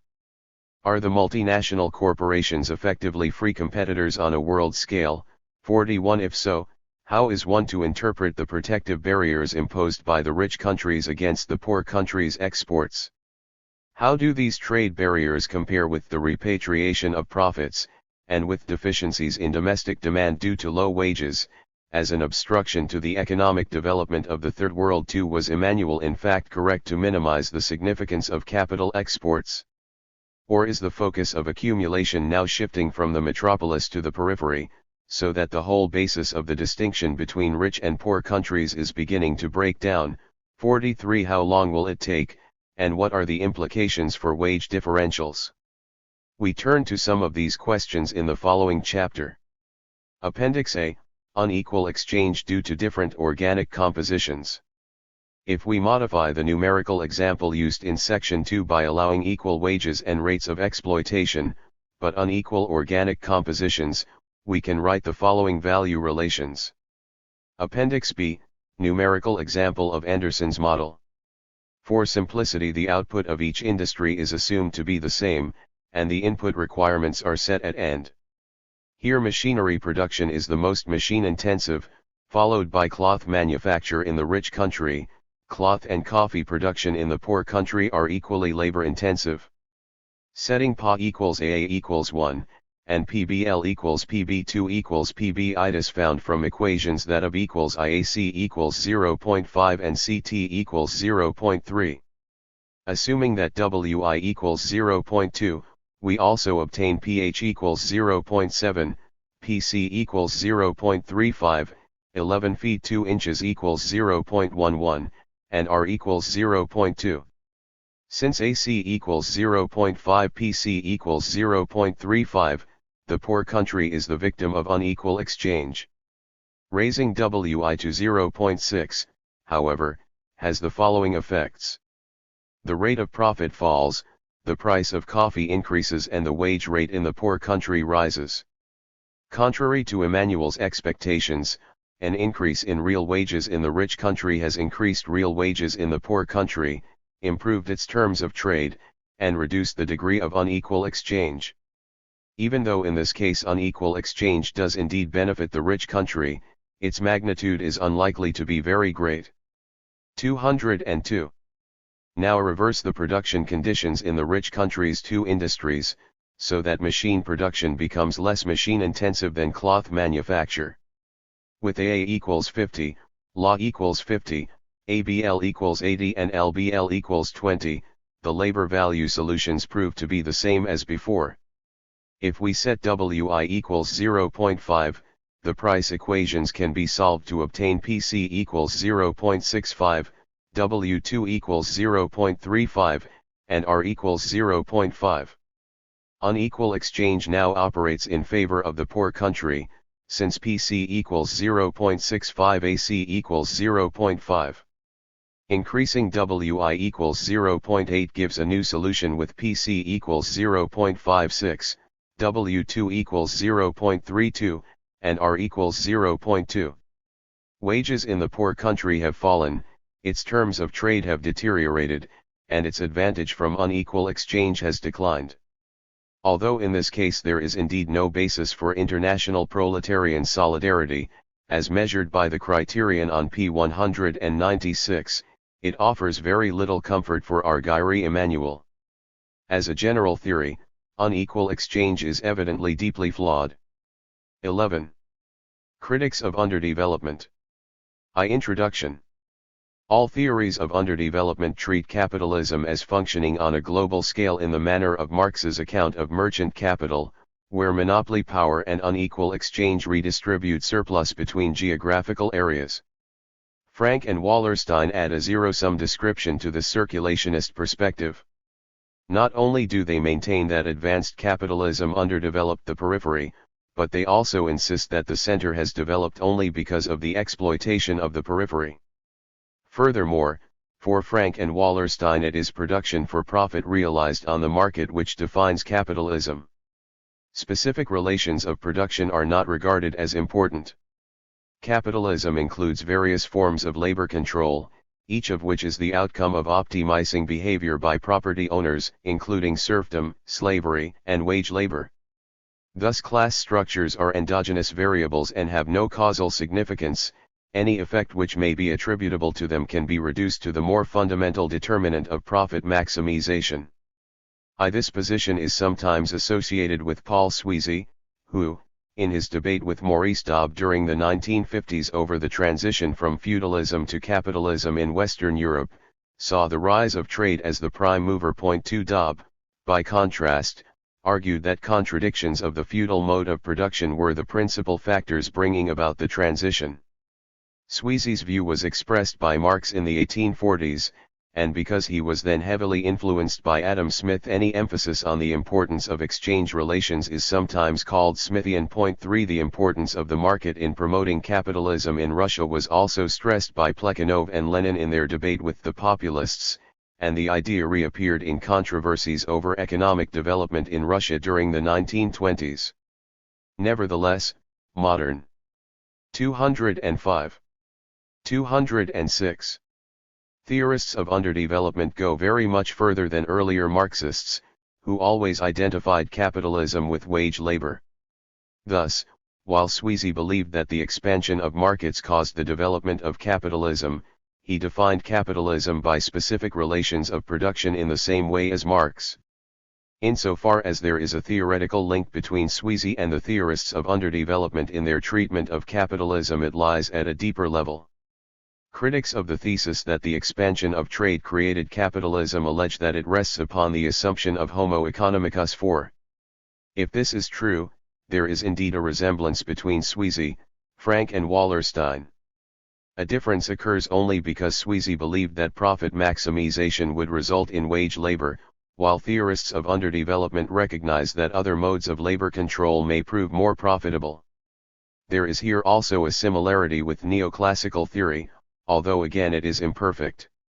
Neoclassical economists invariably assume that rational economic agents act in an environment where voluntary contracts prevail, whereas Frank and Wallerstein recognize the possibility of trade at the point of a gun. This indicates that an appeal to acquisitive behavior explains very little.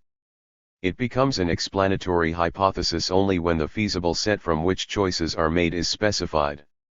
This judgment is reinforced by the fact that Robert Brenner, who is a powerful critic of all Smithian views, assumes rationality to predominate in economic behavior, and that property owners seek to maximize their incomes. His own account of the origin of capitalism and of undevelopment, therefore, rests upon the same assumption about motivation as those which he attacks. Since the 1960s, Marxian critics of theories of underdevelopment have regarded the treatment of relations of production as the central weakness of these theories. They are convinced that class structures are far less pliable than Frank and Wallerstein maintain. From the critic's perspective, the periphery has suffered less from capitalist exploitation than from its absence, and continuing backwardness is the result of factors endogenous to peripheral societies rather than being exogenously imposed by their contacts with the advanced capitalist world. Since relations of production have remained predominantly pre-capitalist, the rapid economic development which capitalist class structures invariably generate has been delayed or blocked. While the critics recognize that underdevelopment may occur, they claim that it depends upon the reinforcement of non-capitalist relations of production. More generally, they argue that class structures are not properly conceived as endogenous variables, they are instead the exogenous cause of development and underdevelopment. And while they also accept that capitalist development at the center may have benefited from exploitation of the periphery, they do not regard this exploitation as a necessary condition for the development to have occurred. Consequently, the Marxian critics argue that a zero-sum conceptuation of the relationship between the center and the periphery is thoroughly misconceived. The most important criticisms of the theory of underdevelopment from this mode of production perspective arise from two interpretations of historical materialism formulated by Louis Althusser in the 1960s, and Robert Brenner in the 1970s. Only Brenner appears to have been motivated by the issue of backwardness, but Althusser's theory has been applied to the problem by numerous Marxists. Section 2 below outlines the Althusserian approach, and Section 3 considers Brenner's critique of Frank and Wallerstein. As we will see, Both forms of historical materialism can be criticized for devaluing the causal significance of the forces of production. Each theory, therefore, points to the importance of the version of historical materialism defended by G.A. Cohen in the 1970s, in which relations of production are held to be endogenous while the forces of production are exogenous. Cohen's theory has never been used explicitly in the analysis of underdevelopment, but his ideas are of central relevance to it. They are considered in Section 4. Finally, we deal in Section V with the work of those Marxists who have argued that many peripheral economies are, in fact, rapidly developing the forces of production. 2. Articulation theory. Althusserian Marxism is inherently complex, but it is made artificially difficult to understand by the use of a vocabulary which inhibits clarity. 6. However, the essential ideas relevant to the problem of backwardness are reasonably straightforward. Actual economic systems are seen as involving more than one mode of production, and this articulation of modes is particularly pronounced in the case of peripheral social formations. 7. Capitalism is treated in the usual Marxian manner as involving wage labor, and it is generally presumed that capitalist relations of production facilitate the rapid development of the forces of production. The persistence of backwardness in the periphery is due to restraints on the expansion of capitalism by pre-capitalist modes of production. This may be due to the integrity of the pre-capitalist mode itself, or to the weakness of capitalist penetration, or it may be the result of the adaptation of the pre-capitalist modes to meet the requirements of capitalist reproduction, which thereby suffocates its own dynamism. The extent to which capitalist development is hindered is variable, and depends principally on the nature of the pre-capitalist mode. Development and undevelopment, then, can each be regarded as a function of the ease with which capitalism is able to progress in the face of resistance by pre-capitalist modes. What Frank and 208. Wallerstein see as a single capitalist economy is instead a set of distinct modal articulations, which result in very different developmental tendencies. Not all mode of production Marxists are articulation theorists. Some show the influence of dependency theory and regard capitalism in the periphery as externally determined, with its dynamic deriving from capitalist modes of production at the center. Since Frank and the dependency theorists themselves have increasingly given attention to, and emphasized the importance of, internal factors within peripheral economies, the difference between these schools becomes unclear. Other mode of production theorists have argued that peripheral or colonial modes of production are sui generis. 8. The modes of production outside the center are thus considered to be distinct from those at the center, and to bring about different kinds of development, because they were imposed under colonialism, or are otherwise the result of the center's domination of the world economy. This approach again comes very close to that of Frank, Wallerstein, and the dependency theorists. In this section, therefore, we do not consider mode of production theorists in general but direct attention to articulation theorists, who do have a position distinct from the theorists of underdevelopment. The notion of articulation is evident in the earlier history of Marxian political economy, including Marx's own analysis. But Althusserians have tended to repudiate Marx's ideas on peripheral economies, instead using his general theoretical apparatus to construct their own. Lenin's treatment of the Prussian and American routes to capitalist development is clearly relevant, and most Althusserians have a high regard for all aspects of Leninism. 9. Rosa Luxemburg's account of the violent impact of capitalism on natural economies is usually respectfully acknowledged, although she is criticized for failing to recognize the extent to which capitalist development in the periphery may be blocked. 10. However, Trotsky's ideas on uneven and combined development, which are the most relevant of all, tend to get little credit in Althusserian Marxism. 2. This has probably more to do with the politics of French communism than consider judgments as to their worth, which may also explain the importance attached to some of the platitudes of Mao Zedong. Modern articulation theory comes in two forms: studies of specific social formations 12 and general theoretical work designed to elucidate the key concepts. 13. However, this division is somewhat artificial in that the work of Althusserians is invariably theoretical, and specific studies have sometimes formulated general hypotheses. Moreover, by the very nature of this approach to undevelopment, high theory is put at a premium. Since concrete social formations are to be explained by the modes of production which constitute them, in the face of the manifold meanings which Marx's concepts have acquired, there is a need to refine the tools of analysis. Indeed, this was at the outset the primary purpose of Althusser's Marxism, which was based on the belief that Marx's work had been extensively infused with 209 alien notions of economism, humanism, historicism, and empiricism, and required a thorough overhaul to make rigorous the specifically Marxian problematic. However, little progress has been made on the specialized issues of articulation theory. There is no doubt that the basic idea is a fertile one and that fixing attention on modes of production is clearly more Marxian than is the theory of underdevelopment. 14 But the considerable attention devoted to conceptual elucidation has brought great disagreement over the exact definition of a mode of production, how modes interrelate, and the relation of modes to the political and ideological dimensions of social formations. These basic theoretical issues have proved difficult to resolve.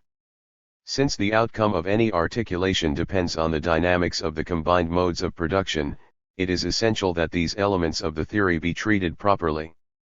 But Althusserians have been altogether ignorant of the deficiencies in Marx's own treatment of the laws of motion of capitalism.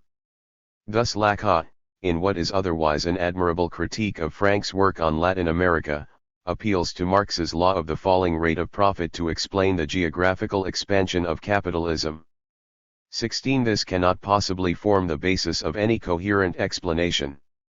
More generally, there has been a pronounced tendency, beginning with Althusser himself, to treat all of Marx's more technical economic analysis as unproblematic, including the quantitative theory of value. 17 Despite their own shortcomings, theorists of underdevelopment correctly realize that some revision is required, but this is anathema to Althusserians.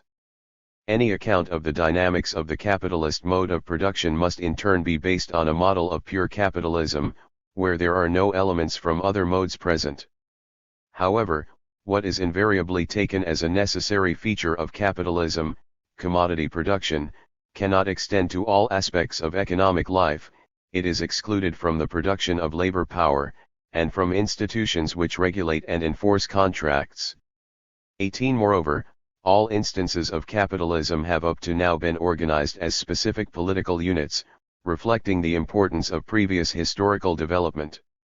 19 An even more intractable problem is to determine what modes of production can in principle exist. Unless all modes are specified, it is impossible to separate articulations from single modes. Explanation in Althusserian terms would necessarily be suspect, as it could always retreat into ad hoc specification of new modes in order to counter evidence which threatened established theory. Modes of production theorists may well have trodden this path already. The existing literature includes references to colonial modes of production, the lineage mode, plantation modes and peasant modes, which certainly cannot be found in Marx, while his own concept of the Asiatic mode has rightly been subject to criticism. Moreover, to preclude the endless creation of new modes requires some principle of limitation, and this implies an appeal to elements which are not modal.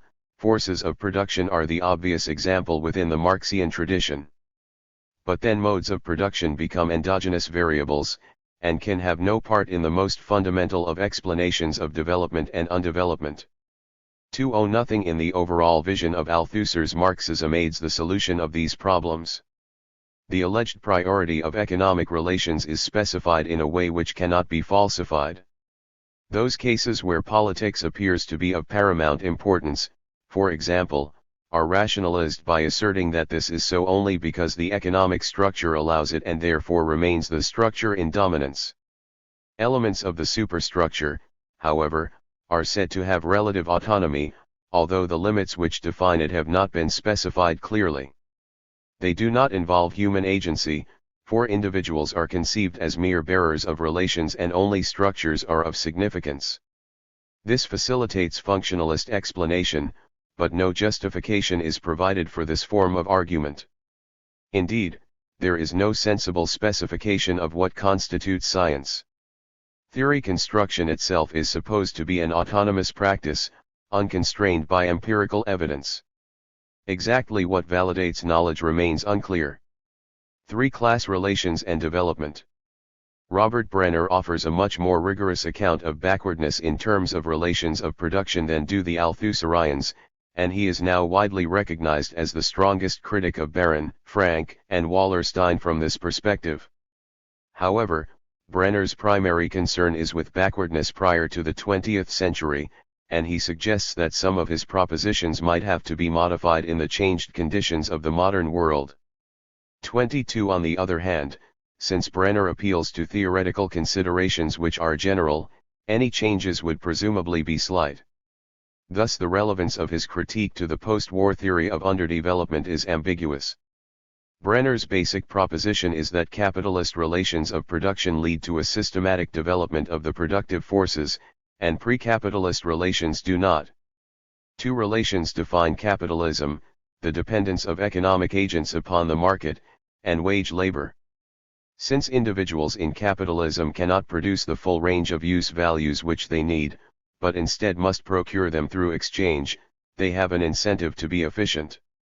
More important, they are forced to be efficient by competition from similarly situated economic agents. Furthermore, the existence of wage labor allows continual adjustments in organization and scale to achieve. 211. Efficiency. 23. Pre-capitalist relations of production which involve either the coercive extraction of surplus from direct producers, or non-dependence upon markets, or both, generate neither the incentive nor the compulsion for continual improvements in efficiency, and if the direct producers are tied to their means of production, the organization of labor is less flexible. While Brenner accepts that improvements in techniques are not wholly precluded by pre-capitalist relations of production, he argues that these relations do not generate a systematic tendency in this direction. 24. Instead, property owners are led to concentrate upon increasing their incomes by lengthening the working day, or reducing the incomes of direct producers, rather than raising labor productivity as under capitalism. 5. According to Brenner, then, Baron, Frank and Wallerstein have all misunderstood the reasons for development and continued backwardness, which are largely separate and unconnected phenomena. Different class structures are the pivotal factors, not the relationship of center and periphery in the world market, or surplus transfers between geographical areas. Thus Brenner is a severe critic of the theories of underdevelopment which were discussed in Chapter 9 above. Brenner supports his thesis with a whole battery of arguments and evidence. He examines the transition from feudalism to capitalism in England and cogently argues that it was not the rise of trade, but rather a series of class struggles between peasants and lords, which constituted the prime mover. This is buttressed by comparisons of similarly situated European countries, in which Brenner seeks to show that only the different outcomes of the same class struggles can account for the different economic histories of the various countries. The method itself is a powerful one, for it seeks to isolate class struggles as the only factor which differs in the initial situation, so that any variation in forms of development must be due to this cause. 26. Dobbs' earlier position in his debate with Sweezy is thus broadly confirmed by Brenner, and the causal importance of the world market is denied. 27. Brenner also maintains that it is the class structures of peripheral regions that account for their place in the world economy. 28. He points to examples where peripheries have sometimes derived surplus from trading with the center. 29. And denies that the exploitation of backward areas was necessary for the development of advanced capitalism because capitalism has its own internal dynamic of growth. 3. Brenner's rehabilitation of the importance of class relationships is a major achievement, with devastating consequences for the theories of underdevelopment examined in chapters 9 and 10 above.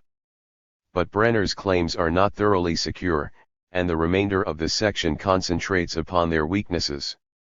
The arguments are sometimes indeterminate, but there are reasons for believing that the autonomy of class structures, at least in the modern world, has been significantly weakened by the development of the world market. This does not re-establish the validity of theories of 212. underdevelopment, but it does suggest that some of their subsidiary propositions may contain elements of truth. Capitalist competition, acting as a compulsive force which generates economic development, is at the heart of Brenner's thesis. Marx himself agreed that this was important, but maintained that competition only externalizes the inherent laws of capitalist production which arise from the fact that the appropriation of ever more and more wealth in the abstract is the subjective aim of capitalists. 3. This distinction is important because, without the prior existence of the acquisitive drive, competition will not arise in the first place. The reason why capitalist class relations have been associated with economic development may not then lie wholly within these relations, as Brenner presumes. Cultural factors become important as well, at least in the formative period. 32. This argument is reinforced by the experience of European late starters. German and Russian capitalism in the second half of the 19th century was extremely dynamic, but was also characterized by extensive protection and monopolistic practices which Tagan-Baranovsky, Hilferting, Bukharin and Lenin all documented. Furthermore, in both cases industrialization was induced by pressure from other states, so that competition was of a different type from that stressed by Brenner. This indicates also that Wallerstein's conception of the world economy cannot be completely subordinated to matters of class, since in these instances class structures were altered from above in order to meet the challenges posed by the international system. And, in treating this issue, Wallerstein makes a more fundamental point against all theorists who argue that relations of production act as exogenous causes of development and undevelopment. He points out that economic theory studies systems, and must therefore pay attention to the boundaries of systemic relations. Wallerstein defines an economic system, not unreasonably, as a connected division of labor and argues that the modes of production of particular areas do not include all the factors relevant to explaining economic performance, except in primitive and isolated mini-systems. 33. The problem with this argument is that, in the work of Frank and Wallerstein, it takes an absolutist form. They treat any particular country's connection with the world economy as entailing that its economy is wholly determined by the world economy. Indeed, Frank argues that even the remaining many-systems which are not overtly connected with the world economy are nevertheless determined by it. The fact that they have not been incorporated reflects the lack of potential for profitable reorganization, and this itself is determined by the situation in the world economy. 34. The increasing causal importance of the world market is also suggested by some of Brenner's arguments for the dominance of class relations in European pre-capitalist economies. He does not appeal to traditionalism, but instead claims that relations of production channeled the rational. 213. Actions of all economic agents towards reproducing existing relations of production, even though overall productivity could have been increased by changing them. 35. For example, peasant producers did not innovate and specialize because markets were thin and uncertain, so that risk-averse behavior favored conservatism. 36. However, it would seem to follow that, as the world economy expands, the better organization of markets would then encourage specialization and the development of capitalism, as Plekhanov and Lenin argued. This example also suggests that Brenner's thesis may after all share the central deficiency of articulation theory. In Brenner's argument, it is not only thin markets which hold back development. Were living standards higher, the cost of engaging in risky specialization would be reduced. Thus the maintenance of pre-capitalist class structures seems to be dependent upon the level of development reached by the productive forces. Relations of production are endogenous, then, and there are deeper causes of the continuance of backwardness. It is the limited development of the forces of production which proves to be self-sustaining, generating a low-level equilibrium trap. 37. For the productive forces and the relations of production. Is it, then, the growth of the productive forces which represents the motor of history, and the level of their productivity which determines the stage of economic development? According to G.A. Cohen's version of historical materialism, they are indeed both the prime mover and the principal determinant.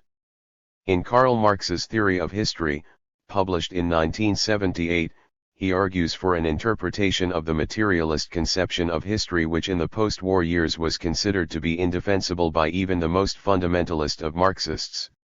It is the technological determinism of Marx's famous summary of his Science of History in the preface to the Critique of Political Economy which, Cohen maintains, is Kno-Nica 1. 38 History is, fundamentally, the growth of human productive power, and forms of society rise and fall accordingly as they enable or impede that growth. 39 Cohen's substantive position is thus very close to that of Koski and Plekhanov, and runs against most currents of 20th century Marxism, which elevate the importance of the relations of production. But Cohen's method is distinctive. He uses the tools of modern analytic philosophy and employs new arguments to make his case. Cohen organizes his defense of technological determinism by arguing for what he calls the development thesis and the primacy thesis. 40 The development thesis rests upon three propositions: men are, somewhat rational. The historical situation of men is one of scarcity. Men possess intelligence of a kind and degree which enables them to improve their situation. Because of there is a struggle for survival, ensures that. 214. Scarcity reducing innovations will occur, and implies that there will be a tendency to adopt them.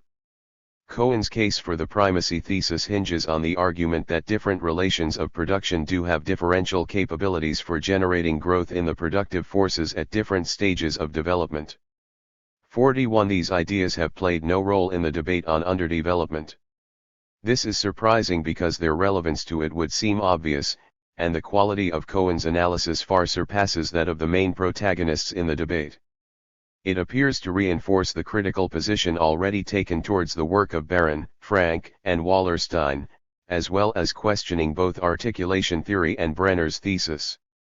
At the same time, however, Cohen's position apparently runs against the brute facts of backwardness. Why, given the vast development of the productive forces in advanced capitalism, are the living standards in the poor countries on average 1/7 of those in the developed countries? 42 The relevance of the development thesis for understanding third world backwardness today is very limited. The productive forces have already developed elsewhere, and desires for material improvement in the periphery are manifestly evident. On the other hand, the acceptance of the primacy thesis may not be incompatible with the main thrust of the theory of underdevelopment. Surprisingly, Cohen nowhere explicitly specifies the types of economy to which his propositions apply, that is, whether they relate to the local economies, to regional, national, or continental economies, or to the global economy as a whole. In the intellectual history of Marxian political economy, strikingly different positions have been taken on this question. One way of representing the differences in 1917 between Bukharin, Trotsky, and Luxemburg on the one hand, and Koski, Hilferding and Plekhanov on the other, is that the former group took the world economy as the relevant unit in terms of which the concepts of historical materialism were to be understood, whereas the latter believed that national or regional territorial entities were the proper referents. Both interpretations could find support in Marx, but in neither case is it conclusive. And Cohen does not even discuss the issue, let alone resolve it, although what hints there are to his own views suggest that he would side with Koski, Hilferding and Plekhanov. 43 Thus in principle Frank and Wallerstein could accept the primacy thesis by arguing that it applies to the world economy, and that the economic relations of this economy are functional for global accumulation, which is centered in the core countries at the expense of the periphery. The theorists of underdevelopment might also accept the primacy thesis yet reject the proposition that capitalist relations of production facilitate the development of the modern productive forces. There is evidence supporting the idea that wage labor may be less effective, compared to slavery, petty commodity production and serfdom, than Cohen is willing to concede. 44 Moreover, even if increasing. 215. Technical sophistication of the productive forces favors wage labor, there is still ambiguity in the relevance of the primacy thesis for capitalist development in the periphery, for Cohen nowhere discusses the time frame of his propositions.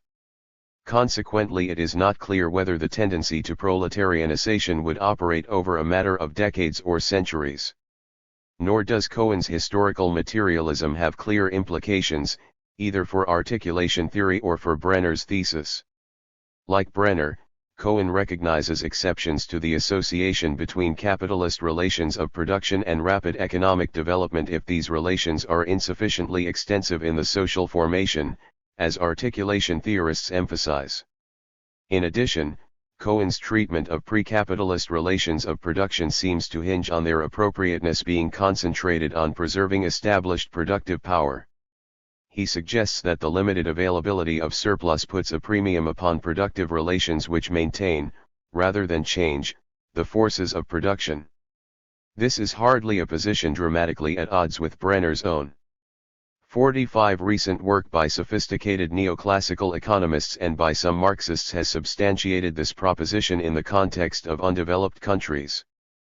By recognizing uncertainty, information asymmetries, non-convexities and transactions costs, as well as the incompleteness of markets and the imperfections in existing markets which result from these factors, they have demonstrated that what appear to be feudal remnants, like sharecropping, may be sustained in the absence of coercion or traditional culture.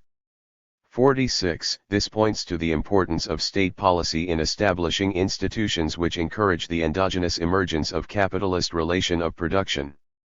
Such institutions might even involve the creation of social security systems to reduce the risks to entrepreneurship on the part of petty producers. A related issue is the importance of secure property rights. 47. Neither the articulation theorists, nor the theorists of underdevelopment, nor Brenner and Cohen, treat this issue. All implicitly assume that property rights are immune to any threat apart from class conflict. But the fact that many third world areas are racked by civil war, under military threat, and ruled by corrupt and arbitrary governments, is not conducive to capitalist economic development, even when other conditions might be highly favorable to it.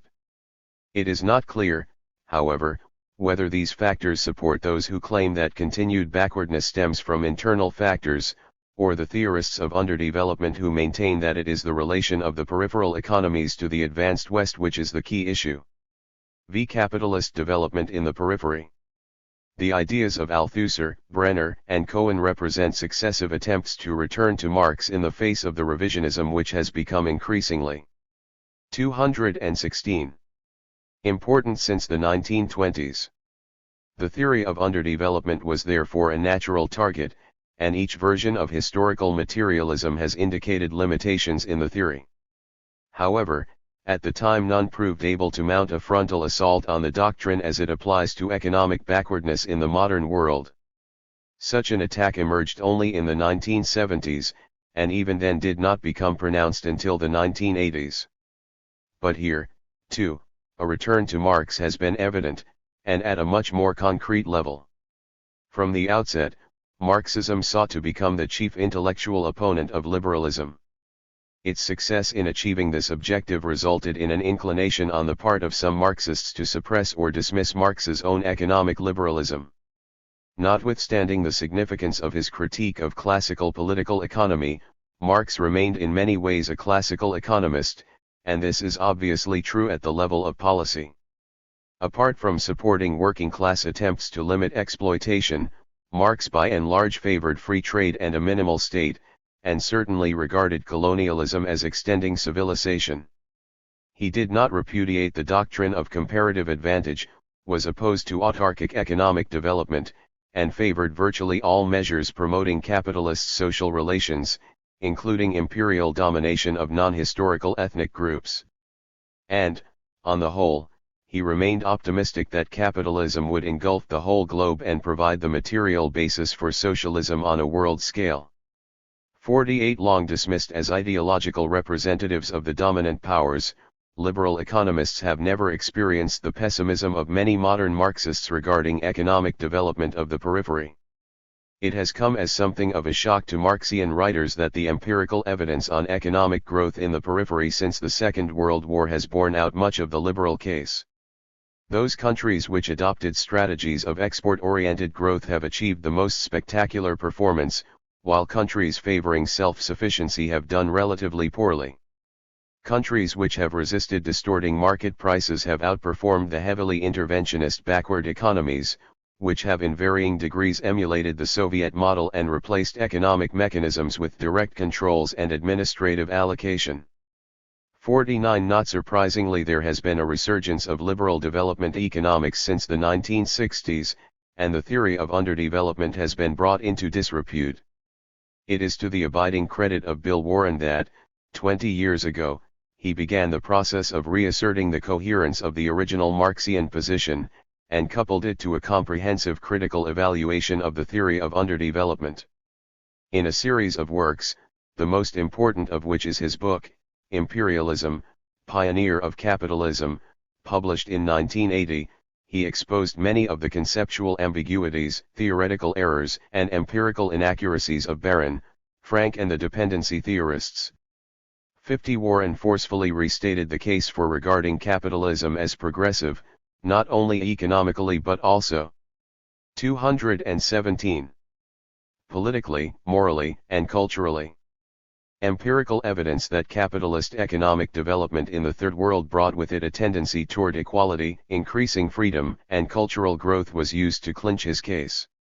51. Warren argued that the theory of underdevelopment represented a nationalist ideology suited to the interests of the professional intelligentsia, and not very different from that of the Russian Narodniks a century earlier. 52. Indeed, he regarded the state of Marxian development theory in the 1970s as very similar to the great debate between social democrats and populists in the L890s.53 in arguing that backward capitalisms had their own internal dynamic, and in documenting their growth, Warren saw himself as occupying a position analogous to that of Lenin. But in fact he was in some ways closer to the position of Peter Struve. Like Struve, Warren saw population growth as the proximate cause of outright misery in the Third World. 54 Underestimated the diversity of conditions which prevailed there, and painted the most optimistic picture which the data could sustain. Even those Marxists who were sympathetic to his general viewpoint felt impelled to criticize his own presentation sharply.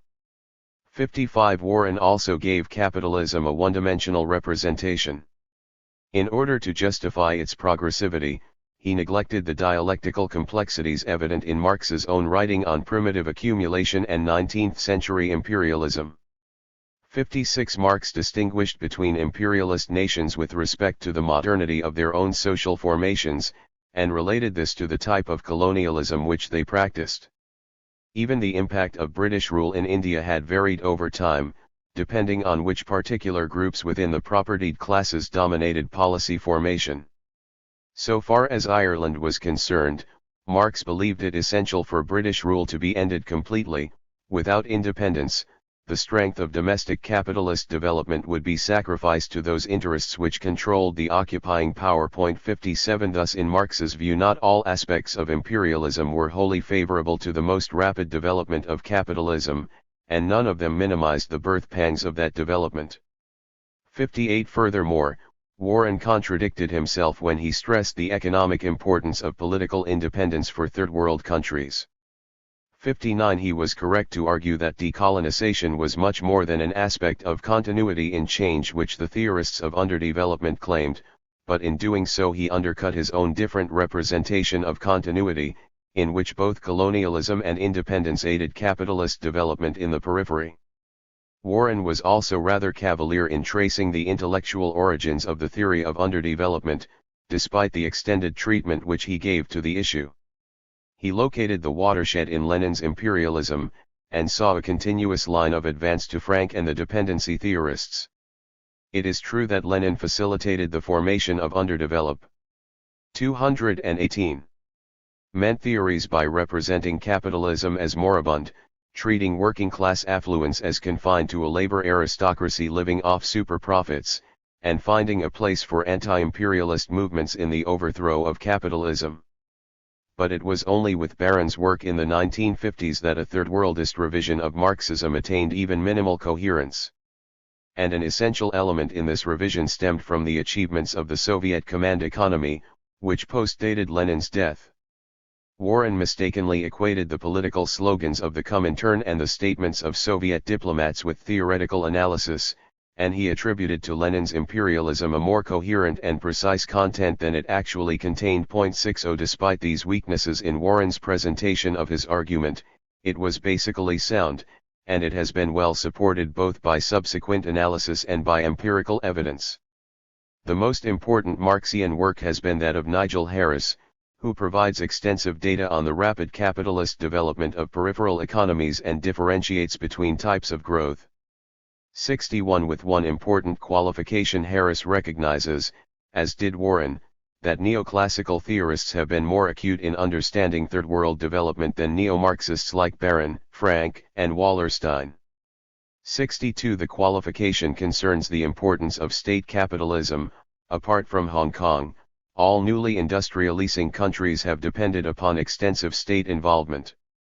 However, this offers little support to the theory of underdevelopment because the NICs followed the example of Japan and Wilhelmine Germany rather than the Soviet model, and export-oriented growth strategies have been far more successful than those of import substitution.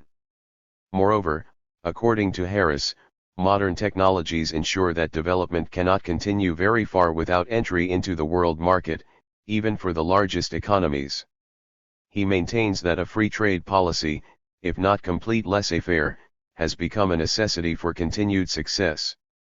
63 According to Harris, the success of the NICs reflects the emergence of what Marxists have increasingly seen as a new international division of labor.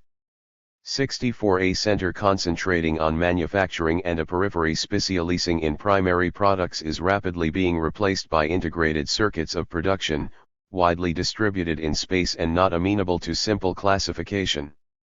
Advanced capitalist states do not constitute a unified center, and transnational corporations are intensely competitive. Protection from the rigors of the world market can be achieved only at great cost in terms of efficiency, and any partial deindustrialization of developed economies which occurs because of relocation of productive capacity in the Third World has to accept it. All this will become more evident as new NICs emerge, an occurrence confidently expected by Harris. He even sees the debt crisis as having positive value here. It forces developing countries into the world market and counters attempts to reduce dependence, which can only 219 fail. 65 Harris also maintains that a more integrated world economy will provide the foundation for reduced military conflict, the erosion of nationalism, and an increasing uniformity of conditions for working classes everywhere. He rehabilitates Marx's original idea of global socialist revolution based on an international proletariat which inherits a world where the means of production have been everywhere developed. 66 Critics have nowhere provided a refined alternative prognosis. Instead, they have formulated only a patchwork of objections which indicate the great uncertainties inherent in the global economy. The bulk of the Third World, even those areas which have grown very quickly, can still be represented as a chamber of horrors in which unemployment, mass poverty, and sweated labor prevail. The vast gulf between the living standards of the Western working class and those of the proletariat in the backward countries is likely to preclude any recognition of common interests. Moreover, the end of the long boom in the early 1970s slowed growth generally.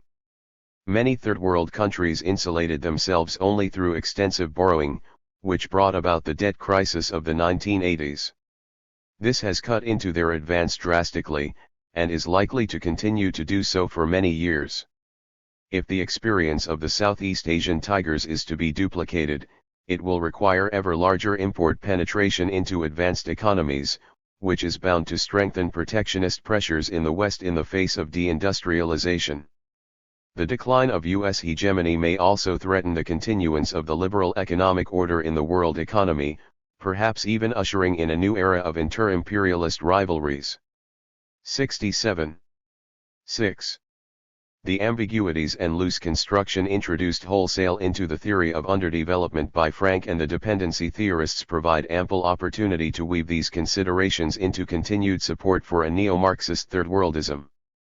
But the evidence on the development that has so far occurred is clearly inconsistent with what the dependency theorists claimed in the 1960s. Moreover, the crisis of the Soviet mode of production adds yet more hostile evidence. It is now increasingly apparent that the principal barrier to global development is not the incorporation of the periphery into the world economy, but whether advanced capitalist countries will continue to act in a manner which allows this incorporation to continue, and whether international coordination mechanisms can sustain the broad stability evident in the post-war years. Thus major uncertainties remain within the economies of the advanced capitalist countries and the rickety institutions which integrate their activities. 220. Where does this leave the Marxian theory of imperialism, taken as a whole? We saw in section I of chapter 9 above that the term underwent a metamorphosis in the middle decades of the century. In classical Marxism, imperialism referred principally to the relations between the advanced countries, and denoted a struggle for economic territory among the metropolitan centers of monopoly finance capital which led inexorably to world wars. The relations between the major capitalist powers and the backward areas were regarded as being of subsidiary importance. Paul Baran and his followers changed all this. Perhaps now, with the palpable decline of dependency theory, the original usage might sensibly be restored. There are, however, two serious problems which must be faced in any attempt to rehabilitate the Hilferding-Lenin theory of imperialism. The first is factual. There has been no war between the advanced capitalist states for almost half a century, and never since 1945 has an imperialist conflict appeared likely. To a very large extent this reflects the political conjuncture, the combination of economic and military dominance by the United States, and the threat, real or supposed, from the Soviet Union. With the evident decline of U.S. superimperialism 68 and the termination of the Cold War, the Pax Americana may itself be coming to an end. So long as there is uneven development on a global scale, there remains considerable scope for conflict between the metropolitan powers, as some Marxian writers have always recognized. 69 But the prospect of renewed warfare along classical imperialist lines, involving, say, Europe, Japan and the United States, remains mercifully remote. This indicates a second difficulty. The Hilferding-Lenin analysis of imperialism requires that capitalists are nationalistic. Whether they internalize the bellicose chauvinism and racist ideology identified by Hilferding, is unimportant. What matters is that they believe their own material interests to be intimately connected with those of the nation-states to which, in some sense, they belong. Liberal thinkers such as Cobden and Schumpeter had always maintained this to be an illusion. Capital, they argued, was increasingly cosmopolitan, the interests of its owners were bound up with the peace and prosperity of the world as a whole, and were damaged by militarism and the pursuit of aggressive foreign policies. Nationalistic impulses were atavistic, and freedom of trade and capital movements would give rise to international harmony and cooperation. 71 Although shared by some Marxists, like Karl Koski 72, this vision was shattered by the two world wars. But the revival of global economic liberalism after 1945 has a real material foundation in the emergence of multinational or transnational capital. Three corporations with huge assets on several continents can no longer be regarded automatically as American, British, or Japanese simply because their head offices are New York, London or Tokyo. Patriotism may be, increasingly, unprofitable. To the 221 extent that transnational corporations treat all nation-states as fair game, and identify with none of them, the continued relevance of the classical Marxian approach to imperialism is in doubt. Part 4. 12. Value Theory before Sraffa. Introduction to Part 4. This part is devoted to the Marxian theories of value and exploitation. It tells, as simply as we have been able to tell, a very long and complicated story. Readers should be warned that the structure of this part of the book is somewhat unusual. It contains two chapters which are broadly chronological in their discussion of the transformation of values into prices of production, and two on Sraffian economics which are largely analytical in nature and deal only incidentally with the evolution of ideas over time. This division of the subject matter is admittedly rather awkward, and necessarily involves some repetition. It seems, however, to be an inescapable consequence of the material with which we are concerned. This chapter outlines the analysis of the Marxian theory of value from early in the century until the late 1950s. For the most part it merely confirmed previous results, especially those of Dmitriev and Bortkevich's, although in doing so more rigorous and general formulations were sometimes provided. Only with the publication of Piero Sraffa's Production of Commodities by Means of Commodities L in 1960 did really novel developments occur. This, too, corroborated known results, but in addition it brought new and more fundamental issues into contention which wholly overshadowed past analysis. Matters were never quite the same again, and it is therefore reasonable to divide the 20th century discussion of value theory into two phases, the pre-Sraffian round which closes in 1957 with the contributions of Seaton and Samuelson, and the post-Sraffian stage. However, the full import of Sraffa's work proved difficult to assess at first, and its impact was felt episodically over many years. Both the difficulty and the delayed impact of Sraffa's book point to the need for a self-contained summary of the arguments which are implicit in it. This is provided in Chapter 13, interrupting the discussion of the Tran S4. 227. 228. Marxian debate which is resumed in Chapter 14, where we take the history of the transformation problem through to the end of the 1980s. Chapter 15 is, like Chapter 13, mainly analytical in content. It offers a critical assessment of Sraffian economics as a whole, introducing issues which were first raised at various points in the 1970s and 1980s but which would have been indigestible if inserted into the preceding chapter. The Production of Commodities was a puzzling book in a number of respects. The models it presented were exceedingly abstract, and the emphasis was placed squarely on conceptual precision and logical rigor, coupled to an extreme economy in exposition. Sraffa explained its purpose in the most cryptic of terms, provided only minimal guidance as to the significance of the propositions which he established, and remained aloof from the fierce controversies which his work engendered. Yet it had taken him nearly 40 years to complete the book.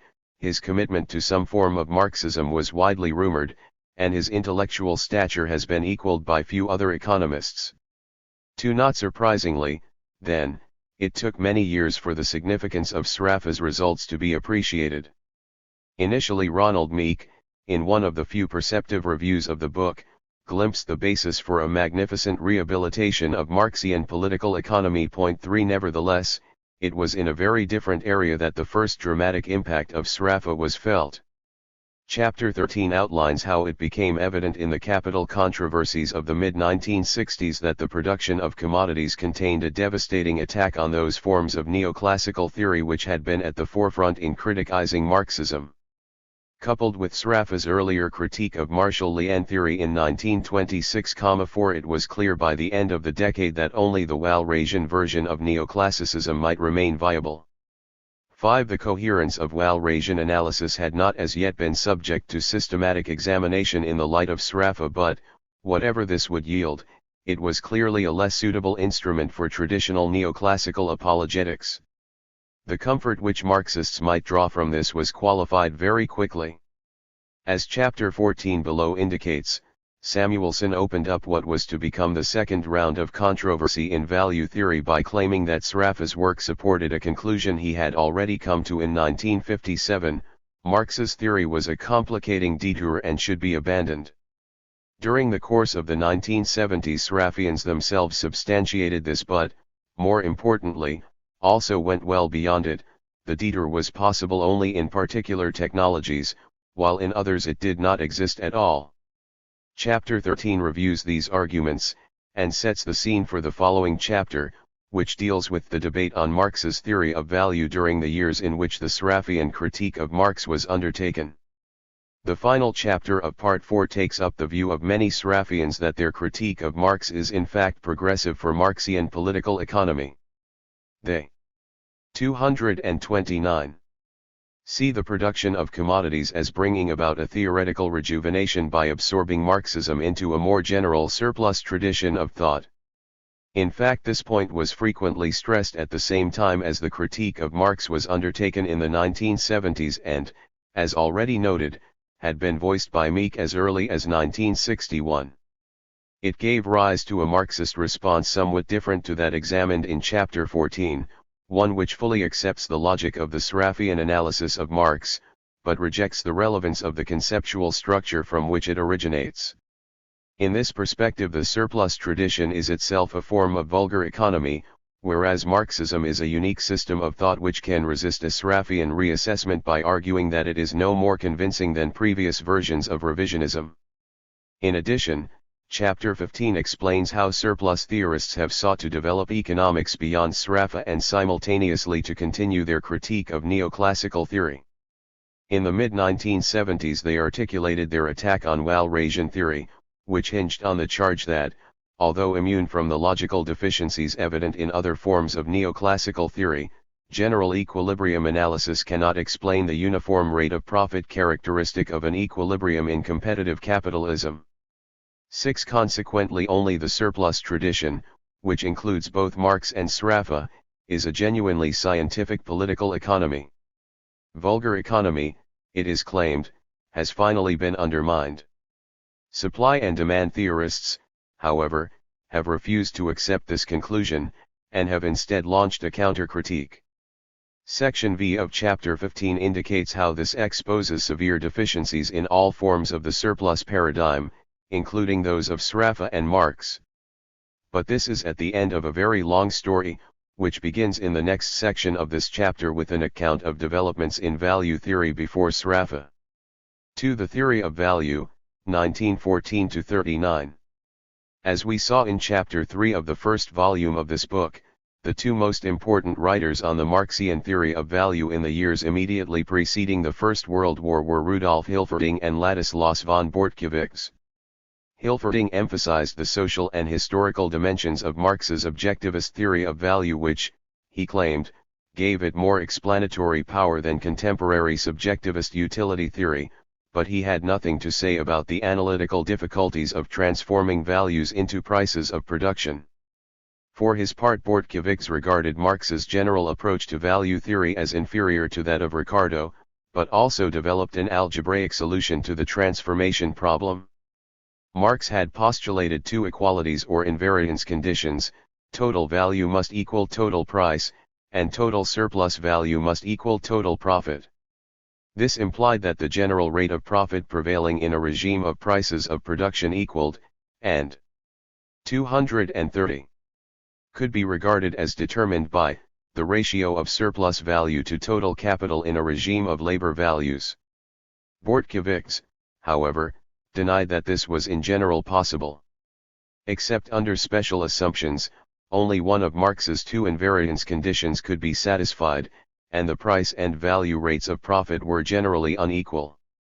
Something must be said here concerning a contemporary of Bortkiewicz's whom we unjustifiably overlooked in the first volume of this book. The Russian mathematician George von Charasov, born in Georgia in 1877, spent the 20 years after 1896 in political exile in Germany and Switzerland. In 1909-10 he published a remarkable two-volume critical analysis of Marxist Theory 7 in which he anticipated many of the results of the 1960s and 1970s. These included such Sraffian themes as the standard commodity, the device of subsystems, the distinction between basic and non-basic commodities, and the definition of value in quantities of dated labor. Charasov was also the first to interpret the transformation of values into prices of production as a Markov process, and can claim to be the discoverer of what Michio Morris Himmel later described as the fundamental Marxian theorem, which states that a necessary and sufficient condition for there to be positive profits is that surplus value be positive. 8. All this suggests that Charasov is no less significant in the history of Marxian economics than V.K. Dmitriev, whose work has received belated but generous recognition and became widely known after much of it was translated into English. But Charasov's analysis proved to be far too demanding for his contemporaries. His books were briefly reviewed by Otto Bauer, who dismissed them as the work of a latter-day physiocrat. 9 fleeting references to Charasov can also be found in the writings of Nikolai Bukharin, Henryk Grossman, and Natalie Moskowska. None of these theorists, however, was able to absorb Charasov's insights, still less to develop them. Before 1939 very little further progress was made in the theory of value, either in Germany or in Russia. Henryk Grossman, for example, asserted both the importance of the formation of a general rate of profit and the continuing relevance of labor values as an analytical and historical starting point. But Grossman had the effrontery to criticize earlier Marxists like Luxemburg and Bauer for neglecting the transformation problem and presenting their crisis theory in value rather than price terms, ignoring the fact that the objection applied with equal force to his own model of economic breakdown published only 3 years earlier. 10. Despite his perceptive discussion of the qualitative and quantitative aspects of the theory, Franz Petri's social content of the Marxian theory of value, which appeared posthumously in 1916, entirely ignored the quintessentially quantitative question of transformation. Several years later the Menshevik 1.1. Rubin published an exceptionally lucid exposition of Marx's value theory, stressing the significance of his concept of fetishism. Rubin's book was notable for the emphasis which it gave to the qualitative issues of value theory and for its explicit identification of the Volume 3 analysis as a model of dynamic equilibrium, and price of production as a theoretically defined center of equilibrium. But Rubin offered no criticism of Marx's solution and made no reference to Bortkiewicz. 12. The last, and least successful, of the pre-war studies was Emil Walter's attempt in 1936 to show that both the Marxian invariance conditions could be sustained. To obtain this result he required that the ratio of price of production to value differ, for each commodity, from department to department. Bortkiewicz had denoted the price-value ratios for means of production, wage goods, and luxuries by X, Y and Z respectively, with X, for example, taking the same numerical value whether the means of production in question were used in department I or II or III.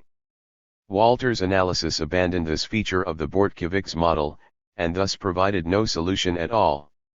13. More perceptive was Otto Chiini, who in 1922 reformulated Bortkiewicz's model to eliminate the confusion of physical quantities and labor time units which he claimed to have found.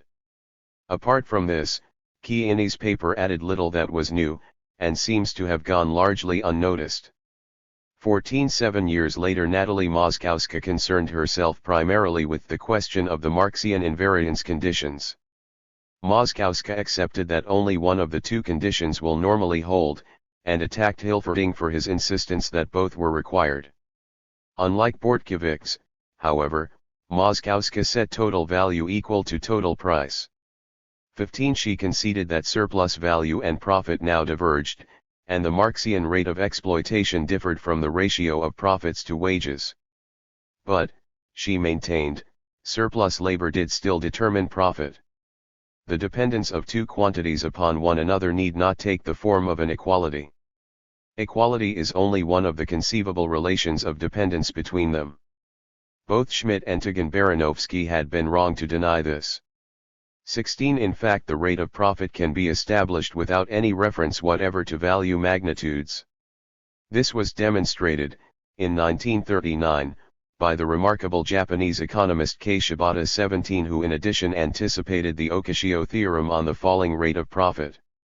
It had also been proved by John von Neumann in 1932, when he first presented to a seminar at Princeton the famous growth model which was published in German in 1937, and republished in English translation in 1945. 18. The result was also implicit in the input-output analysis developed by Vasily Leontiev in the 1930s.19. However, although the von Neumann and Leontiev models were to make important contributions to Marxian theory in later years, their authors did not apply them to the labor theory of value or the transformation problem. Shibata, by 232. Contrast, was interested in precisely these questions. He set out a 5-sector model, with a money commodity, 2 types of machinery, 2 consumer goods, and homogeneous labor. Where inputs precede and outputs follow the arrows, the model can be written schematically as Machine 2 plus labor dash plus money. Machine I plus labor dash plus machine I. Machine I plus labor dash plus consumer good I. Machine 2 plus labor dash plus machine 2. Machine 2 plus labor dash plus consumer good 2. In Shibata's rather cumbersome notation, the production of a unit of money requires co-units of machine 2, and AO units of labor which are paid a real wage, defined in terms of the first consumer good, of WO, the production process takes to time units. The input coefficients of machines and labor for the remaining four industries are denoted by the subscripts 11, 21, 12 and 22 respectively, W-Li, W2I, WI2 and W22 are the respective real wage rates, K and K2 are the prices of the two machines, Pi and P2 are the prices of the two consumption goods, and I is the uniform rate of profit. Assuming that the real wage rates are exogenously determined, Shibata then writes 2 equals 1. 1I2 equals pi 112 equals K2. 122 equals P2. There are 5 equations in this system, and 5 unknowns, pH P2, K, K2 and I. The first equation shows that the receipts obtained from producing 1 unit of money must be just sufficient to refund a capitalist's machine and wage costs, together with the general rate of profit compounded over the 2 periods taken up by the production process. The remaining 4 equations have an analogous meaning. Shibata concludes this part of his analysis as follows. We have in the above arrived at prices and general profit rate without referring to value but with special reference to objectively identifiable entities, such as technical coefficients of production, viz., amounts of 233. Concrete producers' goods and of labor needed for the production of a unit of the respective products, and real wage levels. 20. He concluded that the problem could be formulated, and solved, in terms of labor values, but that it was not necessary to do so. Expressing all magnitudes in value terms would add nothing to the solution obtained without them. 21 Thus Shibata, like Dmitriev and Charasov before him, anticipated one of the most important conclusions of Samuelson in 1957 and of the Sraffian economists of the 1960s and 1970s. 3. Bortkeviks rediscovered. By the mid-1930s Nazism and Stalinism had rendered impossible all serious work on Marxism in both Germany and the Soviet Union. Not surprisingly, the geographical axis of Marxian economics shifted, henceforth developments in value theory would be published in English and, to a very great extent, would originate in Britain and the United States. Shibata's article, however, although written in English, had no more impact on subsequent debates than his earlier paper on the falling rate of profit.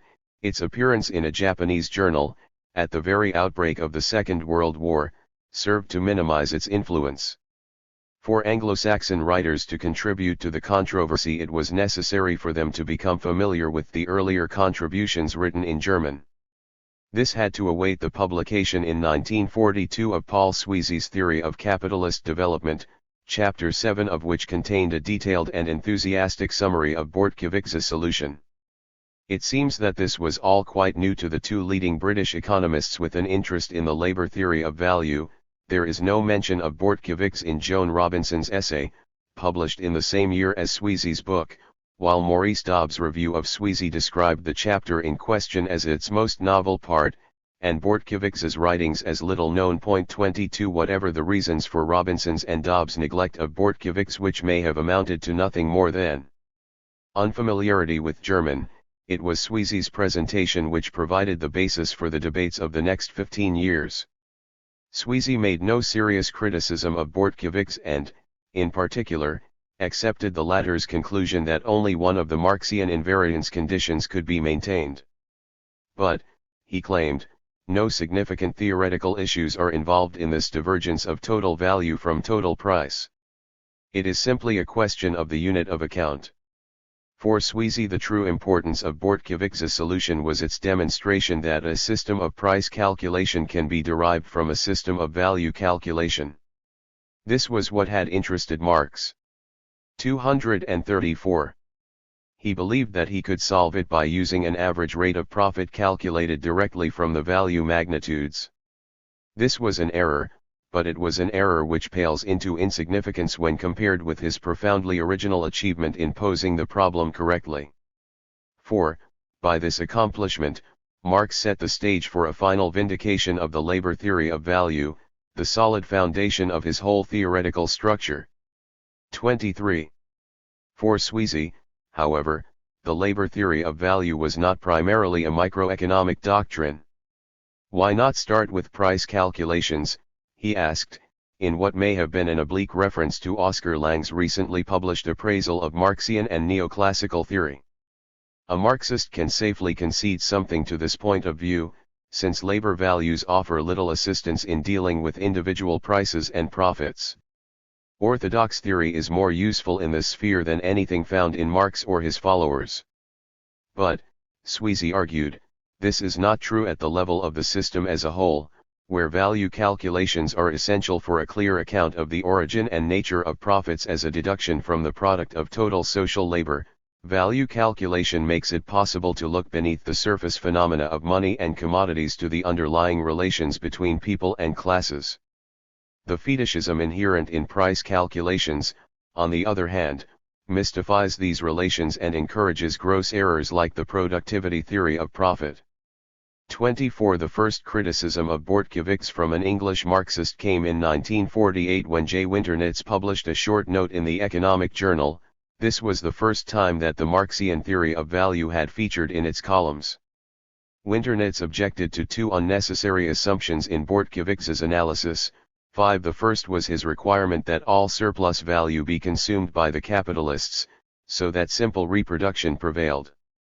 Any general solution, Winternitz argued, should be capable also of dealing with net saving and hence, in Marx's terms, with expanded reproduction.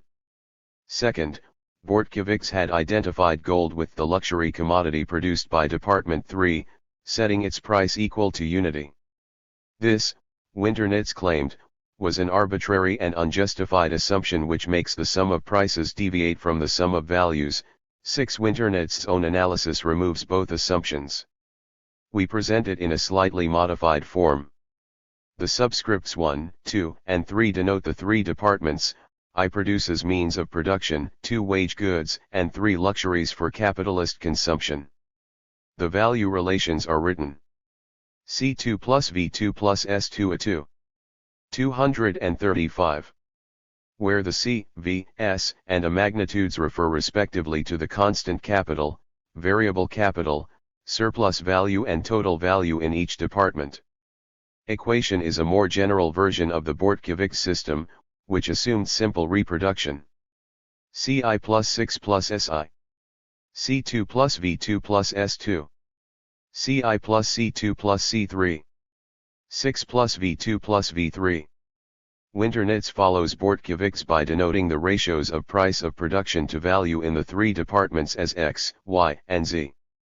The rate of profit is P, and can be written as P equals ALX.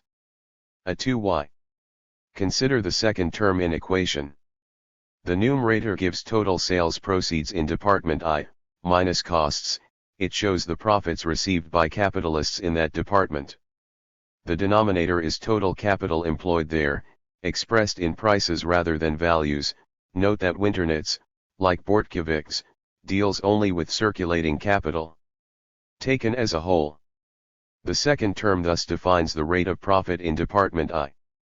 Similarly, the third term gives the rate of profit in department 2, which in equilibrium is equal to that in department I. Department 3 is for the moment ignored, since conditions of production in luxury industries have no effect upon the general rate of profit.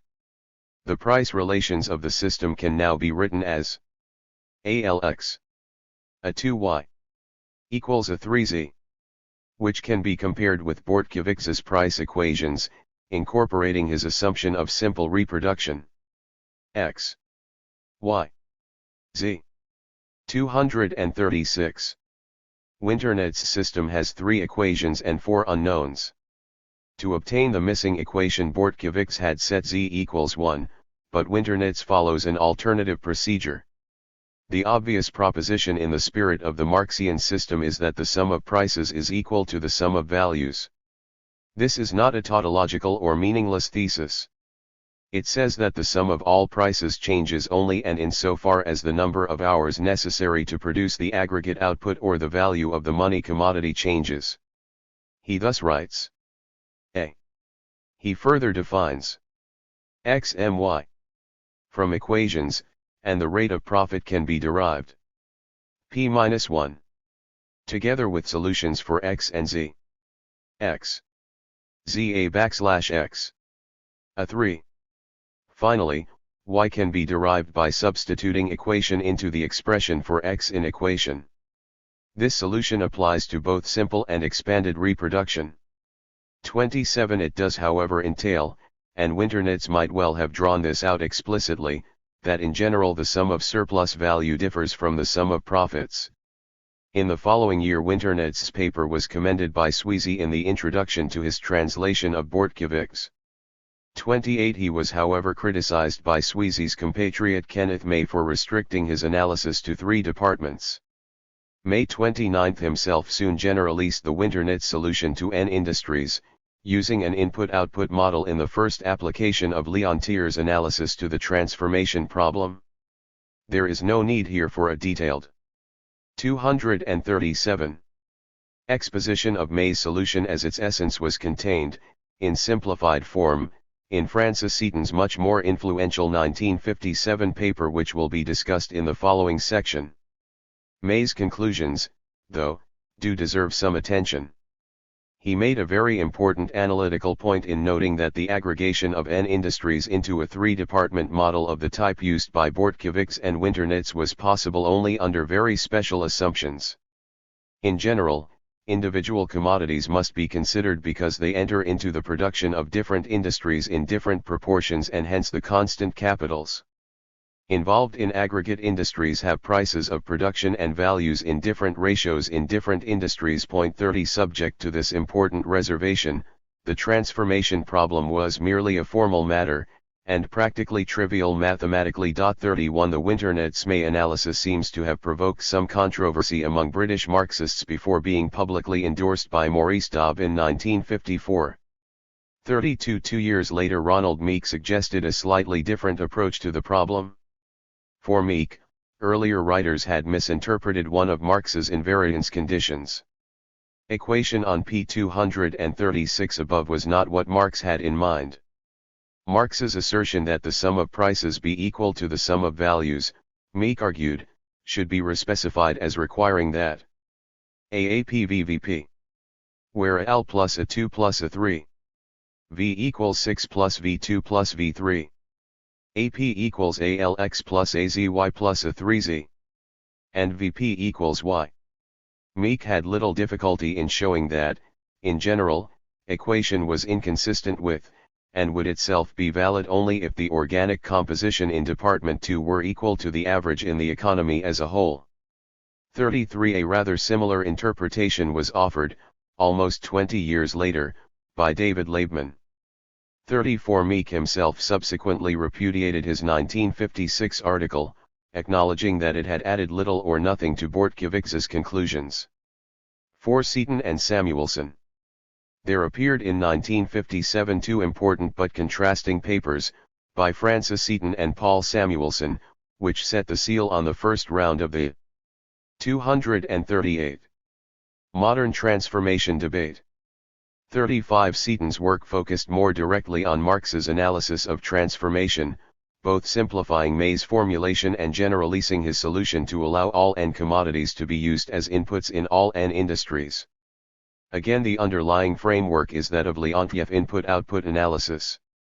Seaton writes Kij as the input of commodity J into the production of the ith commodity, measured in labor value and including both constant and variable capital.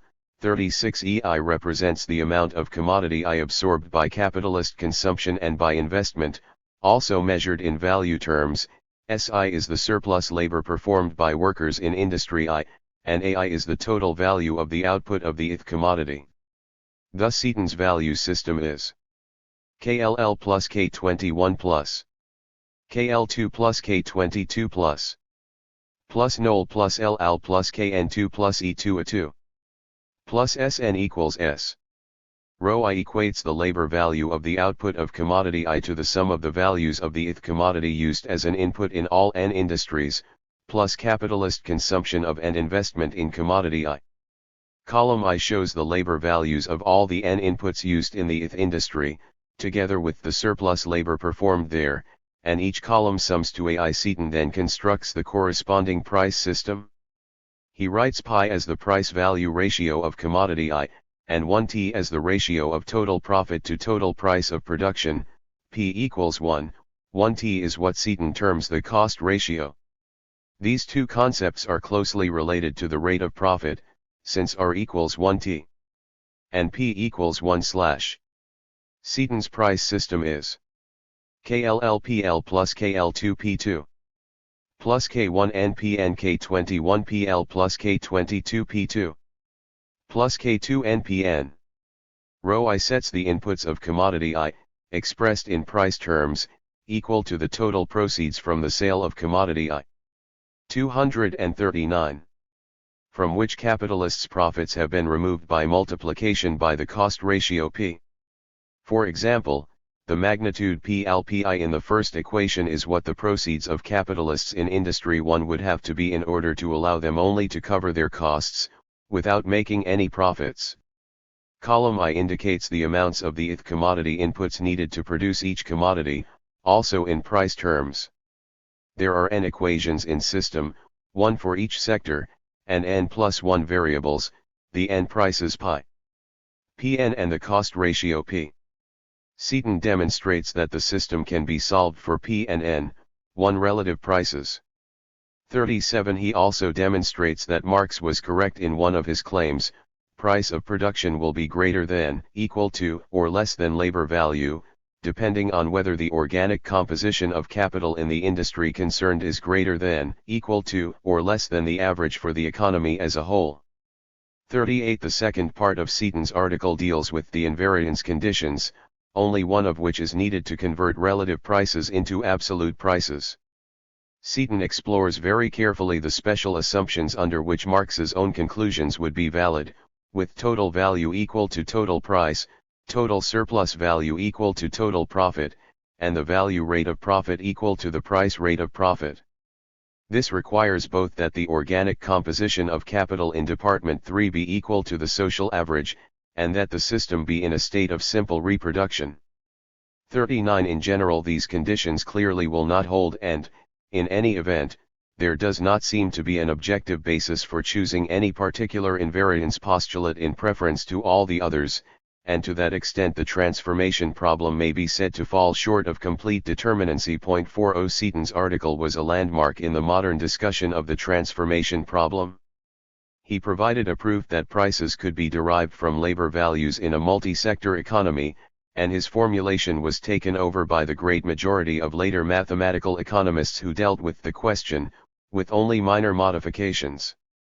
Seaton also demonstrated the conditions under which the rate of profit is always positive, being one of the first to identify what Michio Morishima would later term the fundamental Marxian theorem, which states that a positive rate of exploitation guarantees a positive rate of profit, and vice versa. 41. However, Seaton ended his article on a cautious note, while the internal consistency and determinacy of Marx's conception of the transformation process, and the formal inferences he drew from it, have been fully vindicated by this analysis, the same can certainly not be said of the body of the underlying doctrine, without which the whole problem loses much of its substance and raison d'etre.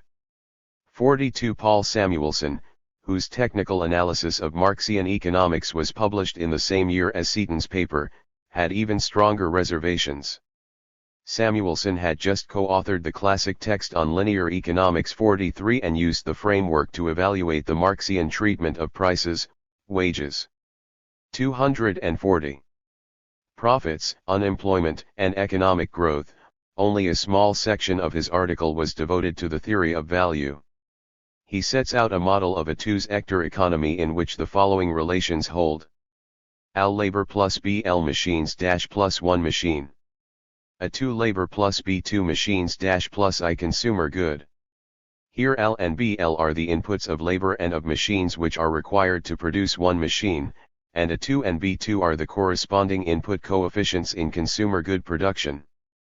Writing 4 as the real wage rate, and R as the profit rate, Samuelson sets capitalists' receipts in each department equal to their costs of production, plus profits, and obtains a two-sector analog of Seaton's system. Equals pi. Equals P2. Samuelson then derives the prices of the two commodities in terms of the wage. Pi L. 4:1, BL. Samuelson concludes from this that the so-called transformation problem is rather pointless, since equations and determine all market magnitudes in terms of at BL, A2, B2, R, 4. Labor values are not required. As we saw in section I, this was what K. Shibata had argued back in 1939, and what Maalpfert and Dmitriev had realized in the 1890s. But Samuelson went further. It is certainly possible, he agreed, to evaluate all the Marxian expressions as functions of these same variables. But, he continued, logically this transformation goes from exchange values to Marxian defined values, not vice versa. 44 Again, this was not an original view. It had been anticipated by Lair in the 1890s, and Joan Robinson had made an identical point in 1950. The whole argument is condemned to circularity from birth, because the values which were to be transformed into prices are arrived at in the first instance by transforming 1,45 MTOVAUEs. 241. In fact, this is untrue so far as Samuelson's own presentation is concerned. Marx's value magnitudes can be derived from in the following way. Writing L and 1.2 as the value of a unit of each commodity, we have where, for example, L is the amount of direct labor needed to produce one machine, and BIL.L is the quantity of indirect labor required. Substitution reveals that once we know AJ, the value of the constant capital used in each department can be calculated. Given 1.2 and W, the value of labor power can be ascertained. Finally, knowledge of L and 1.2 establishes the value of output in each sector, and surplus value can be derived as a residual. When one unit of each commodity is produced, we have constant variable surplus value total capital value. Sector 1 LVA plus a 2 LBL LBL IBLB. Sector 2 B2A L.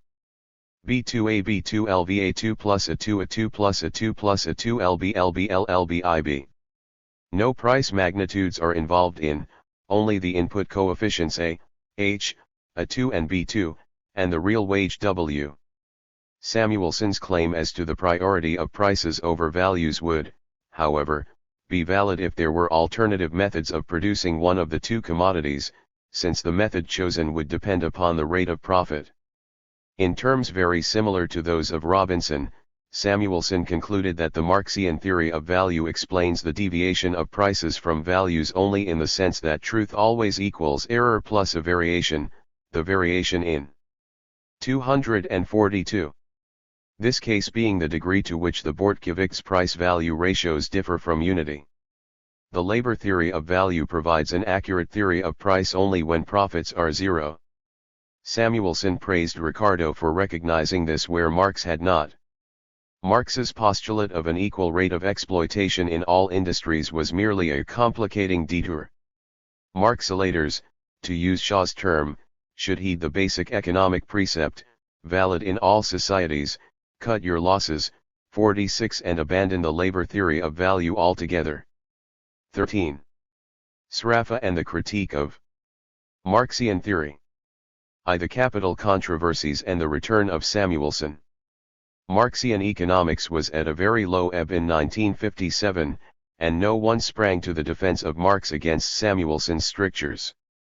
The political climate remained profoundly hostile, with the Cold War and vestigial McCarthyite pressures still very strong in the United States, and the communist parties of Western Europe fracturing in the wake of the Hungarian Revolution and Khrushchev's revelations concerning the Stalin era.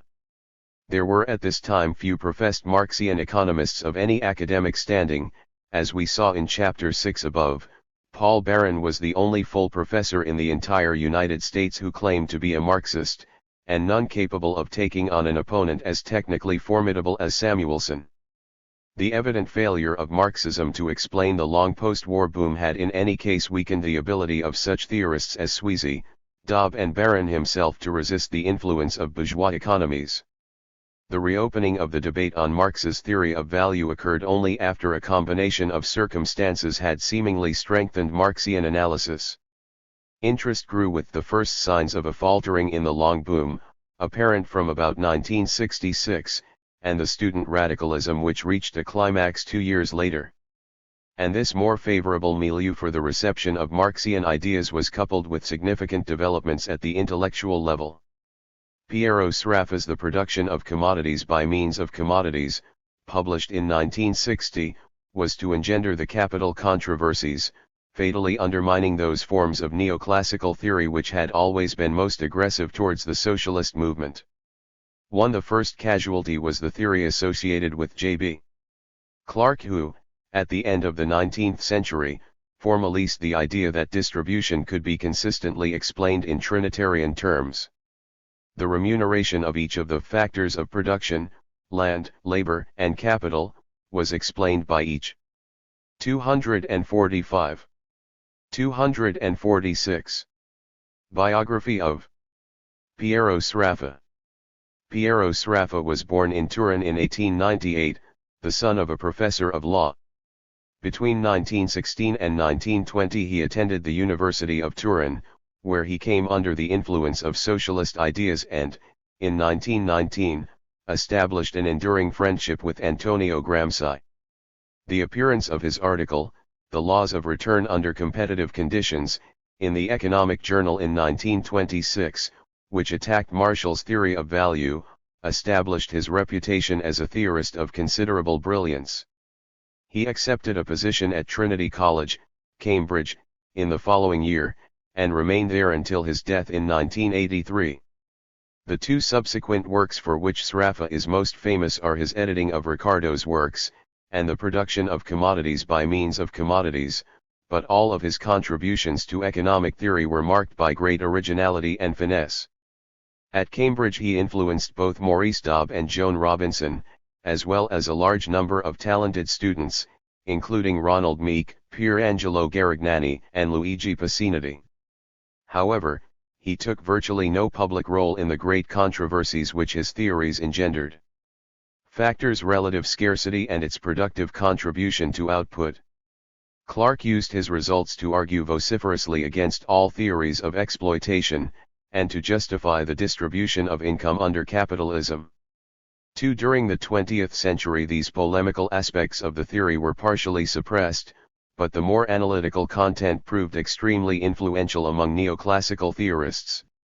In the mid-1960s the Sraffian critics demonstrated that this analysis was in fact logically incoherent, except in very special circumstances.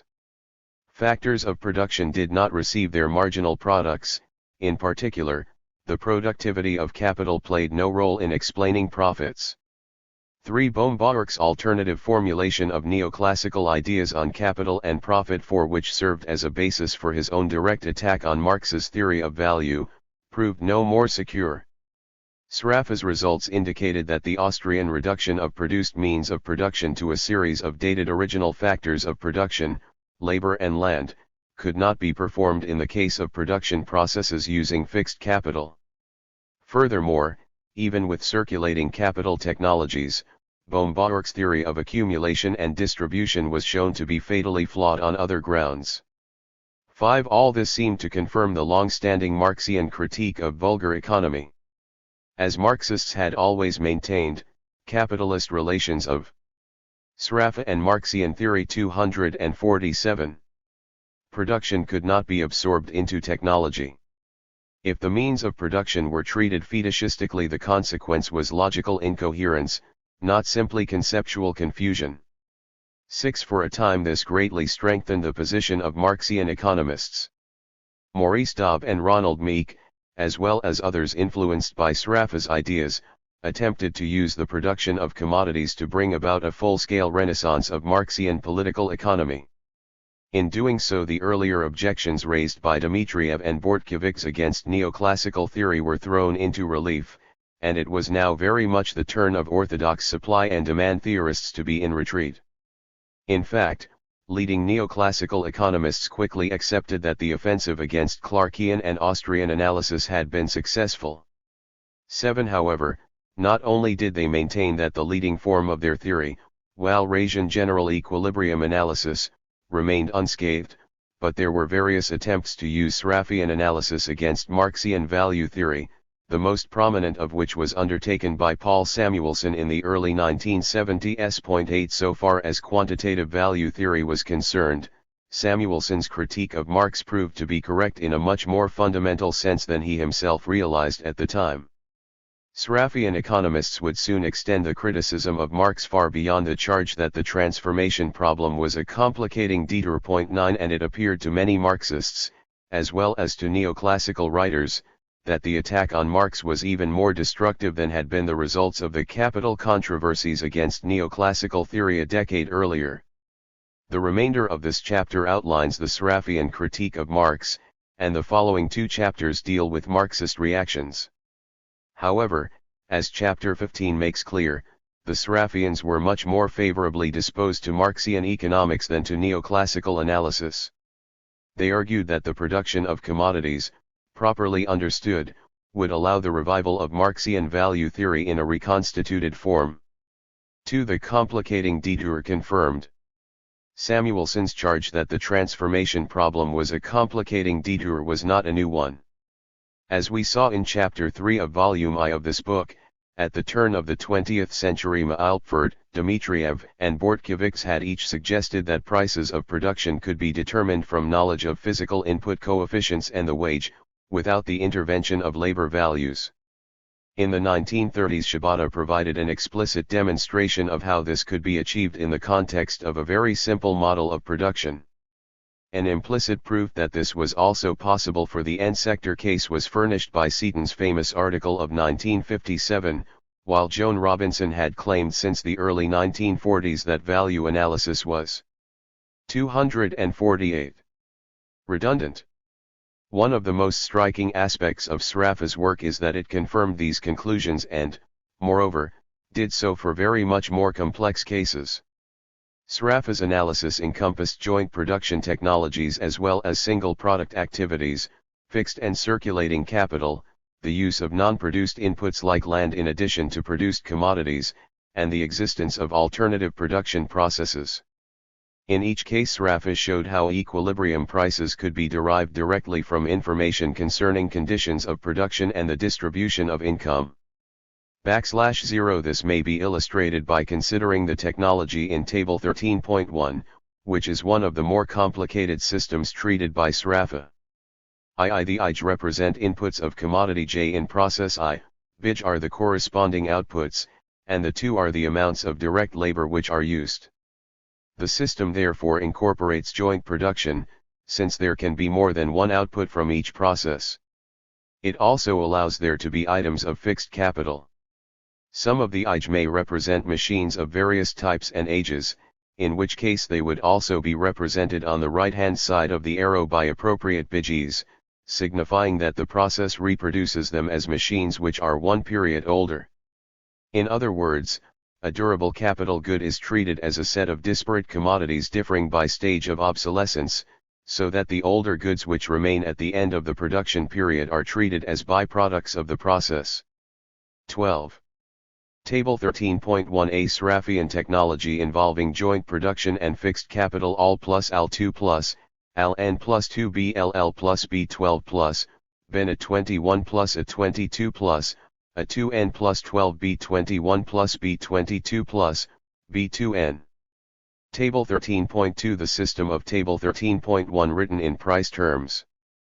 Plus 2 WBLLPI plus, BLNPN plus 1 2 WB21 pi plus, B2NPN. Sraffa and Marxian Theory 249. Table 13.3 The system of Table 13.1 written in value terms. All AL plus, al nn plus 2. A 21 al plus, a 2 nn plus 12.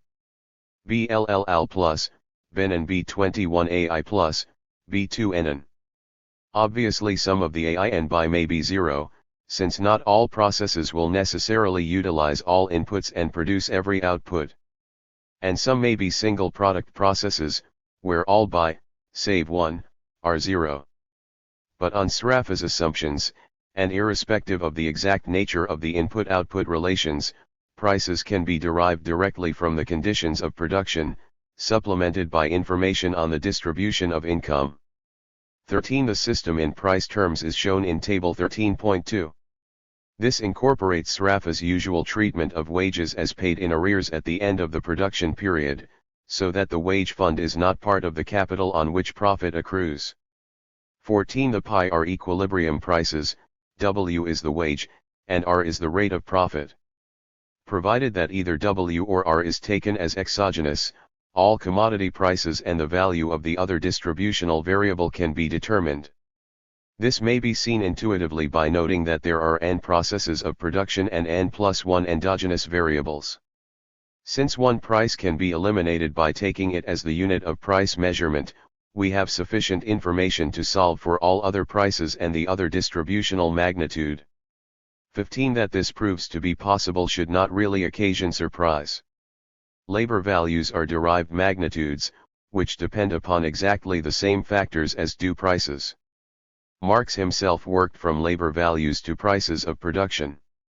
But as Table 13.3 indicates, these labor values can be determined only from the information on input-output relations contained in Table 13.1. Marx's journey therefore involves a detour which is redundant from the viewpoint of quantitative value theory, as can be seen from Figure 13.1. Marx's procedure is to move from conditions of production and income distribution, through a detour into labor values and surplus values, to prices of production and profits. Sraffa's more direct route misses out the calculation of values and surplus values, but has the same starting point and the same destination. Sraffa's solution to the transformation problem is thus one in which the problem is solved by sidestepping it in favor of the more fundamental issue of deriving commodity prices and the rate of profit from data on conditions of production and income distribution.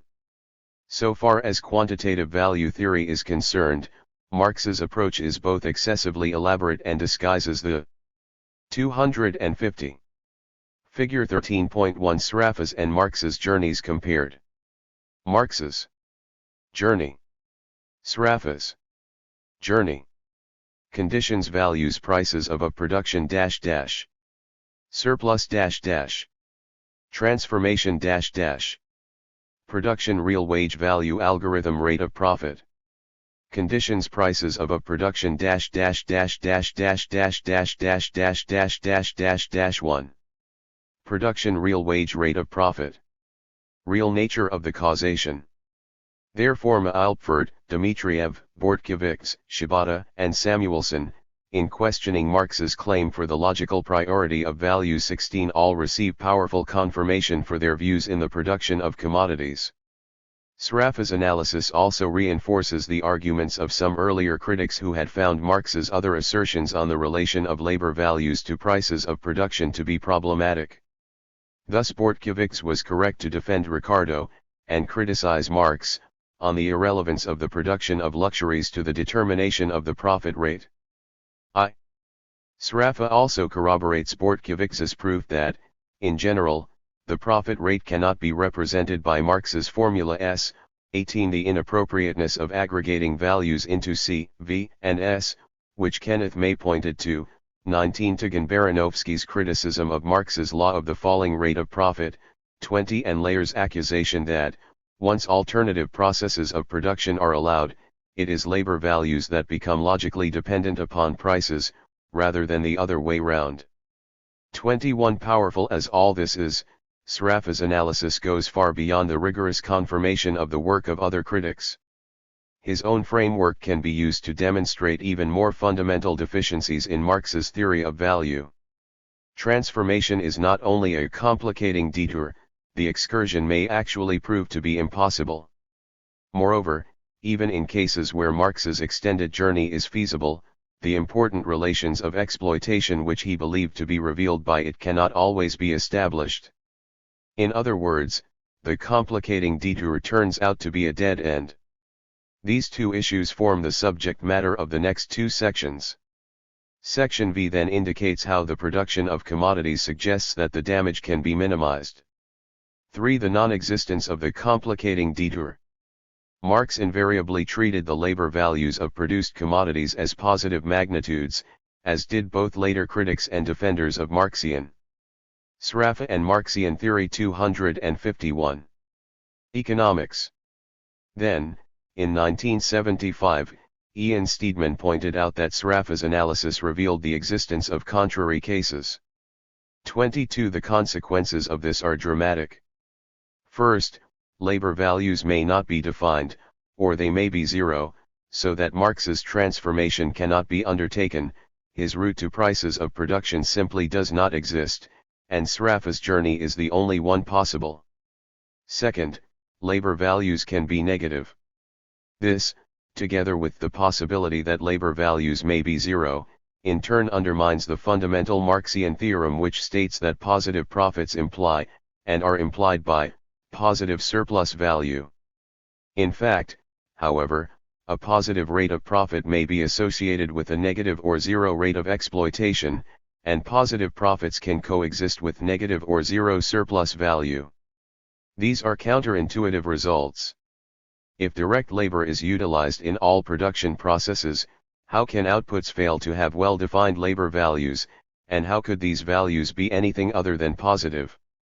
This section deals with the first question, and the following section with the second problem. We begin by providing two numerical examples which generate undefined and zero labor values respectively. Point 23 Table 13.4 depicts one particular case from that family of Sraffian systems represented in Table 13.1. The corresponding price equations are written in Table 13.5, and there exists an economically meaningful equilibrium. Assuming that commodity 1 acts as the unit of price measurement and that the real wage is 1 unit of commodity 2, paid in arrears, equilibrium is given by pi equals 1, P2 equals 4, W equals 4 and R equals 0.25. However, we cannot reach this conclusion through Marx's detour into labor values. In Table 13.6 the system is written in value terms, it leads to the inconsistent equations.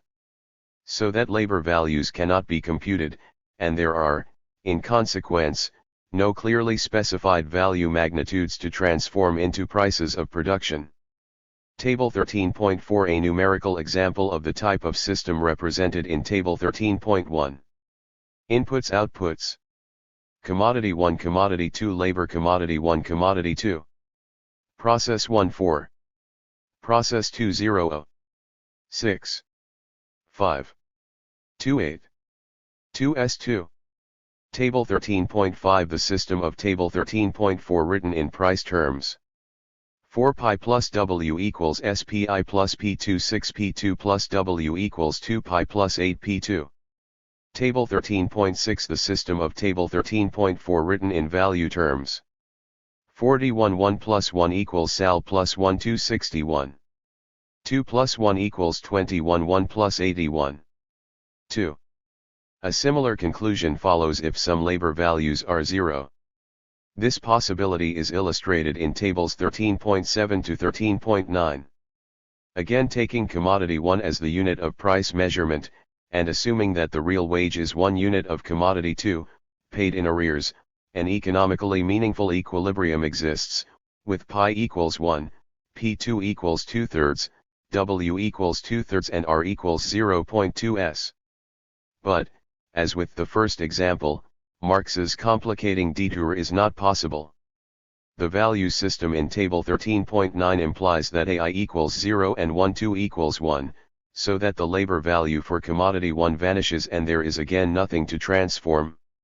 Table 13.7 A second numerical example of the type of system represented in Table 13.1. Inputs Outputs. Commodity 1 Commodity 2 Labor Commodity 1 Commodity 2. Process 1 4. Process 2 0. 12. Dash plus.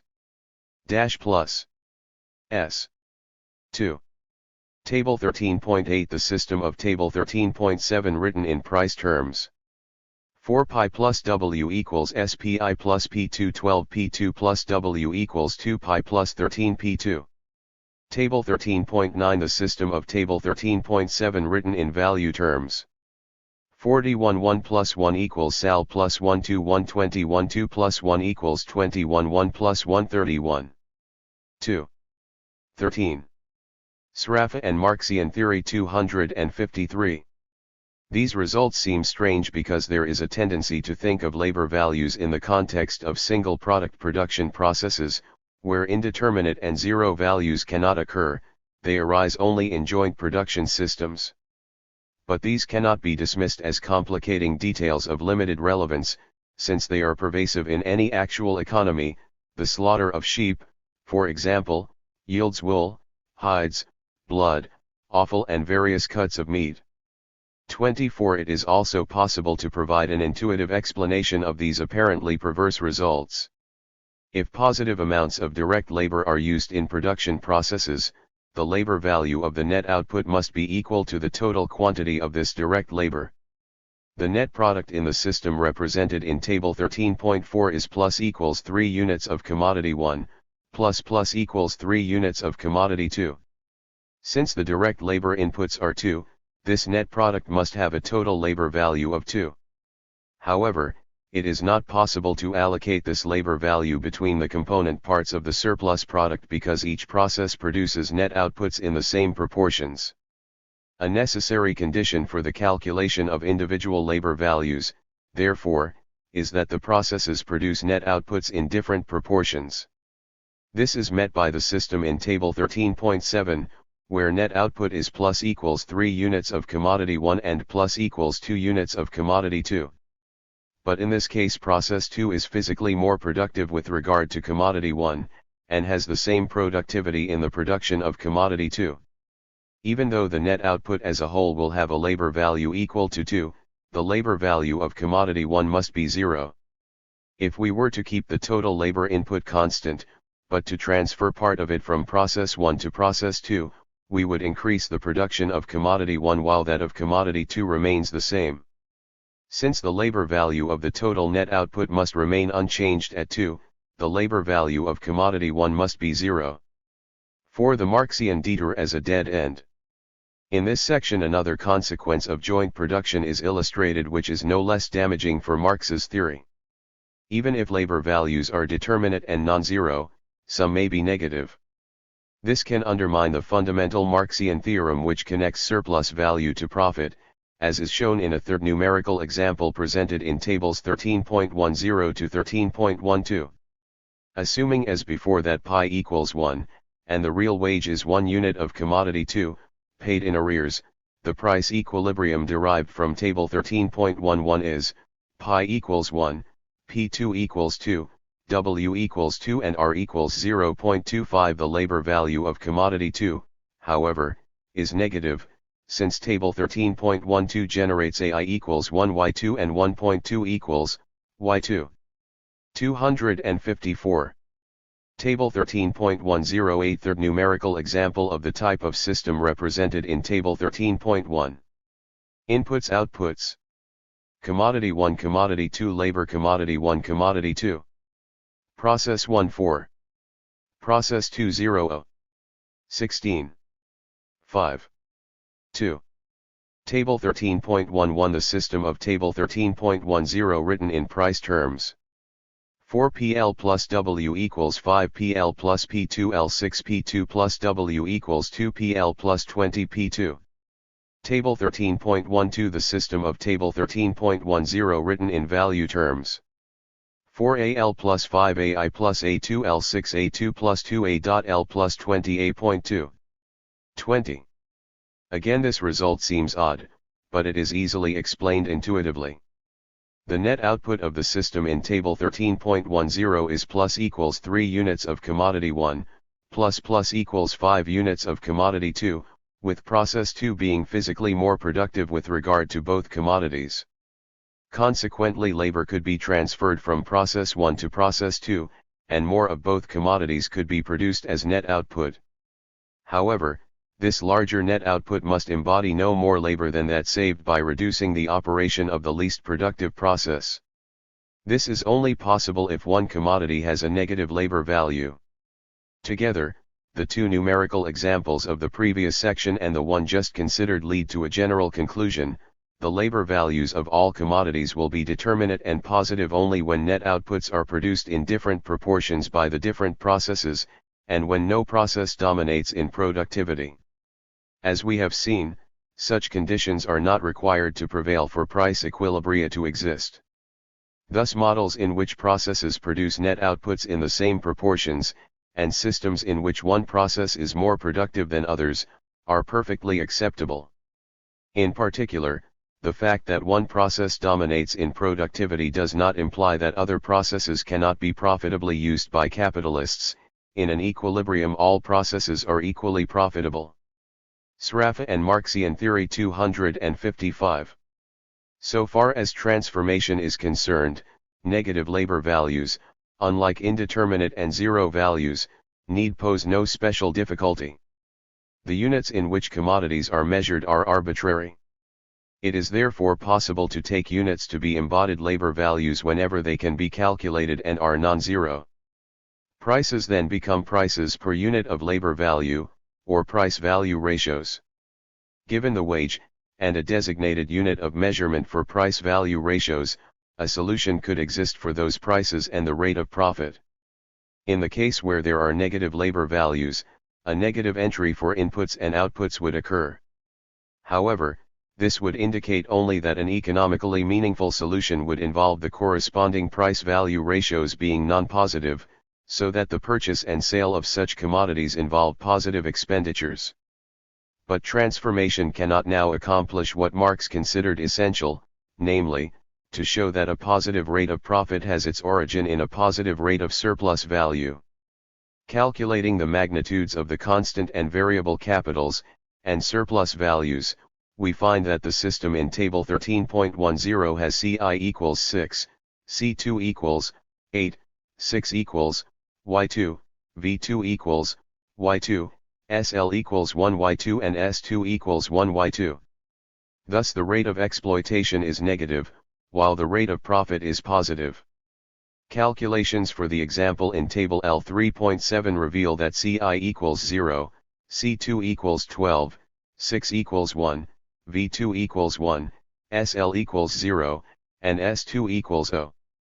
There is no surplus value in the system, and the rate of surplus value is 0, even though the rate of profit is again positive. It is also possible to find production systems in which there is negative surplus value and positive profits. Steedman's original example is reproduced in Table L3.L3. Assuming the unit of price measurement to be the wage, and the real wage, paid in arrears, to consist of YZ unit of commodity 1 and 5/6 units of commodity 2, the equilibrium is pi equals 1/3, P2 equals 1, W equals 1 and R equals 0.2. Total profits are 9/1/6, and positive. However, aggregate surplus value equals -1, and is negative. Table 13.13 Steedman's example. Inputs outputs. Commodity 1 Commodity 2 Labor Commodity 1 Commodity 2. Process 1 25. Process 2 0 10. 5 30. 3. 5. 12. Thus the fundamental Marxian theorem does not hold generally. A positive rate of surplus value is not a necessary condition for a positive profit. 256. Rate, and positive surplus value is not necessary for positive profits. Consequently, exploited labor is not in general a prior concrete magnitude, which could possibly be regarded as constituting the ultimate source of profits. 25 This has ramifications beyond value and exploitation theory. The fact that labor values can be undetermined, negative, or zero makes Marx's original analysis of the laws of motion suspect, for these laws are presented in terms of aggregate value categories which are assumed to be well-defined positive magnitudes. Thus, even in the absence of other considerations, the possibility that some aggregate value categories are undetermined or of perverse sign would generate skepticism about Marx's macroeconomic laws of motion. One particular law of motion is the proposition that the organic composition of capital rises with capitalist development. Considering this law, Ernest Mondale writes that the absolute inner limit of the capitalist mode of production lies in the fact that the mass of surplus value itself necessarily diminishes as a result of the elimination of living labor power from the production process in the course of the final stage of mechanization, automation. Capitalism is incompatible with fully automated production, because this no longer allows the creation of surplus value. 6. If this is interpreted as the claim that positive surplus labor is a necessary condition for positive profits, then it was refuted as early as 1898 by Dmitriev 27 and again by Sraffa's production of commodities. Imagine that the production processes in the numerical example of Table 13.10 are fully automated, so that the direct labor inputs in each case are zero instead of unity. Table 13.11 will be exactly as before, except that the W terms vanish because no direct labor is used. A positive rate of profit and positive equilibrium prices, however, will still exist, assuming commodity 1 to be the numeraire. The solution is pi equals 1, P2 equals 0.7 and R equals 0.425. Mondale's argument is clearly wrong. Providing only that there is a physical surplus of commodities, whether or not produced with direct labor, profits are positive. 28. This conclusion, however, is not damaging to Marx's theory of surplus value, which was specific to capitalist society. A fully automated economy is, by definition, non-capitalist, since it uses no wage labor. Nonetheless, it does indicate a more serious problem for Marx's theory of value and exploitation. Even in non-automated economies where the difficulties of calculating labor values and carrying out transformation are absent, Marx's belief in the unique surplus-creating properties of labor power is problematical. In such circumstances one could, for instance, compute oil coefficients which indicate the amount of oil embodied in each commodity, and these could be transformed into prices of production in the same way. Sraffa and Marxian Theory 257. That Marxian economists have traditionally transformed labor values. Moreover, profits are positive if and only if each produced commodity possesses the property of exploitability. Every produced commodity used in production must be capable of giving up such a surplus, for any profits to be forthcoming. 9. From this viewpoint there is nothing special about labor power, contrary to what Marx believed. Va nous Sraffian Dieter in the spirit of Marx. Can anything be saved from this wreckage?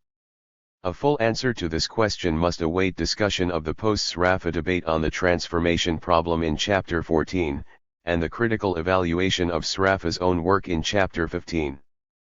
But there is one line of defense suggested by the production of commodities which can be outlined here. It applies only to the theory of exploitation, and offers nothing to repair the damage done to the Marxian theory of value. Nor does it address the problem highlighted at the end of Section 4. Nevertheless, since Marxists may argue that value theory was primarily a vehicle for the analysis of surplus value, they could perhaps accept the criticisms of sections 2, 3, and 4 and yet claim that the analysis dealt with here ultimately substantiates the heart of Marx's political economy. Since the theory of value itself is of secondary importance, full automation does not exist, and it can be argued that exploitation has meaning only in relation to labor power. Furthermore, the Sraffian argument about to be considered is clearly within a Marxian tradition. It refers to one of Marx's initial contentions, subjects it to rigorous scrutiny, and then indicates that the original formulation is correct in spirit, if not in letter. As part of his analysis of transformation, Marx maintained that a commodity which was produced by a process with an organic composition of capital equal to that of the economy as a whole would have a price of production equal to its labor value, and that its own conditions of production would be sufficient to determine the rate of profit. Treating his conception of the profit rate and his method of transformation as unproblematic, this proposition is correct. Marx's formula for the rate of profit can be written as E/ by dividing the numerator and denominator of the more usual expression S/ by V, where E is the rate of surplus value and K is the economy-wide organic composition of capital. Since E is the same in all sectors, and the average industry has an organic composition equal to K, the profit rate of this industry must be equal to that prevailing throughout the system as a whole. This means that it receives as profit all its own surplus value and nothing more than its own surplus value, so that, in Marx's transformation procedure, its price of production is equal to its labor value. 258. The argument is in fact flawed, both because Marx was wrong to believe that the profit rate could be represented by S/equals E/, and because his transformation applied only to outputs. 3. However, Sraffa's analysis indicates that the idea of an average industry, serving as a surrogate for the whole economy, can be given an alternative expression, and Marx's argument can be substantiated. In the production of commodities, Sraffa argues that the proportions of any of the systems of production which he considers may be altered by expanding and contracting the various industries, while the properties of the original system remain unchanged. 32. In the rearranged system, which Sraffa terms the standard system, the following propositions hold. 1. The total output of each commodity bears the same proportion to its use in aggregate as an input. 2. The ratio of the net product to capital in the standard system gives the maximum rate of profit, both for that system and for the system in its original proportions. 3. When this net product is taken as the unit of price measurement, the rate of profit in the standard system corresponding to any wage is equal to the rate of profit in the original system for the same wage. 4. The equilibrium price of the standard commodity will equal its labor value. And the rate of profit in the original system can be represented as a ratio of surplus value to capital in the standard system. 33. These propositions can be illustrated with the aid of a simple numerical example. It is easiest to do so without entering into the complexities arising from joint production. Thus, instead of using one of the examples already presented, a new one is provided in tables 13.14 and 13.15. 34. In the original system, aggregate input-output proportions vary. The proportion for commodity I is unity, it is or 1.6 for commodity 2, and it is or 1.2 for commodity 3. These ratios can be brought into standard proportions by enlarging process 1 by a factor of 4/3, scaling down process 2 to 4/5 of its former size, and leaving process 3 in its initial state. Now the aggregate input-output proportions are the same, 24/20 equals 36/30 equals 48/40 equals 1.2. This magnitude, which Sraffa represents by the symbol, defines the maximum rate of profit for the standard system, and also for the original system. Regarding the standard system, R cannot be increased no matter what happens to relative prices. So far as the original system is concerned, if we write the system of table 13.14 in the price terms of table 13.2, and set the wage equal to 0, the resulting rate of profit will equal R, and this is again the maximum profit rate. More generally, as Sraffa points out, the original system consists of the Sraffa and Marxian theory 259. Table 13.14 The original system from which a standard system is constructed in table 13.15. Inputs-outputs. CDTY1 CDTY2 CDTY3 Labor CDTY1 CDTY2 CDTY3 Process 1 9 12 6 and 3/16 plus 1800. Process 2 5 12.5 15 and 5/16 plus 0.45 Process 3 4 4 20 and 8/16 plus 0.048 Totals 1828.5 41 1845 48 Table 13.15 The standard system for the system of table 13.14. Inputs-outputs. CDTY1 CDTY2 CDTY3 labor CDTY1 CDTY2 CDTY3 Process 1 12 16 8 and 4 16ths plus 2400 Process 2 4 10 12 and 4 16ths plus 0 36 0 Process 3 4 4 20 and 8 16ths plus 0 0 48 totals 20 30 40 24 36 48 Same basic equations as the standard system, only in different proportions, and particular proportions, cannot alter.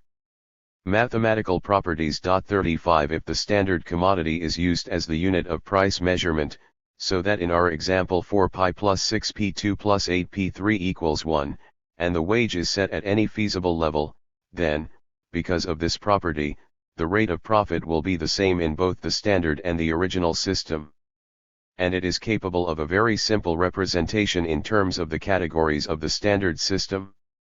R equals net product, wages aggregate means of production in price terms. Given that SRAFA assumes the total labor used in the whole system to be equal to 1 unit, it follows that R equals R 260, where W is the wage. 36 Thus, for our numerical example, if W equals 0.5 then R equals 0.1 in both the original system and the standard system. This in turn allows a Marxian representation of the rate of profit. The labor value of the net product of any system of production must equal the total direct labor used in that system. Thus in the case of the standard system it must equal unity, and the price of the standard commodity is equal to its labor value.